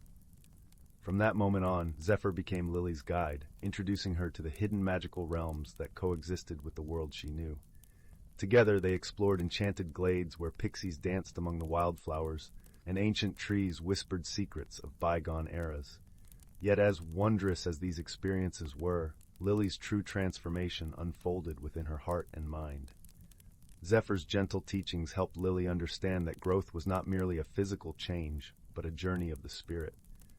With each new adventure, Lily learned valuable lessons: patience from the steady trickle of a stream, resilience from the oak that weathered storms, and courage from the brave little sparrow that took flight. And just as the natural world around her shifted with the seasons, so too did Lily's perspectives and dreams evolve. Lily's dearest friend, a kind-hearted boy named Ethan, bore witness to her remarkable journey. Though he could not see the magical beings, he supported Lily's explorations, offering a listening ear and a shoulder to lean on when the path grew challenging. One autumn day, as the leaves turned to fire and the air grew crisp, Zephyr appeared with a somber expression. "My time in these woods is nearing its end," the sprite said, her voice tinged with melancholy. "But fear not, little one, for the true magic lies within you now." Lily's eyes shimmered with unshed tears, but she nodded, understanding that all things must change and grow. With a tender smile, Zephyr continued, "The seeds of wisdom I have planted in your heart will blossom into something extraordinary. Embrace the uncertainties of life, for they are windows to new discoveries and personal growth." As the sprite faded into the dappled sunlight, Lily felt a warmth blossoming in her chest, a newfound confidence and appreciation for the journey that lay ahead. In the years that followed, Lily's thirst for knowledge and experience only deepened. She pursued her dreams with unwavering determination, yet always remained grounded in the lessons Zephyr had imparted: to embrace change with grace, to find beauty in the smallest wonders, and to nurture the magic within her own heart. And though the enchanted realms faded from her sight, the magic lived on in Lily's open mind, her compassionate spirit, and her unwavering belief in the transformative power of growth and self-discovery. Once upon a time, nestled in the heart of an ancient forest, there lay a little village named Willow Glen. The village was surrounded by trees so tall that their tops seemed to brush the clouds, and every morning the air was filled with the sweet scent of pine and the gentle rustle of leaves whispering secrets to the wind. The villagers were kind-hearted folk, living in harmony with nature and each other, in cottages that seemed to have sprouted from the earth itself. In this peaceful hamlet lived a young girl named Lila. Lila was known for her curiosity and her penchant for adventure. Her hair was like spun gold, catching the sunlight in a halo around her head, and her eyes sparkled like the clear blue lake that lay on the village's outskirts. Lila's best friend was a gentle, wise old tortoise named Thistle. Thistle had a shell that glistened like polished stone, and he carried with him the wisdom of the ages, speaking in a slow, deliberate manner that always seemed to calm the winds and hush the forest creatures. One crisp autumn morning, as the leaves turned to hues of amber and gold, Lila and Thistle set out on their usual walk along the forest path. The air was cool and invigorating, filled with the earthy scent of fallen leaves. Lila loved this time of year, when the world seemed to be painted in shades of warmth, and the forest was alive with the songs of migrating birds preparing for their long journey south. As they walked, Lila noticed something unusual. A faint glimmer caught her eye from beneath a pile of leaves. Curiosity piqued. She knelt down and brushed the leaves aside, revealing a small, intricately carved wooden box. It was adorned with patterns of swirling vines and flowers, and at its center was an emblem of a tree with deep roots and flourishing branches. "Thistle, look at this!" Lila exclaimed, her voice tinged with wonder. "What do you think it is?" Thistle regarded the box with his wise old eyes, blinking slowly. "It seems to be a very special box, Lila. Perhaps it holds a secret waiting to be discovered." With trembling fingers, Lila opened the lid, and inside she found a delicate silver key, its bow shaped like a tiny, intricate tree. The key gleamed in the dappled sunlight, and Lila felt a strange warmth spreading through her as she held it. She sensed that this key was no ordinary object. It was imbued with magic. "What do you suppose it unlocks?" Lila mused aloud, her imagination already conjuring images of hidden doors and secret worlds. "There is only one way to find out," Thistle replied, ever the voice of calm reason. "We must search and see what lies ahead." And so began their journey, a quest to uncover the mystery of the silver key. Lila and Thistle wandered through the forest, following paths both familiar and new. The trees whispered encouragement as they passed, and the forest seemed to guide them with a gentle hand. As the afternoon sun dipped lower in the sky, casting long shadows across their path, they reached a part of the forest that Lila had never seen before. It was a grove of ancient oaks, their trunks thick and gnarled, their branches twisting and reaching toward the heavens like the arms of giants. In the center of the grove stood a massive tree, larger than any Lila had ever encountered. Its bark was a deep, rich brown, and it exuded a sense of timelessness and majesty. Lila approached the tree, drawn by an invisible force. As she laid her hand on its trunk, she felt a gentle thrumming beneath her fingers, as if the tree had a heartbeat of its own. "Do you feel that, Thistle?" Lila whispered, her voice filled with awe. Thistle nodded slowly. "This tree is ancient and wise, Lila. It holds many secrets within its bark." Just then, Lila noticed something extraordinary. Set into the trunk of the tree was a small, ornate lock, crafted in the same style as the key she held. Her heart raced with excitement as she inserted the key and turned it. There was a soft click, and the lock fell away, revealing a hidden door. With bated breath, Lila pushed the door open, and she and Thistle stepped inside. They found themselves in a hidden world, a place of wonder and magic. The air was filled with the scent of wildflowers and the gentle hum of bees. Sunlight filtered through the canopy above, casting patterns of light and shadow on the forest floor. Before them lay a path lined with flowers of every color imaginable, their petals glistening like jewels. The path wound its way through the trees, leading deeper into this enchanted realm. As they walked, Lila marveled at the beauty around her. She saw butterflies with wings that shimmered like rainbows, and birds whose songs were as sweet as the finest melodies. The forest creatures here were unlike any she had seen before, gentle and curious, coming close to greet her and Thistle with friendly eyes. "It's as if this place is waiting for us," Lila said, her voice filled with wonder. "Yes, Lila," Thistle agreed. "I believe this world has been hidden away, waiting for someone who possesses both the key and the heart to appreciate its wonders." The path led them to a clearing where a crystal-clear spring bubbled forth from the earth. The water sparkled in the sunlight, and as Lila and Thistle approached, they saw their reflections gazing back at them, smiling and serene. "This place is magical, Thistle. I feel different here," Lila said, her voice soft with emotion. "Perhaps it is the magic of the forest, or perhaps it is the magic within you that is awakening," Thistle replied with a knowing smile. They spent the afternoon exploring this hidden world, discovering its secrets and marveling at its beauty. As the sun began to set, painting the sky with hues of pink and gold, Lila and Thistle made their way back to the door in the ancient tree. "Do you think we can return here?" Lila asked, a note of longing in her voice. "I believe so, Lila," Thistle said. "As long as you hold the key and the desire in your heart, this place will remain open to you." With a final glance at the enchanted forest, Lila and Thistle stepped through the door and back into their own world. The door closed softly behind them, the lock once again hidden from view. As they walked home, the stars began to twinkle in the night sky, and Lila felt a deep sense of peace and contentment. She knew that she had discovered something truly special, a place where magic and wonder flourished, a hidden world that had awakened something within her. From that day on, Lila and Thistle often returned to the enchanted forest, each visit bringing new discoveries and deepening their friendship. The hidden world became a place of refuge and joy, a reminder of the magic that lay within the natural world and within themselves. And as the years passed, Lila grew into a wise and compassionate young woman, her heart forever touched by the magic of the forest and the gentle wisdom of her dear friend Thistle. She learned that the greatest treasures were not always those that could be seen or touched, but those that lay within the heart, waiting to be discovered. And so, in the quiet village of Willow Glen, beneath the ancient trees and the starry sky, Lila found her own kind of magic, a magic that would stay with her always, as warm and comforting as a crackling fire on a cold winter's night, the whispering wood and the lantern of Lumina. The sun had begun its descent beyond the horizon, painting the sky in hues of lavender and gold. The village of Brambleton nestled comfortably in the valley, surrounded by rolling hills and the dense, ancient forest known as the Whispering Wood.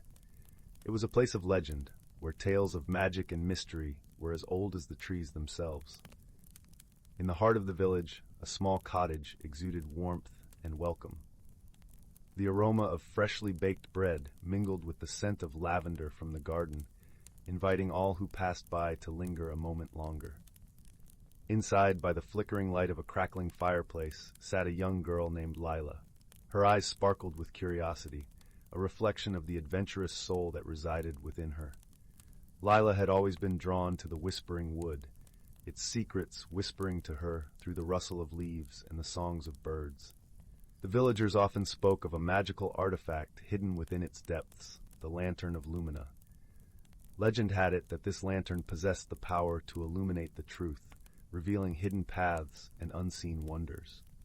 On this evening, as the fire danced and shadows played across the walls, Lila's grandmother, a wise and gentle soul, shared stories of the lantern. "It is said," she began, her voice a soothing melody, "that the Lantern of Lumina was forged from the first light of dawn, capturing the essence of hope and truth. Many have sought it, yet few have ventured beyond the familiar trails." Lila leaned closer, captivated by the tale. "What does it look like, Grandmama?" she asked, her voice a mixture of awe and determination. "Ah, my dear," her grandmother replied, "it is said to be a simple lantern, yet when it is lit, its light is like no other, a soft, gentle glow that warms the heart and guides the lost." Lila's imagination soared, picturing the lantern's glow, illuminating the darkened paths of the Whispering Wood. As the fire crackled and the evening deepened, she made a quiet vow to herself. She would find the Lantern of Lumina and discover its secrets. The following morning dawned crisp and clear, the air carrying the scent of pine and earth. Lila set out with a small satchel, filled with provisions and a map her grandmother had drawn, a map detailing what little was known of the forest's hidden trails. Her heart brimmed with excitement and a hint of apprehension. The path into the Whispering Wood was dappled with sunlight, the trees towering above like ancient guardians. As Lila ventured deeper, the forest began to hum with life. The chatter of squirrels, the distant call of a woodpecker, and the whisper of leaves created a symphony that accompanied her every step. As Lila walked, she marveled at the vibrant tapestry of the forest. The ground was carpeted with moss, soft and springy beneath her feet. Ferns unfurled their fronds in elegant spirals, and wildflowers added splashes of color to the verdant landscape. She paused to admire a particularly beautiful cluster of bluebells, their delicate fragrance filling the air. It was then that Lila noticed a small creature watching her, a fox with eyes as bright as amber. The fox tilted its head as if inviting her to follow. Intrigued, Lila stepped closer, and the fox turned, leading her off the well-trodden path and into the heart of the forest. The journey led Lila through winding trails and across babbling brooks, each step taking her deeper into the unknown. She followed the fox through sun-dappled glades and shadowed hollows, her senses alive with the magic of the forest. As they journeyed, Lila felt a connection with the whispering wood, as if the forest itself was guiding her. She paused to rest by a crystal-clear stream, its waters singing a gentle lullaby. The fox sat by her side, its presence comforting and familiar. "Thank you," Lila whispered, reaching out to gently stroke the fox's soft fur. The fox regarded her with a knowing gaze, as if understanding her every word. With renewed determination, Lila continued her journey, the fox ever by her side. The forest seemed to embrace her, its secrets whispering on the breeze. As the sun began its descent, casting long shadows across the forest floor, Lila felt a sense of anticipation building within her. It was then that she saw it, a soft, ethereal glow emanating from a clearing ahead. Her heart quickened as she approached, the fox leading the way. In the center of the clearing stood the lantern of Lumina, its gentle light casting a warm, inviting glow. Lila's breath caught in her throat as she reached out, her fingers brushing the cool metal of the lantern. The light within flickered and danced, illuminating the clearing with a soft, golden radiance. In that moment, Lila understood the true power of the lantern. It was not merely a guide through the forest, but a beacon of hope and truth. As she held the lantern, Lila felt a profound sense of peace and clarity. The forest around her seemed to come alive, its beauty and wonder revealed in the lantern's glow. She realized that the journey had changed her, opening her heart to the magic of the world and the wisdom within. With the lantern in hand, Lila made her way back through the forest, the fox at her side. Her journey had taught her the value of friendship and trust, and the importance of listening to the whispers of the world. As she emerged from the whispering wood, the village of Brambleton came into view, the lantern's light guiding her home. Lila's heart swelled with gratitude, knowing that she had discovered more than just a magical artifact. She had found a deeper connection to the world and a newfound sense of purpose. The villagers welcomed her return with open arms, their faces alight with curiosity and wonder. Lila shared her story, the lantern's gentle glow illuminating the hopes and dreams of all who gathered around. And so, the tale of the Lantern of Lumina became a cherished part of Brambleton's history, a reminder of the magic that resides in friendship, the wisdom of the natural world, and the transformative power of a journey undertaken with an open heart. As the night deepened and the stars twinkled above, Lila sat by the fireplace once more, the lantern's glow casting a warm, comforting light. She closed her eyes, listening to the whispers of the forest carried on the evening breeze, and drifted into a peaceful, contented sleep. The journey had come full circle, and with it, Lila had found her place within the timeless tapestry of the whispering wood. The lantern's light continued to shine, a beacon of hope and truth, guiding all who sought its wisdom and wonder. In the heart of the forest, the fox watched over the clearing, its eyes reflecting the lantern's glow. It knew that the whispering wood would continue to weave its magic, nurturing the dreams and stories of all who ventured into its embrace. And so, the tale of Lila and the Lantern of Lumina lived on, a testament to the enduring power of friendship, courage, and the magic that resides within us all. As the fire crackled softly and the night deepened, the story whispered on the breeze, a lullaby of hope and wonder, guiding the dreams of all who listened. In the quiet of the night, the lantern's light flickered gently, casting its glow across the village, a beacon of warmth and peace. Its story became a cherished memory, passed down through generations, a reminder that the magic of the world is always within reach for those who dare to seek it. And so, with the whisper of the wind and the glow of the lantern, the story of Lila and the Whispering Wood continued to inspire, a timeless tale of wonder and discovery, illuminating the path for those who followed in her footsteps. As the sun rose once more, its golden light kissed the village of Brambleton, heralding a new day filled with promise and the enduring magic of the world. In the heart of the Whispering Wood, the fox lay curled beneath the trees, its amber eyes glowing softly in the dawn light. It knew that the forest held countless stories yet to be told, each one a thread in the rich tapestry of life. The lantern's light continued to shine, a beacon of hope and truth, guiding all who sought its wisdom and wonder. Thus, the tale of the Lantern of Lumina and the Whispering Wood became a cherished part of Brambleton's history, a reminder of the magic that resides in friendship, the wisdom of the natural world, and the transformative power of a journey undertaken with an open heart. And in the quiet moments of the night, when the stars twinkled like diamonds in the sky, the whispers of the forest could still be heard, carrying the story of Lila and the Lantern of Lumina to all who listened, a timeless lullaby of hope and wonder, guiding the dreams of those who dared to dream. As the fire crackled softly and the night deepened, the village of Brambleton lay in peaceful slumber, held in the embrace of the Whispering Wood and the gentle glow of the lantern. The story lived on, a testament to the enduring magic of the world and the power of friendship, courage, and the wisdom of the heart. With the first light of dawn, the forest awoke once more, its beauty and mystery revealed in the soft glow of the morning sun.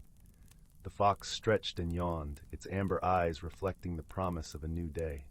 It knew that the Whispering Wood would continue to weave its magic, nurturing the dreams and stories of all who ventured into its embrace. And so, the story of Lila and the Lantern of Lumina continued to inspire, a timeless tale of wonder and discovery, illuminating the path for those who followed in her footsteps. As the sun rose once more, its golden light kissed the village of Brambleton, heralding a new day filled with promise and the enduring magic of the world. In the heart of the Whispering Wood, the fox lay curled beneath the trees, its amber eyes glowing softly in the dawn light. It knew that the forest held countless stories yet to be told, each one a thread in the rich tapestry of life.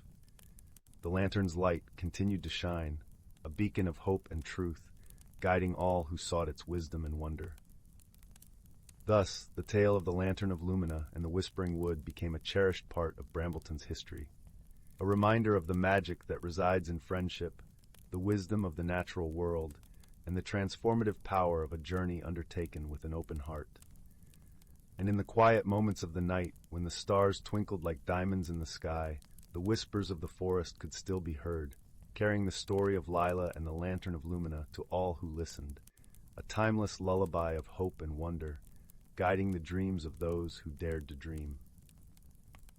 As the fire crackled softly and the night deepened, the village of Brambleton lay in peaceful slumber, held in the embrace of the Whispering Wood and the gentle glow of the lantern. The story lived on, a testament to the enduring magic of the world and the power of friendship, courage, and the wisdom of the heart. With the first light of dawn, the forest awoke once more, its beauty and mystery revealed in the soft glow of the morning sun. The fox stretched and yawned, its amber eyes reflecting the promise of a new day. It knew that the Whispering Wood would continue to weave its magic, nurturing the dreams and stories of all who ventured into its embrace. And so the story of Lila and the Lantern of Lumina continued to inspire, a timeless tale of wonder and discovery, illuminating the path for those who followed in her footsteps.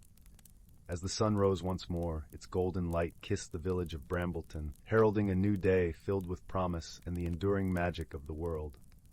In the heart of the Whispering Wood, the fox lay curled beneath the trees, its amber eyes glowing softly in the dawn light. It knew that the forest held countless stories yet to be told, each one a thread in the rich tapestry of life.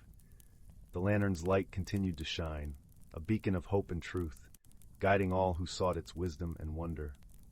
Thus, the tale of the Lantern of Lumina and the Whispering Wood became a cherished part of Brambleton's history, a reminder of the magic that resides in friendship, the wisdom of the natural world, and the transformative power of a journey undertaken with an open heart.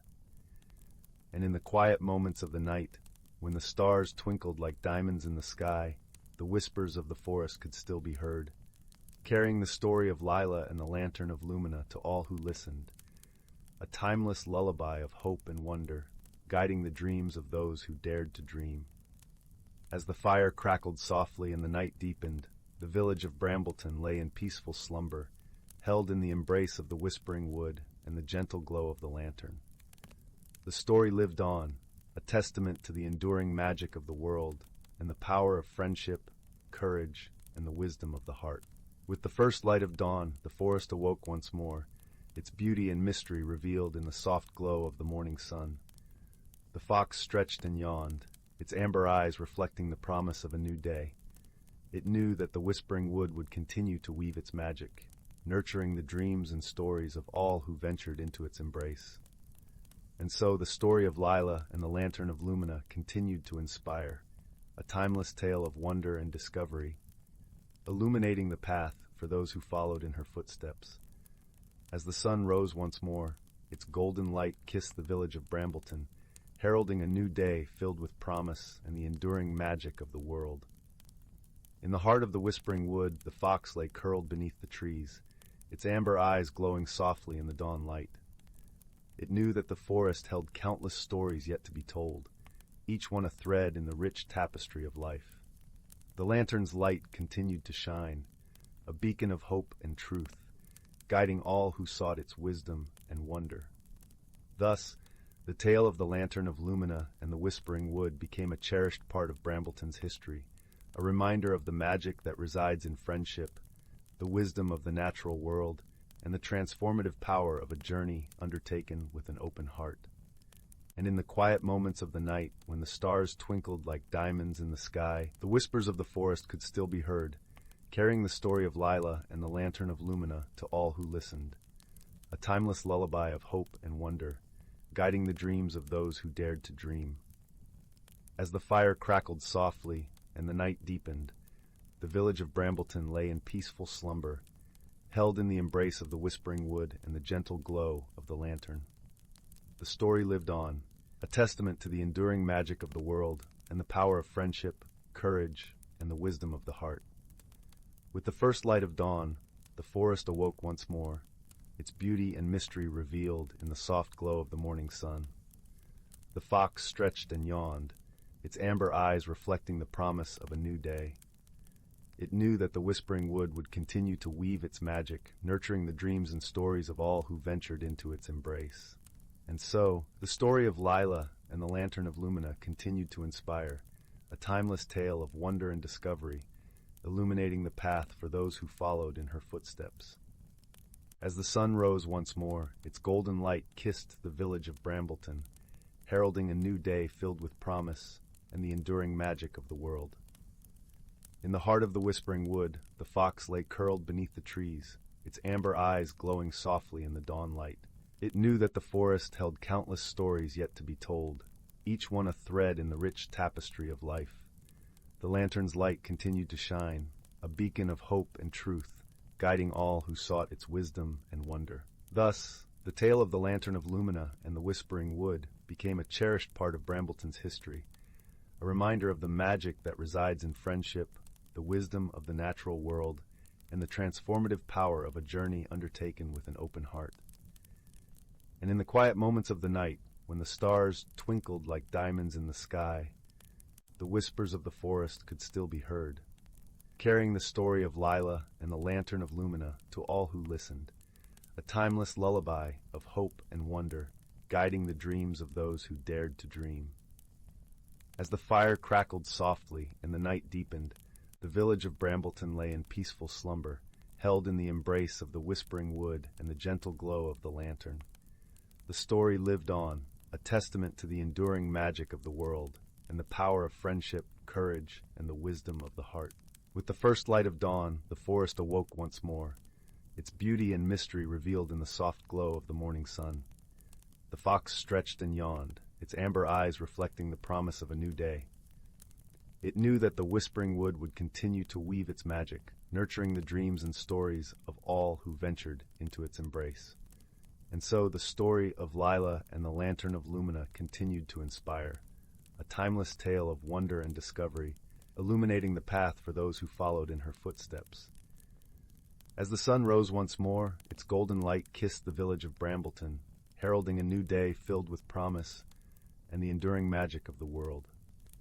In the heart of the Whispering Wood, the fox lay curled beneath the trees, its amber eyes glowing softly in the dawn light. It knew that the forest held countless stories yet to be told, each one a thread in the rich tapestry of life. The lantern's light continued to shine, a beacon of hope and truth, guiding all who sought its wisdom and wonder. Thus, the tale of the Lantern of Lumina and the Whispering Wood became a cherished part of Brambleton's history, a reminder of the magic that resides in friendship, the wisdom of the natural world, and the transformative power of a journey undertaken with an open heart. And in the quiet moments of the night, when the stars twinkled like diamonds in the sky, the whispers of the forest could still be heard, carrying the story of Lila and the Lantern of Lumina to all who listened, a timeless lullaby of hope and wonder, guiding the dreams of those who dared to dream. As the fire crackled softly and the night deepened, the village of Brambleton lay in peaceful slumber, held in the embrace of the Whispering Wood and the gentle glow of the lantern. The story lived on, a testament to the enduring magic of the world and the power of friendship, courage, and the wisdom of the heart. With the first light of dawn, the forest awoke once more, its beauty and mystery revealed in the soft glow of the morning sun. The fox stretched and yawned, its amber eyes reflecting the promise of a new day. It knew that the Whispering Wood would continue to weave its magic, nurturing the dreams and stories of all who ventured into its embrace. And so, the story of Lila and the Lantern of Lumina continued to inspire, a timeless tale of wonder and discovery, illuminating the path for those who followed in her footsteps. As the sun rose once more, its golden light kissed the village of Brambleton, heralding a new day filled with promise and the enduring magic of the world. In the heart of the Whispering Wood, the fox lay curled beneath the trees, its amber eyes glowing softly in the dawn light. It knew that the forest held countless stories yet to be told, each one a thread in the rich tapestry of life. The lantern's light continued to shine, a beacon of hope and truth, guiding all who sought its wisdom and wonder. Thus, the tale of the Lantern of Lumina and the Whispering Wood became a cherished part of Brambleton's history, a reminder of the magic that resides in friendship, the wisdom of the natural world, and the transformative power of a journey undertaken with an open heart. And in the quiet moments of the night, when the stars twinkled like diamonds in the sky, the whispers of the forest could still be heard, carrying the story of Lila and the Lantern of Lumina to all who listened, a timeless lullaby of hope and wonder, guiding the dreams of those who dared to dream. As the fire crackled softly and the night deepened, the village of Brambleton lay in peaceful slumber, held in the embrace of the Whispering Wood and the gentle glow of the lantern.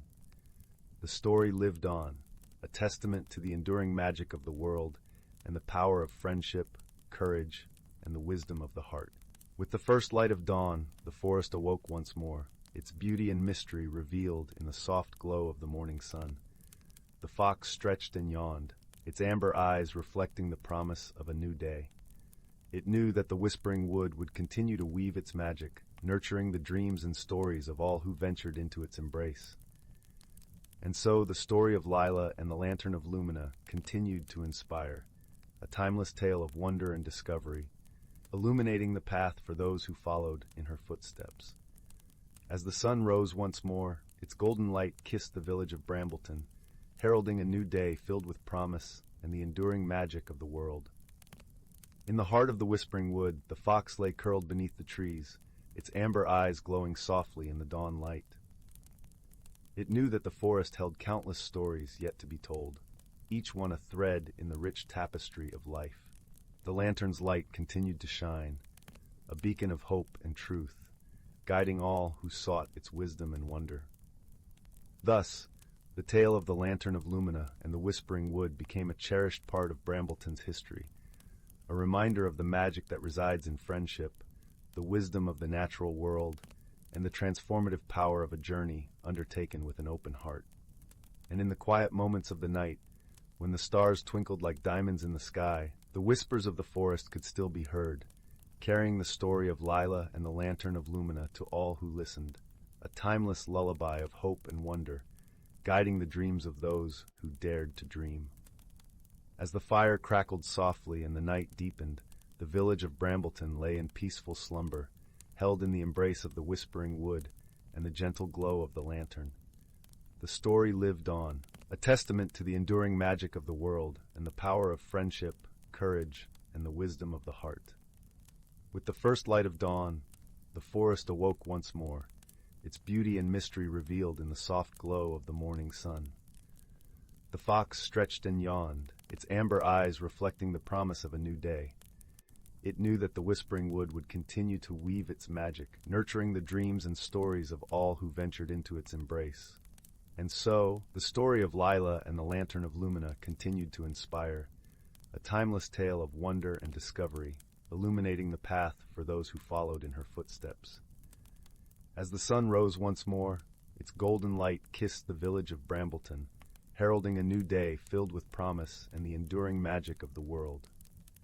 In the heart of the whispering wood, the fox lay curled beneath the trees, its amber eyes glowing softly in the dawn light. It knew that the forest held countless stories yet to be told, each one a thread in the rich tapestry of life. The lantern's light continued to shine, a beacon of hope and truth, guiding all who sought its wisdom and wonder. Thus, the tale of the Lantern of Lumina and the Whispering Wood became a cherished part of Brambleton's history, a reminder of the magic that resides in friendship, the wisdom of the natural world, and the transformative power of a journey undertaken with an open heart.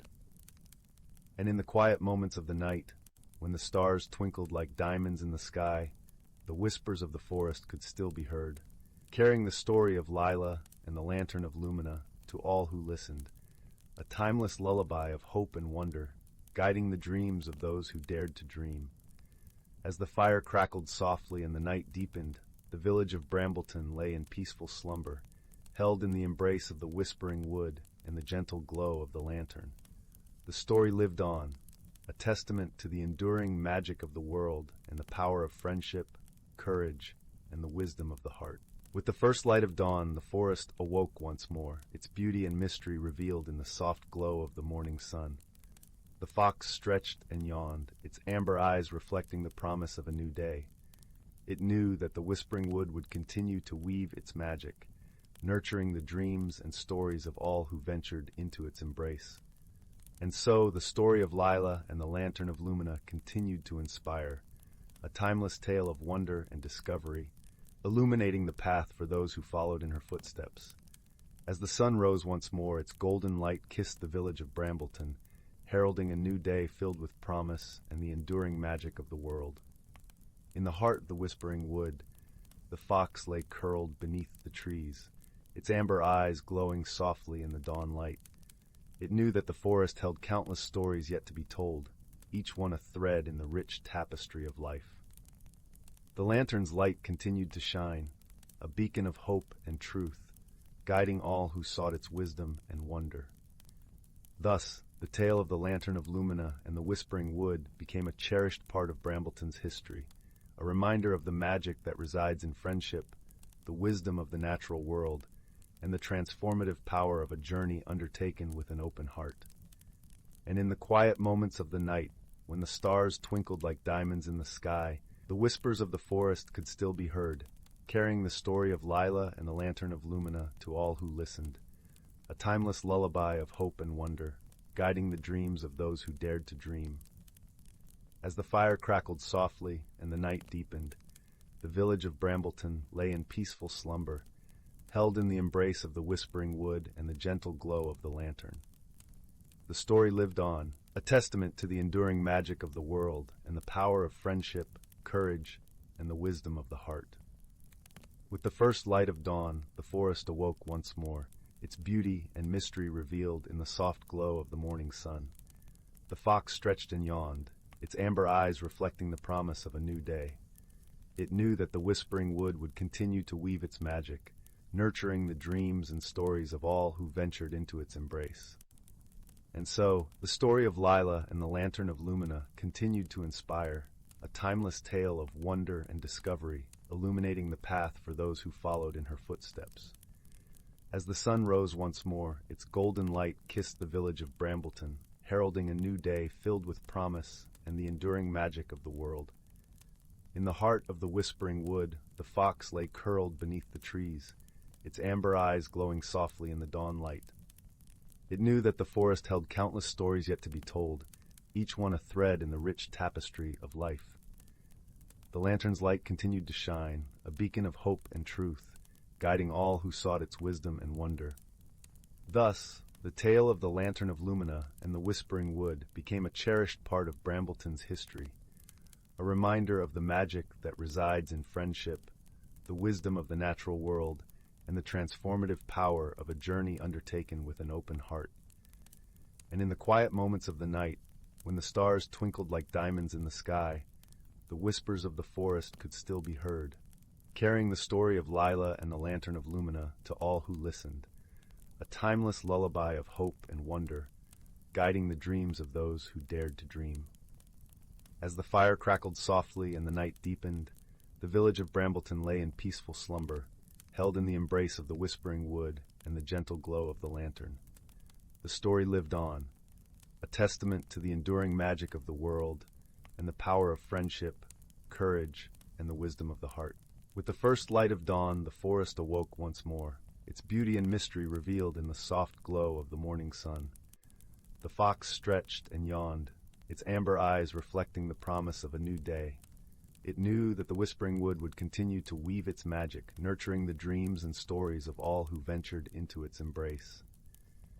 And so the story of Lila and the Lantern of Lumina continued to inspire, a timeless tale of wonder and discovery, illuminating the path for those who followed in her footsteps. As the sun rose once more, its golden light kissed the village of Brambleton, heralding a new day filled with promise and the enduring magic of the world. In the heart of the Whispering Wood, the fox lay curled beneath the trees, its amber eyes glowing softly in the dawn light. It knew that the forest held countless stories yet to be told, each one a thread in the rich tapestry of life. The lantern's light continued to shine, a beacon of hope and truth, guiding all who sought its wisdom and wonder. Thus, the tale of the Lantern of Lumina and the Whispering Wood became a cherished part of Brambleton's history, a reminder of the magic that resides in friendship, the wisdom of the natural world, and the transformative power of a journey undertaken with an open heart. And in the quiet moments of the night, when the stars twinkled like diamonds in the sky, the whispers of the forest could still be heard, carrying the story of Lila and the Lantern of Lumina to all who listened, a timeless lullaby of hope and wonder, guiding the dreams of those who dared to dream. As the fire crackled softly and the night deepened, the village of Brambleton lay in peaceful slumber, held in the embrace of the Whispering Wood and the gentle glow of the lantern. The story lived on, a testament to the enduring magic of the world and the power of friendship, courage, and the wisdom of the heart. With the first light of dawn, the forest awoke once more, its beauty and mystery revealed in the soft glow of the morning sun. The fox stretched and yawned, its amber eyes reflecting the promise of a new day. It knew that the Whispering Wood would continue to weave its magic, nurturing the dreams and stories of all who ventured into its embrace. And so, the story of Lila and the Lantern of Lumina continued to inspire, a timeless tale of wonder and discovery, illuminating the path for those who followed in her footsteps. As the sun rose once more, its golden light kissed the village of Brambleton, heralding a new day filled with promise and the enduring magic of the world.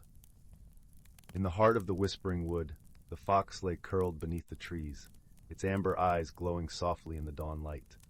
It knew that the forest held countless stories yet to be told, each one a thread in the rich tapestry of life. The lantern's light continued to shine, a beacon of hope and truth, guiding all who sought its wisdom and wonder.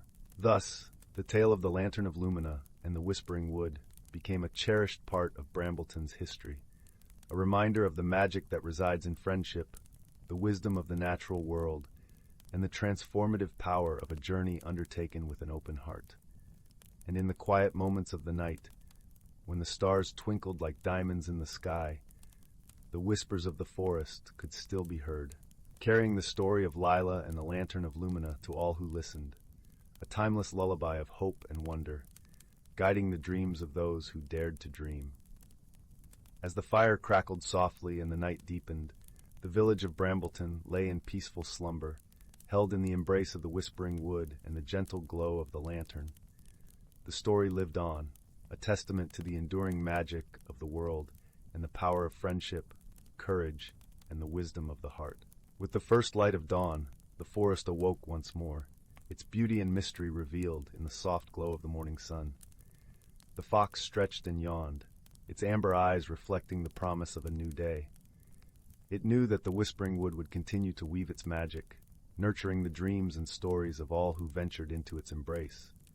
And so, the story of Lila and the Lantern of Lumina continued to inspire, a timeless tale of wonder and discovery, illuminating the path for those who followed in her footsteps. As the sun rose once more, its golden light kissed the village of Brambleton, heralding a new day filled with promise and the enduring magic of the world. In the heart of the whispering wood, the fox lay curled beneath the trees, its amber eyes glowing softly in the dawn light. It knew that the forest held countless stories yet to be told, each one a thread in the rich tapestry of life. The lantern's light continued to shine, a beacon of hope and truth, guiding all who sought its wisdom and wonder. Thus, the tale of the Lantern of Lumina and the Whispering Wood became a cherished part of Brambleton's history, a reminder of the magic that resides in friendship, the wisdom of the natural world, and the transformative power of a journey undertaken with an open heart. And in the quiet moments of the night, when the stars twinkled like diamonds in the sky, the whispers of the forest could still be heard, carrying the story of Lila and the Lantern of Lumina to all who listened, a timeless lullaby of hope and wonder, guiding the dreams of those who dared to dream. As the fire crackled softly and the night deepened, the village of Brambleton lay in peaceful slumber, held in the embrace of the whispering wood and the gentle glow of the lantern. The story lived on, a testament to the enduring magic of the world and the power of friendship, courage, and the wisdom of the heart. With the first light of dawn, the forest awoke once more, its beauty and mystery revealed in the soft glow of the morning sun. The fox stretched and yawned, its amber eyes reflecting the promise of a new day. It knew that the whispering wood would continue to weave its magic, nurturing the dreams and stories of all who ventured into its embrace. And so, the story of Lila and the Lantern of Lumina continued to inspire, a timeless tale of wonder and discovery, illuminating the path for those who followed in her footsteps. As the sun rose once more, its golden light kissed the village of Brambleton, heralding a new day filled with promise and the enduring magic of the world. In the heart of the whispering wood, the fox lay curled beneath the trees, its amber eyes glowing softly in the dawn light. It knew that the forest held countless stories yet to be told, each one a thread in the rich tapestry of life. The lantern's light continued to shine, a beacon of hope and truth, guiding all who sought its wisdom and wonder. Thus, the tale of the Lantern of Lumina and the Whispering Wood became a cherished part of Brambleton's history, a reminder of the magic that resides in friendship, the wisdom of the natural world, and the transformative power of a journey undertaken with an open heart. And in the quiet moments of the night, when the stars twinkled like diamonds in the sky, the whispers of the forest could still be heard, carrying the story of Lila and the Lantern of Lumina to all who listened, a timeless lullaby of hope and wonder, guiding the dreams of those who dared to dream. As the fire crackled softly and the night deepened, the village of Brambleton lay in peaceful slumber, held in the embrace of the whispering wood and the gentle glow of the lantern. The story lived on, a testament to the enduring magic of the world and the power of friendship, courage, and the wisdom of the heart. With the first light of dawn, the forest awoke once more, its beauty and mystery revealed in the soft glow of the morning sun. The fox stretched and yawned, its amber eyes reflecting the promise of a new day. It knew that the whispering wood would continue to weave its magic, nurturing the dreams and stories of all who ventured into its embrace. And so, the story of Lila and the Lantern of Lumina continued to inspire, a timeless tale of wonder and discovery, illuminating the path for those who followed in her footsteps. As the sun rose once more, its golden light kissed the village of Brambleton, heralding a new day filled with promise and the enduring magic of the world. In the heart of the whispering wood, the fox lay curled beneath the trees, its amber eyes glowing softly in the dawn light. It knew that the forest held countless stories yet to be told, each one a thread in the rich tapestry of life. The lantern's light continued to shine, a beacon of hope and truth, guiding all who sought its wisdom and wonder. Thus, the tale of the Lantern of Lumina and the Whispering Wood became a cherished part of Brambleton's history, a reminder of the magic that resides in friendship, the wisdom of the natural world, and the transformative power of a journey undertaken with an open heart. And in the quiet moments of the night, when the stars twinkled like diamonds in the sky, the whispers of the forest could still be heard, carrying the story of Lila and the Lantern of Lumina to all who listened, a timeless lullaby of hope and wonder, guiding the dreams of those who dared to dream. As the fire crackled softly and the night deepened, the village of Brambleton lay in peaceful slumber, held in the embrace of the whispering wood and the gentle glow of the lantern. The story lived on, a testament to the enduring magic of the world and the power of friendship, courage, and the wisdom of the heart. With the first light of dawn, the forest awoke once more, its beauty and mystery revealed in the soft glow of the morning sun. The fox stretched and yawned, its amber eyes reflecting the promise of a new day. It knew that the whispering wood would continue to weave its magic, nurturing the dreams and stories of all who ventured into its embrace. And so, the story of Lila and the Lantern of Lumina continued to inspire, a timeless tale of wonder and discovery, illuminating the path for those who followed in her footsteps. As the sun rose once more, its golden light kissed the village of Brambleton, heralding a new day filled with promise and the enduring magic of the world. In the heart of the whispering wood, the fox lay curled beneath the trees, its amber eyes glowing softly in the dawn light. It knew that the forest held countless stories yet to be told, each one a thread in the rich tapestry of life. The lantern's light continued to shine, a beacon of hope and truth, guiding all who sought its wisdom and wonder. Thus, the tale of the Lantern of Lumina and the Whispering Wood became a cherished part of Brambleton's history, a reminder of the magic that resides in friendship, the wisdom of the natural world, and the transformative power of a journey undertaken with an open heart. And in the quiet moments of the night, when the stars twinkled like diamonds in the sky, the whispers of the forest could still be heard, carrying the story of Lila and the Lantern of Lumina to all who listened, a timeless lullaby of hope and wonder, guiding the dreams of those who dared to dream. As the fire crackled softly and the night deepened, the village of Brambleton lay in peaceful slumber, held in the embrace of the whispering wood and the gentle glow of the lantern. The story lived on, a testament to the enduring magic of the world and the power of friendship, courage, and the wisdom of the heart. With the first light of dawn, the forest awoke once more, its beauty and mystery revealed in the soft glow of the morning sun. The fox stretched and yawned, its amber eyes reflecting the promise of a new day. It knew that the whispering wood would continue to weave its magic, nurturing the dreams and stories of all who ventured into its embrace. And so the story of Lila and the Lantern of Lumina continued to inspire, a timeless tale of wonder and discovery, illuminating the path for those who followed in her footsteps. As the sun rose once more, its golden light kissed the village of Brambleton, heralding a new day filled with promise and the enduring magic of the world. In the heart of the whispering wood, the fox lay curled beneath the trees, its amber eyes glowing softly in the dawn light. It knew that the forest held countless stories yet to be told, each one a thread in the rich tapestry of life. The lantern's light continued to shine, a beacon of hope and truth, guiding all who sought its wisdom and wonder. Thus the tale of the Lantern of Lumina and the Whispering Wood became a cherished part of Brambleton's history, a reminder of the magic that resides in friendship, the wisdom of the natural world, and the transformative power of a journey undertaken with an open heart. And in the quiet moments of the night, when the stars twinkled like diamonds in the sky, the whispers of the forest could still be heard, carrying the story of Lila and the Lantern of Lumina to all who listened, a timeless lullaby of hope and wonder, guiding the dreams of those who dared to dream. As the fire crackled softly and the night deepened, the village of Brambleton lay in peaceful slumber, held in the embrace of the whispering wood and the gentle glow of the lantern. The story lived on, a testament to the enduring magic of the world and the power of friendship, courage, and the wisdom of the heart.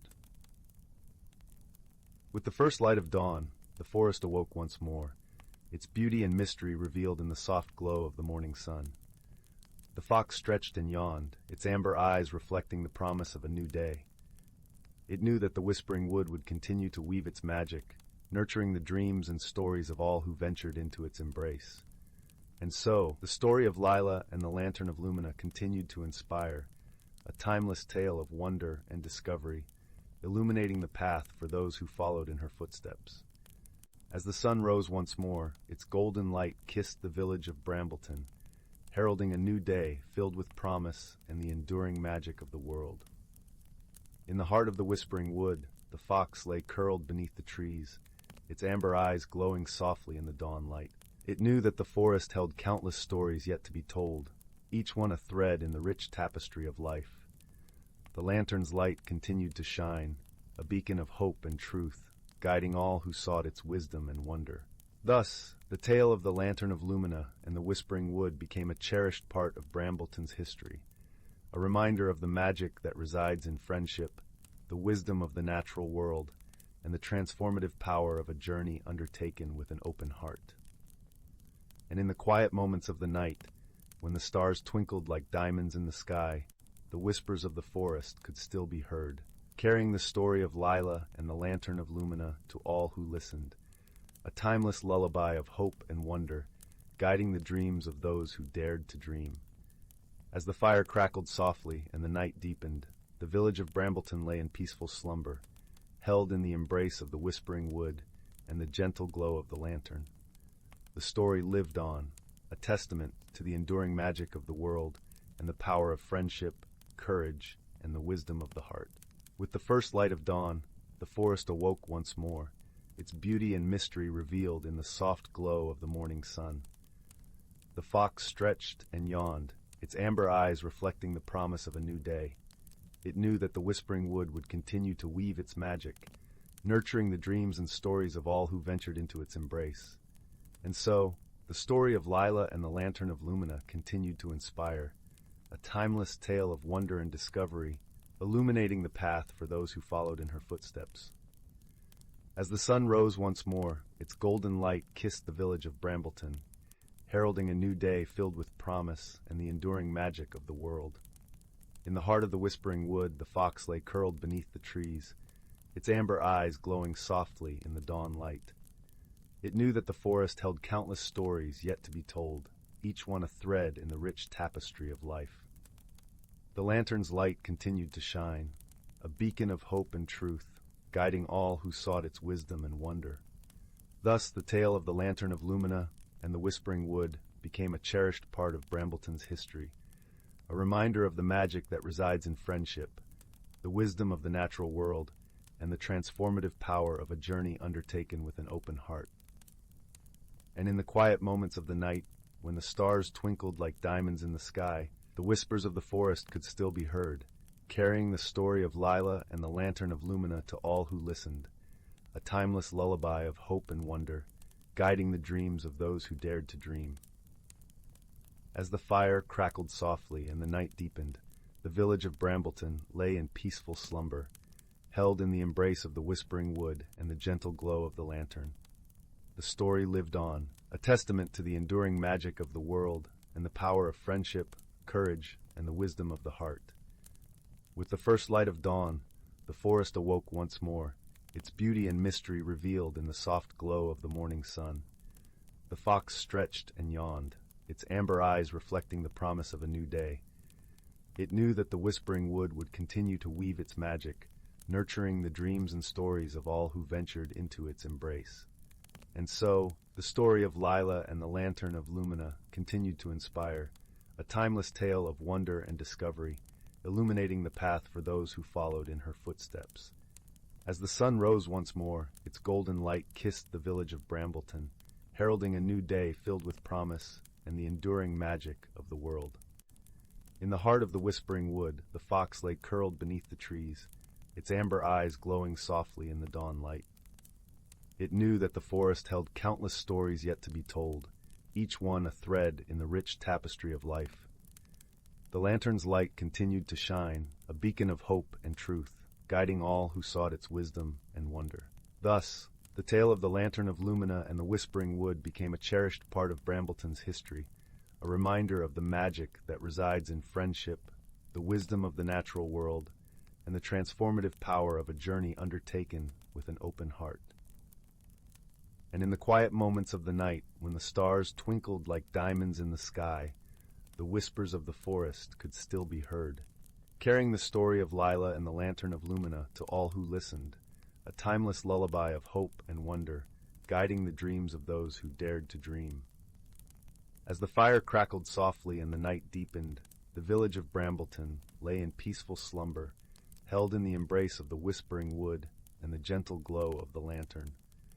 The story lived on, a testament to the enduring magic of the world and the power of friendship, courage, and the wisdom of the heart. With the first light of dawn, the forest awoke once more, its beauty and mystery revealed in the soft glow of the morning sun.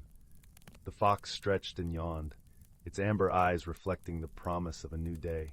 It knew that the whispering wood would continue to weave its magic, nurturing the dreams and stories of all who ventured into its embrace.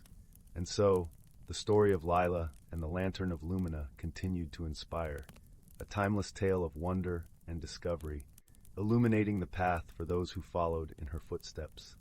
As the sun rose once more, its golden light kissed the village of Brambleton, heralding a new day filled with promise and the enduring magic of the world. In the heart of the whispering wood, the fox lay curled beneath the trees, its amber eyes glowing softly in the dawn light. It knew that the forest held countless stories yet to be told, each one a thread in the rich tapestry of life. The lantern's light continued to shine, a beacon of hope and truth, guiding all who sought its wisdom and wonder. Thus, the tale of the Lantern of Lumina and the Whispering Wood became a cherished part of Brambleton's history, a reminder of the magic that resides in friendship, the wisdom of the natural world, and the transformative power of a journey undertaken with an open heart.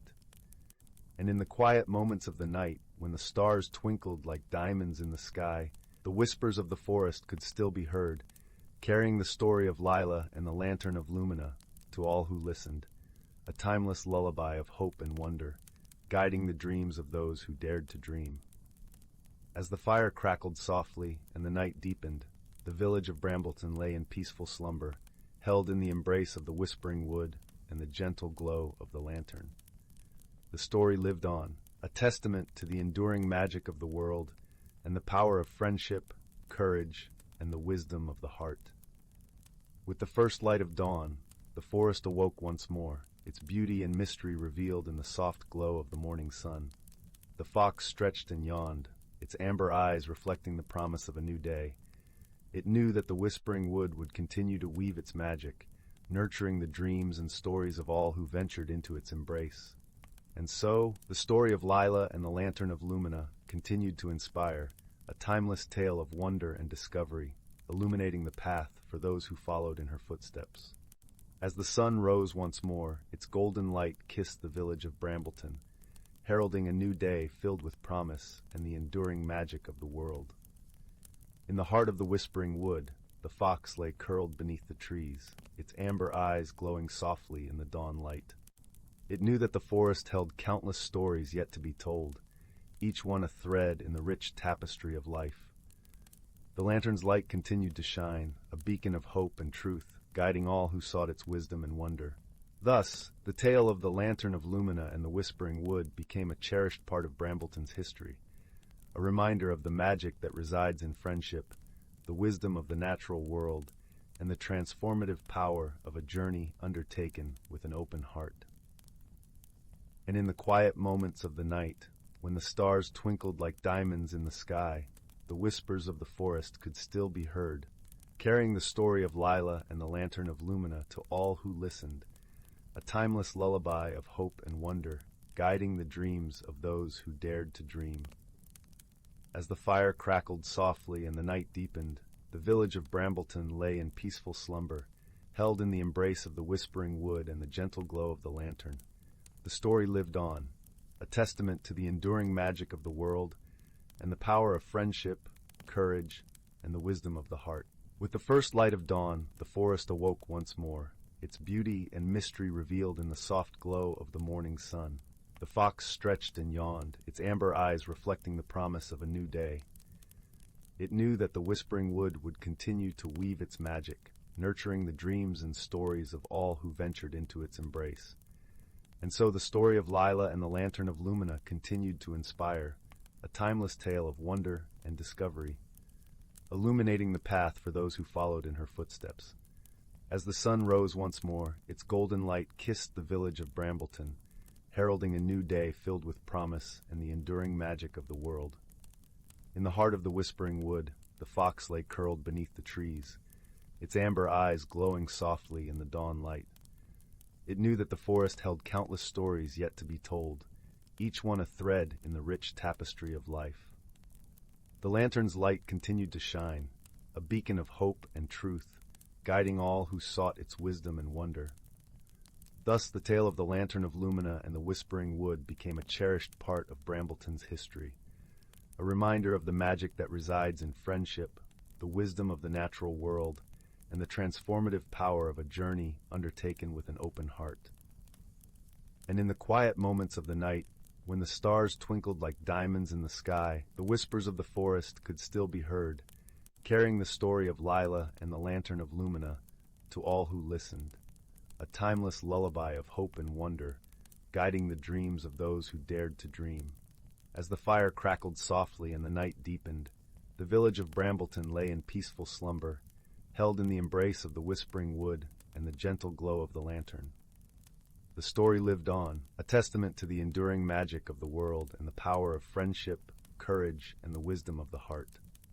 With the first light of dawn, the forest awoke once more, its beauty and mystery revealed in the soft glow of the morning sun. The fox stretched and yawned, its amber eyes reflecting the promise of a new day. It knew that the whispering wood would continue to weave its magic, nurturing the dreams and stories of all who ventured into its embrace. And so, the story of Lila and the Lantern of Lumina continued to inspire, a timeless tale of wonder and discovery, illuminating the path for those who followed in her footsteps. As the sun rose once more, its golden light kissed the village of Brambleton, heralding a new day filled with promise and the enduring magic of the world. In the heart of the whispering wood, the fox lay curled beneath the trees, its amber eyes glowing softly in the dawn light. It knew that the forest held countless stories yet to be told, each one a thread in the rich tapestry of life. The lantern's light continued to shine, a beacon of hope and truth, guiding all who sought its wisdom and wonder. Thus, the tale of the Lantern of Lumina and the Whispering Wood became a cherished part of Brambleton's history, a reminder of the magic that resides in friendship, the wisdom of the natural world, and the transformative power of a journey undertaken with an open heart.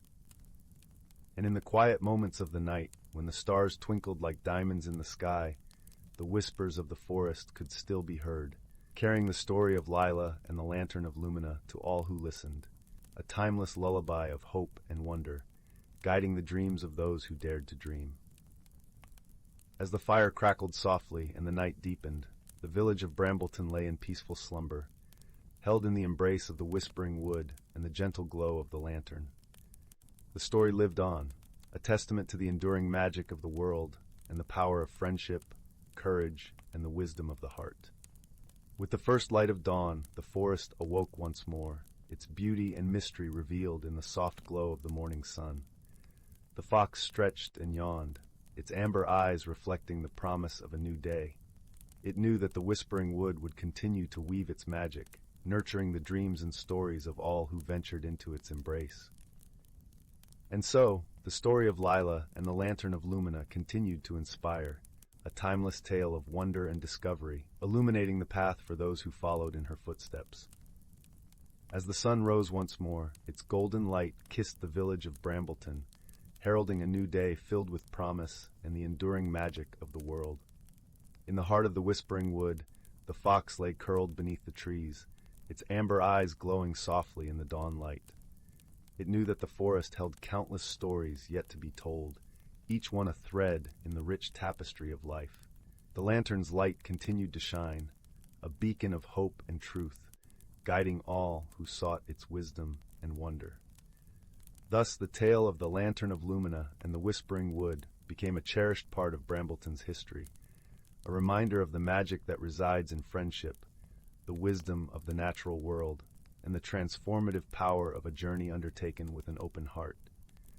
And in the quiet moments of the night, when the stars twinkled like diamonds in the sky, the whispers of the forest could still be heard, carrying the story of Lila and the Lantern of Lumina to all who listened, a timeless lullaby of hope and wonder, guiding the dreams of those who dared to dream. As the fire crackled softly and the night deepened, the village of Brambleton lay in peaceful slumber, held in the embrace of the whispering wood and the gentle glow of the lantern. The story lived on, a testament to the enduring magic of the world and the power of friendship, courage, and the wisdom of the heart. With the first light of dawn, the forest awoke once more, its beauty and mystery revealed in the soft glow of the morning sun. The fox stretched and yawned, its amber eyes reflecting the promise of a new day. It knew that the whispering wood would continue to weave its magic, nurturing the dreams and stories of all who ventured into its embrace. And so, the story of Lila and the Lantern of Lumina continued to inspire, a timeless tale of wonder and discovery, illuminating the path for those who followed in her footsteps. As the sun rose once more, its golden light kissed the village of Brambleton, heralding a new day filled with promise and the enduring magic of the world. In the heart of the whispering wood, the fox lay curled beneath the trees, its amber eyes glowing softly in the dawn light. It knew that the forest held countless stories yet to be told, each one a thread in the rich tapestry of life.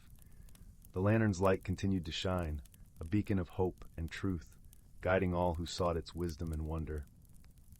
Thus, the tale of the Lantern of Lumina and the Whispering Wood became a cherished part of Brambleton's history, a reminder of the magic that resides in friendship, the wisdom of the natural world, and the transformative power of a journey undertaken with an open heart. And in the quiet moments of the night, when the stars twinkled like diamonds in the sky, the whispers of the forest could still be heard, carrying the story of Lila and the Lantern of Lumina to all who listened, a timeless lullaby of hope and wonder, guiding the dreams of those who dared to dream. As the fire crackled softly and the night deepened, the village of Brambleton lay in peaceful slumber, held in the embrace of the whispering wood and the gentle glow of the lantern. The story lived on, a testament to the enduring magic of the world and the power of friendship, courage, and the wisdom of the heart. With the first light of dawn, the forest awoke once more, its beauty and mystery revealed in the soft glow of the morning sun. The fox stretched and yawned, its amber eyes reflecting the promise of a new day. It knew that the whispering wood would continue to weave its magic, nurturing the dreams and stories of all who ventured into its embrace. And so, the story of Lila and the Lantern of Lumina continued to inspire, a timeless tale of wonder and discovery, illuminating the path for those who followed in her footsteps. As the sun rose once more, its golden light kissed the village of Brambleton, heralding a new day filled with promise and the enduring magic of the world. In the heart of the whispering wood, the fox lay curled beneath the trees, its amber eyes glowing softly in the dawn light. It knew that the forest held countless stories yet to be told, each one a thread in the rich tapestry of life. The lantern's light continued to shine, a beacon of hope and truth, guiding all who sought its wisdom and wonder. Thus, the tale of the Lantern of Lumina and the Whispering Wood became a cherished part of Brambleton's history, a reminder of the magic that resides in friendship, the wisdom of the natural world, and the transformative power of a journey undertaken with an open heart. And in the quiet moments of the night, when the stars twinkled like diamonds in the sky, the whispers of the forest could still be heard, carrying the story of Lila and the lantern of Lumina to all who listened, a timeless lullaby of hope and wonder, guiding the dreams of those who dared to dream. As the fire crackled softly and the night deepened, the village of Brambleton lay in peaceful slumber, held in the embrace of the whispering wood and the gentle glow of the lantern. The story lived on, a testament to the enduring magic of the world and the power of friendship, courage, and the wisdom of the heart. With the first light of dawn, the forest awoke once more, its beauty and mystery revealed in the soft glow of the morning sun. The fox stretched and yawned, its amber eyes reflecting the promise of a new day. It knew that the whispering wood would continue to weave its magic, nurturing the dreams and stories of all who ventured into its embrace. And so, the story of Lila and the Lantern of Lumina continued to inspire, a timeless tale of wonder and discovery, illuminating the path for those who followed in her footsteps.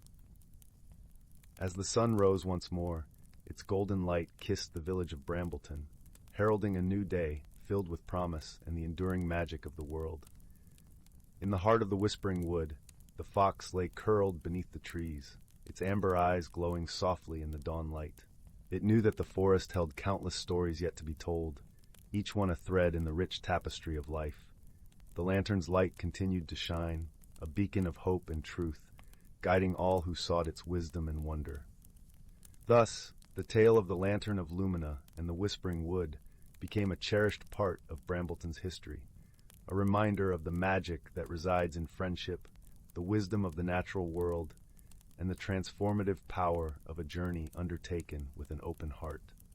And in the quiet moments of the night, when the stars twinkled like diamonds in the sky, the whispers of the forest could still be heard, carrying the story of Lila and the Lantern of Lumina to all who listened, a timeless lullaby of hope and wonder, guiding the dreams of those who dared to dream. As the fire crackled softly and the night deepened, the village of Brambleton lay in peaceful slumber, held in the embrace of the whispering wood and the gentle glow of the lantern. The story lived on, a testament to the enduring magic of the world and the power of friendship, courage, and the wisdom of the heart. With the first light of dawn, the forest awoke once more, its beauty and mystery revealed in the soft glow of the morning sun. The fox stretched and yawned, its amber eyes reflecting the promise of a new day. It knew that the whispering wood would continue to weave its magic, nurturing the dreams and stories of all who ventured into its embrace. And so, the story of Lila and the Lantern of Lumina continued to inspire, a timeless tale of wonder and discovery, illuminating the path for those who followed in her footsteps. As the sun rose once more, its golden light kissed the village of Brambleton, heralding a new day filled with promise and the enduring magic of the world. In the heart of the whispering wood, the fox lay curled beneath the trees, its amber eyes glowing softly in the dawn light. It knew that the forest held countless stories yet to be told, each one a thread in the rich tapestry of life. The lantern's light continued to shine, a beacon of hope and truth, guiding all who sought its wisdom and wonder. Thus, the tale of the Lantern of Lumina and the Whispering Wood became a cherished part of Brambleton's history, a reminder of the magic that resides in friendship, the wisdom of the natural world, and the transformative power of a journey undertaken with an open heart. And in the quiet moments of the night, when the stars twinkled like diamonds in the sky, the whispers of the forest could still be heard, carrying the story of Lila and the Lantern of Lumina to all who listened, a timeless lullaby of hope and wonder, guiding the dreams of those who dared to dream. As the fire crackled softly and the night deepened, the village of Brambleton lay in peaceful slumber, held in the embrace of the whispering wood and the gentle glow of the lantern. The story lived on, a testament to the enduring magic of the world and the power of friendship, courage, and the wisdom of the heart. With the first light of dawn, the forest awoke once more, its beauty and mystery revealed in the soft glow of the morning sun. The fox stretched and yawned, its amber eyes reflecting the promise of a new day. It knew that the whispering wood would continue to weave its magic, nurturing the dreams and stories of all who ventured into its embrace.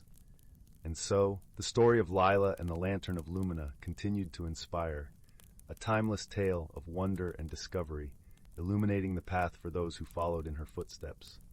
As the sun rose once more, its golden light kissed the village of Brambleton, heralding a new day filled with promise and the enduring magic of the world. In the heart of the whispering wood, the fox lay curled beneath the trees, its amber eyes glowing softly in the dawn light. It knew that the forest held countless stories yet to be told, each one a thread in the rich tapestry of life. The lantern's light continued to shine, a beacon of hope and truth, guiding all who sought its wisdom and wonder. Thus, the tale of the Lantern of Lumina and the Whispering Wood became a cherished part of Brambleton's history, a reminder of the magic that resides in friendship, the wisdom of the natural world, and the transformative power of a journey undertaken with an open heart. And in the quiet moments of the night, when the stars twinkled like diamonds in the sky, the whispers of the forest could still be heard, carrying the story of Lila and the Lantern of Lumina to all who listened. A timeless lullaby of hope and wonder, guiding the dreams of those who dared to dream. As the fire crackled softly and the night deepened, the village of Brambleton lay in peaceful slumber, held in the embrace of the whispering wood and the gentle glow of the lantern. The story lived on, a testament to the enduring magic of the world and the power of friendship, courage, and the wisdom of the heart. With the first light of dawn, the forest awoke once more, its beauty and mystery revealed in the soft glow of the morning sun. The fox stretched and yawned, its amber eyes reflecting the promise of a new day. It knew that the whispering wood would continue to weave its magic, nurturing the dreams and stories of all who ventured into its embrace. And so, the story of Lila and the Lantern of Lumina continued to inspire, a timeless tale of wonder and discovery, illuminating the path for those who followed in her footsteps. As the sun rose once more, its golden light kissed the village of Brambleton, heralding a new day filled with promise and the enduring magic of the world. In the heart of the whispering wood, the fox lay curled beneath the trees, its amber eyes glowing softly in the dawn light. It knew that the forest held countless stories yet to be told, each one a thread in the rich tapestry of life. The lantern's light continued to shine, a beacon of hope and truth, guiding all who sought its wisdom and wonder. Thus, the tale of the Lantern of Lumina and the Whispering Wood became a cherished part of Brambleton's history, a reminder of the magic that resides in friendship, the wisdom of the natural world, and the transformative power of a journey undertaken with an open heart. And in the quiet moments of the night, when the stars twinkled like diamonds in the sky, the whispers of the forest could still be heard, carrying the story of Lila and the Lantern of Lumina to all who listened, a timeless lullaby of hope and wonder, guiding the dreams of those who dared to dream. As the fire crackled softly and the night deepened, the village of Brambleton lay in peaceful slumber, held in the embrace of the whispering wood and the gentle glow of the lantern. The story lived on, a testament to the enduring magic of the world and the power of friendship, courage, and the wisdom of the heart. With the first light of dawn, the forest awoke once more, its beauty and mystery revealed in the soft glow of the morning sun. The fox stretched and yawned, its amber eyes reflecting the promise of a new day. It knew that the whispering wood would continue to weave its magic, nurturing the dreams and stories of all who ventured into its embrace. And so, the story of Lila and the Lantern of Lumina continued to inspire, a timeless tale of wonder and discovery, illuminating the path for those who followed in her footsteps. As the sun rose once more, its golden light kissed the village of Brambleton, heralding a new day filled with promise and the enduring magic of the world. In the heart of the whispering wood, the fox lay curled beneath the trees, its amber eyes glowing softly in the dawn light. It knew that the forest held countless stories yet to be told, each one a thread in the rich tapestry of life. The lantern's light continued to shine, a beacon of hope and truth, guiding all who sought its wisdom and wonder. Thus, the tale of the Lantern of Lumina and the Whispering Wood became a cherished part of Brambleton's history, a reminder of the magic that resides in friendship, the wisdom of the natural world, and the transformative power of a journey undertaken with an open heart. And in the quiet moments of the night, when the stars twinkled like diamonds in the sky, the whispers of the forest could still be heard, carrying the story of Lila and the Lantern of Lumina to all who listened, a timeless lullaby of hope and wonder, guiding the dreams of those who dared to dream. As the fire crackled softly and the night deepened, the village of Brambleton lay in peaceful slumber, held in the embrace of the whispering wood and the gentle glow of the lantern. The story lived on, a testament to the enduring magic of the world and the power of friendship, courage, and the wisdom of the heart. With the first light of dawn, the forest awoke once more, its beauty and mystery revealed in the soft glow of the morning sun. The fox stretched and yawned, its amber eyes reflecting the promise of a new day. It knew that the whispering wood would continue to weave its magic, nurturing the dreams and stories of all who ventured into its embrace. And so the story of Lila and the Lantern of Lumina continued to inspire, a timeless tale of wonder and discovery, illuminating the path for those who followed in her footsteps. As the sun rose once more, its golden light kissed the village of Brambleton, heralding a new day filled with promise and the enduring magic of the world. In the heart of the whispering wood, the fox lay curled beneath the trees, its amber eyes glowing softly in the dawn light. It knew that the forest held countless stories yet to be told, each one a thread in the rich tapestry of life. The lantern's light continued to shine, a beacon of hope and truth, guiding all who sought its wisdom and wonder. Thus, the tale of the Lantern of Lumina and the Whispering Wood became a cherished part of Brambleton's history, a reminder of the magic that resides in friendship, the wisdom of the natural world, and the transformative power of a journey undertaken with an open heart. And in the quiet moments of the night, when the stars twinkled like diamonds in the sky, the whispers of the forest could still be heard, carrying the story of Leela and the Lantern of Lumina to all who listened, a timeless lullaby of hope and wonder, guiding the dreams of those who dared to dream. As the fire crackled softly and the night deepened, the village of Brambleton lay in peaceful slumber, held in the embrace of the whispering wood and the gentle glow of the lantern. The story lived on, a testament to the enduring magic of the world and the power of friendship, courage, and the wisdom of the heart. With the first light of dawn, the forest awoke once more, its beauty and mystery revealed in the soft glow of the morning sun.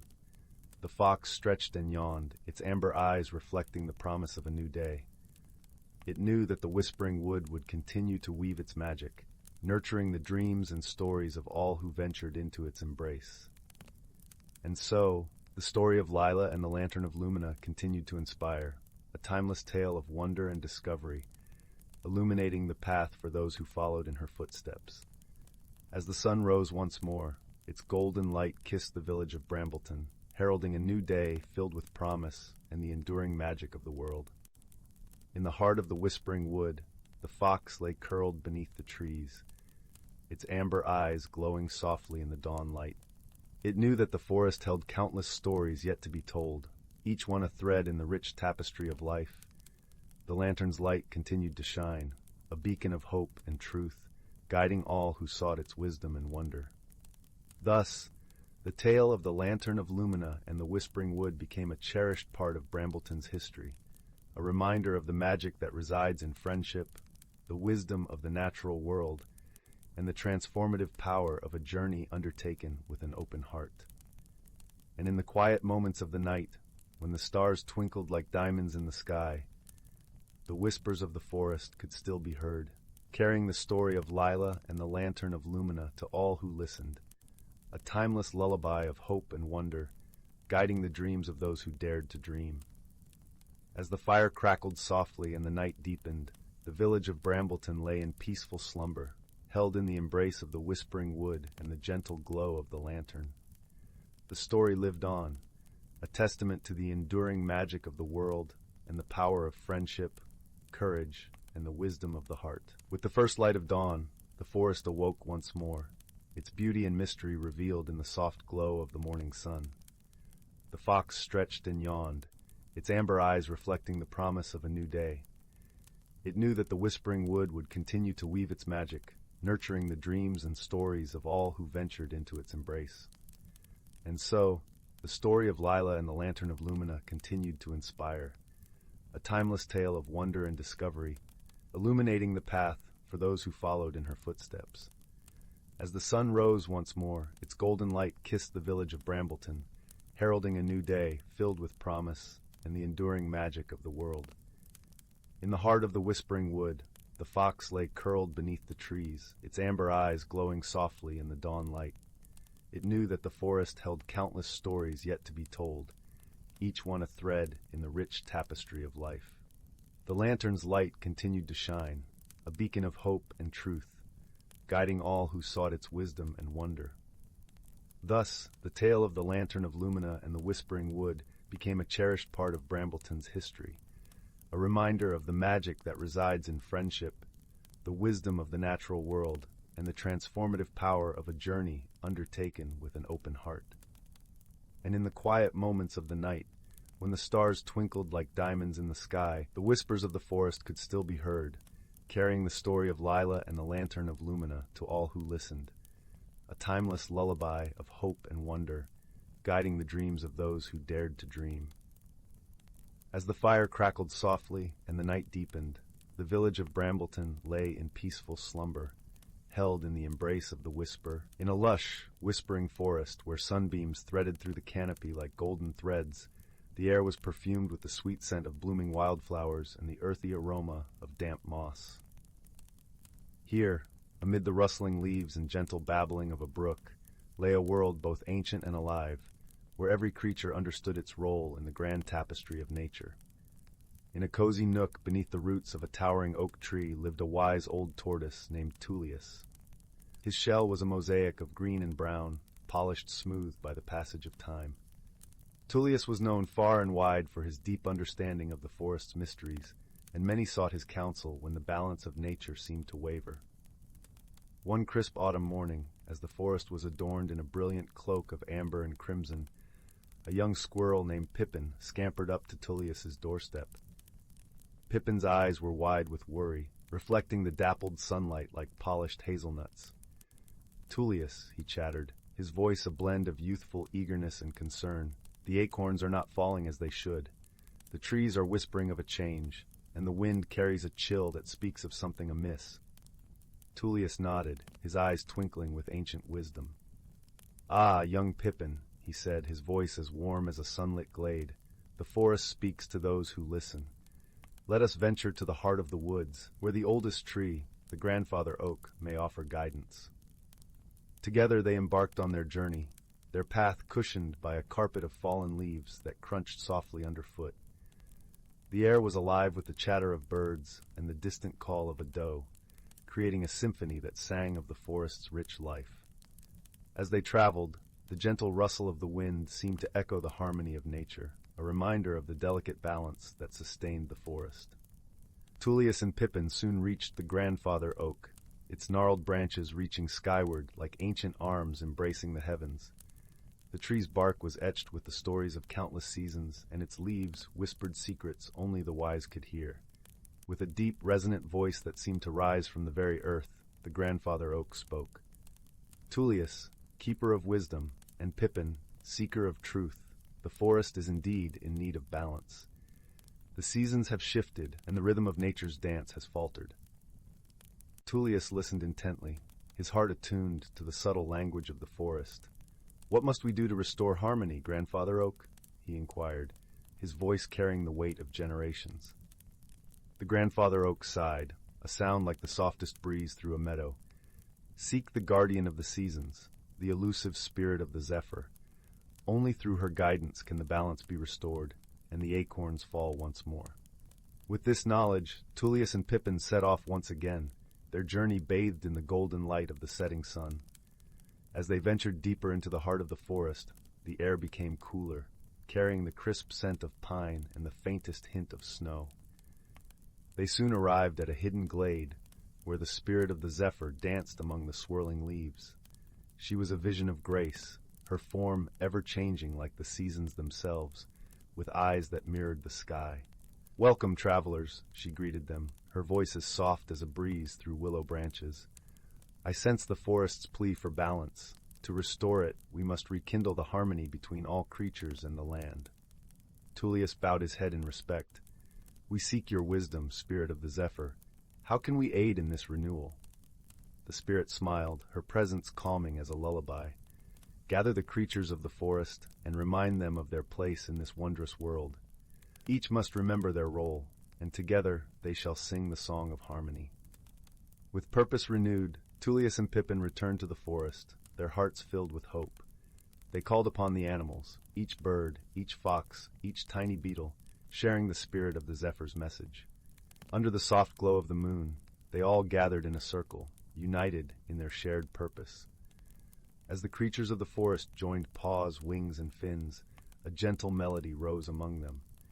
It was a song of connection, of life and love, of the intricate dance they all performed as part of nature's grand design. The air shimmered with magic as the harmony wove itself into the fabric of the world, restoring balance to the land. Slowly, like a gentle rain after a long drought, the acorns began to fall, dotting the forest floor with the promise of new life. The trees sighed in relief, their branches swaying in gratitude as the forest breathed as one. As dawn painted the sky in hues of soft lavender and gold, Tullius and Pippin stood together, watching the first light of a new day. The forest was alive with the sound of renewal, and a sense of peace settled over the land. "Thank you, Tullius," Pippin chirped, his eyes bright with newfound understanding. "The forest is truly a wondrous place when we listen and work together." Tullius nodded, his heart full. "Indeed, young Pippin, wisdom and friendship are the keys to overcoming any challenge, and together we have ensured the forest's harmony for generations to come." And with that, the forest awoke to the gentle embrace of a new season, where every creature, great and small, played their part in the timeless symphony of nature, a song that would linger in their hearts forever. In a quaint village nestled at the foot of the Mistywood Mountains, where the air was sweet with the scent of blooming lilacs, and the gentle murmur of the river lullaby could be heard on quiet evenings, there lived a young woman named Isla. Isla was known far and wide for her kindness and gentle demeanor, yet she found herself struggling with the winds of change that seemed to swirl ever more insistently around her.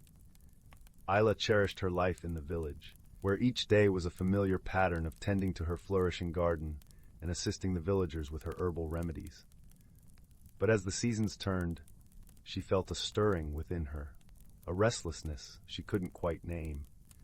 It was as if her heart whispered of adventures beyond the fields she knew so well, yet her mind clung to the comfort of the known.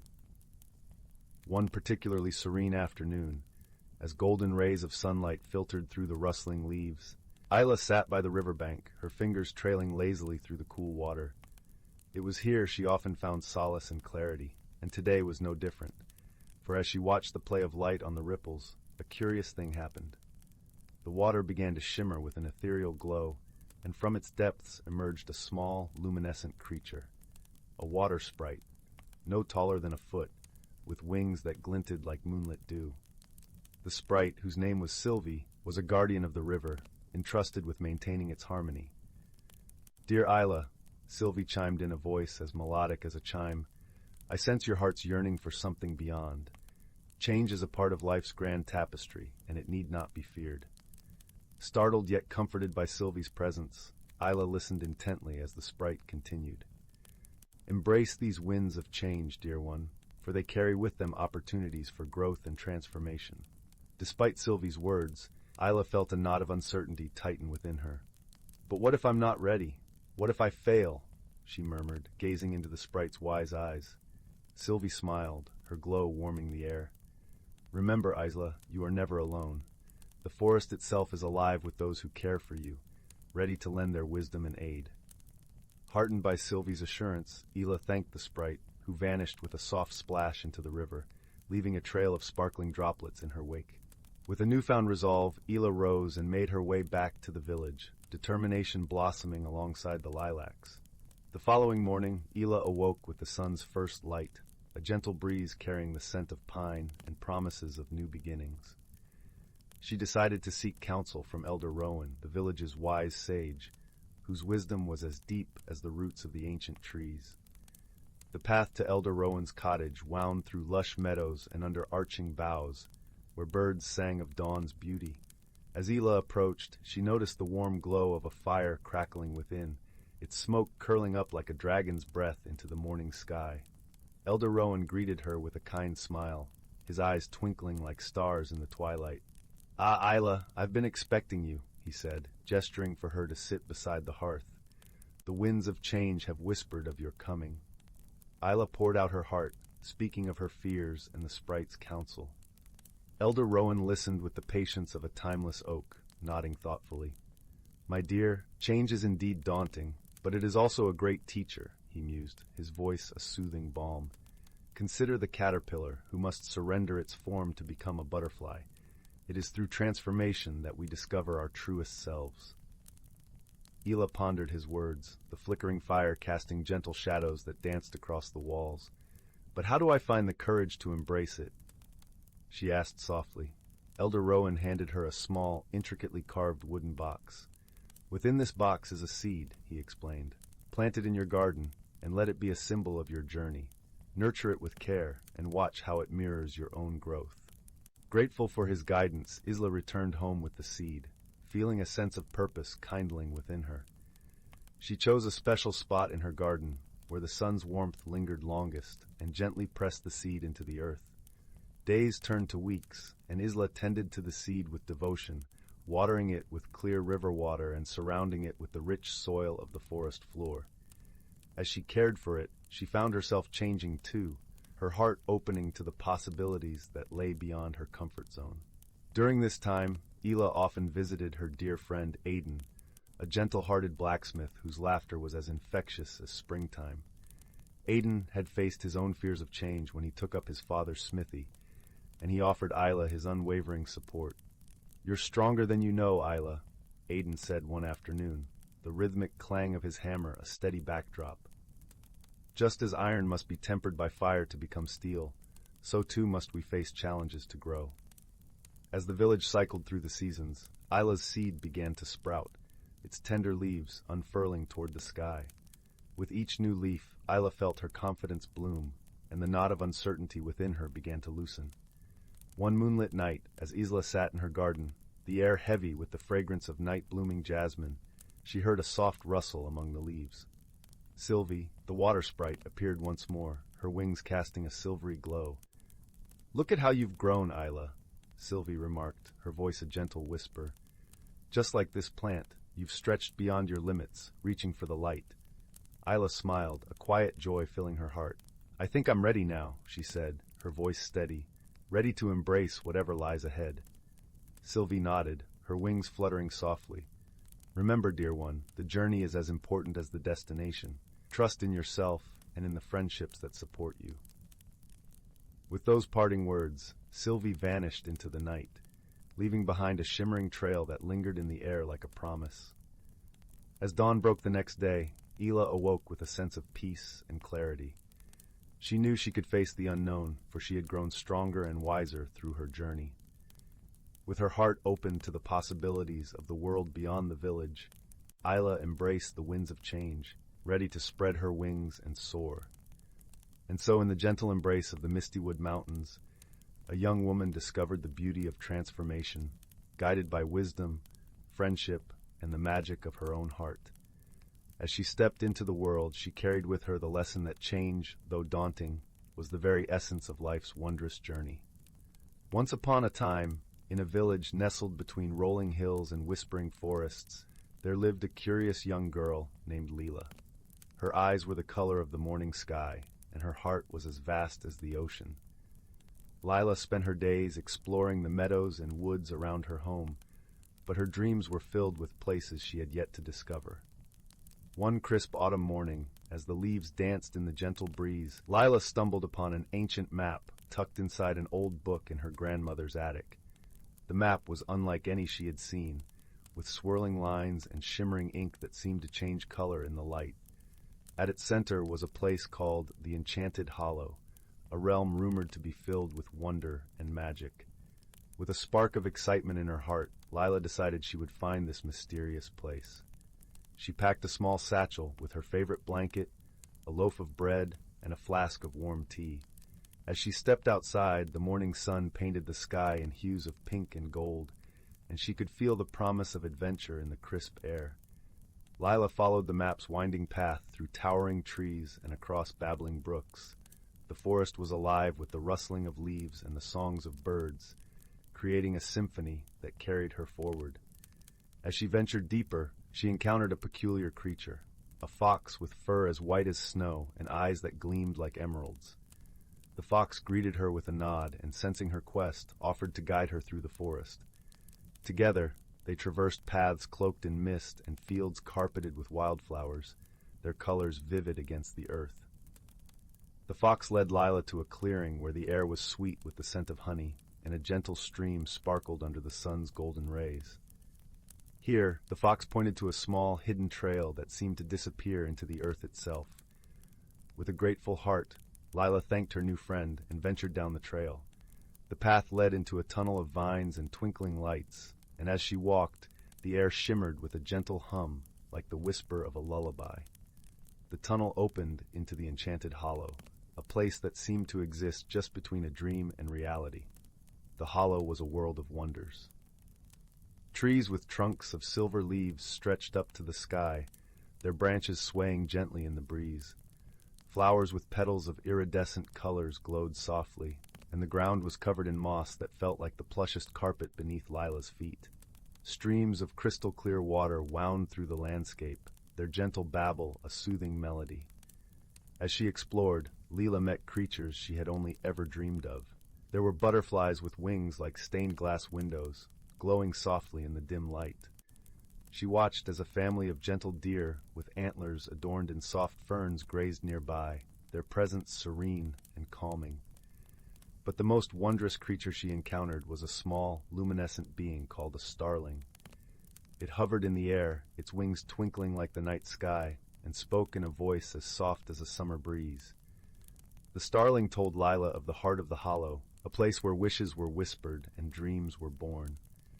With the starling as her guide, Lila traveled to the heart of the Enchanted Hollow. There she found a pool of water so clear and still that it reflected the world above like a perfect mirror. The starling encouraged her to look into the pool and whisper her heart's deepest wish. Lila closed her eyes, and with a heart full of gratitude and wonder, whispered her wish for courage and the strength to explore the unknown. As her words floated into the air, the pool shimmered, and a warmth spread through her, filling her with a sense of peace and confidence. With her journey nearly complete, Lila realized it was time to return home.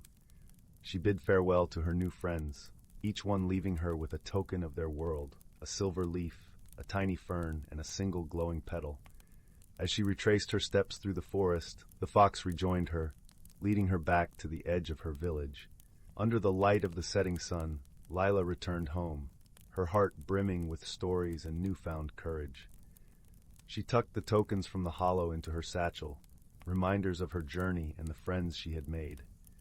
As she drifted off to sleep that night, the wind carried the scent of the forest through her window, and the stars outside twinkled with a familiar glow.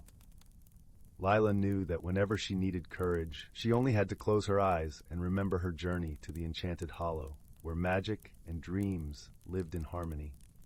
And so, with a heart full of wonder and the whisper of the hollow in her dreams, Lila slept peacefully, ready for whatever adventures awaited her in the days to come.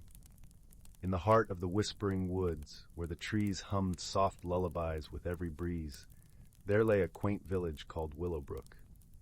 Nestled amidst blooming wildflowers and the gentle laughter of babbling brooks, Willowbrook was a place where time seemed to slow, and the world's worries melted away like morning mist. Every evening, as the sun dipped beneath the horizon, painting the sky in hues of lavender and rose, the villagers would gather around the great old oak in the village square. It was here that stories were shared, laughter echoed, and the bonds of community grew ever stronger. One such evening, as the villagers settled beneath the oak's sprawling branches, a peculiar thing happened. A series of soft, shimmering lights began to dance above them, weaving intricate patterns in the air. At first, they thought it might be fireflies, but these lights were different, more vibrant, more alive. Among the villagers was a gentle soul named Mira. With her chestnut curls and warm hazel eyes, Mira was known for her kindness and her curiosity. She watched the lights with fascination, noticing how they flickered and swirled as if they were trying to communicate something. Intrigued by the mysterious display, Mira decided to investigate. The next morning, she set out into the woods, where the lights seemed to have originated. The air was crisp and carried the scent of pine and earth. Birds sang cheerful tunes as she walked along the winding paths, their melodies mingling with the rustling leaves. As Mira wandered deeper into the forest, she stumbled upon a clearing she had never seen before. In the center stood a small, shimmering pond, its surface glistening like 1,000 diamonds in the sunlight. Surrounding the pond were delicate lilac flowers that swayed gently, as if dancing to a silent song.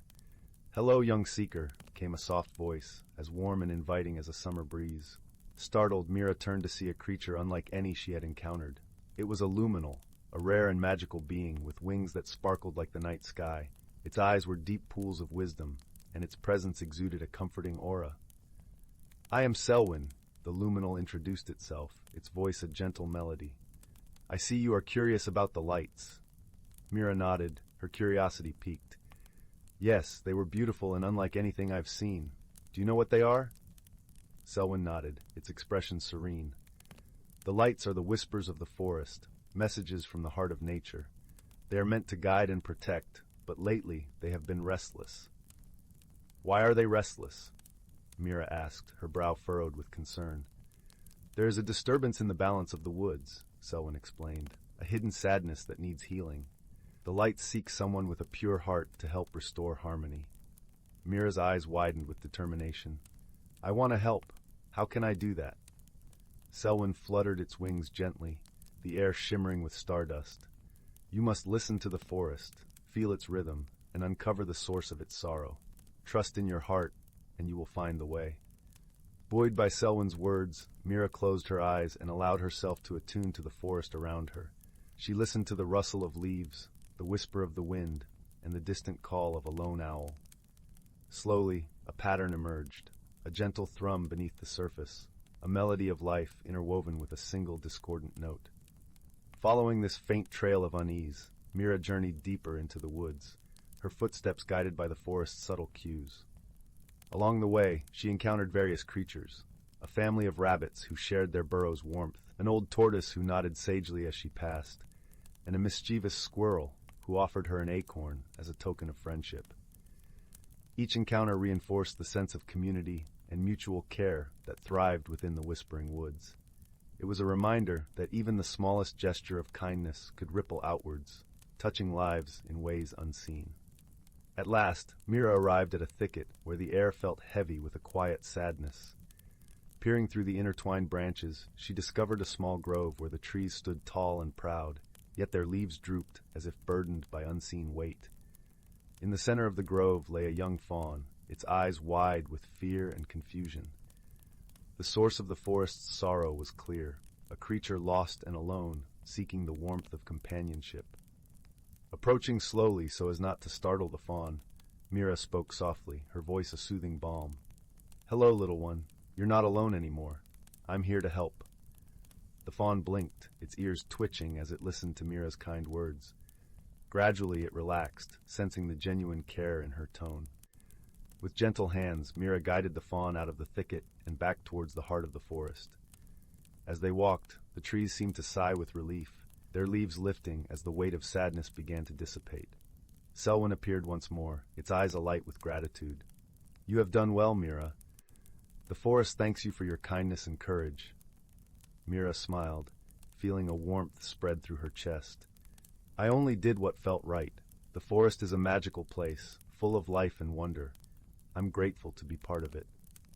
Under the luminal's watchful gaze, the shimmering lights returned, dancing joyfully through the trees.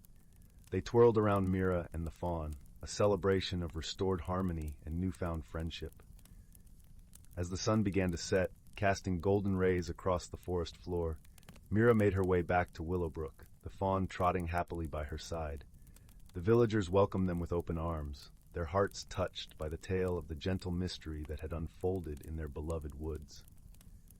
That night, as the stars twinkled above and the village settled into peaceful slumber, Mira lay beneath the great old oak, the fawn nestled beside her. She closed her eyes, her dreams filled with shimmering lights and the whisper of a forest at peace. And so, in the heart of the whispering woods, where the trees hummed soft lullabies with every breeze, the village of Willowbrook continued to thrive, its people bound by tales of wonder and the gentle magic that surrounded them. Here, under the watchful gaze of the luminal and the twinkling stars, harmony reigned, and the world felt just a little bit brighter. In the little village of Willowbrook, nestled among rolling hills and whispering streams, there was a quaint, old bookstore known as Whimsy and Wonder. Its shelves stretched from floor to ceiling, filled with books of every kind imaginable. The air inside was always warm, filled with the comforting scent of aged paper and polished wood. It was here that a young girl named Clara found herself spending most of her afternoons, losing herself in the pages of adventure and mystery. One particularly drizzly afternoon, as raindrops stitched a delicate pattern on the windows, Clara stumbled upon a dusty, leather-bound book tucked away in a shadowed corner. Its cover was embossed with faded gold letters that read, "The Book of Whispers." Intrigued, Clara carefully opened it, and to her surprise, the pages were blank. Disappointed but curious, she decided to take the book home, thinking it might make a perfect sketch pad for her drawings. As night fell and the village was enveloped in a cozy hush, Clara sat by her bedroom window, the gentle patter of rain a soothing lullaby. She opened the book again, and as she did, she noticed a soft glow emanating from the pages. Words began to appear in elegant script, forming a story as if written by an invisible hand. It was a tale about a hidden world where everyday objects held magical secrets, waiting to be discovered by those with kind hearts and open minds. The book spoke of a magical quill, crafted from the feather of a mystical bird, said to bring stories to life. It lay hidden in the heart of the Whispering Woods, a place known for its enchanting beauty and gentle spirits. Clara's heart leapt with excitement and an adventurous spirit. She decided she must find this quill and learn its secrets. The next morning, with the sun peeking through the clouds and painting the village in soft hues of gold, Clara set out on her journey to the Whispering Woods. Along the way, she met a peculiar old man named Mr. Tibbles, who wore spectacles so large they seemed to magnify his twinkling eyes. Mr. Tibbles was the village storyteller, known for his vast knowledge of the woods and its wonders. "Ah, the Whispering Woods," he mused, adjusting his spectacles. "A place of great beauty and mystery. But remember, dear Clara, it is not strength or speed that will guide you to the quill, but wisdom and kindness." With Mr. Tibble's words in her heart, Clara ventured into the woods. The air was crisp, filled with the earthy scent of moss and pine. Sunlight danced through the leaves, casting playful shadows on the forest floor. As she walked deeper, she felt a gentle sense of calm, as if the woods themselves were whispering secrets of ancient times. It wasn't long before Clara encountered a small, timid squirrel named Oliver, who was frantically searching for his lost acorns. With a kind smile, Clara offered to help, and together they found the acorns nestled beneath a pile of autumn leaves. Grateful, Oliver decided to accompany Clara on her quest, chattering cheerfully and offering bits of wisdom about the forest. Further along, they came across a wise old turtle named Gertrude. Her shell was etched with patterns that told stories of the forest's past. "To find the quill," Gertrude said in a slow, gentle voice, "you must first listen to the whispers of the forest. They will guide you." Clara closed her eyes, allowing the forest sounds to envelop her. The rustle of leaves, the chirping of birds, and the soft murmurs of the wind seemed to form a melody, leading her deeper into the woods. After what felt like hours, Clara and her newfound friends reached a clearing bathed in golden light. In the center stood an ancient oak tree, its branches stretching towards the sky. Nestled within the roots was the quill, glowing softly with a magical light. As Clara reached out to take the quill, a gentle voice filled the air. "The quill chooses those who write with their hearts," it said. Clara understood that the quill's true magic lay not in the stories it could write, but in the intentions of the storyteller. With the quill in hand, Clara returned to the village, her heart filled with gratitude and wonder. She realized that the true journey had been one of self-discovery, learning the value of kindness, friendship, and wisdom. Back at Whimsy and Wonder, Clara began writing stories with the magical quill, sharing tales of her adventures and the lessons she had learned. The bookstore became a haven of warmth and imagination, drawing people from near and far who came to listen to Clara's enchanting stories. And so, in the gentle glow of the bookstore's lanterns, with the rain softly tapping on the windows, Clara's stories lived on, whispering secrets of magic and wonder to all who would listen. And in the heart of Willowbrook, where ordinary objects held extraordinary secrets, the spirit of adventure and kindness thrived, gently guiding all who ventured into the realms of imagination. Title: The Secret of the Whispering Woods. In the tranquil village of Valenwood, nestled at the edge of the Whispering Woods, there lived a girl named Leora. The village was a serene tapestry of cobblestone paths, thatched cottages, and fields that stretched endlessly beneath a sky that seemed to cradle the sun. It was a place where time meandered like the gentle brook that wound its way through the village, bringing with it stories of the forest's ancient mysteries. Leora was known among the villagers for her curious spirit and her kindness that warmed even the coldest of hearts. Her days were spent exploring the woods, where the trees whispered secrets through their rustling leaves. These woods were rumored to be enchanted, a place where the ordinary world met the extraordinary. One crisp autumn morning, as the sun painted the forest with golden light, Leora set out on one of her usual adventures. The air was filled with the scent of pine and earth, and the ground crunched softly beneath her boots. She wore a cloak the color of twilight, its hood pulled up against the chill, and carried with her a small leather satchel, a gift from her grandmother who had told her stories of the forest's magic. As she wandered deeper into the woods, following a path that seemed to call her name, she stumbled upon something unusual. Beneath a sprawling oak tree, shrouded in a cascade of amber leaves, lay an object that glimmered faintly in the morning light. It was a delicate silver key, its surface etched with intricate patterns that seemed to shift and dance as she held it in her hand. Leora felt a tingle of excitement, tempered by curiosity. She had heard stories of magical objects hidden within the forest, but never had she imagined finding one herself. Clutching the key, she continued her journey, the forest now feeling more alive, as if it were guiding her steps. As she walked, the path began to change. The trees grew taller, their branches weaving a canopy that dappled the ground in soft hues. The air was filled with a gentle hum, like a distant melody, and Leora felt as though she were being drawn towards something unseen. After what felt like hours, she arrived at a clearing bathed in sunlight. At its center stood an ancient stone archway, entwined with ivy and covered in runes that glowed softly. Leora's heart raced, for she knew this was no ordinary place. This was the gateway to the hidden world of the Whispering Woods, a realm spoken of only in hushed tones and bedtime tales. With the key trembling in her hand, she approached the archway. As she inserted the key into a hidden lock, the runes flared with light, and the air shimmered with anticipation. The archway began to hum, and slowly it opened, revealing a world beyond the veil of the ordinary. Leora stepped through, her breath catching in her throat. The hidden world was a tapestry of wonders, a place where the fantastical mingled with the familiar.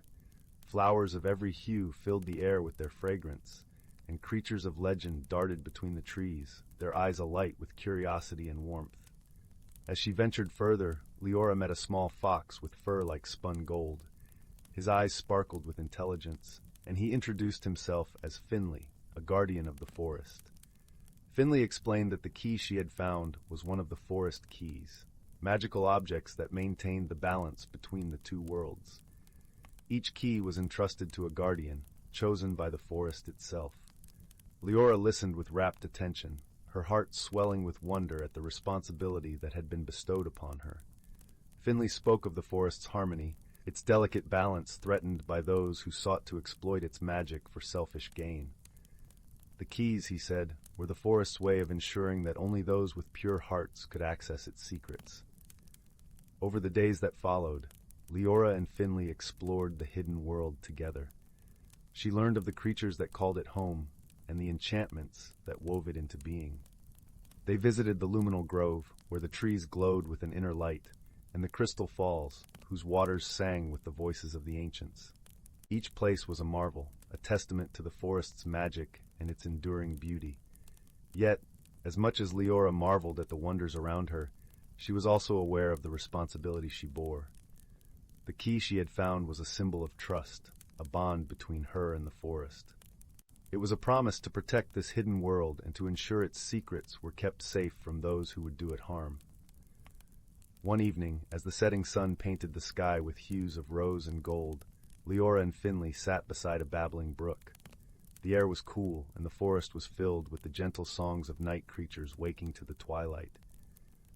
"Leora," Finley began, his voice soft with the weight of what he was about to say. "The forest chose you for a reason. It sensed the kindness in your heart and the strength in your spirit. But this journey isn't just about protecting the forest. It's also about discovering who you are and what you are capable of." Leora listened, the warmth of Finley's words settling over her like a comforting blanket. She knew what he said was true. The forest was a part of her now, as much as she was a part of it. In its depths, she had found a sense of belonging, a connection to something greater than herself. As the days turned to weeks, Leora's bond with the forest deepened. She learned to listen to its whispers, to understand its needs and desires.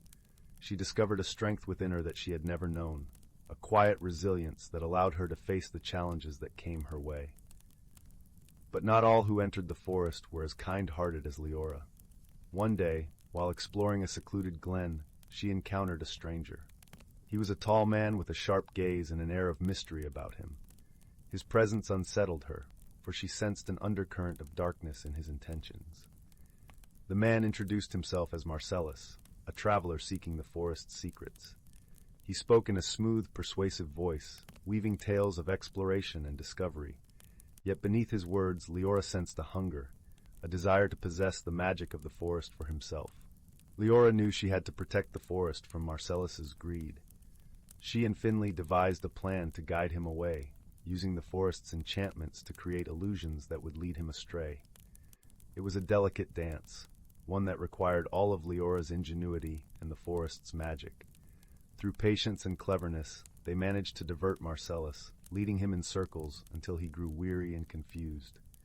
Frustrated, he eventually left the forest, his ambitions thwarted by the very magic he sought to control. With Marcellus gone, peace returned to the forest. The creatures resumed their songs, and the trees sighed with relief. Leora had proven herself a true guardian, her wisdom and kindness shielding the hidden world from harm. As the seasons changed, Leora continued her guardianship, learning and growing with each passing day. Her adventures in the hidden world taught her the importance of balance, of living in harmony with nature and respecting its mysteries. One day, as she sat beneath a willow tree, watching the sun set over the horizon, she realized how much she had changed. The girl who had first wandered into the whispering woods was still there, but she had grown into someone wiser, someone more attuned to the world around her. In time, Leora became a legend in Valenwood, her tales of the hidden world inspiring generations to come. She remained a guardian of the forest, a bridge between the two worlds, ensuring that its secrets were preserved for those who would honor and cherish them. And so the Whispering Woods continued to thrive, its magic a beacon of hope and wonder in a world that sometimes forgot the beauty of the unseen. Leora's story was one of friendship and transformation, a testament to the power of kindness and the enduring magic of the world around us. As the firelight flickered and the stars began their nightly dance across the sky, Leora sat quietly, listening to the woods whispering their ancient secrets, knowing that she was exactly where she was meant to be. Once upon a time, in a cozy village nestled among rolling hills, there lived a young doe named Willow. She was a gentle creature with a soft brown coat and eyes that shone like amber in the sunlight. Willow loved the comfort of her daily routines, nibbling on sweet clover in the meadow, resting in the dappled shade of the ancient oak, and listening to the soothing melodies of the woodland birds. Yet lately, Willow couldn't shake a restless feeling stirring within her. She watched as her friends shed their winter coats, their new fur glistening with renewed vibrancy. But Willow's coat remained dull and threadbare, clinging to her like an itchy reminder that change was afoot, whether she was ready or not. One crisp morning, Willow wandered to the forest's edge where she often found solace among the ferns and wildflowers. There she met an old friend, a wizened tortoise named Sage, who moved with great care and contemplation. "You seem troubled, little one," Sage said, her voice as gentle as the rustling leaves. Willow confided her fears about the impending change. "I feel stuck, like this tattered coat is weighing me down. I'm afraid if I let it go, I'll lose a part of myself forever." Sage smiled knowingly. The cycle of rebirth can be daunting, but it's nature's way of helping us grow. Think of the butterfly emerging from its chrysalis. A wondrous transformation takes immense courage. As if on cue, a shimmering light danced through the trees, catching Willow's eye. It was a radiant sprite named Glow, one of the forest's fabled guardians. "Don't fret, dear Willow," Glow chimed, her ethereal voice like a tinkling brook. "Every ending is a new beginning in disguise." With a wave of her tiny hand, Glow conjured a glittering pool of water before them. Images began to swirl across its surface, a kaleidoscope of vibrant colors representing the stages of growth and renewal. Willow was transfixed, seeing reflections of her own journey mirrored in nature's eternal rhythm. Glow gestured toward the water. "You'll know when you're ready to embrace the change within you. Trust in the magic that guides all living things." Heartened by her friend's wisdom, Willow realized her fears were rooted in resistance to the unknown. As the days passed, she moved through the transition with newfound grace, allowing her tattered coat to shed naturally. Beneath the weathered exterior, a lustrous new coat emerged, its rich chestnut hues shimmering like sunlight on autumn leaves. Willow felt lighter, revitalized, as if she were seeing the world through fresh, wondering eyes. From that day on, she greeted each season as a wondrous teacher, honoring the continual cycle of transformation as the greatest magic of all. For in surrendering to change, Willow discovered her truest self, resilient, radiant, and beautifully renewed. Once upon a time in a land where the sun painted the skies with hues of pink and gold, there lay the enchanting village of Whimsy Hollow. The village was nestled between rolling hills of lavender and fields of fluttering daisies, where the air was always filled with the gentle hum of laughter and the sweet scent of honeysuckle. In Whimsy Hollow, every creature was unique, and each had a special charm of their own. There was Pipkin, the pint-sized fox with a tail that sparkled like 1,000 fireflies, and Mary, the mouse who wore a tiny top hat and played delightful tunes on his miniature violin. Then there was Lark, a wise old tortoise with a shell that changed colors with the seasons, and who always had a kind word or two to share. Life in Whimsy Hollow was always filled with wonder and joy, but one sunny morning, a peculiar event occurred that sent ripples of excitement through the village. The great bubble tree, a magical tree that stood at the heart of the village square, began to produce bubbles that were far too large and bouncy. Normally, the tree's bubbles were just the right size to float gently around, spreading giggles to anyone they touched. But now, they were so immense that they bounced off rooftops and sent chickens clucking in surprise. The villagers gathered around the great bubble tree, scratching their heads in bewilderment. "I do declare," said Pipkin, his eyes wide with amazement, "these bubbles are as big as pumpkins and as bouncy as a bed of marshmallows." Mary twirled his hat and played a cheerful note. "Perhaps there's a bit of magic gone awry," he mused. "Or maybe the tree is simply in a jolly mood." Lark nodded thoughtfully, his shell glistening in the sunlight. "It seems to me," he said in his deep, soothing voice, "that we must discover the cause and find a way to help our dear tree return to its usual self." The villagers agreed, and so began their whimsical adventure. Pipkin, Mary, and Lark decided to seek the advice of the village's resident enchantress, a whimsical old woman named Flora, who lived at the edge of the village in a cottage made entirely of gingerbread. As they made their way through the fields, the air was filled with the fragrance of freshly baked cookies, and the sound of Flora's laughter danced on the breeze. Her garden was a riot of colors, with flowers that sang when tickled by the wind and trees that swayed in rhythm to the songs. Flora greeted them with a warm smile and a twinkle in her eye. "Ah, my dear friends," she chuckled, "I hear the great bubble tree has been getting a bit carried away with its bubbles. Pipkin nodded, his tail twinkling with excitement. Yes, indeed. We were hoping you might have a potion or a spell to help.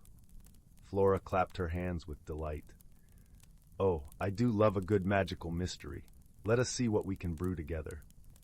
In Flora's cozy kitchen, the scent of cinnamon and vanilla filled the air as they mixed ingredients from her collection of jars and bottles.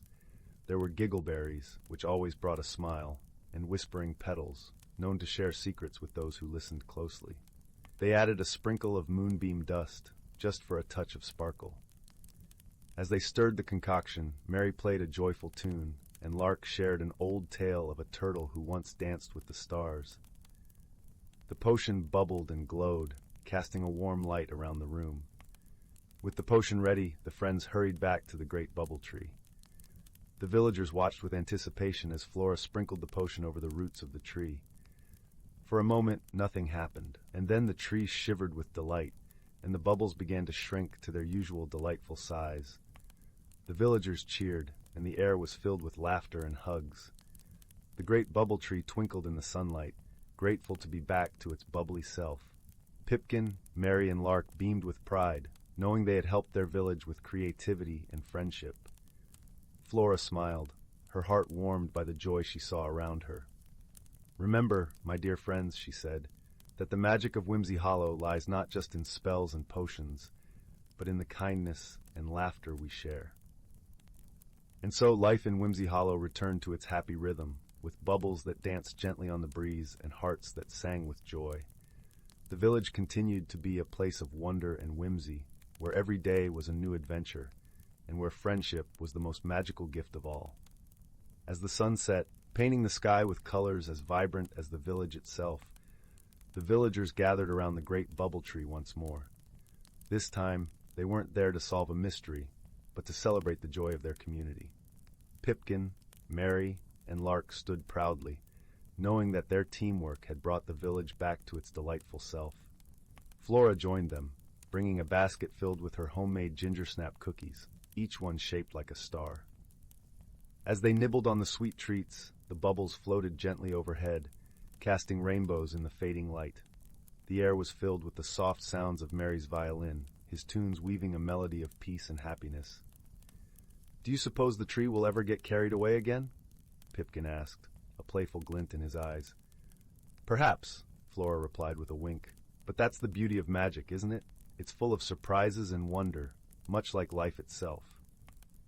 Lark nodded in agreement, his wise old eyes sparkling with wisdom. "And when it does, we'll be ready with our wits and laughter," he said, his shell reflecting the gentle glow of the bubbles. The villagers continued to celebrate, sharing stories and dreams as the stars began to twinkle in the night sky. They knew that whatever challenges they might face, they would always have each other, and that was the greatest magic of all. As the night deepened, the villagers slowly made their way to their cozy homes, their hearts warm with the comfort of friendship and community. The great bubble tree stood tall and proud, a symbol of the joy and unity that defined Whimsy Hollow. And so, under the watchful gaze of the moon and stars, Whimsy Hollow drifted into a peaceful slumber, dreaming of the adventures yet to come and the laughter that would always fill their days. In the quiet hush of the night, the gentle rustle of leaves and the soft murmur of bubbles filled the air, a lullaby of magic and love. And as the first light of dawn began to peek over the hills, Whimsy Hollow awoke once more, ready to embrace the new day with open hearts and cheerful spirits. For in Whimsy Hollow, every day was a celebration of life, a testament to the power of friendship, and a reminder that with kindness and creativity, any problem could be solved. And that, dear listener, is the true magic of Whimsy Hollow, a place where dreams come to life and every heart finds its song.